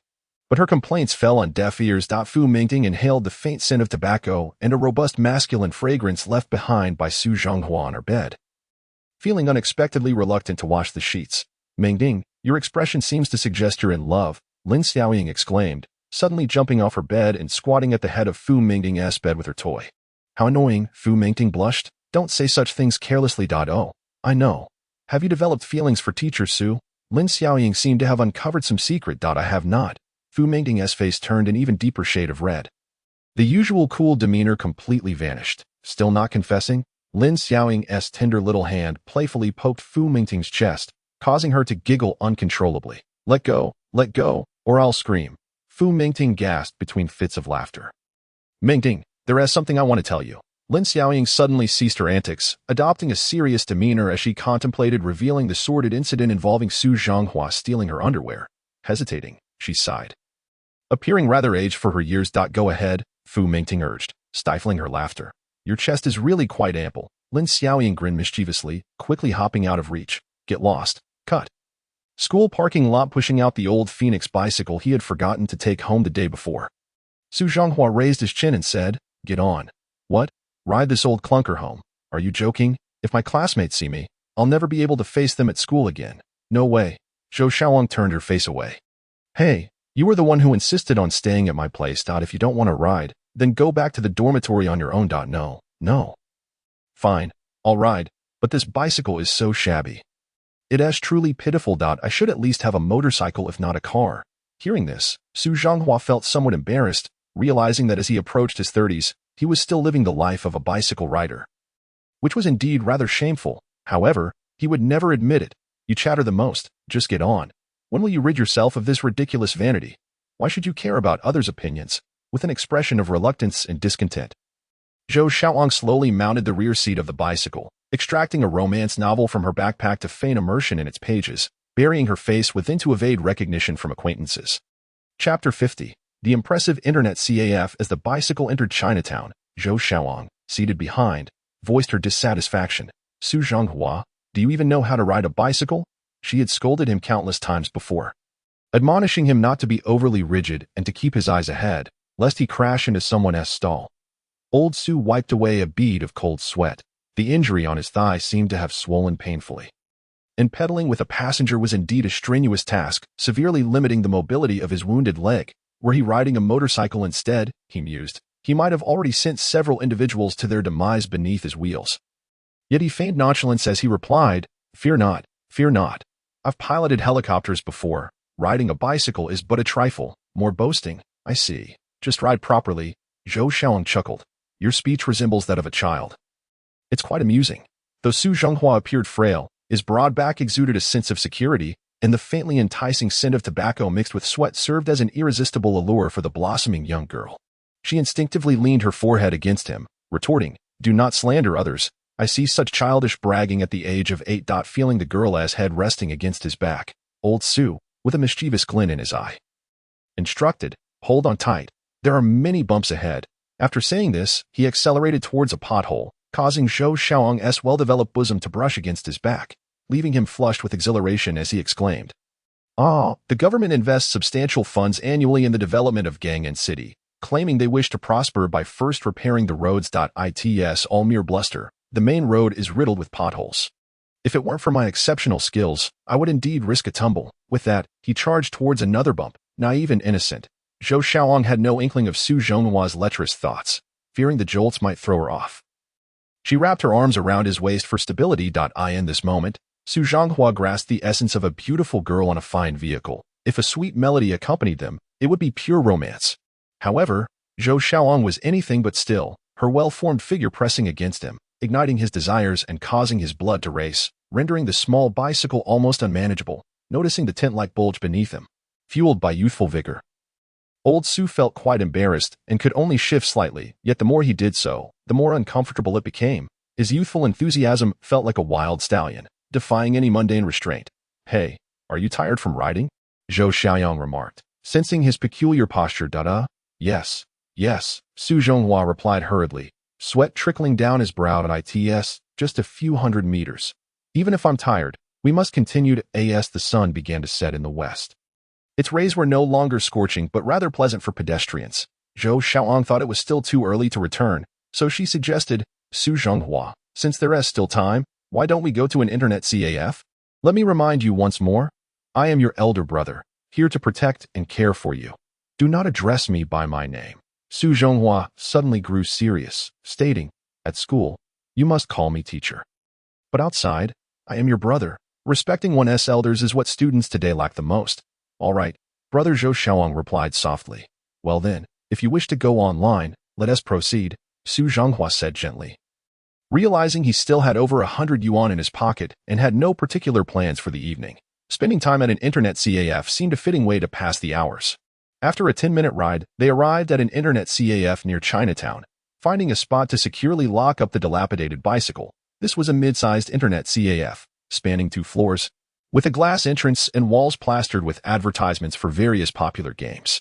The entrance was crowded with bicycles and motorcycles, and security cameras were installed to deter theft. Impressive internet CAF. Su Zhonghua read the sign aloud, inwardly cursing the fool who named it thus, as he ushered the girl inside with confidence. Situated on a bustling street in Chinatown, just under 2 kilometers from Muge High School, the CAF was renowned for its excellent setup and cool air conditioning during the summer, often filled with scantily clad young women. Consequently, it was perpetually packed, with many students from Muge High School skipping classes to visit. These students would rather forego lunch than miss the chance to spend their pocket money on online chatting and gaming. However, it was this willingness to spend that kept the CAF thriving, leading them to turn a blind eye to the Ministry of Culture's prohibition on minors accessing internet CAFs. They had cleverly left a backdoor open to accommodate these young delinquents. The CAF's owner was quite shrewd, managing to evade regular inspections, thus making it a popular haven for students looking to skip class. Pushing through the plastic door curtain, the acrid smell of smoke and cool air hit them like a wave, prompting them to make their way straight to the more pleasant second floor. At the reception, a young woman behind the bar caught Su Zhonghua's eye, her beauty somewhat marred by the cigarette dangling from her lips. Giving off an impression of a rebellious girl, old Su fished out a crumpled 10 yuan note and slapped it on the counter. Miss, 2 machines, 5 yuan each. The server, engrossed in her phone, glanced up with annoyance at the disheveled man before her. Accepting the money, she proceeded to operate the machines for a moment, then snapped, "Why slap the money down so loudly? Machines 25 and 36. You can find them yourself," having long grown accustomed to the disdain of strangers. Su Zhonghua's thick skin allowed him to brush off her rudeness. He believed that maintaining a low profile and eschewing ostentation was a true reflection of his character. After receiving the account and password from the server, he led the girl towards the machines, faintly catching the server muttering derogatory remarks about country bumpkins behind them. The second floor housed over 40 machines, divided into chatting, gaming, and private booth areas, each with varying prices and quality of service. A throng of elementary school students had gathered, their exuberant voices filling the air as they engaged in popular online games, while a few penniless onlookers lingered nearby, eyeing the action enviously. Due to the crowd, Zhou Xiaoyang had to sit opposite Su Zhonghua. However, old Su reveled in the situation. With no one watching, he could indulge in online romance and explore artistic films in peace, though the bar staff were less than pleasant. The floor manager was attentive. Noticing Su Zhonghua's search for a seat, she approached politely, asking, "Sir, how may I assist you today?" The manager was a youthful woman, no more than 20, and it was evident that the CAF's owner preferred to hire female staff. A savvy business move. Su Zhonghua found these young ladies to be quite alluring. As Zhou Xiaoyang had already found a seat, there was no need for him to maintain the facade of a teacher. So he feigned ignorance and asked the manager to help him find a seat and boot up the machines, all the while admiring the way her shapely form moved as she bent over, boldly estimating her bust size to be at least a DCUP.PS. For those with alternate accounts, please take a moment to add a few more collections. For those without, it would help if you could spare 2 minutes to register a couple. Please help with the collections. As the editor mentioned, the performance was lacking. It as quite frustrating, and I could use some encouragement. The network administrator, a young lady, earnestly explained, completely oblivious to the solid acting skills of old Su. Genuinely believing that this man was clueless about computers. Oh, I think I understand a bit now. How does this work? Su Zhonghua had a mind full of mischief. He was laying a trap for this young lady. Well, do you have QQ, uncle? The young lady felt quite intrigued by this type of person she had never encountered before, maintaining a professional smile as she patiently explained. QQ. Su Zhonghua continued to play the fool. What is that? Is it the Wangzai QQ candy? No. No, QQ is a popular chat tool now. Let me demonstrate. After saying this, the young lady deftly opened QQ, input her number, and logged in, the QQ interface dazzling to the eyes. Seizing this opportunity, Su Zhonghua exclaimed loudly, "Oh, you mean the little penguin? I have one. I registered for an account 8 years ago. Hearing the loud and clueless comment from this rustic man, a few elementary school students nearby, engrossed in playing kart racing, couldn't help but look at him with disdain. Old Zhou swiftly entered his number, and to the young administrator's astonishment, this uncle's account number was a mere 5 digits. Truly an antique. Some people enjoy flaunting their QQ numbers, akin to parents boasting about their children's grades. Though the parents gain nothing from it, they remain blissfully engaged. Wow, uncle, your QQ has 3 sons. That's impressive. You even told me you don't know how to use QQ, the young lady teased, casting a glance at Su Zhonghua, who had the username The Undercover in Sleaziness, prompting her to chuckle. Is 3 sons really impressive? This number was set up by my friend. I don't really understand it. He scratched the back of his head, joining in on the silly laughter, appearing foolish in the eyes of the nearby students. This QQ account had always been managed by Old Tang, and little did he expect that this rascal had adorned his account with such flamboyance. It seemed he often logged into QQ under the guise of work. A clear sign of corruption. Uncle, you are quite pitiful, with just a few friends, the young lady chirped, shaking her head adorably. Indeed, Yinzi Daifei was Lee Yin's QQ, and at that moment, she was offline. Daiuchi Xiang was added by the younger sister from the countryside without permission. According to that girl's intentions, Su Zhonghua had forbidden her from adding any other women as friends, so she had helped him clean out all female QQ accounts, leaving only a few high school classmates, a rather possessive trait. The network administrator discreetly added Old Su's QQ and then informed him, I will send a video invitation shortly. Once you accept it, you will see my avatar, and then I will help you set it up. After saying this, she dashed back to the cashier's desk, whispering a few words to the boisterous cashier before operating another computer. Su Zhonghua was delighted. It was the young lady who had fallen into her own trap. And he continued to play the novice, fiddling with the computer. After a while, a female avatar with a ding-ding-ding sound indicated a video invitation. Su Zhonghua clicked on the red little fox's invitation. And soon after, the young lady's lovely visage appeared on the screen. Perhaps due to the video compression, her bosom was prominently displayed, the cleavage subtly visible, enough to quicken the heart rate of any man. Old Su immediately tapped into his inner Lilicon, lewdly typing, Little sister, uncle still doesn't know how old you are or your name. The network administrator, covering her mouth with a chuckle, quickly typed back, Why should I tell you? You creepy uncle. This young lady posed a bit of a challenge. Su Zhonghua couldn't afford to lose face. He shamelessly replied, Hee, what if you voluntarily disclose your name, address, and measurements? Uncle might consider rewarding you with $10. How about that? Tempted. The young lady laughed a few times, then sent a head-smacking emoji, typing, Annoying. This annoying made Old Su's heart flutter with delight, his previously disheartened face now more lewd than ever. He quickly typed, What do you find annoying? Is it the $10? No worries. What do you need? Uncle can fully satisfy you. His words brimmed with suggestiveness. Who would have thought that the man laughing so lewdly and conversing so freely with women was a teacher adorned with a sacred aura? No one would ever believe it. After an intense barrage of flirtation, the innocent network administrator had surrendered, aside from her measurements and boyfriend details. The rest of her personal information had been skillfully extracted by the notorious Su, whose mind was now storing the information of this young lady named Qin Xina. He had already decided to borrow some money from Old Tang tomorrow to acquire a computer for himself, so that he could chat with numerous girls to pass the time during sleepless nights. Perhaps, if things progressed well with this network administrator, he might even end up in bed with her. He was already planning ahead. Just as he was about to continue typing, the network administrator's message arrived first. Uncle, I have to get busy now. Not chatting with you anymore. After sending this message, her avatar turned gray. After all, she was at work. Su Zhonghua, not in a hurry, feeling bored, glanced at Zhou Xiaoyang, who was engrossed in her game across the way, and refrained from disturbing her. He casually clicked on Kugo, intending to listen to some relaxing music. He typed the song title Xiao Sa Zhou Yi Hui into the search box and clicked play. The familiar, nostalgic melody immediately filled his ears. This was Old Su's favorite classic song from his youth. He recalled that this song had a little story behind it. In Su Zhonghua's era, red education was highly emphasized, and tales of revolutionary martyrs were frequently studied, filling his mind with concepts like sacrificing oneself for the revolution and noble deeds. Thus, the violent Su Zhonghua of today was born. During that time, Xiao Sa Zhou Yi Hui was quite popular, containing the lyrics Entangled Grievances, Life and Death Till Old Age, How Many Can See Through It? Without the lyrics, Old Su had always misheard it as entangled grievances, life and death at the critical moment. How many can behead? He believed this song fully expressed the fearless spirit of revolutionary comrades willing to sacrifice themselves and had listened to it as a revolutionary anthem for many years. Gradually growing fond of it, that cassette tape still lay at his old home. Chapter 52. Shot in the head. Ding. Ding. It was a QQ group message. He casually clicked open, and as soon as he entered the group, a series of obscene and vulgar messages popped up. Looking at the explicit chat records and revealing images shared by some lewd individuals, even the infamous little lecher, Xiaoyang, couldn't help but feel his face flush with embarrassment.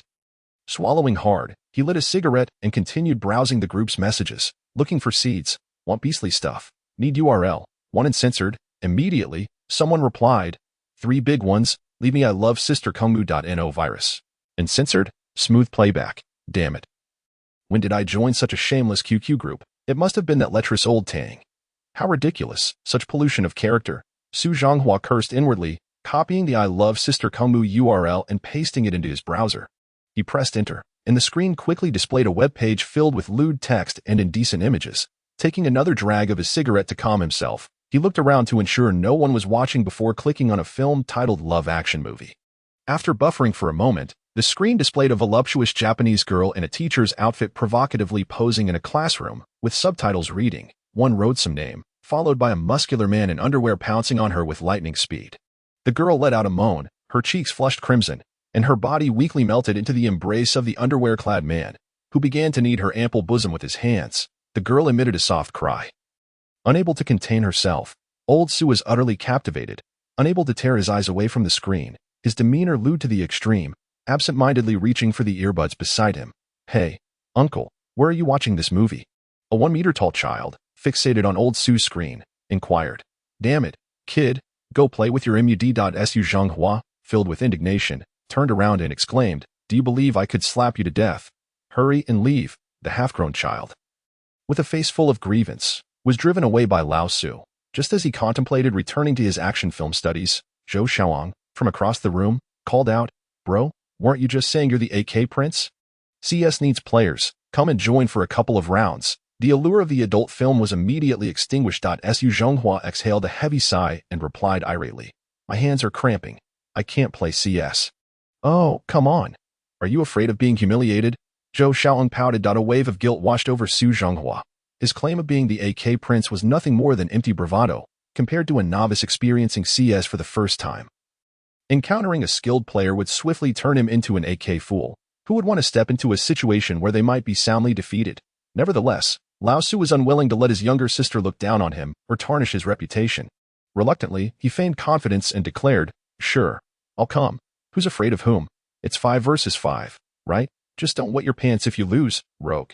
Zhou Xiaoyang retorted, quickly contacting others on the computer. Within moments, they gathered 10 players and chose Dust 2.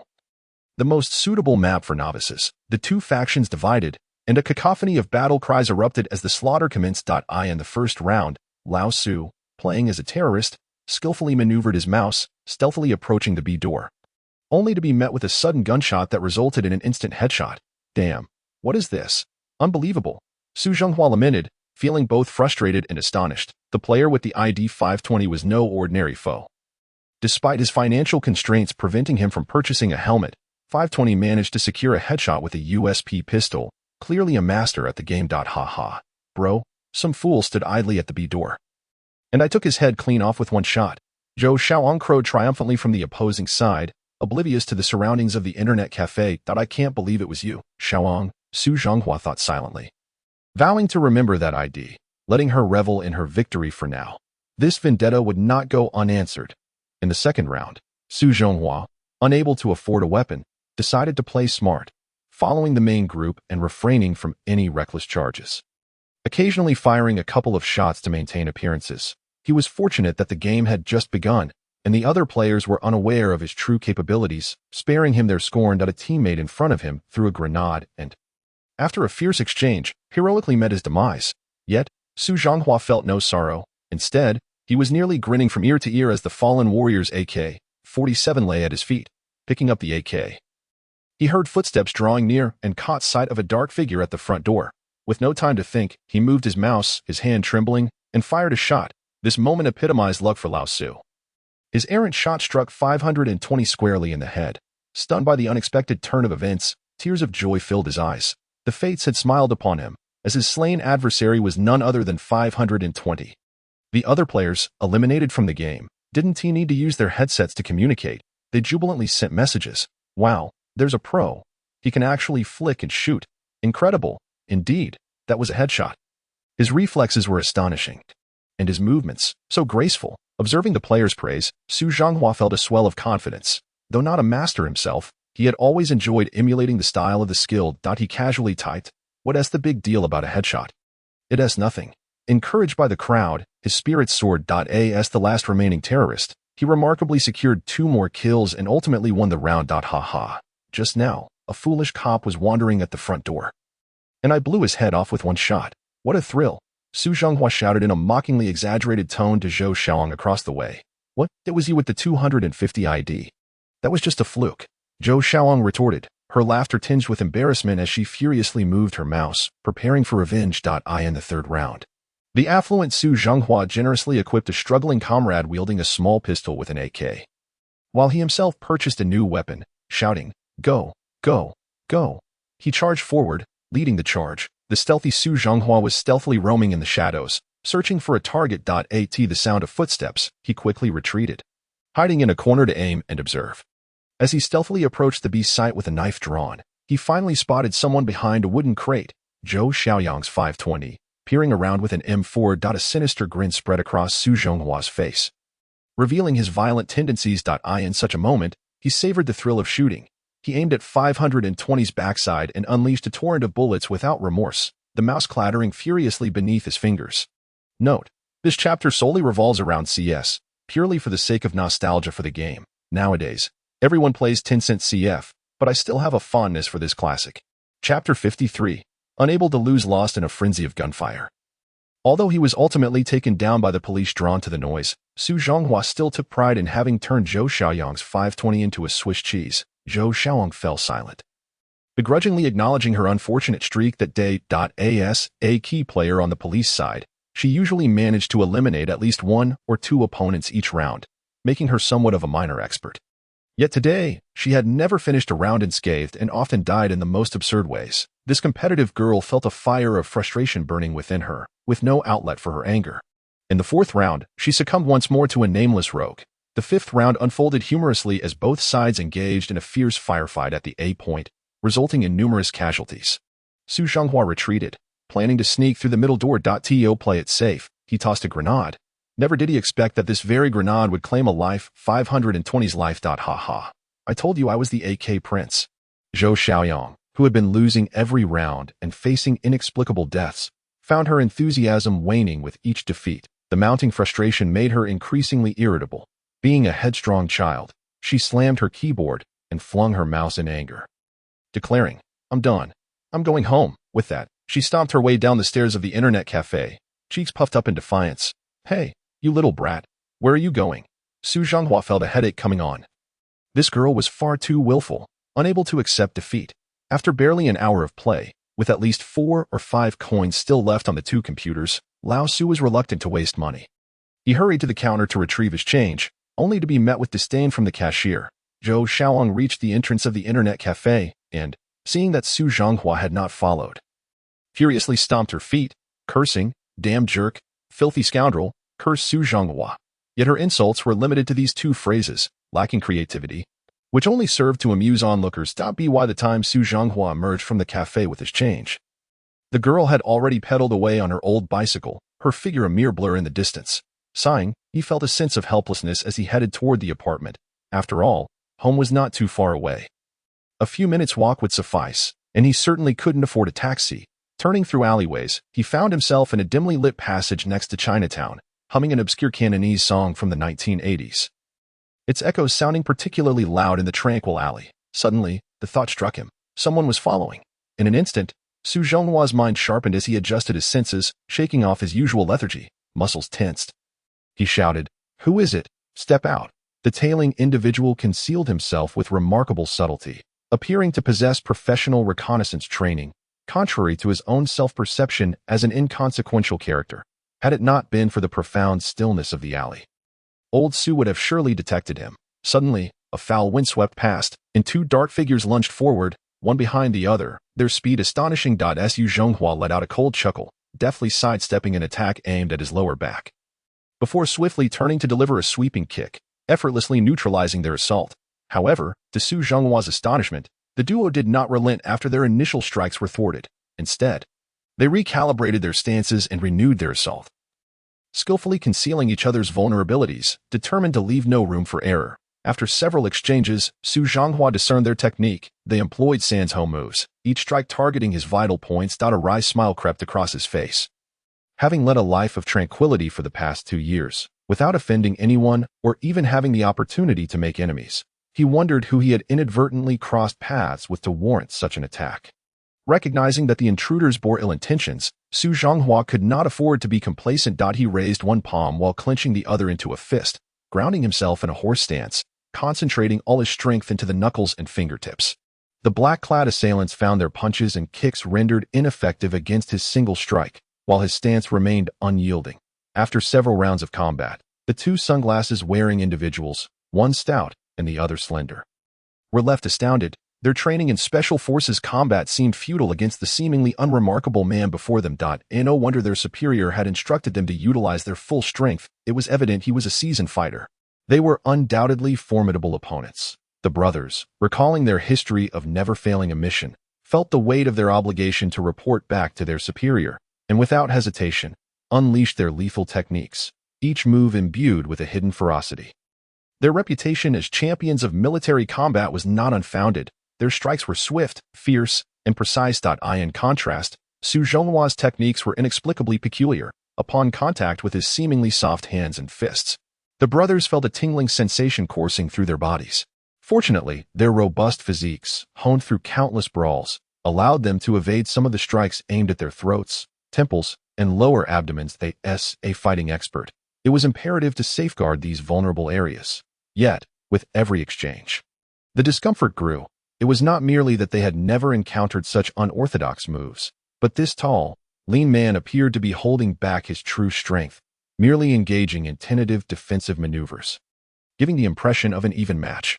After a while, the battle remained at a stalemate. The stout and slender fighters relied on their flawless coordination, reminiscent of a mythical figure with extraordinary prowess, wreaking havoc, while old Su maintained a low stance.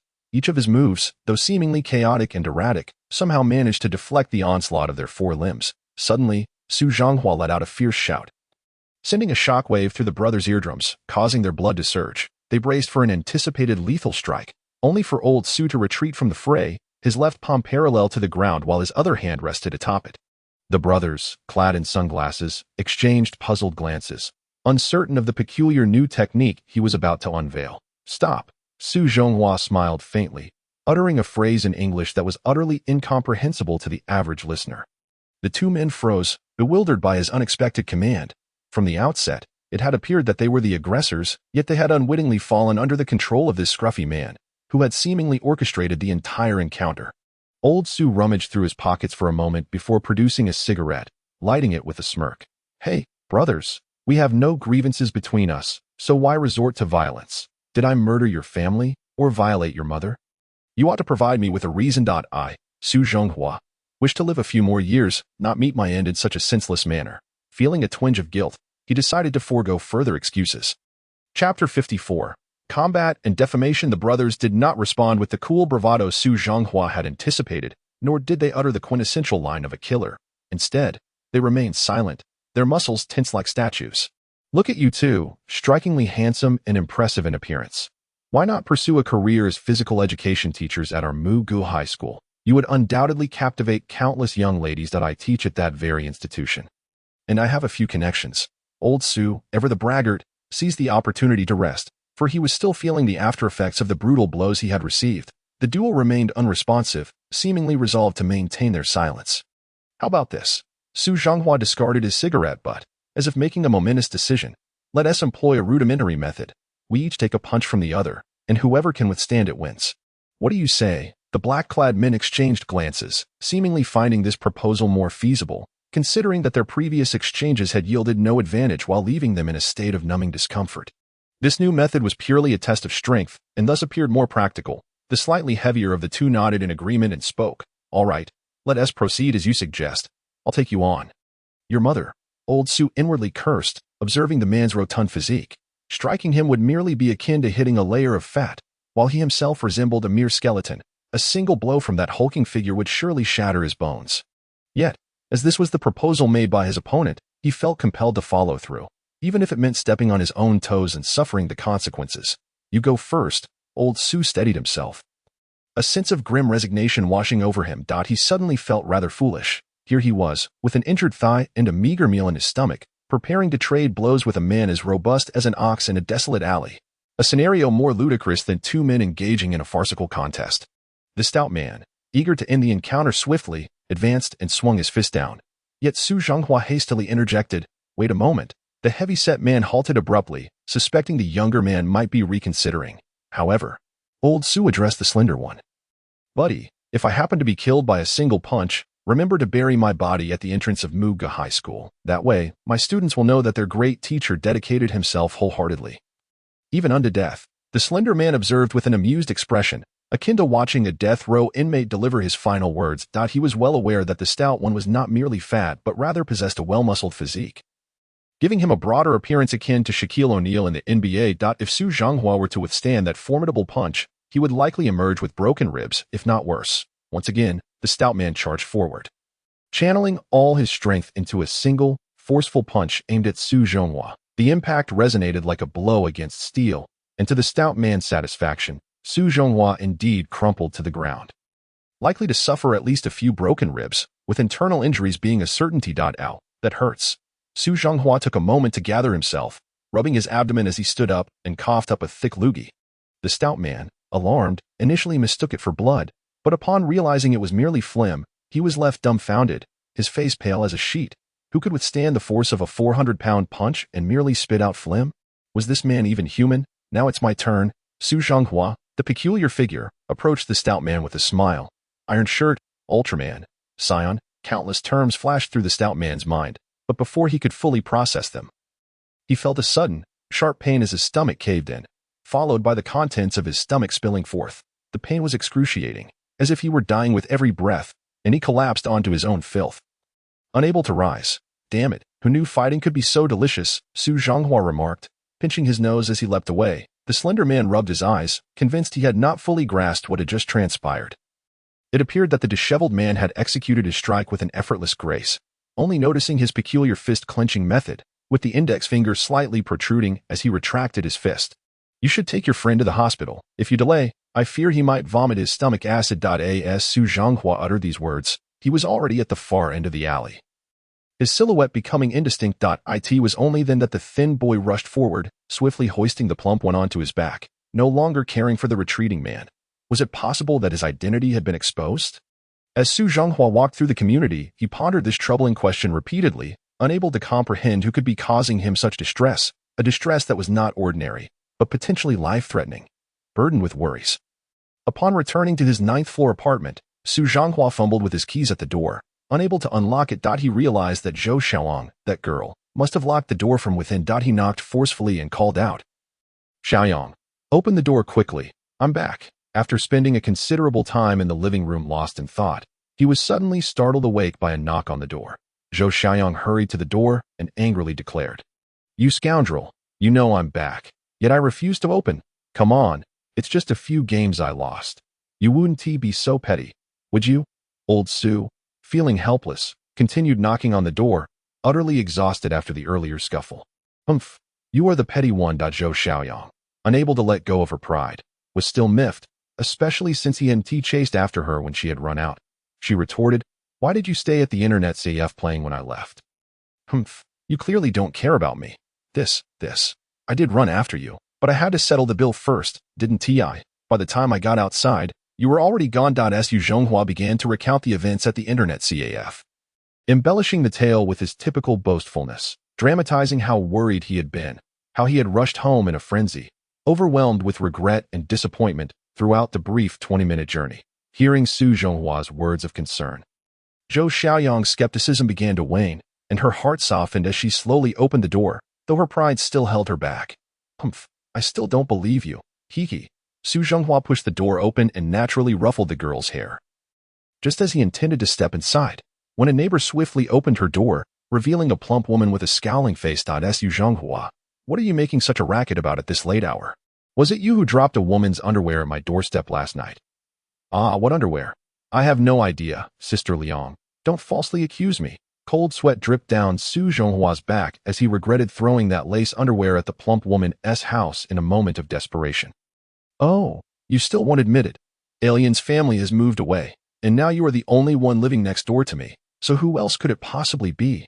The woman named Sister Liang approached, hands on her hips, exuding the demeanor of a shrew. That was your husband Wang Bing's. Yes, it was him. I saw him sneaking around with a bamboo pole, heading to Widow Wang's house last night. Surely to steal underwear. Su Zhenghua protested vehemently, refusing to acknowledge such sordid matters in front of his little sister. Chapter 55. Brother Bang. Before Sister Liang could respond, Su Zhenghua firmly shut the door.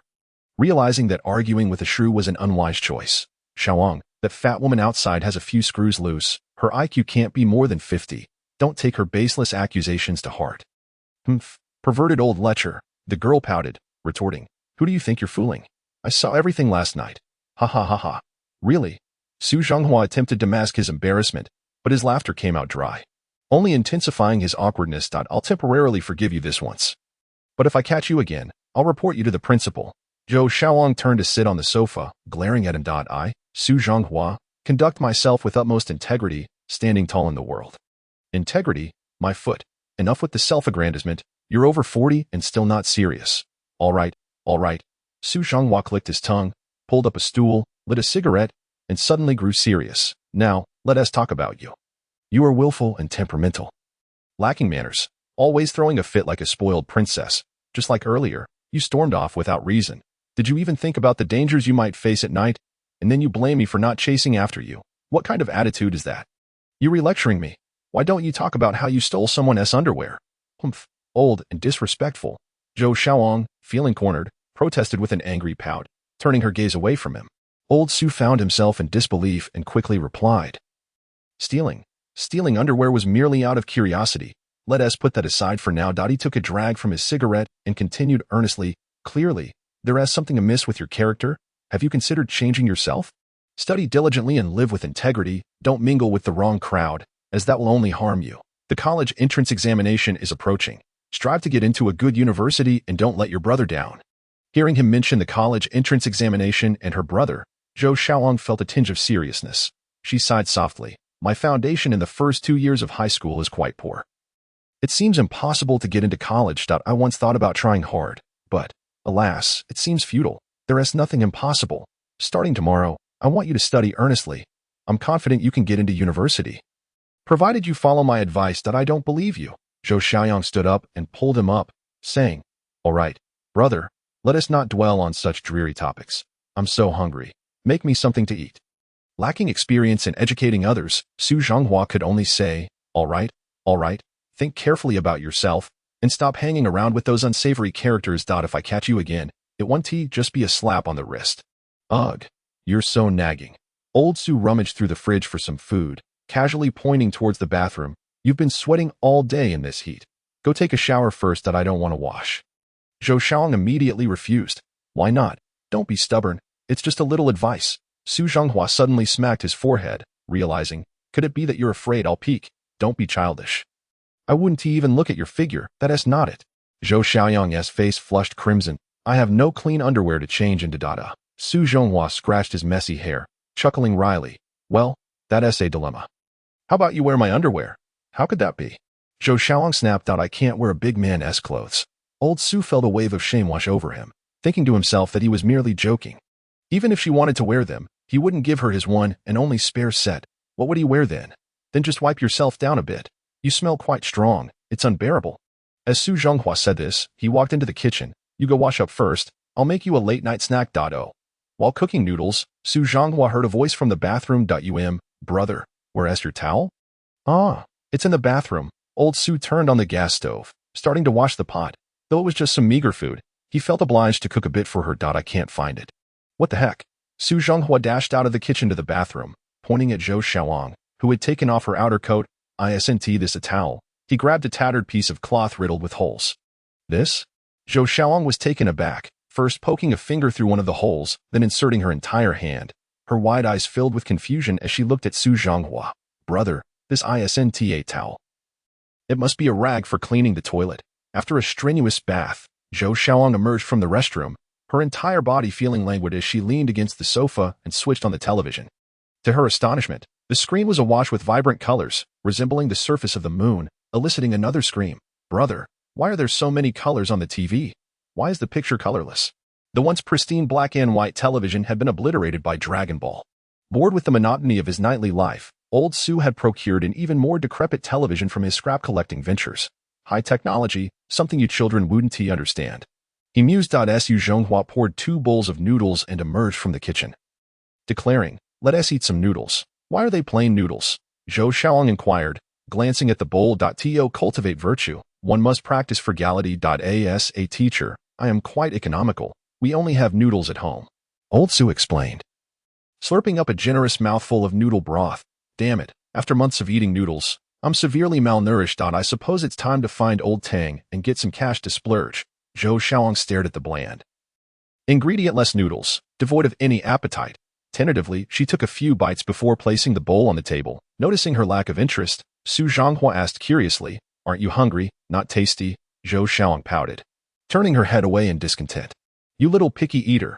Su Zhanghua affectionately ruffled her hair and retreated to the kitchen, busily preparing for nearly 20 minutes. When he reemerged, he held a plate containing 2 fried eggs and a sausage, gently offering it to Zhou Xiaoyang. "Here, have this." As the girl turned her head, she caught a whiff of a delicious aroma, her face lighting up with emotion. Biting her lip, she accepted the plate and began to eat slowly.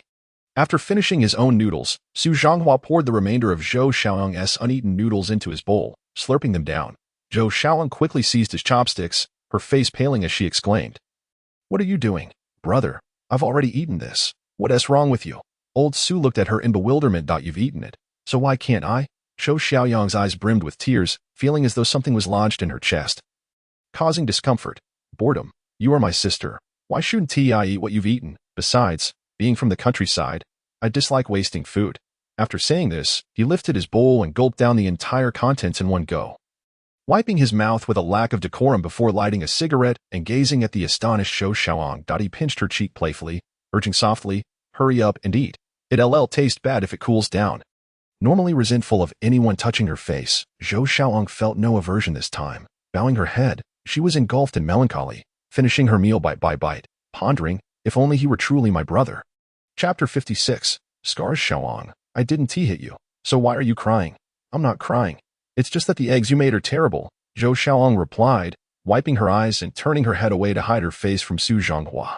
"Is it so bad that it makes you weep?" Old Su said, rather foolishly. You pervert, stealing underwear." Zhou Xiaoyang retorted, unable to resist revealing Old Su's shameful past once more. "Oh, is that so?" Old Su thought that addressing such an embarrassing topic only served to diminish his dignity. So he feigned ignorance and handed her a tissue with a smile, saying, "Wipe your face. A girl crying with a smeared face is quite a sight." "Humph," Zhou Xiaoyang pouted, taking the tissue before suddenly asking, "Did you ever hate me for how I treated you before?" Su Zhanghua inhaled a puff of smoke, chuckling bitterly. "I can't say I hated you. I was just a little annoyed. After all, your brother is my buddy." "Ugh, why do you keep bringing up my brother?" Zhou Xiaoyang said, her cheeks flushing as she looked at Su Zhanghua while wiping her face. Abruptly, she blurted out, "From now on, could you be my brother? You silly girl, I already am your brother." As their conversation continued, the initial awkwardness faded, and they grew more comfortable with each other. Zhou Xiaoyang reclined on the old sofa, contemplating for a long moment before asking Su, "Brother, are you married?"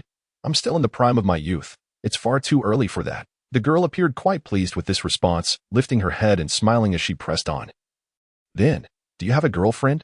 Being an eternal bachelor, Su Zhanghua found such inquiries to be a considerable annoyance. Since the end of his high school romance, he had not engaged with any woman, and he regarded this as a deep embarrassment.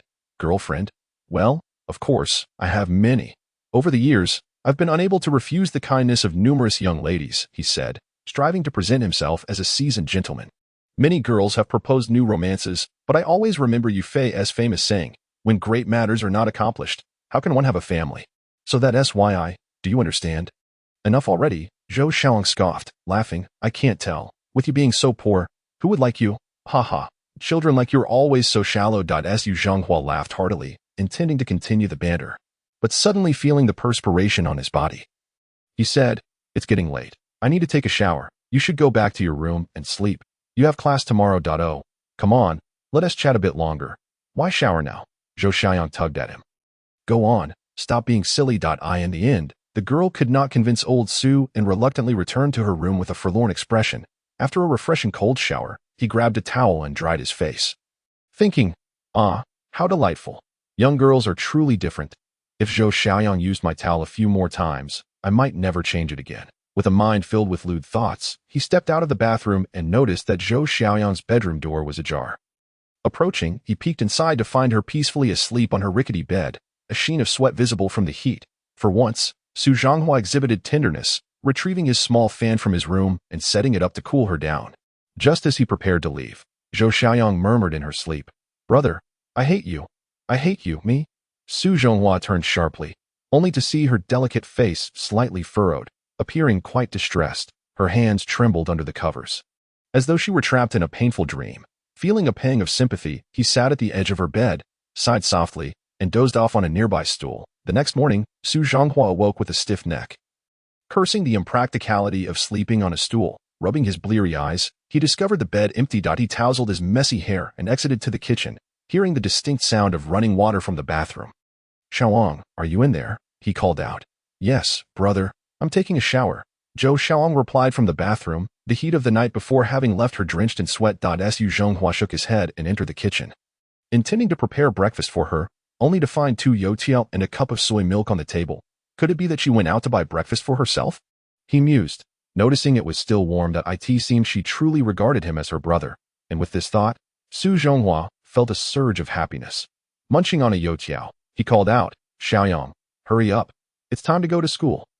After finishing breakfast, Zhou Xiaoyang glanced at the time. It was only 7:10, leaving ample time. After tidying up her belongings, Zhou Xiaoyang emerged from the restroom.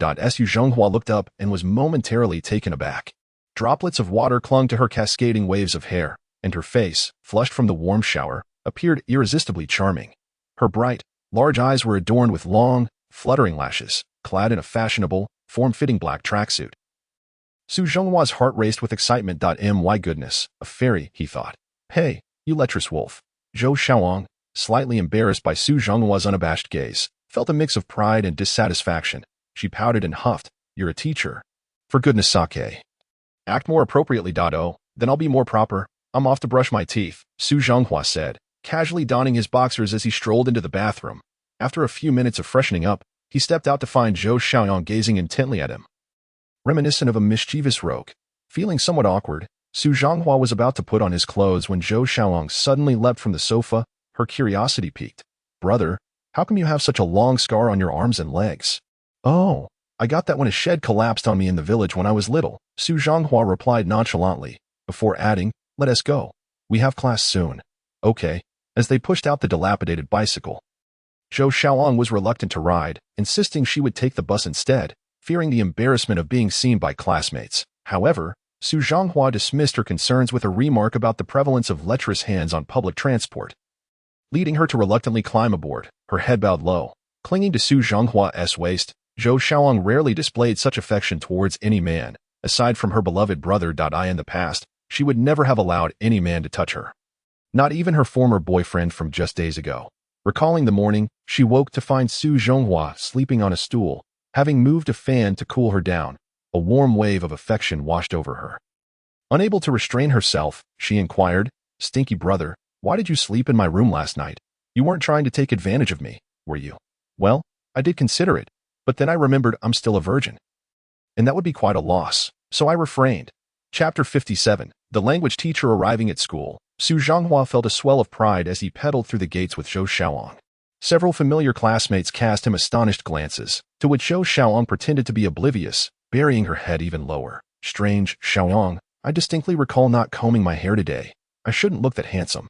Why are they all staring at me? Su Zhonghua honestly questioned as he locked the bike in the rack.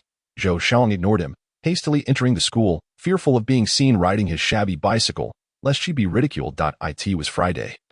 And with the weekend approaching, the students seemed more diligent, at least ensuring they wouldn't be late. At 7:30, the students had just begun their morning exercises. Rushing to the playground, Su Zhanghua appeared disheveled and unkempt. To be fair, while he lacked polish, often dressed in disarray and perpetually sporting a cigarette with a grin, his face was quite pleasing, featuring prominent brows, expressive eyes, and well-defined features. Generally, it was the boys who disliked him. While the girls were filled with curiosity. As he began to count the attendance of his class, he noted only 7 or 8 more students than the previous day. The formation was skewed and lackluster. Frustrated, Su Zhanghua shouted, "Look at yourselves. Are you performing a dance? Don't treat morning exercises as a mere formality. You, and you. Raise your legs higher, stretch your arms straight. Don't resemble a gorilla. And you, Huang Yu. Lift your backside. Do you have hemorrhoids?" The students called out had no choice but to muster their spirits, stretching their limbs. After a thorough reprimand, they improved slightly. Most of those present were students who feared their teacher, while the audacious ones were still lost in their dreams that he had previously warned of severe consequences for those who skipped morning exercises. Yet now Su Zhonghua felt a sense of impotence. So many students were absent, and punishment seemed futile. Feigning forgetfulness, he strolled around the playground before returning to the office. His colleagues appeared unaffected, diligently attending to their work, glancing at the schedule for the day. He noted the first 2 periods were language classes, followed by biology, with his physical education class coming last. Su Zhonghua realized that merely managing his class alone wouldn't suffice. It was essential to communicate with the other subject teachers. He first approached the nearest language department office, where he had encountered the stern woman teaching the 3rd grade classes. She had previously dragged Zhou Xiaoyang out of the classroom during her lesson, which had led to her growing disdain for him. Each time Su Zhonghua attempted to greet her, she seemed to ignore him completely. Chen Junfeng, the language teacher, was a serious-looking woman in her 40s. Tall with meticulously styled hair, dressed in a crisply pressed suit. Her meticulous appearance hinted at a life governed by strict discipline. "What a refreshing morning, Teacher Chen. You look radiant today. Surely you haven't put on any makeup. You appear as youthful as 18, Su Zhanghua remarked as he approached her desk. Chen Junfeng continued her work, seemingly engrossed in the mountain of assignments to grade, whether genuine or merely a facade. Su Zhanghua suspected it was the latter. Hearing his flippant comment, she did not look up, her expression slightly displeased. Upon closer inspection, one could see powder cascading down her face as she replied, devoid of any emotion. "I am aware you are the homeroom teacher for Class 2, Grade 3, Su Zhanghua. If you have no business, please refrain from disturbing my work." Su Zhanghua chuckled heartily. "Indeed, Teacher Chen, your dedication to education is commendable. I have always admired that. I wonder, do you have any insights or suggestions regarding the students in Class 2? Upon hearing him mention Class 2, Chen Junfeng's irritation flared. Of the 2 classes she taught, Class 2 is by far the most insufferable. Every midterm and final exam, due to their dismal performance, she faced reprimands from her superiors. Furthermore, Class 2 was notoriously disruptive, often losing their teaching materials, sleeping in class, or reading novels during lessons. Such misbehavior was truly beyond comprehension. Recalling these grievances, Chen Junfeng even contemplated resigning. "I only wish to fulfill my duties. I have no insights. If your students want to learn, they will. If not, I cannot force them." "Teacher Chen, how can you, as an educator, utter such irresponsible words? Moreover, Class 2 cannot do without you. They love learning and cherish language." I recall during our last class meeting, I asked them who their favorite subject and teacher were. Without hesitation, they proclaimed their love for language and for you, Teacher Chen. Su Zhanghua shamelessly flattered her, his heart racing, yet his demeanor remained composed. As expected, Chen Junfeng lifted her head. Although she recognized his flattery, she couldn't help but feel a twinge of pride. She thought to herself that this new teacher genuinely cared for the student's future, which was commendable. Her expression softened, and she replied, "If they truly enjoy learning and appreciate language, I hope they will adhere to discipline and pay attention in my class next time." Su Zhanghua nodded solemnly. "Absolutely. I am confident they genuinely enjoy your lessons. Perhaps it was merely that your teaching was so captivating and profound that they engaged in fervent discussions, leading you to misinterpret it as noise." Speaking of which, I recall last time during English reading, I caught several students engrossed in a language book. Utterly captivated, I sternly reprimanded them, insisting they set their language books aside and focus on English. Yet, they defiantly refused to listen, claiming your lessons were too enthralling to resist. Chen Junfeng felt her cheeks flush at his words, realizing he was weaving an elaborate tale, though it was far from the truth. She couldn't rebuff his flattery outright. Instead, she responded diplomatically, "Very well. If the students of Class 2 are indeed willing to learn, I shall devote myself to imparting knowledge to them. That is truly wonderful. I wish the students were aware of having such a devoted and diligent teacher as yourself. They would undoubtedly feel a sense of pride and honor. Do you have some free time at noon? Perhaps I could treat you to a meal, Teacher Chen," old Su said earnestly, though this sincerity was merely a facade, acknowledging the goodwill. "I have some matters to attend to at noon and hope you can truly nurture Class 2 effectively." Chen Zhufeng had no desire to entangle herself further with this frivolous man and already harbored intentions to dismiss him. "Well, very well then. I shall return to organize my plans," Su Zhonghua said, recognizing the hint, and bid farewell to Chen Zhufeng as he exited. In Chapter 58, Presenting Evidence, Su Zhonghua initially intended to discuss matters regarding Class 2 with other subject teachers. However, recalling Chen Zhuanfeng's dismissive attitude towards him in Class 2, his enthusiasm waned, and he abandoned the thought. Contemplating strategies for educating Class 2, he felt it was time to identify a reliable breakthrough among the students. Since becoming a teacher nearly 2 weeks ago, only Huang Yu occasionally listened to him and refrained from violating discipline. Yet this boy's loyalty was questionable, making it unlikely to recruit him as a confidant. The girl Zhou Xiaoyang, who had shifted from disdain to compliance in just a week, was also untrustworthy. He considered Hao Jiajie, Jiang Fan, Yang Jiafu, Deng Huizheng, and Dong Chun, all of whom had been adversarial towards him, dismissing him entirely. The names of 3 girls, Tang Shishir, Fu Mingting, and Lin Xiaoyang, flitted through his mind. All had interacted with Su Zhonghua. However, Tang Shishir's previous duplicitous behavior rendered her unreliable. Fu Mingting was cold and taciturn, making her difficult to utilize. Lin Xiaoyang, however, seemed worth considering. Naive, innocent, and easily deceived, she could potentially be swayed to become an informant among the students. Observing their every move. As old Su weighed his options, he returned to his office, casually retrieving a self-improvement book from his drawer. After perusing a few pages, he found the content tedious, and a wave of fatigue washed over him, leading to incessant yawning. Noticing Wu Yi's absence and the computer unoccupied, Su Zhonghua perked up, moved to the side, and logged on to QQ, intending to check if Lee Yin was online. Just then, Lee Yin entered from the office door, accompanied by an irritating man, Han Jinyan. The two were laughing and chatting, leading Su Zhonghua to wonder if it was Lee Yin's inherent gentleness or a particular fondness for Han Jinyan that created an air of ambiguity between them. Han Jinyan, elegantly poised, held a copy of Das Kapital, intentionally engaging Lee Yin in conversation during the absence of physical education and music classes, hoping to bridge their relationship. His demeanor and attire clearly revealed his intentions. He had put considerable effort into this. He had chosen the right moment and crafted a seemingly noble excuse, presenting himself as a gentleman with refined taste, the book in hand serving as a subtle display of his sophistication. Feeling confident, Han Jinyan sought to transition their colleague relationship into something more romantic, yet he was not overly hasty.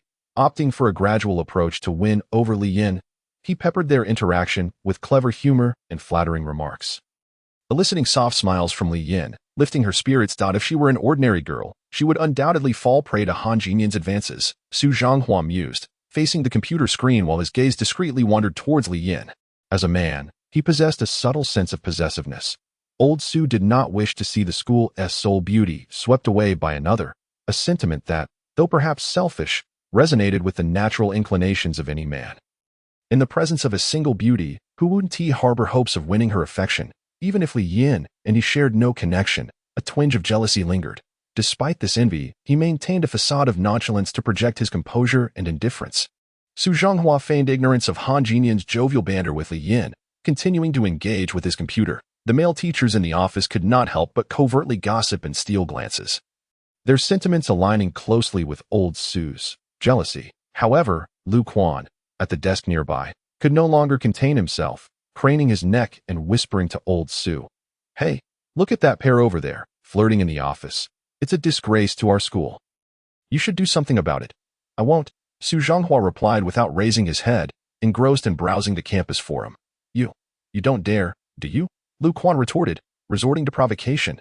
"Damn it, who says I don't dare?" In truth, Su Zhonghua had long contemplated intervening, but without a valid reason, he hesitated to disrupt their interaction, fearing backlash. Lu Quan's challenge provided him with the perfect excuse. Exactly. Such a prime piece of meat. And letting a dog have it is a shame. Just as Su Zhonghua prepared to shut down his computer and confront the situation, Han Jinyan audaciously called out, "Teacher if you're free tonight, how about I take you out to dinner?" Though his voice was low, it echoed in the otherwise quiet office, capturing the attention of at least 5 or 6 male teachers who held their breath. Collectively cursing Han Jinyan for his audacity, Lee Yin appeared quite experienced in handling such proposals, taking her time before smiling and politely declining. "I'm sorry, I have other commitments tonight. Perhaps another time." Su Zhonghua found himself inexplicably relieved upon hearing this response. Was this a normal reaction for a man? Han Jinyan's expression shifted to one of disbelief. He had meticulously planned this moment, believing everything was in his control. Only to be rejected by Lee Yin. A fleeting look of surprise crossed his face, but he quickly masked it with a casual smile, intending to inquire if she was free the following day. At that moment, a sharp voice interrupted, "Teacher Han, such behavior is unacceptable within the sacred grounds of our school. Please be mindful of your words and actions." Han Jinyan turned, recognizing the source of the voice, and his demeanor immediately cooled. "Su Zhonghua, I was discussing work with Teacher Lee. Please refrain from making baseless accusations." Su Zhonghua approached Lee Yan's desk, adopting a serious expression, and said, "Oh, I apologize for the misunderstanding. By the way, Teacher Han, when do you plan to repay the 1,000 yuan you owe me? It has been quite some time." "What 1,000 yuan? What are you talking about?"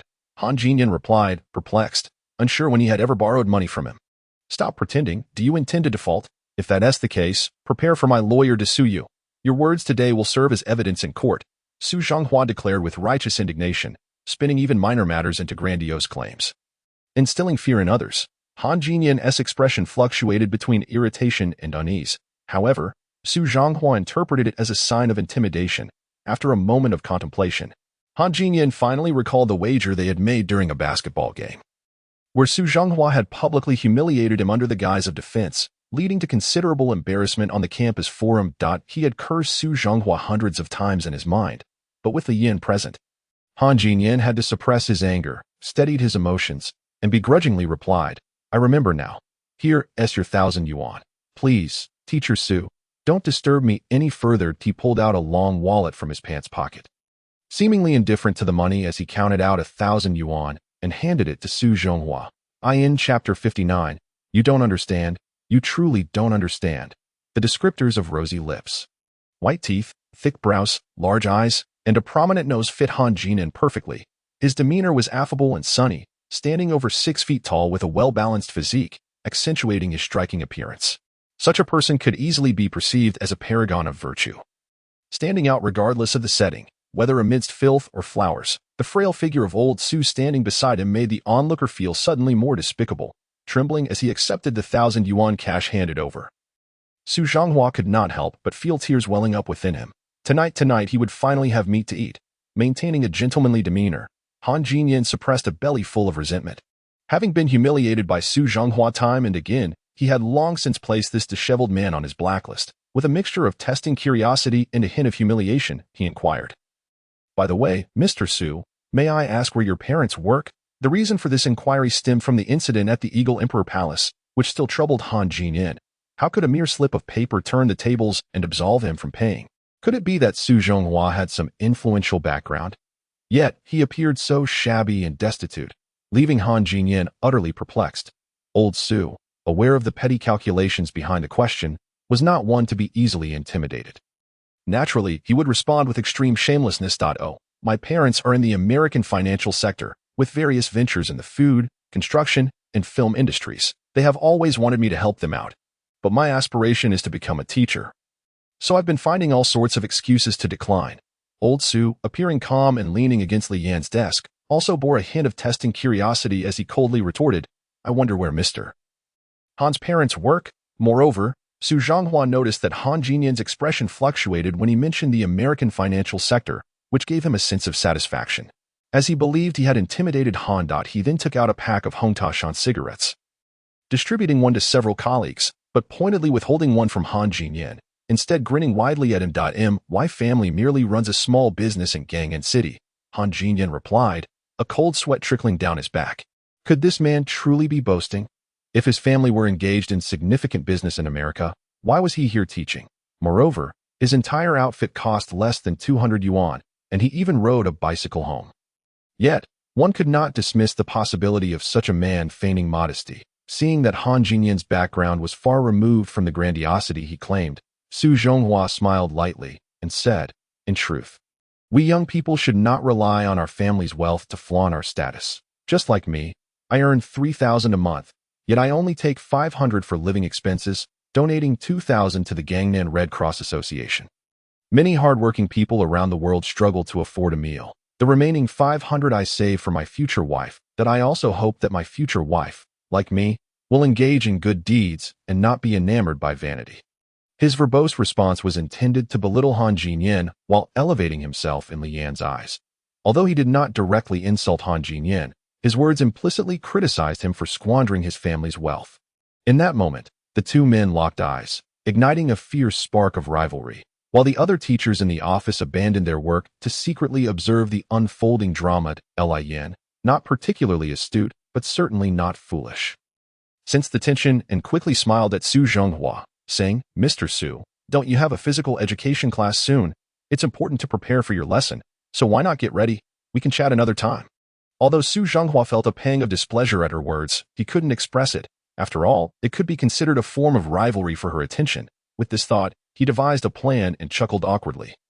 "Since Ms.Li has suggested it, I shall find another opportunity to converse with Mr. Han. By the way, Ms. Lee, are you free for lunch?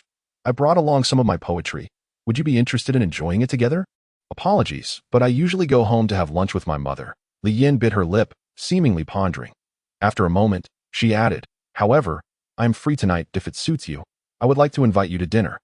"Mr. Su. I have something to discuss with you." "What?" Su Zhonghua was utterly astonished. Initially harboring little hope, he thought the opportunity had vanished upon hearing the first part of her statement, only to discover that the stunning Ms. Lee was actually inviting him to dinner. A sense of pride surged within him as he glanced at Han Jinyan, whose complexion shifted between green and white, clearly taken aback. While a beautiful woman's invitation was undoubtedly significant, Su Zhonghua had received an inconvenient call from Old Tang the previous night regarding a rather troublesome matter that required his attention. Thus, his schedule for the evening was already full. With a theatrical sigh, Su Zhonghua feigned regret. "What a pity. I must return home to prepare my lesson plans. And Hunan TV is airing Little Soldier Zhang Jiat that I'm truly sorry, Ms. Lee, but perhaps next time." At that moment, Han Jinyan quickly interjected, "Lee Yin, I also enjoy writing poetry, and I have time tonight. How about I invite you to dinner instead? Maybe next time." Lee Yin hesitated, uncertain whether her words were aimed at Su Zhonghua or the audacious Han Jinyan. A hint of disappointment crossed her face as she realized her first initiative to invite a boy to dinner had been rebuffed, leaving her mood somewhat deflated. The atmosphere grew awkward, prompting Su Zhonghua to laugh it off and retreat to Wu Yi's desk to play on the computer. Although he felt disheartened by the thwarted opportunity to dine with a beautiful woman, he soon reassured himself that since she had outright rejected him, a second invitation would surely be met with success. Han Jinyan, unsure how to continue conversing with Lee Yin, found himself lacking the audacity of old Su and opted to make an excuse to leave the office, planning to seek another chance to invite her later. In this dramatic conclusion, the other male teachers observing the spectacle felt a collective sigh of relief, returning to their work that to them. The rivalry between Su Zhonghua and Han Jinyan was akin to dogs fighting over a scrap of fur. Neither achieving success would be the most satisfying outcome. After a considerable time, Lu Quan could no longer contain himself and hurried over, whispering in reproach, "Xiao Su, you really don't know what's good for you. You'd rather stay home to watch Little Soldier Zhang Jie than go on a date with a gorgeous woman." Su Zhonghua shook his head dismissively, retorting, "You don't understand. This is strategy. The art of seduction often involves feigned indifference. Haven't you heard of the capture by restraint technique? When it comes to wooing women, one must be patient and methodical." Old Su paraded his limited knowledge of romantic pursuits, presenting himself as a seasoned lover. What utter nonsense. To win a woman over, one must be passionate, seize the opportunity whenever it arises, and if none exists, create one. Lu Quan exclaimed, his excitement betraying his own eagerness, as if he were the one going on the date. "You simply do not comprehend. You truly do not understand," Su Zhonghua replied cryptically, choosing to ignore him and engrossing himself in browsing the web. Chapter 60. Sports committee member in the classroom of Class 2, Year 3. Hey, did anyone go to the Gang and City Gambling God competition last night? Dang Huizheng exclaimed, unable to contain his excitement upon arriving at school. "You went?" Huang Yu scoffed. The Gambling God competition was a notorious event in Gang and City's underbelly. Even the small-time gang leader he knew, Huang Galong, had been unable to secure entry. Could it be that Deng Huizheng truly attended? Of course. Deng Huizheng replied, brimming with pride as he sat back in his chair. My father is the bureau chief, and it was his approval that allowed me to go. Not only did I attend, but I also met the leader of the bald gang, who even gave me a cigarette. Is that so? A group of curious students gathered around, gazing at Deng Huizheng with envy. The bald gang was well known throughout Gangnan City for their fierce reputation and distinctive bald heads, captivating the attention of many students that don't believe me. Ask Yang Jiafu. I took him with me. Deng Huizheng crossed his arms and shot a cold smirk at Huang Yu. Huang Yu, I know you've become Mr. Su's lackey and reported on us. Huh. What skills could Su Zhonghua possibly have? He's merely a pitiful, impoverished teacher. He'll probably never have the chance to attend the gambling god competition. Discovered? Huang Yu's face drained of color, anxiety gripping his heart. If he were to oppose Deng Huizheng and his group, there would be no good outcome. For a moment, he was at a loss for words, merely pouting in silence. Shut your filthy mouth. What's wrong with Mr. Su? Zhou Xiaoyang slammed his desk and shot a glare at Deng Huizheng. He is not just a pitiful teacher. A single remark from Zhou Xiaoyang instantly silenced the entire classroom. All eyes fixated on her in astonishment. The perplexity surrounding her words was palpable. After all, she had been reprimanded by Su Zhonghua just the day prior. A lingering enmity surely existed between them. Yet here she was, unexpectedly defending the very teacher who had scolded her. What an earth-shattering revelation. Xiaoyang, what is the matter with you? Deng Huizheng inquired, bewilderment etched on his face. What had transpired with Zhou Xiaoyang today? Her hair was straightened, she donned a demure outfit, her gaze seemed unusual, and her tone was oddly peculiar. On her desk lay a Chinese textbook, as if she were genuinely studying. Deng Huizheng found it utterly confounding. What is the matter? Zhou Xiaoyang's cheeks flushed slightly as she replied softly, Everyone, please be quiet. Class is about to begin. She dared not overstep, nor could she afford to speak too highly of Su Zhonghua. For her previous outburst had merely been an impulsive reaction. To unilaterally consider Su Zhonghua's feelings would inevitably create a rift with her classmates, a situation she wished to avoid at all costs. Deng Huizheng scrutinized Zhou Xiaoyang for a considerable time, his mind racing with thoughts. Could it be that Zhou Xiaoyang had also succumbed to Su Zhonghua's influence? Surely not. Logically speaking, she had been the one to instigate the animosity in class. She had taken a day off yesterday. What could have transpired to elicit such a drastic shift in her stance towards Su Zhonghua in merely a day? It was truly a matter worthy of contemplation. Many classmates, who had banded together to prank their teacher, now displayed expressions of confusion. After Zhou Xiaoyang's declaration, Yang Jiafu sensed a subtle change in her demeanor. In an instant, the members of the class found themselves lost in thought.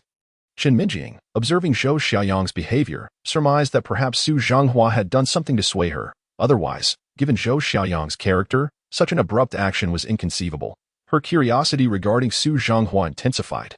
What manner of teacher was he? Boastful, disheveled, impoverished, and brutally fierce, his redeeming qualities appeared nearly non-existent. After spending some time playing on the computer in the office, the bell for the fourth period rang. Su Zhonghua, filled with a sense of wonder, shut down the computer. In just a few days since his arrival at the school, the campus forum had already spawned numerous threads about him, filled with insults, praises, slurs, and criticisms. Everything one could imagine. It seemed he would have to be more mindful of his image moving forward. Clutching a physical education and health textbook, Su Zhonghua sauntered into the classroom of Class 2, Year 3, and with a sense of accomplishment, he slapped the book and proclaimed, "Class is in session." To his surprise, a lethargic chorus of students responded, "Hello, teacher." Once Su Zhonghua acknowledged them, the students settled into quietude. The peculiar behavior of Zhou Xiaoyang had prompted even the mischievous students to cease their antics, each awaiting developments with keen interest. In high spirits, Su Zhonghua, unconcerned whether the students would show him respect, smiled and said, "I am your new physical education teacher. I presume I need not reintroduce myself, since this is a new semester and I have just assumed my position. I would like to temporarily appoint a new sports committee member. Those who believe they are capable may raise their hands, and I will take your candidacy into consideration." He cast a sweeping glance across the seated students. And simultaneously, both Huang Yu and Zhou Xiaoyang raised their hands, along with Lin Xiaoying and Qin Wu. Su Zhonghua breathed a sigh of relief. He had been genuinely apprehensive that the students might not extend him the courtesy, potentially creating an awkward situation. Chuckling, he remarked, Zhou Xiaoyang, you are too slender. It wouldn't be suitable." You may participate in the next public election for class officers. He then turned to Huang Yu. And you, Huang Yu, are rather short. That too is unsuitable. Aim to grow taller in the future. Observing the throng of raised hands, Yang Jiafu and his companions began to send mass text messages. It seems Zhou Xiaoyang is indeed a problem. And Huang Yu has undoubtedly ingratiated himself with Su Zhonghua. Let him betray us in class 2. Year 3, he shall not meet a favorable end. Tonight, I shall gather people to intercept him at the school gate. Deng Huizhong seethed in response. Qin Wu, you have served as sports committee member for 2 consecutive terms. I believe you ought to afford more opportunities to your classmates. Su Zhonghua cleared his throat and stated earnestly. In my personal opinion, Lin Xiaoyang is the most suitable candidate for the position of sports committee member that I am confident that she will contribute significantly to our class through her efforts. Teacher, are you saying you want me to be the sports committee member? Lin Xiaoyang gasped in astonishment. Having only raised her hand to support the teacher, she never expected to be chosen. Hey, this is unfair. Teacher, look at Lin Xiaoyang. She's so short and a girl. She is hardly fit for the role of sports committee member. Qin Wu protested, equally bewildered and dissatisfied. What do you mean, Qin Wu? Are you belittling girls? In this day and age, we must embrace gender equality and dismiss any form of discrimination. Su Zhonghua had already resolved to recruit the naive Lin Xiaoyang as his confidant. This was an opportune moment not to be missed. With a decisive wave of his hand, he declared, everyone should grant Lin Xiaoyang this opportunity. I trust she will excel in physical education class. This is settled then. Lin Xiaoyang is our sports committee member. I take it there are no objections? None. A group of girls friendly with Lin Xiaoyang chimed in, while the others, including Qin Wu, seemed indifferent, as it was hardly a coveted position. But, teacher, can I really do this? Lin Xiaoyang pouted, her expression one of innocence. She herself doubted her ability to fulfill the role. No problem. You are not being asked to perform strenuous tasks, merely to ensure the students stand in formation during morning exercises and physical education classes. And to assist me in counting equipment after class, that it's quite simple. Su Zhonghua beamed with a cheerful smile. Chapter 61. Tangshan hometown very well. If I don't perform well, teacher, please don't blame me. Lin Xiaoyang murmured softly. Xiaoyang, you must have confidence in yourself. Now, please take your seat. Su Zhonghua gestured for her to sit before continuing. I would like to take a few minutes of our physical education class to announce 2 matters. 1 good, 1 bad. Which would you like to hear first? The group of students, understanding the concept of suffering before sweetness, collectively opted for the negative news. Spare us the pleasantries, just tell us. Next Wednesday, the school will conduct a mock examination. Just before the National Day holiday, this exam is mandated by the Education Bureau. Su Zhonghua mimicked the mannerisms of a school board member, shaking his head. Boring. Change it up, Chen Saixia shouted in protest. The good news is that I am planning to organize an autumn outing during the National Day holiday, for the entire class to enjoy a day of leisure together, Su Zhonghua said with a jovial snap of his fingers. Those with girlfriends should bring their girlfriends, and those with boyfriends should bring their boyfriends, and we will all have a delightful time together. Upon hearing this announcement, the students reacted in various ways. Some cheered with excitement. Others frowned in dismay, while some remained utterly indifferent, exuding an air of calmness akin to seasoned experts. But, teacher, hasn't the board already issued a notice prohibiting all third-year students from going on trips? Will the school even approve this? The bespectacled Hao Jujie echoed Lin Xiaoyang's concern. It's a minor issue.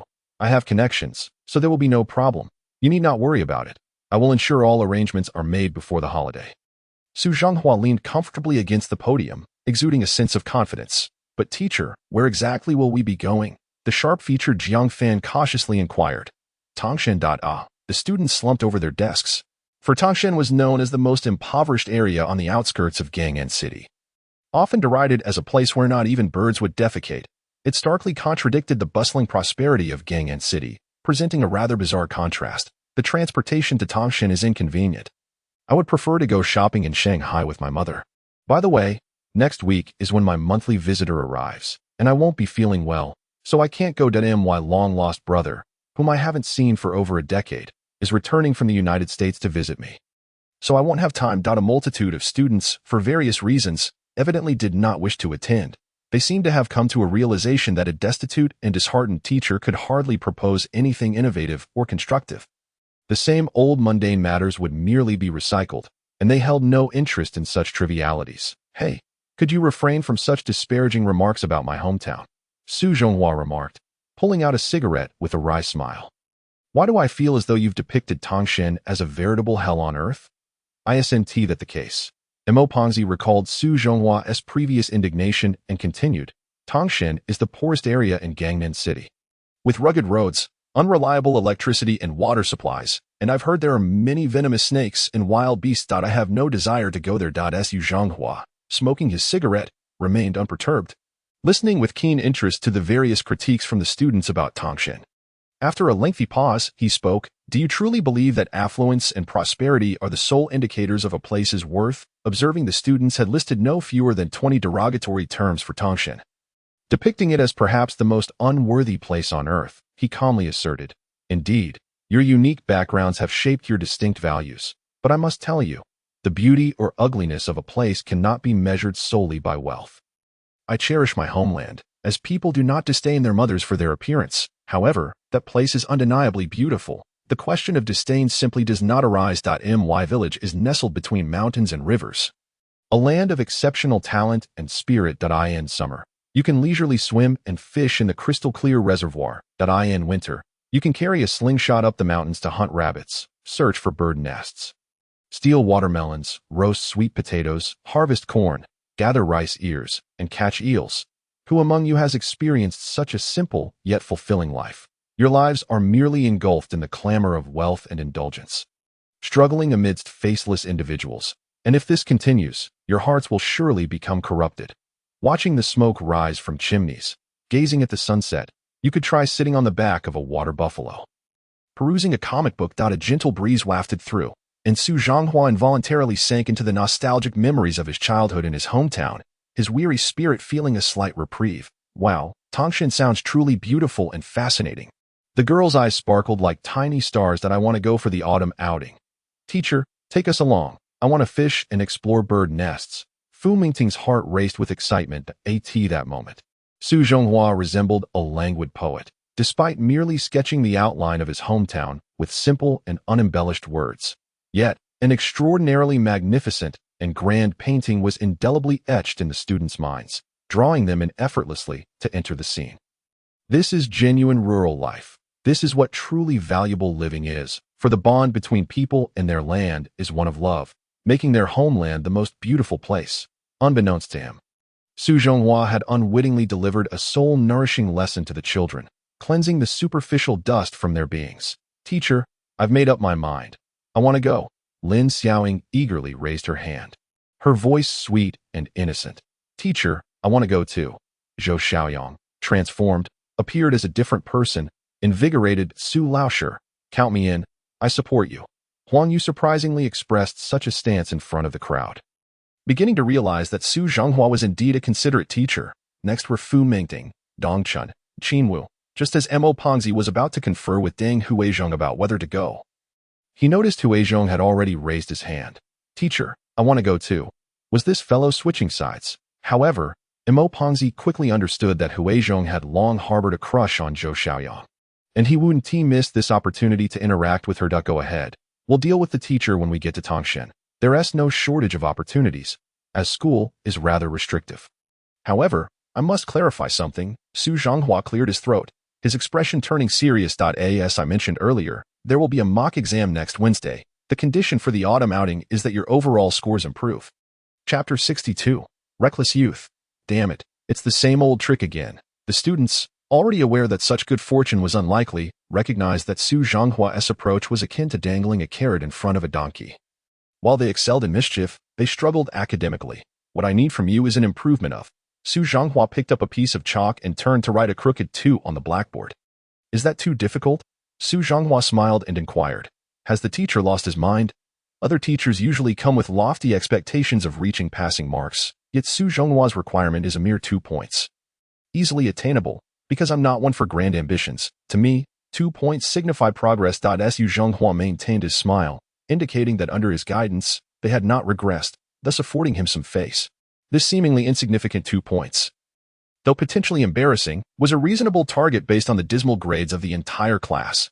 Upon hearing the teacher's modest demand for the much-maligned 2 points, some students voiced their discontent, others flickered their gaze, and some remained indifferent. They did not collectively rise to declare, "We will surely strive harder. Teacher, I am confident I can elevate the overall score by 10 points." Fu Mingting stood up, disdainfully asserting, "Don't look down on us." Su Zhonghua paused, recognizing that there were indeed some clear-headed individuals among them. The embarrassing 2 points were merely a provocation, an audacious tactic. If these students were complacent, they would undoubtedly opt for the 2 points. I concur with her sentiment. If anyone encounters difficulties with their studies, feel free to approach me or Fu Mingting, and I guarantee an improvement of 10 points in every subject. Yang Jiafu, the second academic powerhouse in Class 2, stood up in support, dropping an even heavier bombshell. Fu Mingting cast a grateful glance at him, causing Yang Jiafu to feel a delightful jolt, akin to a rare bloom on an iron tree.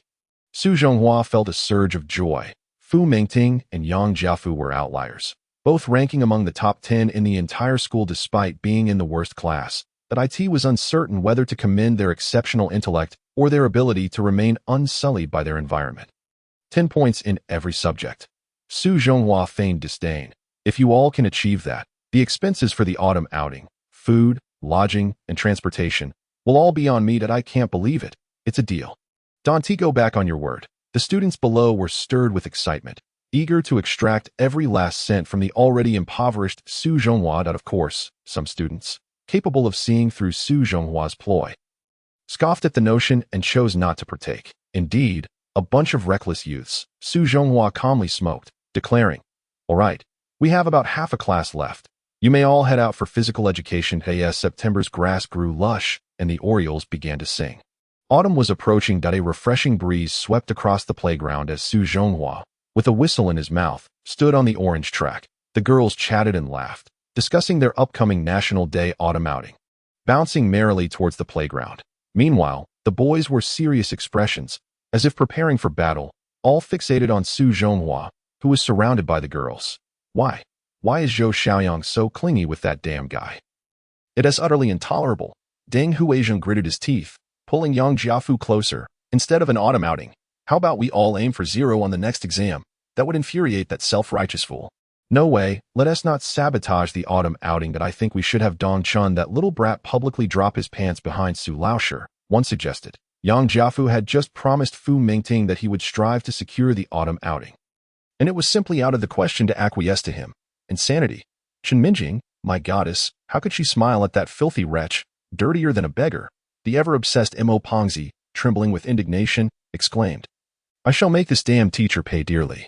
Extinguishing the flames of fury within my heart, that a dozen boys, united as never before in their silent affections for the girls they admired, were determined to humiliate teacher Su before the entire class of girls, ensuring he would never hold his head high again.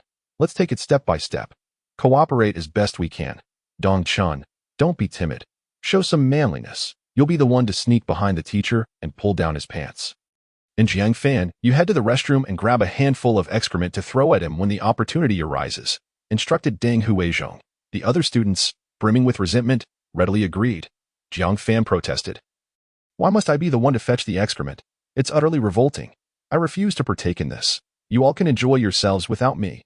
He eagerly dashed towards Su Zhonghua, deliberately brushing against the girls and making contact with their soft posteriors, instantly flushing with embarrassment while feigning engagement in their discussions. "Teacher Su, Jiang Fan is such a pervert. He just touched my backside," cried out a girl with ample curves, before Su Zhonghua could respond. The other girls swiftly retaliated, dragging Jiang Fan out of the crowd with a barrage of kicks. Yang Jiafu sneered incessantly. This is the fate of a traitor. The usually gentle Dong Chun, wary of offending Yang Jiafu and his ilk, timidly agreed to assist in disrobing the teacher. Finally, after much effort, Su Zhonghua managed to disperse the group of girls and blew his whistle vigorously, declaring, "Everyone, stand in formation. We are about to commence class. Lin Xiaoyang, you shall organize the line." The girls, ranging from tall to short, lined up with great enthusiasm, each standing tall for Su Zhonghua's inspection. The boys, however, showed no such cooperation. Some draped their arms over one another's shoulders. Others squatted on the ground, and a few tripped over the grass, delaying their formation. Whistle. Su Zhonghua grew increasingly irate and blew his whistle again. "You have 30 seconds to assemble, or all boys will run 10 laps around the playground. The boys feigned deafness. And when the threat proved ineffective, Su Zhonghua's temper flared. The law does not punish the masses, so he seized the most unruly of the bunch. Hao Jiujia. Damn it. I have already warned you. You treated my words like mere whispers. Run. He forcibly dragged Hao Jiujia onto the track. Everyone had assumed that joining forces against Su Zhonghua would yield results, but with only one student apprehended. The typically easy-to-bully Hao Jiujia was terrified, and the boys paid him no heed, secretly pondering, as long as he hasn't caught me, let's see how this unfolds. Hao Jiujia hesitated, initially wanting to resist and save face. But under Su Zhonghua's murderous gaze, he slowly began to jog, a clear case of killing the chicken to warn the monkey. The boys' united front had been shattered. Many feared they would be next, and began to form an orderly line. Lacking experience, Su Zhonghua, knowing that physical education was not a core subject, led the students through the usual warm-ups, followed by a gentle jog around the field. Though the boys remained lackadaisical, they were at least more compliant than before.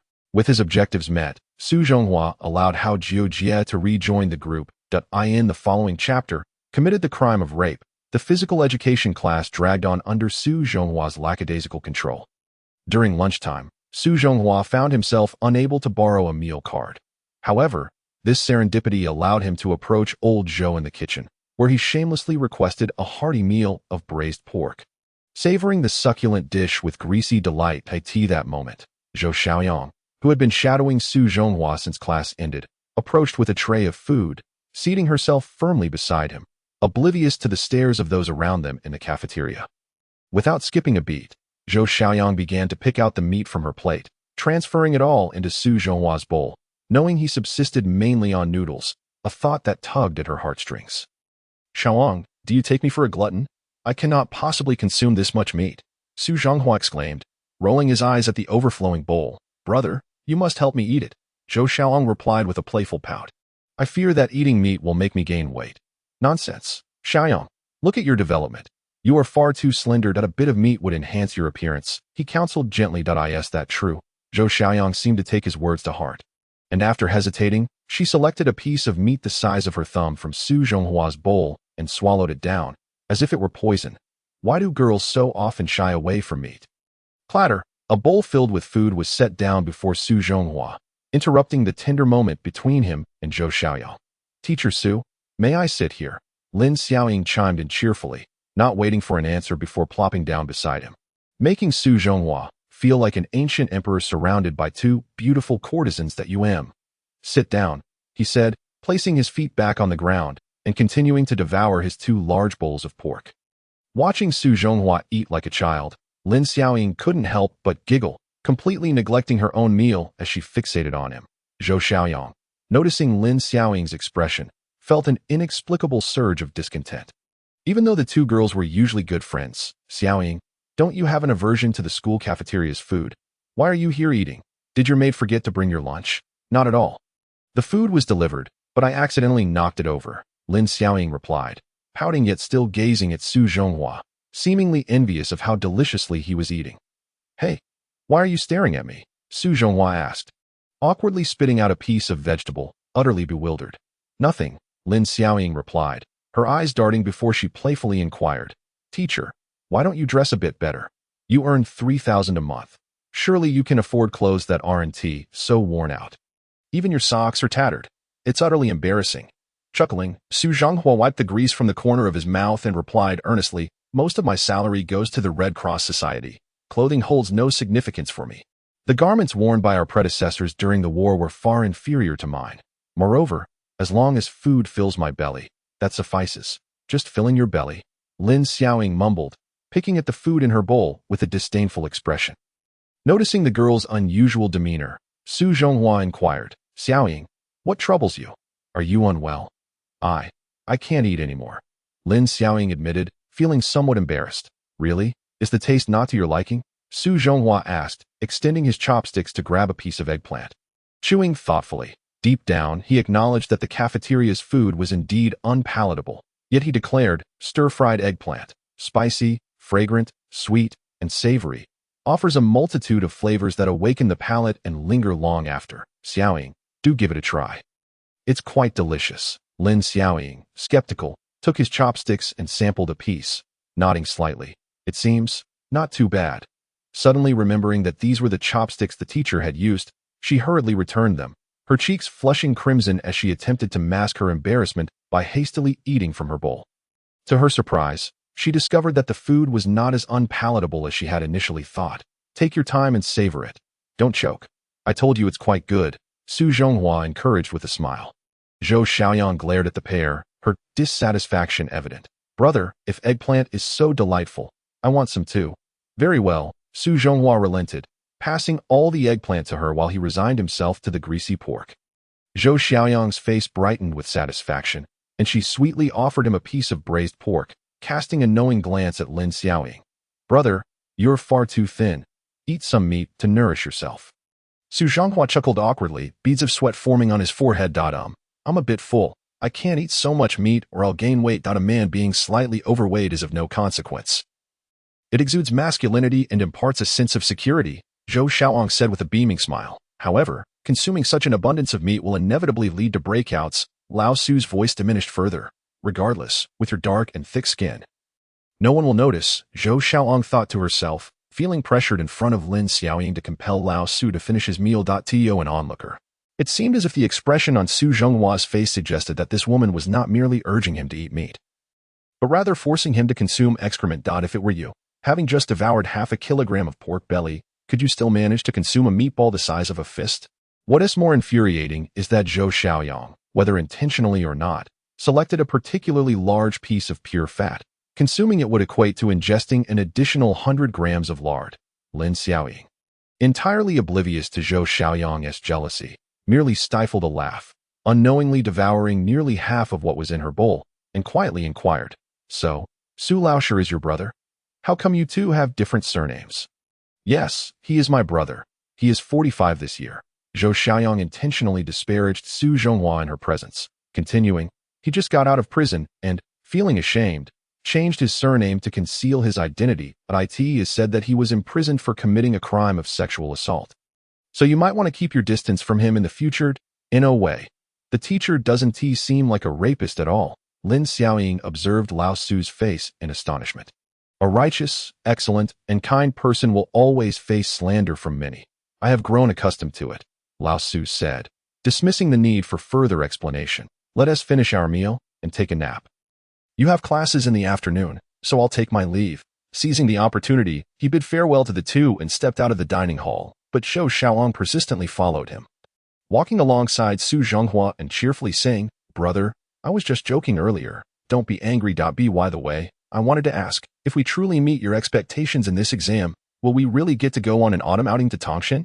Why are you so eager to go?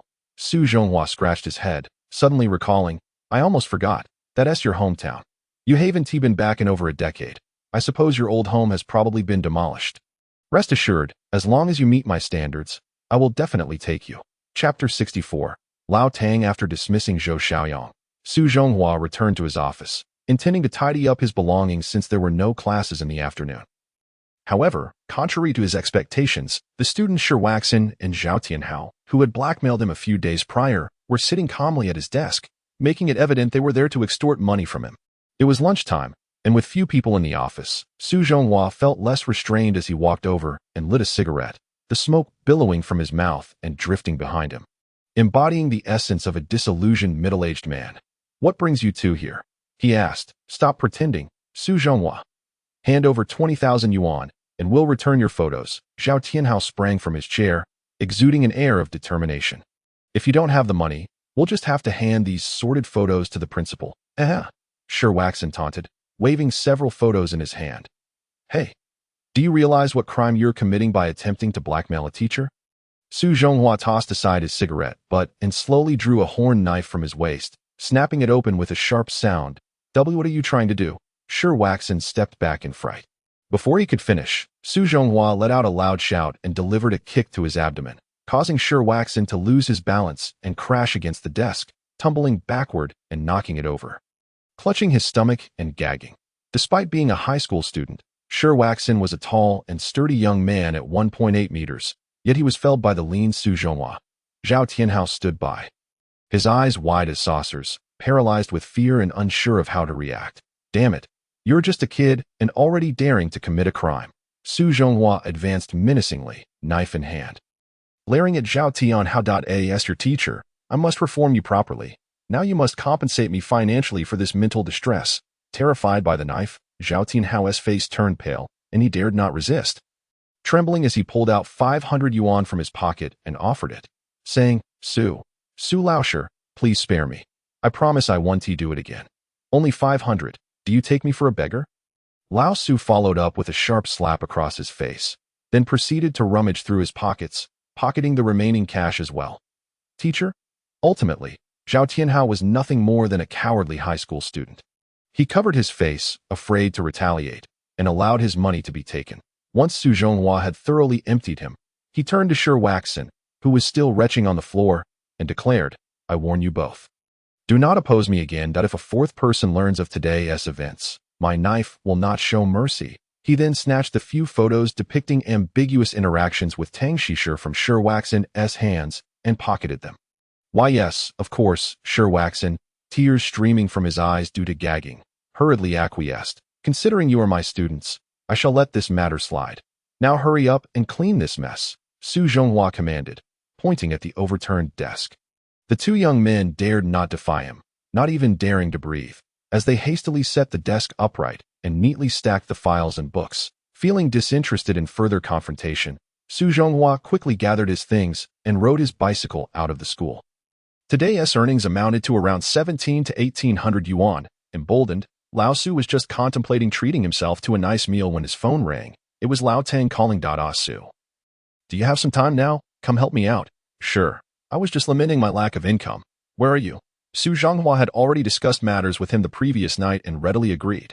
The usual place, Dreamy Bar.it, was only a little past 1 in the afternoon.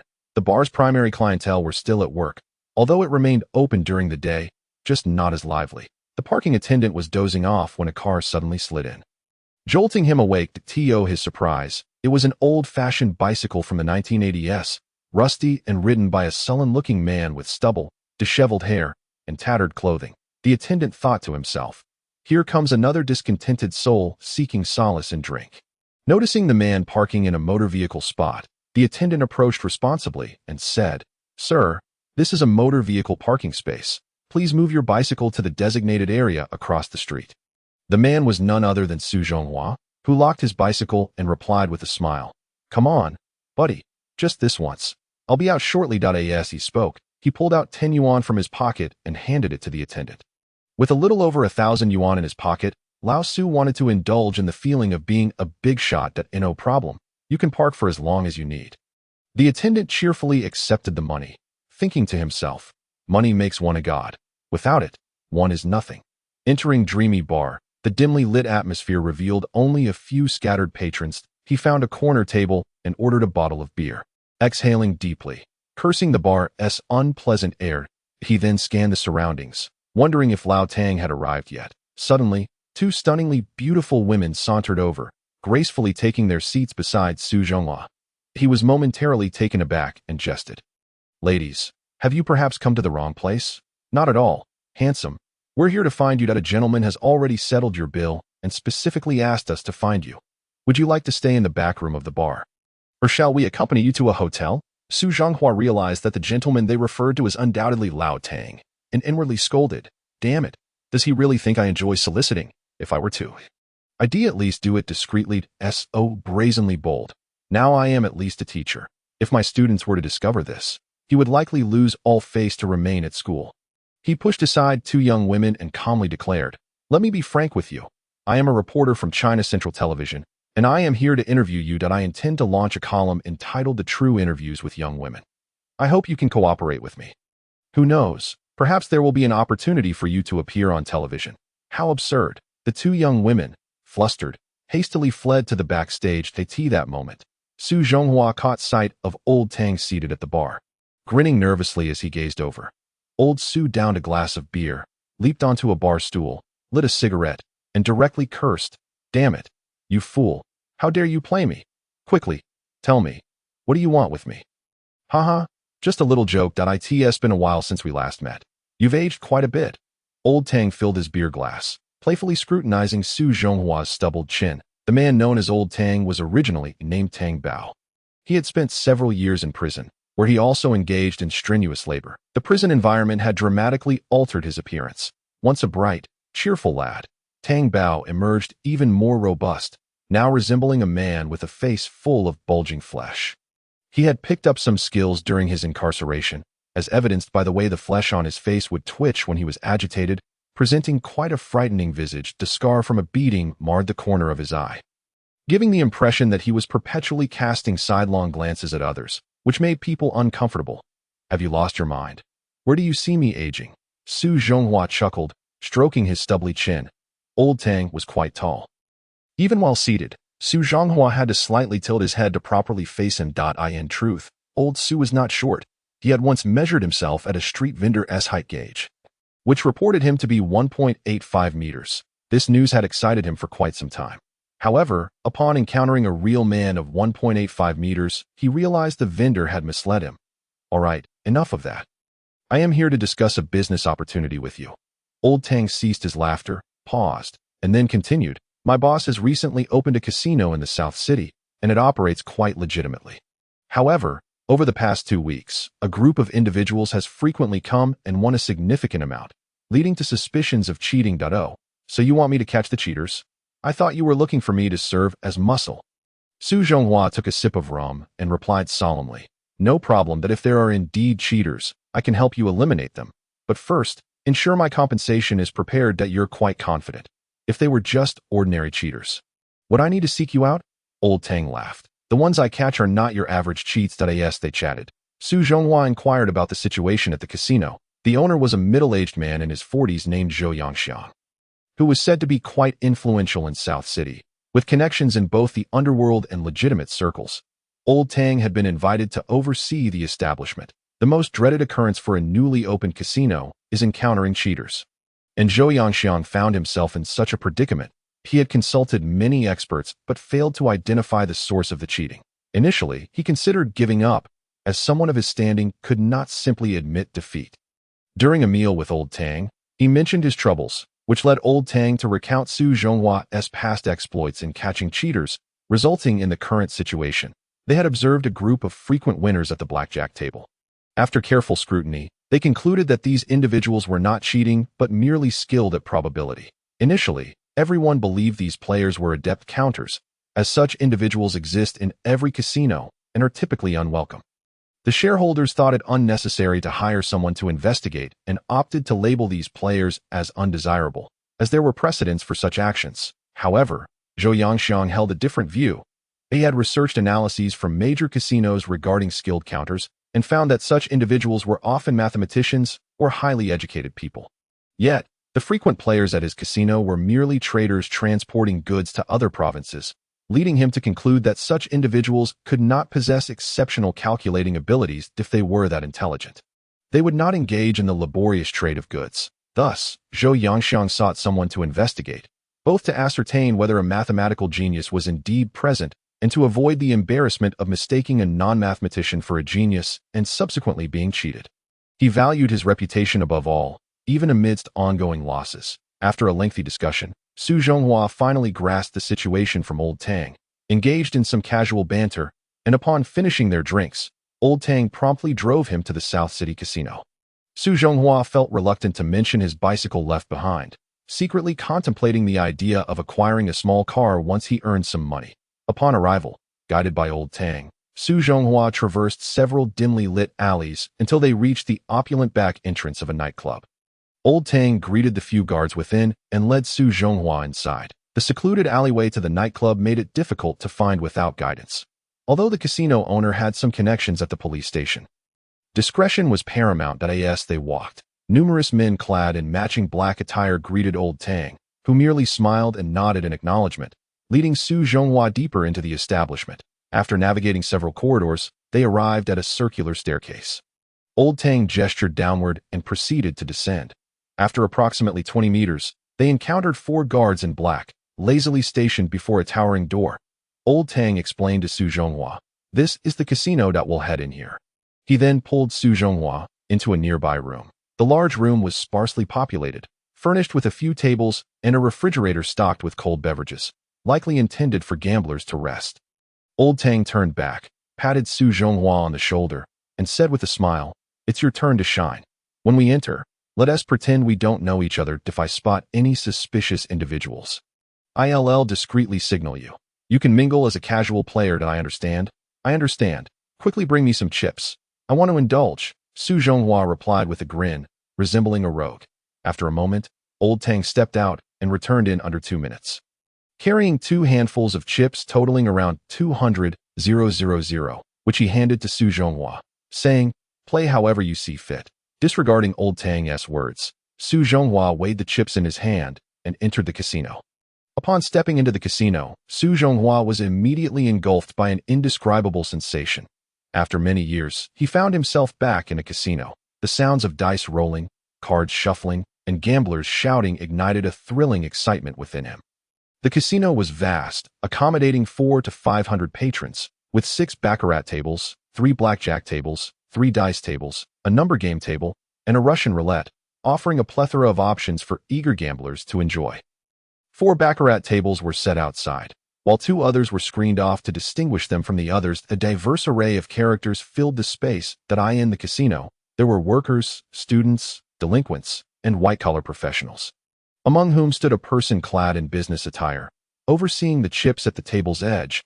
Bored by the scene, I chose to take a seat at a blackjack table, biding my time for the arrival of players before contemplating any strategic moves. The blackjack table here had a betting limit of 2,000, with the possibility of doubling to 4,000. With nothing much to do, I decided to pull out some chips and play a few rounds. Not intending to count cards, merely curious to see the outcome of playing blackjack based on my intellect. Despite being an experienced gambler, I had never truly engaged in blackjack before. After all, it was a dull day, and my gambling instincts had kicked in. Winning would benefit me, while losing would not significantly impact my finances. That I was keen to discern any patterns or laws of the game. Perhaps, I mused, I had a latent mathematical genius waiting to be discovered. If such a talent existed within me, it could lead to great fortune. With this opportunity at hand, I felt compelled to play it. I placed my bets at 500 each, gradually immersing myself in the game. As long as I did not draw high-value cards, I consistently requested additional cards, leading the dealer, a young girl with large, expressive eyes and an adorable smile, to suspect I might be slightly unhinged. Each time I requested another card, she would gently remind me, "Sir, your hand is already quite substantial. Are you certain you want another?" Her voice was soft and melodious. I felt an inexplicable sense of satisfaction.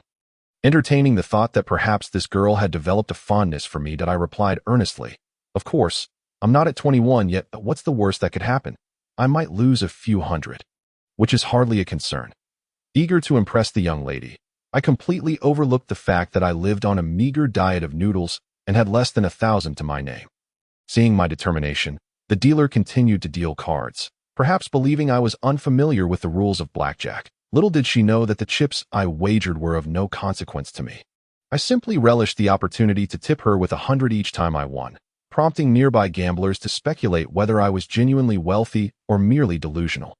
Having fully embraced the experience of being a high roller, I remained unfazed by the chips I spent, as they were not my own. After a few hours, my interest began to wane. I noticed that my friend, Tang, had vanished, and no one had informed me of the whereabouts of the card counters. It seemed they had not arrived. Otherwise, Tang would have surely warned me. The blackjack table was bustling with around 20 players, and I felt it was inappropriate to occupy my seat for too long. I decided to take a stroll, indulging in the vibrant atmosphere. To my surprise, I spotted a group of foreigners at the craps table. Upon closer inspection, they appeared to be Americans, and aside from their peculiar aroma, they behaved just like any other gamblers, celebrating wins with boisterous shouts and lamenting losses with equal fervor. It became evident that the love of gambling transcends borders. Thus, the afternoon passed in a rather uneventful manner, devoid of any significant developments. Upon exiting the casino, I found Tang squatting outside, smoking a cigarette. My irritation flared at the sight of him leisurely enjoying his smoke while I was cooped up inside. I swiftly smacked him on the head, exclaiming, "Get lost! If no one is counting cards, what am I supposed to do? You could have at least warned me to leave. What a waste of time." Tang almost stumbled to the ground, nearly dropping his cigarette in shock. Once he recognized it was me, he stifled his anger, exhaled, and playfully punched me back, saying, "I didn't want to disturb your enjoyment, but let's go upstairs for drinks instead." "I am not in the mood for drinks. I need to eat," I retorted as I ascended the staircase leading out of the underground casino. The first floor was bustling with a nightclub atmosphere. Illuminated by dazzling lights, and numerous provocatively dressed waitresses were promoting their services. Before I could take in the scene, I was whisked away to a private room on the second floor. Once inside, the pulsating music instantly lifted my spirits. The charming waitress nestled beside me on the sofa and cheerfully asked, "Handsome, would you like another round of beer? I'll keep you company." "Absolutely. Let us have some fun. Come here and let me give you a little massage," I teased, making a playful lunge toward her. She giggled and scampered away from the room. Some things never change. Always eager, but lacking the courage. Tang chuckled, wrapping his arm around a stylishly dressed young woman while mocking me. "I'm not like you. I have standards. Today, I'm in a good mood. So let us toast," I declared, raising my beer to clink with his. "Enough with just drinking.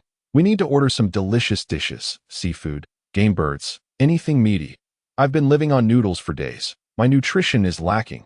Tang looked at me in disbelief, struggling to comprehend how I had fallen so low over the years. He instructed the fashionable young woman to go downstairs and order food. "Just let me know if you're running low on cash. I'm doing well and can lend you some money," Tang said with a grin, clearly pleased with himself. "Get lost. I'm a gardener nurturing the flowers of our nation. A teacher. You can't compare to me." I snatched the cigarettes from his pocket and added, "If you insist on giving me money, find out my bank account number is 45252154. Just transfer 100,000 or so, and I'll be set."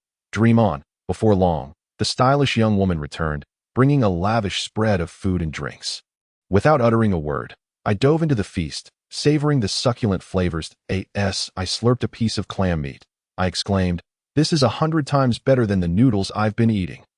Chapter 67. The emergence. After several rounds of drinks, we leisurely polished off an entire table of dishes. Satisfied, I reclined with my feet on the table and remarked, "Recently, it seems the bald gang in North City has become rather arrogant. If you have any connections, I'd like you to help me bring that Chao Gu to me." "Chao Gu?" Tang pondered, recalling that there was no such figure among the bald gang. That he waved the fashionable young woman out of the room before asking, "What is your issue with him?" "Oh, it's a minor matter. He laid hands on my brother." I had not forgotten about the incident with San Yun, and since he was now part of my circle, I felt obligated to seek retribution.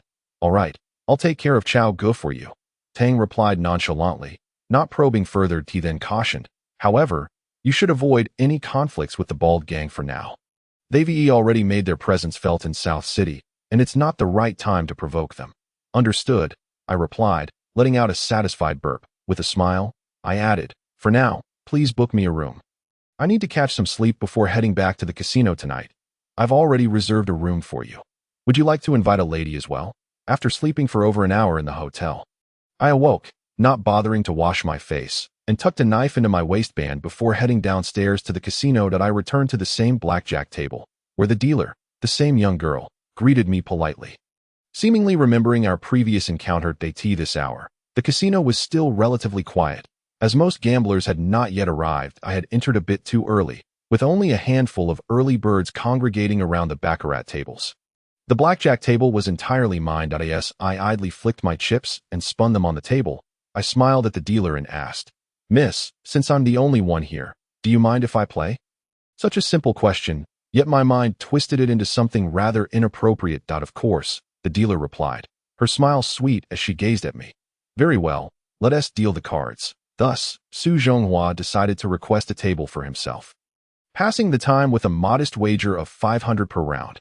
Each time the dealer, a young lady, witnessed old Su's cards busting, or when she herself drew cards beyond 17 points to ultimately defeat old Su with a blackjack or a total of 21. She appeared somewhat guilty and embarrassed. Su Zhonghua could discern her desire for him to win. However, the reality of the cards laid before them was unchangeable, for after all, she was merely earning a wage from another, and the outcome of the game was the concern of the house. Moreover, should old Su win, he might even bestow upon her a small tip. This sentiment, one could surmise, was common among dealers across all casinos. For instance, in larger establishments, regular patrons often tipped the dealers during moments of loss, It was not uncommon for dealers to feel anxious on behalf of these frequent visitors, although they could not directly assist. Some would subtly alter their customary shuffling techniques in hopes of bringing good fortune to those who generously tipped them. Therefore, such behavior could hardly be deemed as traitorous. After losing over 2,000, Su Zhonghua felt a pang of embarrassment, yet he maintained an air of indifference, attempting to project himself as a man of wealth. As time went on, more players began to fill the remaining seats. Upon a cursory glance, Su Zhonghua noted that the newcomers bore a weary demeanor, indicating they were likely not locals, but rather gamblers from other provinces. At this juncture, his phone buzzed in his pocket. Without glancing at his cards, he retrieved his phone to find a call from Tangbao. Su. Keep an eye on the last 3 players at your table. They're the ones I want you to watch closely. Old Su acknowledged with a brief response before ending the call. The sudden realization that the individuals seated beside him were potential targets for cheating filled him with excitement, and he adjusted the horn-handled knife at his waist, ready to act at a moment's notice. Maintaining a facade of nonchalance, Old Su began to scrutinize each of them. The final player was a gaunt young man, so thin that a gust of wind could easily sweep him away. He spoke with a clumsy Mandarin, his accent reminiscent of someone from Sichuan. The second individual was a rotund man, with a broad face and high cheekbones, his large physique contrasting with the glimmer of familiarity that flashed in Su Zhonghua's mind. Though he could not quite place it, the third was a middle-aged woman of modest height, her speech tinged with a northeastern accent, likely from the Xiaoyang area, as she frequently uttered phrases like "we" and "chubby." Su Zhonghua observed this peculiar assembly, puzzled by how such disparate individuals had come to be together. As he listened to their conversation, he gathered they had just arrived from Guangdong and headed straight to the casino upon disembarking from the train. Their chatter revolved around discussions of who had secured valuable merchandise and where it had been obtained, banter that seemed trivial and devoid of any coded language suggestive of cheating. The second man, the hefty one, was clearly a seasoned gambler, incessantly twirling his chips in his fingers, deftly maneuvering the top chip to the bottom and vice versa, a standard practice among casino patrons. They engaged in idle conversation. Oblivious to the dealer's tight-lipped demeanor, her lips occasionally pursed in dissatisfaction, likely due to her disdain for their presence. This was particularly evident during their turns to draw cards. For instance, when the rotund man, holding a total of 16, was asked if he wished to draw another card, he habitually tapped the table without vocalizing his decision. The dealer, seemingly anticipating his hesitation, swiftly produced a card for him, as if fearful of his sudden change of heart. Unfortunately for him, the card turned out to be a face card, leading to his immediate explosion. Visibly displeased, the hefty man pointed accusingly at the dealer, exclaiming, "What the hell? I haven't even said I wanted to draw." The dealer, not one to be easily intimidated, retorted, "Sir, your tapping indicates a request for a card. I can only interpret your gestures." The rotund man seemed on the verge of an outburst, but his companion restrained him. The rules of the casino were clear. A tap on the table signified a request for a card. Observing them for some time, Old Su finally understood why the dealer harbored such animosity towards these players. Regardless of their winnings, they never left a tip, and when luck was not on their side, they resorted to complaints. Truly an irksome behavior. Chapter 68. Observations of cheating. The trio consistently wagered the maximum, with each person guarding 1 or 2 betting spots. After watching for a while, Su Zhonghua found their patterns perplexing. Their consistent full bets suggested they were indeed skilled calculators. Their winning streak was remarkable, and at times, the last player would hold a total of 10 and forego drawing, allowing the dealer to bust them instead, creating an illusion that they could see through the cards. However, the rules of blackjack permitted such strategies, so it could not be solely concluded that they were cheating. Many seasoned gamblers employed similar tactics, waiting for the dealer to inevitably bust them. Before long, they had amassed over 50,000 in winnings, each of them gleaming with satisfaction. Yet, they exhibited no greed, promptly exchanging their chips for cash through the middle-aged woman, after which they hastily exited the casino, leaving Old Su utterly baffled. He had failed to comprehend their swift departure, and it left him feeling frustrated, contemplating charging at them with his knife to compel them to return for another round. With their absence, Su Zhonghua remained seated, still unable to grasp the situation. Lost in thought and no longer placing bets, replaying their actions in his mind regarding when they chose to draw cards or not. His inaction did not sit well with the surrounding gamblers, who voiced their displeasure. urging him to either gamble or vacate the table. That a particularly slender individual, seeing Su Zhonghua's unwillingness to give way, attempted to push him aside, only to be startled by the prominent outline of a knife handle at his waist. He quickly backtracked, nervously saying, "Brother, my apologies, I acted impulsively. Please, continue sitting here." This commotion roused Su Zhonghua from his stupor, and he quickly donned an expression of regret, returning to the table to place his bets. That day, Su Zhonghua continued to pass the time at the table in a distracted manner, seething with frustration at the thought that he might have overlooked a cheat. How could he possibly have missed such obvious trickery? Moreover, these individuals hardly appeared to be adept con artists. They seemed more like petty vendors dealing in merchandise. Had he truly misjudged the situation? That evening, old Su retired early to his hotel room.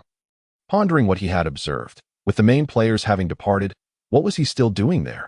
If he failed to identify the cheats, his reputation would be severely tarnished. Lying in bed, he replayed their actions at the blackjack table over and over.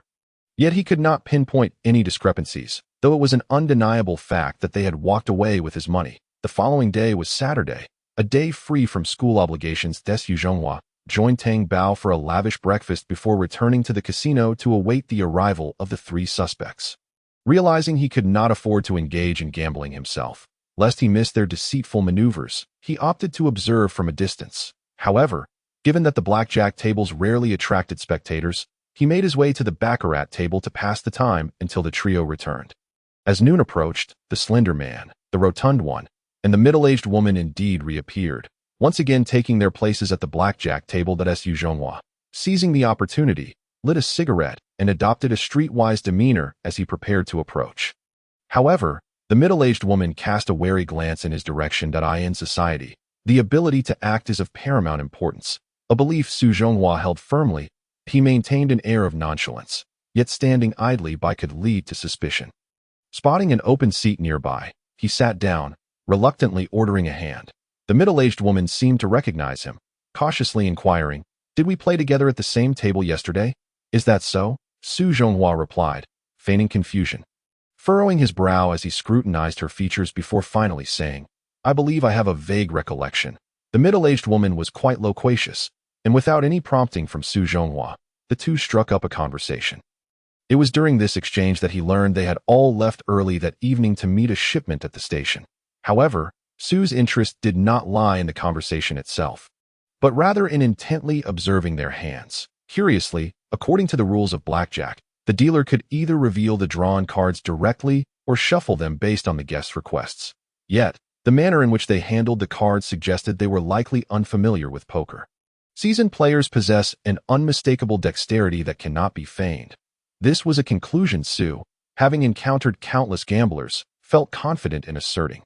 Furthermore, they rarely requested to shuffle the cards, preferring to have the dealer reveal them outright. Yet, despite this, they consistently emerged victorious, with the dealer frequently self-destructing or drawing cards that perfectly complemented their own, minimizing the likelihood of busting dead on occasions. The slender man seemed to intentionally draw cards, pushing his hand to the brink of busting. And if he had not continued drawing, the cards he would have dealt to the dealer would have formed a strong hand to catch cheaters. One must possess patience. Su Zhonghua, typically impulsive, remained composed and continued to observe them discreetly. The last position at the table was occupied by the slender Sichuanese man, followed by the middle-aged woman, and then the rotund man, a seating arrangement identical to the previous night. Su's focus was particularly drawn to the slender man, as the outcome of the dealer's hand often hinged on whether the last player chose to draw additional cards. Time and again, both the middle-aged woman and the hefty man followed the slender man's lead. If he opted to stand, they too would resolutely refrain from drawing. Conversely, when the slender man suggested drawing, they complied without hesitation. There was an instance when the slender man's final hand totaled 17. While the dealer's face-up card was a queen, representing 10 points, the slender man decisively chose to draw again, resulting in a face card that caused him to bust. Following this, the dealer drew a 5, which, being insufficient to reach 17, necessitated another draw, ultimately leading to the dealer busting. Consequently, the slender man lost 2,000, while both the rotund man and the middle-aged woman emerged victorious, leaving Su with the realization that this group was consistently profiting. Such scenarios had occurred repeatedly, with the slender man's losses seemingly ensuring the dealer's hand remained poor, thereby securing victories for the other two. If they were indeed cheaters, they exhibited an extraordinary level of skill. Yet, Su could not discern their methods or the means by which they manipulated the game. Swapping cards without detection in front of Su Zhonghua was a feat he firmly believed was impossible. Regardless of how swift one might be in their sleight of hand, a flaw would inevitably reveal itself, an imperfection that no one could entirely conceal, thus necessitating that it be hidden in the most inconspicuous manner. Chapter 60, Errors of Errors. P.S. This chapter is a repetition and should be skipped. The trio consistently placed full bets, with one person covering one or two positions. Su Zhonghua found it peculiar. Their unwavering full bets suggested they were indeed skilled calculators. Their winning streak was remarkable, and at times, even when holding a total of 10, they would choose not to draw, allowing the dealer to take the hand. Almost as if they could predict the outcome. However, the rules of blackjack permit such strategies, so one cannot simply conclude they were cheating based on this behavior alone, as many seasoned gamblers often adopt a similar approach. Waiting for the dealer to self-destruct, before long, they had amassed over 50,000, their faces gleaming with satisfaction. Yet, they exhibited no greed, handing over their winnings to the middle-aged woman to cash out. After a brief exchange of murmurs, they exited the casino in a flurry. This left Su perplexed. He had not grasped the situation, and the fact that they left with their winnings frustrated him greatly. He contemplated rushing over with a knife to compel them to return for another round. With the crowd dispersed, Su remained in his seat, still puzzled, deep in thought about their decisions to draw or stand. The other players around him grew impatient, vocalizing their displeasure. If he wasn't going to bet, he should move aside. One particularly slender individual, noticing Su's reluctance to yield, attempted to push him aside but abruptly halted upon catching sight of the bulge at Su's waist, outlining the shape of a knife's handle. Startled, he quickly backtracked, saying, "My apologies, brother. I acted rashly. Please, you sit tight." Such commotion snapped Su out of his daze, and he quickly donned a mask of contrition, resuming his betting at the table. That day, Su Zhonghua continued to play absent-mindedly, his mind aflame with frustration at the thought of being outsmarted by a group of apparent amateurs. How could he have missed their deceit? After all, they hardly seemed like professional cheaters, merely petty traitors.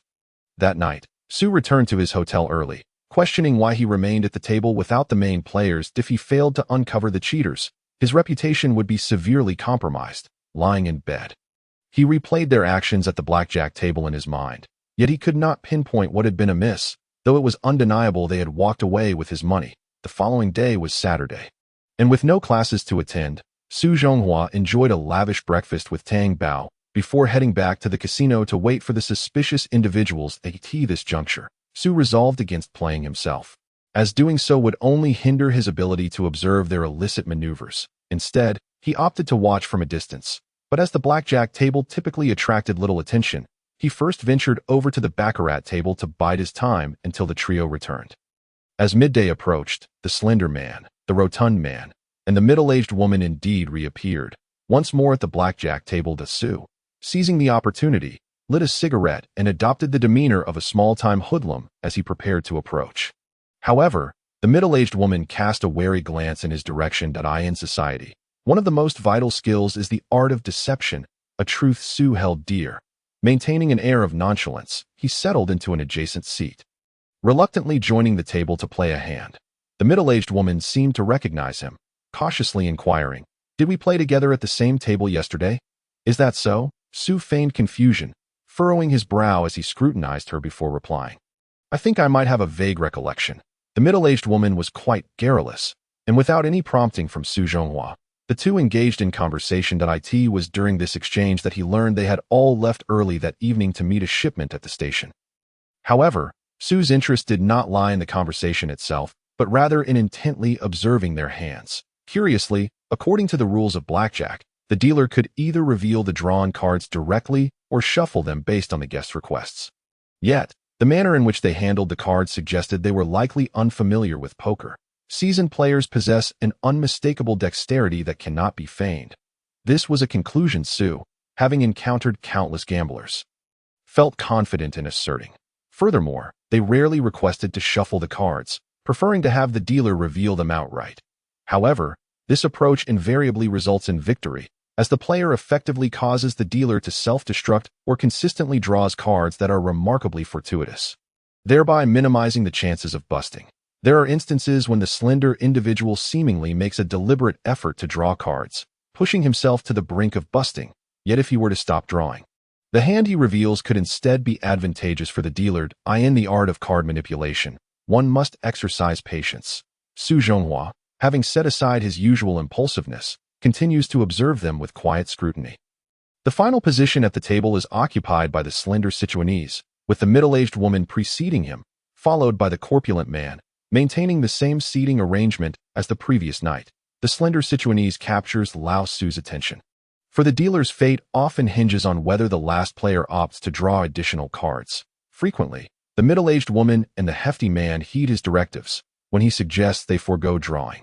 They comply without hesitation. Conversely, when the slender man advocates for drawing, they are emboldened to follow suit. The particular incident arises where the slender player's final hand totals 17, while the dealer reveals a queen, equating to 10. The slender man decisively chooses to draw again, pulling a face card that leads him to bust. Subsequently, the dealer draws a 5, lacking the requisite 17 points. The dealer must continue to draw.